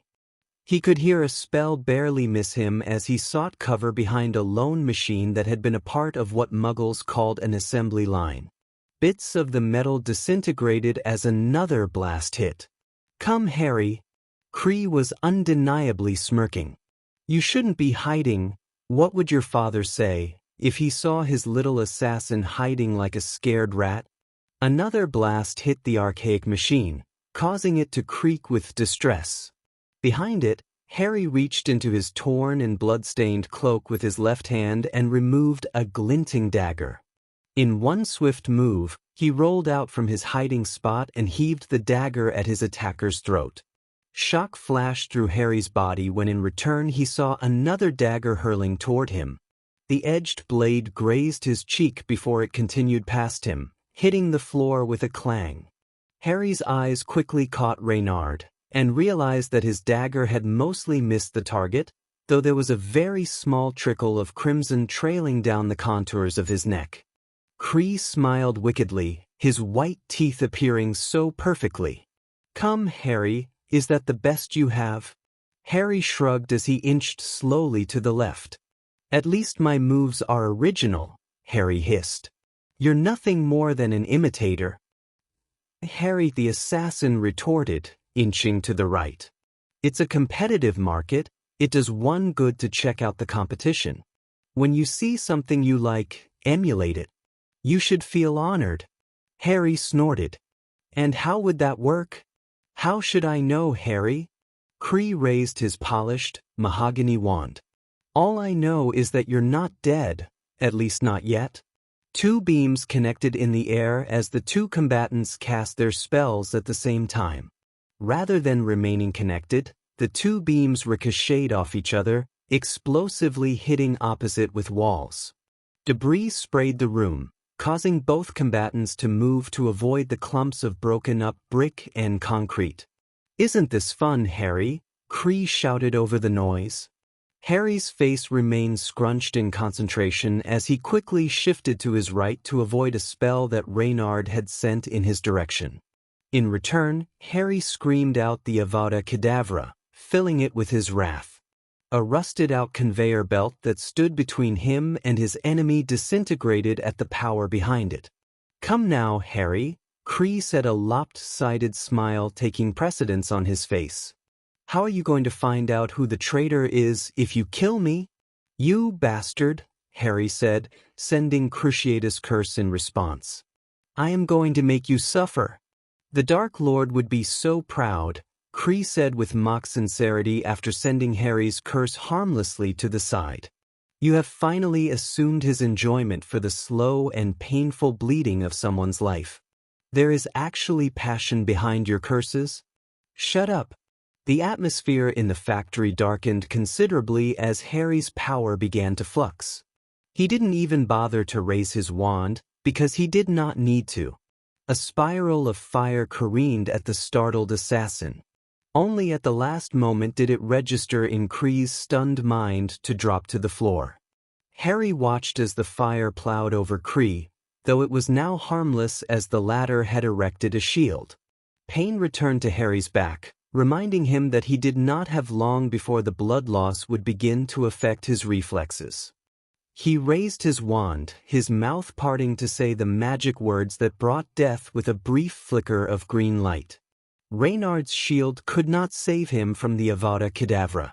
When Harry's mouth formed the Koch sound, he suddenly froze. His wand dropped to the cement floor. The piercing pain in his stomach area had stopped all sound from exiting his mouth. Reynard's wild throw had actually hit him near his left hip. The assassin arose and glanced at Harry. "Who would have expected that to hit I?" Cree rose to his feet as Harry's hand grasped the dagger. "I wouldn't pull it out if I was you," Cree advised him as he lifted his wand, leveling it with Harry's head. Harry sneered. "You're going to regret this?" "Somehow, Harry, I don't think I will." Cree continued to move forward. "To get off a lethal killing curse you need that wand, and you won't be able to get it in time before I kill you?" Harry stiffened as he fought the urge to give in to the blood loss that was slowing his mind and body. "I can beat you to my wand." Before he even finished, Harry began to move. Over his heartbeat, Harry could hear Cree starting to shout the killing curse. His hands grasped the wand, and he rolled a hard right. Inches from where his wand had laid, there was a small crater, but Harry did not have the time to think about how lucky he had been. He had to move before his aggressor could get off another blast. The word flank came to Harry's mind as he ran, dodging in between what cover he had to work with, trying to get behind Reynard. However, Cree guessed his tactics and began to follow after him. Harry ducked beneath a machine and started to turn, while sending a cutting spell at his pursuer. The man behind him screamed in pain. Harry briefly looked to see that there was a clean hole through Reynard's left shoulder through which blood seeped. Seeing an opportunity, Harry took it, wiping out 2 daggers with his left hand. The first hit the man in the thigh, while the other Cree successfully managed to dodge, though he was missing a bit out of his robes afterwards. With his right hand, Harry began the next wave of his assault with his wand. The tables turned quickly on Reynard as he frantically tried to create shields that were strong enough to withstand the onslaughts that Harry was putting forth. Each time he made one, it was just as easily dismantled. The two were soon locked into an aggressive duel with the stakes higher than before. If one should falter, that dueler was dead. Superiority was passed often between the two as they neared the wall to the far left with its long rows of windows. Vaguely, Harry could make out the sounds of the battle which was now occurring in London. Due to his split second of distraction, Harry was slow to raise his shield. Fortunately, what he did manage to construct was strong enough to take the blunt impact. However, it did not stop Harry from being pushed into the wall. Cree's feral eyes glinted and yet another spell pounded Harry into the wall. "You're going to die, Harry," Cree whispered, holding Harry against the brick with his spell. You're going to die here, in this dump of a place. You'll be lucky if they ever find your body, though I suppose the stench will bring them here eventually." The man paused. "How does it feel?" "You're only going to hear 2 words before it's over. No chances for a reprieve or escape, just like your victims." Concentrating his magic, Harry prepared himself. "It doesn't end here." He paused, his eyes briefly flicking toward the window directly to his right. "We will meet up again, Cree." With a burst of wandless magic, Harry dissolved Reynard's hold on him and flung himself out the window. The pavement was closer than to his liking, as he had only been on the 3rd floor. Holding tightly onto his wand, Harry operated before he could hit the black pavement below him. Above, Cree simply watched as his target disappeared. His client was not going to be happy, but then again the Dark Lord's heir was badly wounded. That back wound will kill him, Cree thought momentarily before leaving the factory. Miles away, Harry landed hard on his back. The sounds that greeted him alerted him that he was in midst of the battlefield. Trying to rise to his feet, he heard feet rushing toward him. "Please, let it be Death Eaters," Harry thought before he suddenly froze. What if it had been my father who hired the assassin? Seeds of doubts began to form. His grip on his wand doubled as he turned to look behind him. "Damn" was the only thing intelligent enough that he could think when he saw 2 Aurors approach him. "That's dash," one began before the other cut him off. "Stoopy dash," the second began his curse as he raised his wand. Harry turned himself as he rose rapidly. "Avada Kedavra." The smartest of the pair dropped heavily to the ground, followed closely by his partner. "Morons," Harry muttered. "They shouldn't even be allowed to touch a wand, let alone practice magi dash dot." A moan broke off his sentence. Only now did Harry take the time to examine his wounds. He gritted his teeth as he pulled pieces of his tattered robes away from the back wound. When his eyes took in the amount of damage, he involuntarily shuddered. He would need a drought to fix that. He ignored the cuts and bruises from his fall out the window, instead focusing on the dagger that still protruded from him. With a swift yet painful pull, Harry removed it, causing him to flinch. Using his robe, he forced the bleeding to slow, before healing the wound with his wand. Straightening himself, Harry took in his surrounding with more attention than he had before. His mind began to picture where his father was, and then he operated a second time. He was thankful this time to have landed on his feet rather than as before. Looking around at his surroundings, he was glad to see his father's familiar ominous form in front of him, his back turned toward Harry. Beyond the Dark Lord, the battle was taking place not that far away from the base of the hill. "Harry, why are you late?" Voldemort asked as he began to turn at the small pop. "What happened to you?" "I was attacked," Harry stated bluntly. "It appears that someone hired an assassin to kill me." Voldemort's eyes narrowed. "It seems we have a traitor in our midst, in my inner circle, even." "Who was the assassin?" "A Death Eater, who accompanied me," called Cree Reynard. Harry slumped to the ground, trying to pull his energy up. "Cree Reynard?" A knowing light abruptly appeared in Voldemort's eyes. He knew who the traitor was, the same person who had recommended Reynard. Rage coursed through his body, even more so when he scanned over the wounds that had been inflicted on Harry. "Is this Reynard dead?" he asked his son. He had his answer even before Harry responded by the look on the adolescent's face. "I had to abandon that fight," Harry stated calmly. Voldemort nodded briefly. "You are to return to the fortress. We can handle things here without your help." Harry's jaw clenched. "I am not leaving your side." The Dark Lord felt his eyes narrowing. Harry was daring to defy his orders. This was an unexpected development. "Perhaps he has found his own balance," Voldemort mused. Harry watched warily as his father just stared at him, accessing him as if he were an antique that he was considering to purchase. "What do you think you can do, Harry?" Voldemort asked. Now he was placing him as his true equal. We will win this battle. Already the Order and Aurors are being destroyed.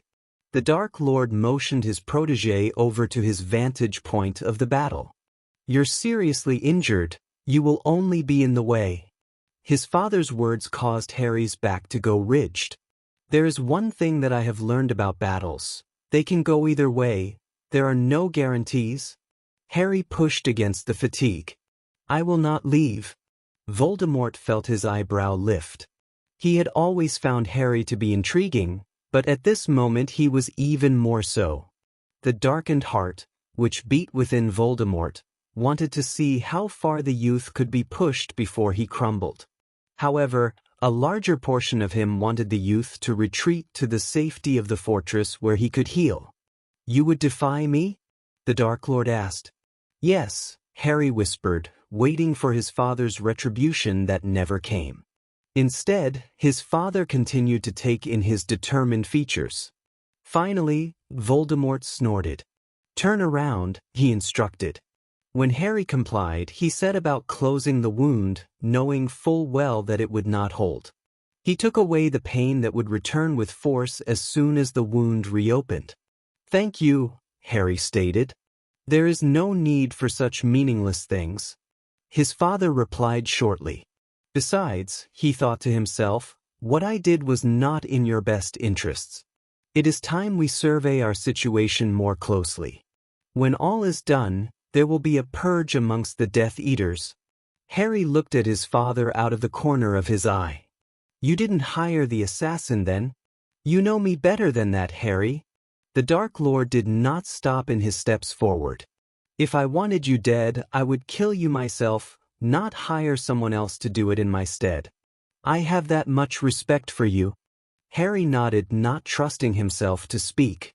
Instead, he gripped tighter onto his wand, preparing himself for the first battle that he would enter with his father. He was bound to remember this day, though he could not vanquish that little seed of doubt that had been festering for days now. His encounter with Reynard had only caused it to sprout further. A fool who had broken through the original net spotted the pair upon their entry into the fray. Harry moved to stand between the Auror and his father before killing him with one use of the killing curse. Without paying further attention to the cadaver, the pair moved on. As they walked on, Harry could not help but to imagine how the peaceful London day had been turned into a nightmare. The ground was littered with corpses, and not just of combatants but with civilians, who had simply been in the wrong place at the wrong time. Out of the corner of his eye, Harry saw a busted porcelain doll, which had probably been dropped by a child when she began her escape from the battlefield. Its glass eyes seemed to follow Harry, and it bothered him. The doll's bright blue eyes seemed to bear that same twinkle that Dumbledore's eyes had once held. He shook his head roughly. Now was not the time to remember the old coot. A Death Eater approached them, still wearing his mask. "Milord," the rich voice of the senior Malfoy replied from behind it. "They have dispersed and are using the surrounds to their advantage. They are trying to flank us. I suggest setting the city ablaze." Voldemort's red eyes glared at Malfoy with contempt. "If I did not have uses for you at this moment, Malfoy, you would be dead for such impertinence." The continued glare promised a slow and painful death, and it was a glare that was very recognizable to all Death Eaters. Malfoy visibly stiffened, and his eyes gradually shifted to Harry. "Marvolo, it is nice to see you. You look horrible." Before Harry could say anything, Voldemort responded. "Someone hired an assassin to kill my assassin. Isn't that curious, Lucius?" "Very much so, milord." "I will kill the person that hired him," Voldemort continued casually. "As you should," Malfoy replied calmly. Harry watched the scene.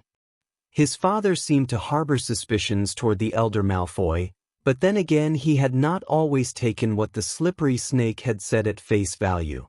Voldemort nodded his head. "Harry, this is where our presence will come into use. These fools have been grown on fear of me since their births. They will flee, and we will assume control of the wizarding world. It's that simple? Harry asked nonchalantly. They will crumble just like that? Harry thought back to the light wizards that he had known beforehand and knew instantly that it wouldn't be that easy. No, Voldemort stated. You have brought this up before, Harry. I am aware of the difficulties that will present themselves. It will take years to fully quash them, but we are putting one of the final nails in the coffin. Harry nodded his head slightly. I'm going to take out a few of them. Voldemort almost stopped him, but instead gave him the go-ahead. Come back alive. The Dark Lord then turned toward Malfoy. Hadn't you be going as well? Lucius quickly bowed before leaving. He knew that his lord was not in a generous mood. Besides, he had more important matters to attend to. Harry looked briefly at his father before leaving. It would not be the last time they would meet. Harry knew it. Traveling through the raging battlefield, Harry caught sight of a familiar face. It wasn't Tonks, who he badly wanted to see dead, but the old Auror would do. Raising his wand into his dueling position, Harry launched his assault. That first cutting spell would have killed his target, but that goddamn magical eye had alerted him. You, little bastard, Moody roared in his direction. Moody, you sure prove constant vigilance. In fact, you are it. Come to die, Potter. Wait, I won't even dignify you by calling you a Potter. That hurts, Moody. Harry smiled wickedly as he moved closer, his wand just waiting to be used. I would wipe that smirk of your face if I were you. Harry laughed. Does it remind you of one of your protégés? I image for you, it's exactly like seeing him standing right in front of you. Magic pulsed through Harry's veins. That is why you hate me so much. You hate me because I am your old pupil's son, and I'm standing against you. You are pure evil just like Voldemort. You have hurt so many people. Moody's wand was now ready. That is why I hate you. Harry dodged the blast that was aimed at him. Even though he was unharmed, Harry cried out in pain. His hand absently touched his back wound and felt his warm blood coating his fingers. Ah, so you're already injured? Moody stated aloud. I wonder who that was. They deserve a medal for inflicting that wound. Harry's eyes narrowed. Don't sound too concerned, Moody, Harry retorted, flicking off the crimson liquid from his fingers. This is nothing, he said as he lunged at the old Auror. He sent a slicing curse at the Auror. Moody had the years of experience, and as far as Harry could tell, he was also uninjured. With his regular reflexes, Moody was easily able to sidestep the attack and issued forth an attack of his own. Harry ducked to the ground, completely avoiding the spell. However, every single move he made cost him a little in return, opening the wound further. Harry pushed himself back onto his feet, sending a hex at the old Auror. This time, Moody found himself momentarily petrified, though it was not long enough for Harry's taste. Moody's next spell hit the ground rather than Harry, as he was unable to fully raise his wand in time to strike the youth. However, the battered ground was enough to trip Harry up, who was already faltering. He landed on the ground hard at Moody's feet. He tried to rise, but his body had finally reached its limit. What's the matter, whelp? Can't get up? Moody kicked Harry hard, causing him to roll onto his sore back. Finally reached your limit, I guess? Harry gritted his teeth against the pain. It doesn't matter.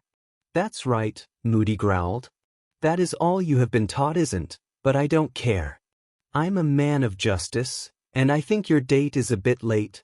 Harry stared indifferently at the wand that was pointing at him. His eyes bulged when Moody suddenly went ridged and then fell backwards. Harry tiredly turned his head to see a very shaken Sirius Black. Hey, Harry, Sirius said, his voice anything but his normal cheerful tone. Long time no see. Harry remained still, simply watching as Sirius approached him. You look like shit, Sirius continued. Harry closed his eyes. I've been getting that a lot today. Sirius could not stop staring at his friend's battered son. Seems like you shouldn't be here. I'll be leaving soon enough. Harry opened his eyes. You should go as well, my father is coming. Sirius frowned further. His father, the man who took Harry in the first place. He had it half in his mind to stay and duel with the Dark Lord, but Sirius was not a fool, and he understood his limits. Best of luck, Sirius finally said before picking up the stupefied and sleeping Mad-Eye Moody. Sirius prayed that the old, somewhat eccentric Auror would not find out who performed the hexes on him. Harry didn't even look to see them leave. He only focused on his father's approaching power. His father had known that the wound would not hold, but yet he had not told me, Harry thought to himself. Was this all a test? Harry tried to kindle the anger that he should be feeling, but it never ignited. Next time, I think you will listen to me when I order you to return to the fortress, Voldemort stated. There is only so much wand healing that one can perform on such a widespread, deep wound. Though I must commend you, my son, you have learned your lesson well, though perhaps you have gone a little past the line. What do you mean? Harry asked, not even bothering to rise. He knew that his body would not allow it. Harry, you do everything in excess. Before you would leave at the slightest injury, and now you remain even when it is killing you to... Voldemort moved beside his son and pointed his wand, mending the wound as much as he could. He then helped Harry to rise partially onto his knees. You will return home. I can dash. Harry started. You will obey me, Voldemort stated firmly. In the back of his mind, he wondered what he had created as he looked at the adolescent. There you will dash. Harry never fully understood what occurred in those last few minutes. The only thing that he remembered clearly was when he was suddenly hurled to the ground by his father. The events that unfolded next seemed to happen in slow motion. His father arched backward on top on him. It was only then that he noticed that a spell had hit the Dark Lord, a spell that had been meant for Harry. Father, Harry screamed, grasping his father's body. In the back of his head, he momentarily heard his father's voice before suddenly all went oddly quiet. Now you can live, Harry. Harry clung to the now empty robes as fiery tears trickled down his eyes.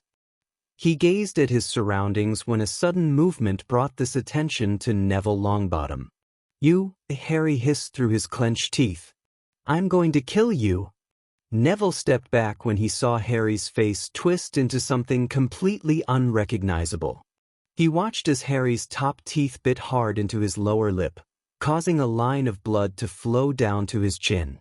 The tempestuous gleam in Harry's eyes eerily reminded Neville of Bellatrix Lestrange. The young wizard quickly wondered what had set Harry off, until he saw the empty robes still clutched in his opponent's hand. Voldemort is dead, Neville questioned silently. I am going to make you suffer. Harry's voice was unnatural, as if it were coming from somewhere else instead of his battered body. Harry, it wasn't me. Neville shouted, even though he knew that had he had the shot he would have taken it. Stop this madness. It's over. No, it's not over until you're all dead. The wound that plagued him reopened as soon as Harry began to run rapidly at Longbottom. However, this time, it did not hurt. Now the rage easily. Neville took up the defensive position as Harry wildly threw curses at him. His shields dissipated at the sheer force of the curse Harry released. Neville found himself soaring through the air. He landed roughly on his side. He glanced up to see Harry slowly approaching. Instantly, taking in Harry's ragged strides, Neville knew that Voldemort's assassin would not be able to keep at this for long. Harry, your body can't take any more, Neville begged. Stop. Harry didn't even bother responding, but rather raised his wand to send a cruciatus curse. Neville buckled in pain. Even in his pain, he noticed Harry was on the verge of both physical and magical exhaustion. I only have to stay alive long enough. Even as he thought that, the curse lifted. Harry fell to his knees and stared blankly at Neville. When did it become too hard to stand, Harry wondered. Kill me, Harry whispered suddenly. Neville stared at Harry with bewilderment. He shook his head dumbly. It's my fault, Harry muttered. Kill me. Neville somehow found his voice.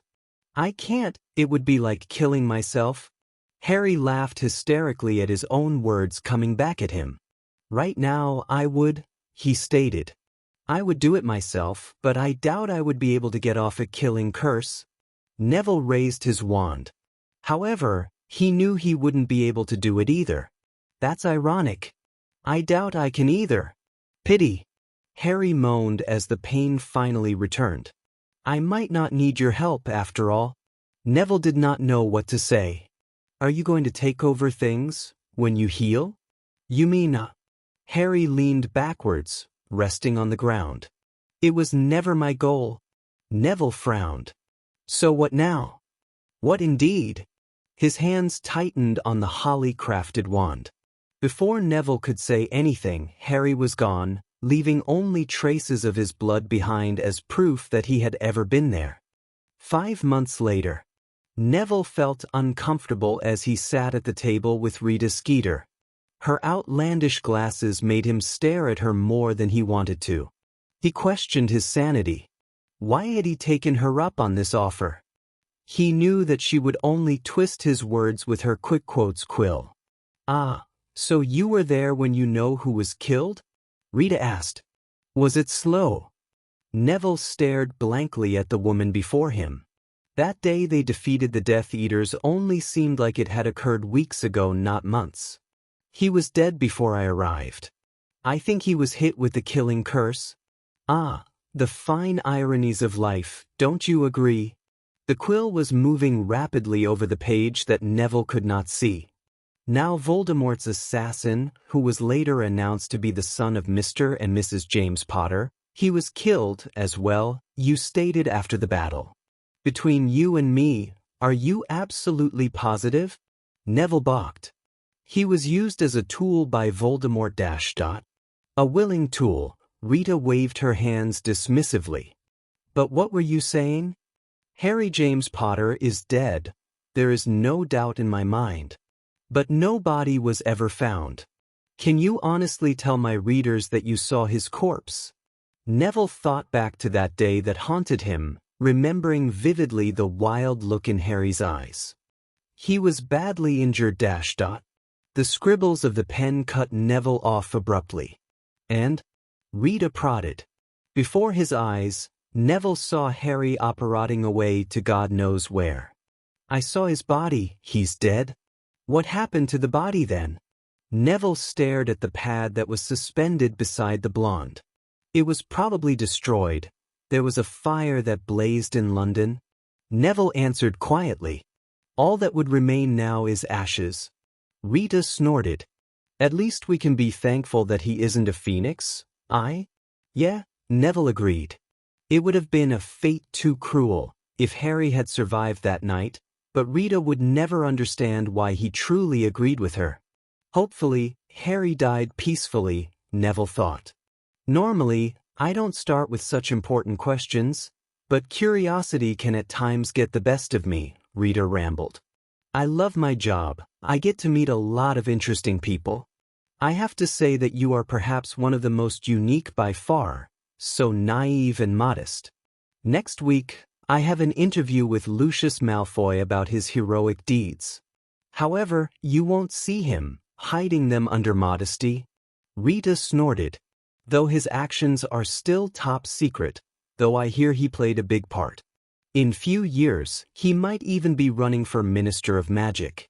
He won't have my vote, Neville blurted out. Death Eaters never change. Secretly, Neville knew that Malfoy was up to something, and he was deeply curious as to how the Death Eater had managed to keep his soul intact and stay out of Azkaban. He is rather boring, isn't he? Rita responded. Now tell more about your heroic actions. My readers can never get enough of the boy who lived.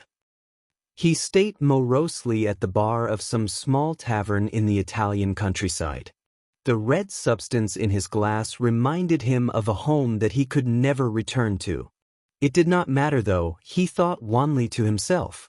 The door opened, causing the metallic gold bell to ring, that sound that grated on his nerves. He didn't even bother to look up at the newcomer until the young man sat next to him.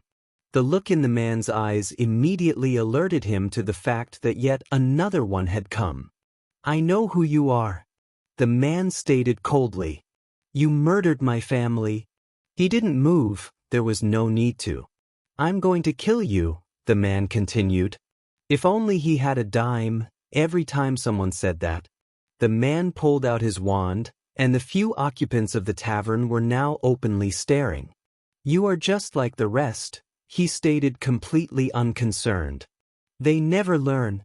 The young man began to move his wand, mouthing words as he went, but before he finished, a green light struck him square in the chest. The man slipped out of his chair and landed on the floor. The man he had attacked reached into his pocket and pulled out 2 coins and flipped them onto the dead man.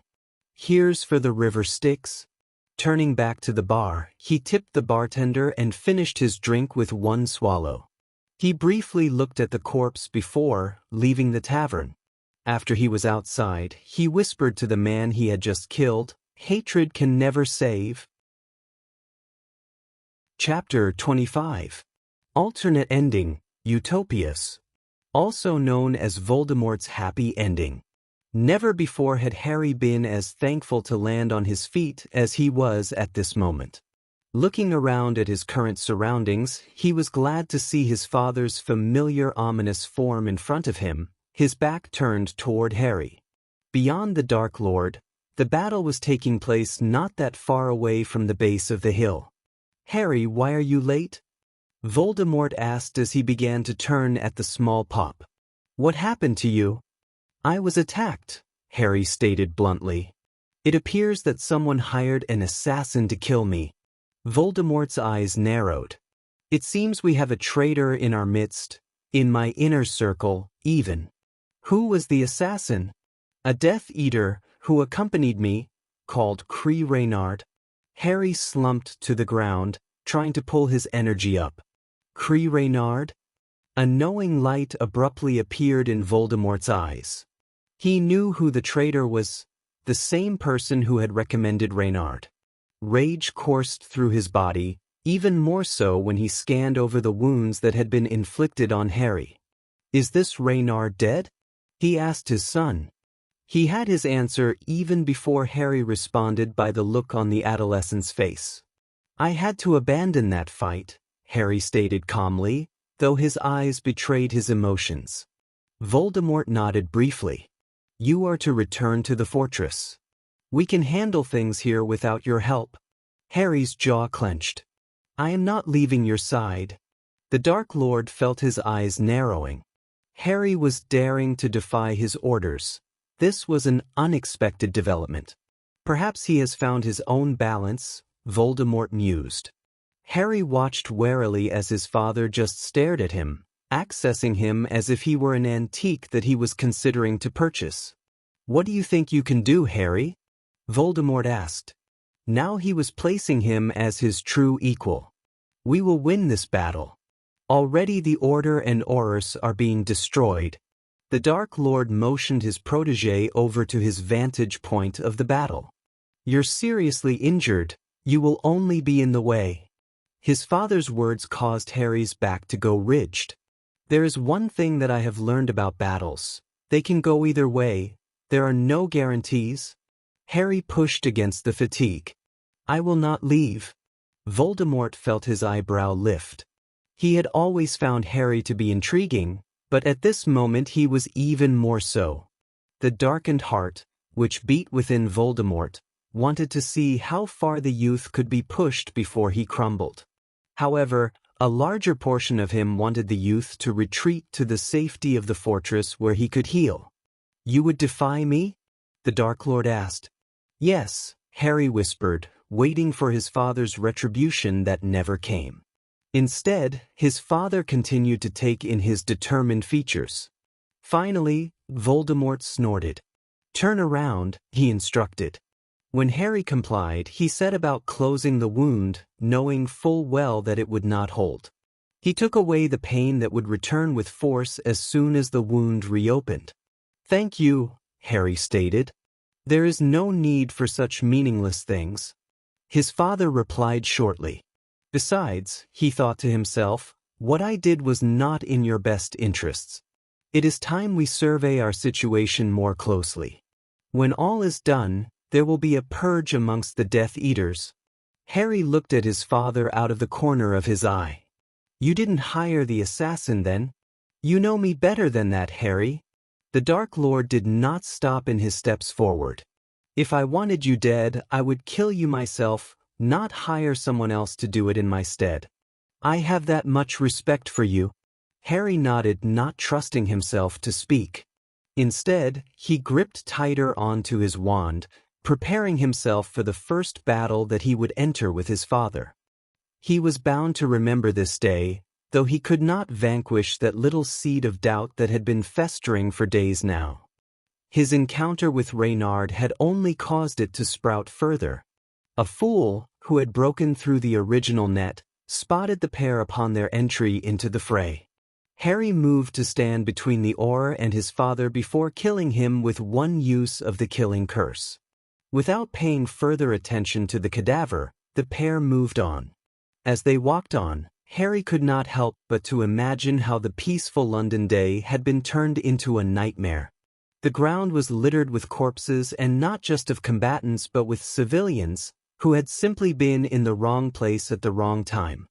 Out of the corner of his eye, Harry saw a busted porcelain doll, which had probably been dropped by a child when she began her escape from the battlefield.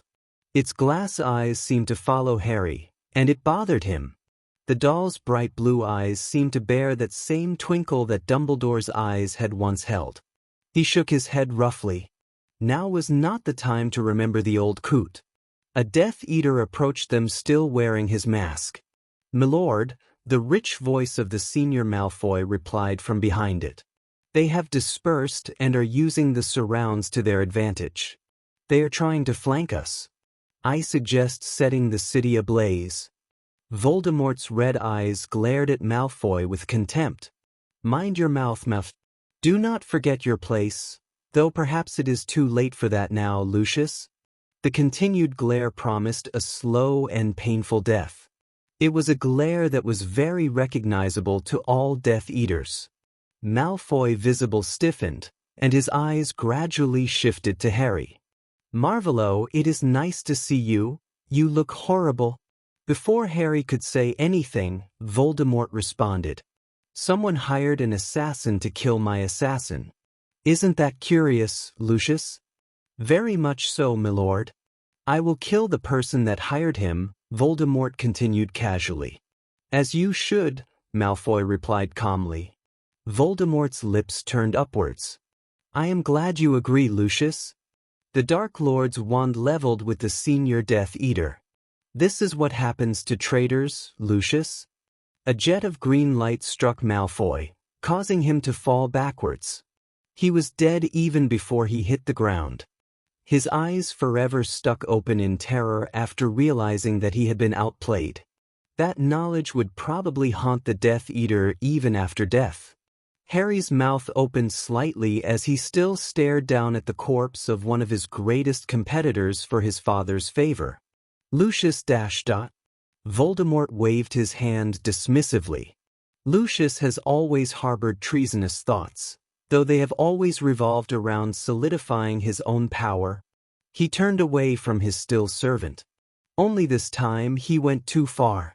Harry moved quickly to catch up with his father, who was heading nearer to the battle. He briefly felt a pang of pain with each of his rapid steps. His mind flashed back to his father's original orders, but he could not follow them. He was too headstrong to leave now. Voldemort looked out of the corner of his eye at his son and did not miss the winces. He closed his eyes, blocking the image, and continued on. Raising his wand, he prepared himself to duel with any fool that dared approach him. "Stay," Voldemort stated. His voice was completely without edge. "There is little you can do." However, I will allow you to stay except this is as far as you come. You are too valuable to die here." Gazing straight ahead, Harry nodded in agreement and watched as his father passed in front of him, his wand at ready. His lips contorted briefly before he regained control. In the distance, he could hear the sounds of battle, which were slowly becoming more distant with each passing moment. In his head, he tried to ration his not being a part of the battle, not being by his father's side. He had after laid the foundations for this final assault. All those years in which he had spent eliminating threats were now being yielded. He deserved this break from all the death. Nonetheless, the feeling would not go away. He had been conditioned well, Harry thought derisively. The hairs on the back of Harry's neck suddenly stood up. Without hesitation, Harry turned swiftly, avoiding the green light that was hurling toward him, promising a quick death. In response, Harry sent his own burst of green light at his assailant. He briefly heard the sound of someone floundering, trying to stay on their feet. "Cree," Harry stated calmly, ignoring the pain that clouded his newly reopened wound. "How nice of you to come." Reynard stepped out from his hiding spot, which had just been out of Harry's line of vision. "Not bad, kid. You almost had me." "Your employer is dead," Harry replied, ignoring the assassin's compliment. "Can't say that I too sad about that. However, it's unfortunate that I won't get my money from him." Harry trained his wand on his opponent. "Why continue this, if you're not getting paid?" Cree smirked. "Pleasure, you're a bit like sport? A sport that will get you killed?" Harry overlapped his last sentence with the killing curse. A diminutive crater appeared behind the spot that had been occupied by Cree. Before long, Harry had to do a side step of his own. The air seemed to be charged with electricity as the two continued their rapid duel. Each combatant was feeling the strain of their previous injuries from their earlier duel. Harry's already reddened robes seemed to weigh more with each passing second. "What's the matter, Harry?" Cree asked between ragged breaths. "You seem to be having trouble breathing. Perhaps you should let me end your suffering." Harry concentrated his magic, bringing it all to a center point. He smiled at Cree. "You're coming with me if I go." Before Reynard could even move, Harry unleashed his magic. To Muggle witnesses, it would have appeared to have been an explosion of some sort, which rocked blocks away from its epicenter. Voldemort stabled himself rapidly when the blast stopped. His opponent was not so lucky and collapsed to the ground. The Dark Lord did not pause as he severed the man's life force from him. With that task done, he quickly turned to look in the direction from which the quake had originated. Harry, the name fell from his lips before he had taken the time to even think. His eyes shot toward the nearest Death Eater, who happened to be one of the Lestrange brothers. "Go in search of Marvolo. If he is still alive, take him back to the fortress. I will come when I am able." Rabaston Lestrange nodded before turning toward the ruined city blocks, where the sidewalks had been reduced to rubble. Numerous times he stumbled, tearing his robes in the process. After several minutes, the Death Eater reached the epicenter. His jaw went lax, while his eyes bulged from his face. Never in his life had he seen such destruction of this scale. Before him lay a crater that extended into the earth 2 meters. Almost to the edge, Rabaston noticed to the edge of the crater there was a body, which was scarred badly from the explosion.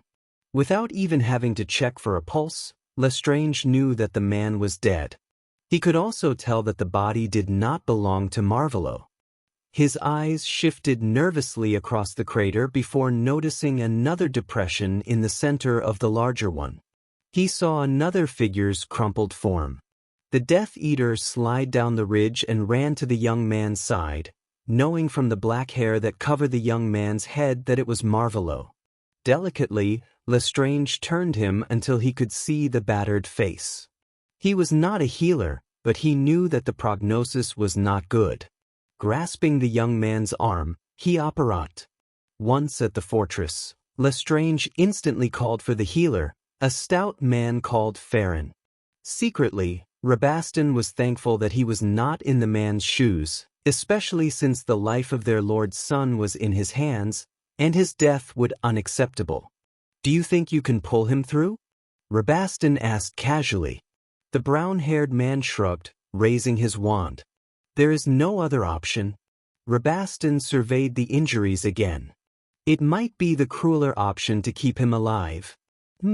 The healer murmured. The Dark Lord would not see that option kindly. No, he wouldn't. "So instead, I have to bring this lad from the verge of death. Best of luck, Farron." The healer ignored him and set on his work. "Yeah, the only reason he is still alive is because he created a shield at the last moment, shielding him from the majority of the blast." The healer moved to his potion store. "The shield didn't take it all. Most of his bones are broken. There is internal bleeding and dashed." The healer paused as he stretched toward the top shelf, pulling down a blue potion bottle. "Besides that, there are all the external wounds. In all rights, he should be dead." Rabaston shrugged. "I'll leave you to your work." He got no reply, but he hadn't really expected one. Rabaston simply waited for the Dark Lord to return. Looking at the grandfather clock that stood in the sitting room, where Death Eaters often waited in until the Dark Lord called for them, Lestrange guessed that the battle had been going on for 2 hours now. He also understood that it couldn't last much longer. He snorted when he thought that Marvolo had perhaps helped their cause further with his explosion. He now saw what had always fascinated his sister-in-law, Bellatrix, about the boy. With the only thing to do, Rabaston spent most of his time musing about their situation. He understood that they would claim the day. The Order and the Ministry were too unprepared to win. It was only a matter of time. In the background, Rabaston became astutely aware of the constant stroke of the old grandfather clock. Its silver pendulum glinted in the magical light. A loud popping sound greeted Lestrange's ears. He turned slowly to see the Dark Lord looming before him. "Where is my son?" "Currently with Farron. He's trying his best to heal his injuries." Rabaston paused.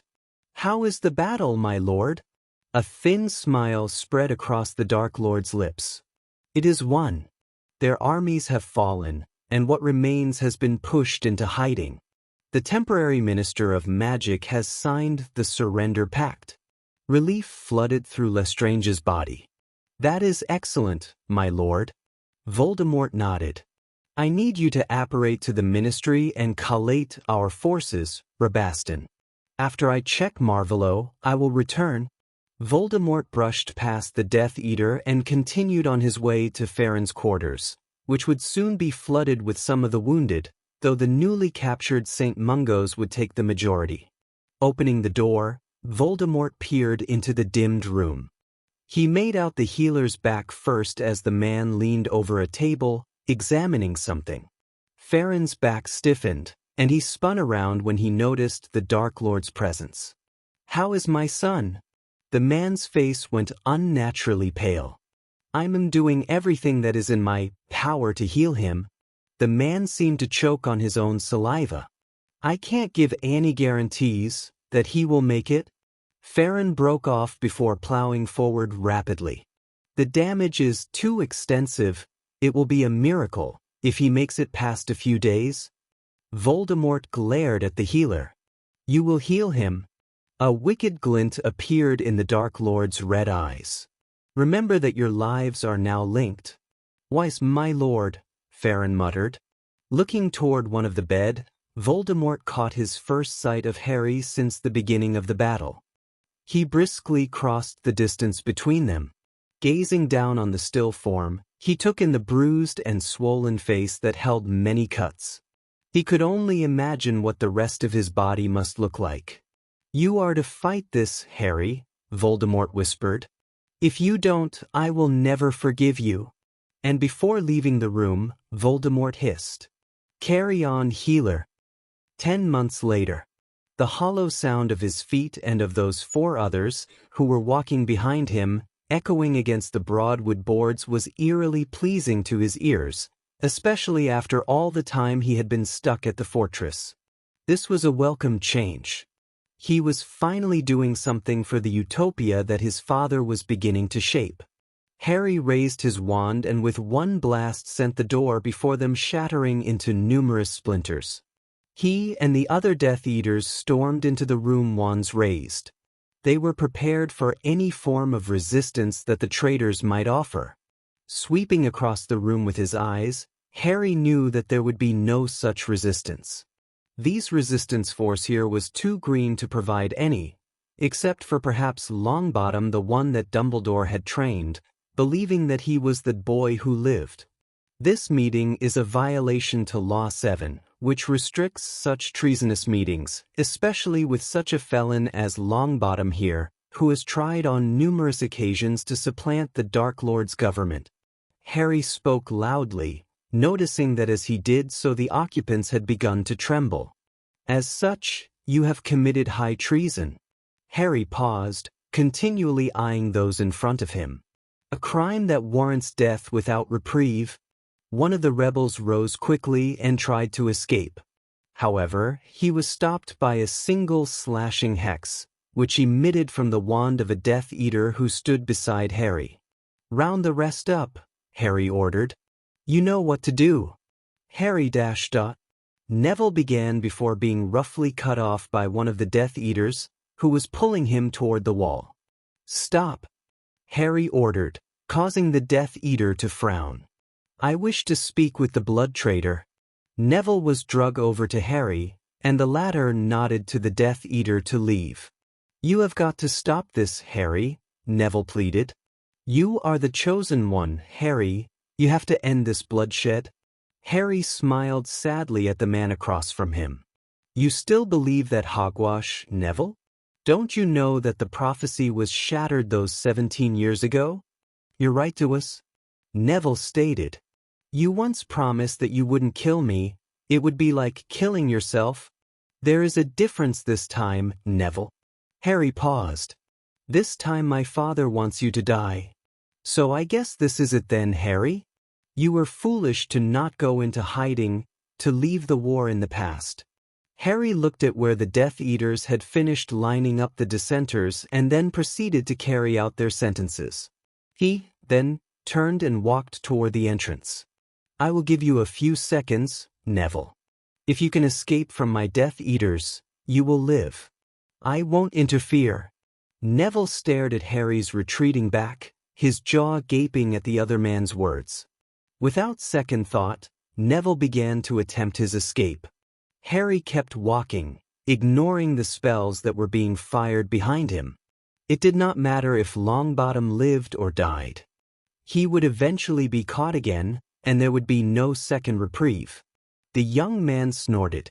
That was the funny thing about utopians, they always had a side that no one saw. Harry always saw that non-existent side as he carried out his father's justice, punishing those who were still caught in an absent past. Harry pushed back the shouts and smirked. It was funny, he was still in the killing business. He could never escape it. He would never get to enjoy the utopia that his father had created. No, but he would forever be enforcing it, protecting it from those witches and wizards who still held Albus Dumbledore as a great hero. It didn't matter, Harry often repeated in his mind, because if he were given a utopia, he wouldn't know what to do with it anyways. He had seen too much carnage to ever grasp a paradise of his own. Raising his wand, he began to perform an apparition that would take him to his father's side at his newly crafted fortress, which was grander than the old. The Death Eater could report to him there whether Longbottom had escaped or died. Thank you for listening to A Shattering Prophecy. You've just experienced one of the most famous fanfiction pieces inspired by the Harry Potter series. We hope you enjoyed this unique glimpse into the creativity it sparked among readers, giving new life and perspective to beloved characters and worlds. Stay tuned for more. In the coming episodes, we will be diving into even more imaginative fanfics from across the years, each bringing something fresh and unexpected to the original story.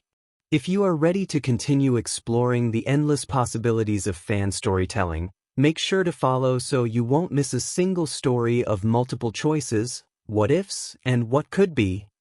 Thanks for joining us on The Falls.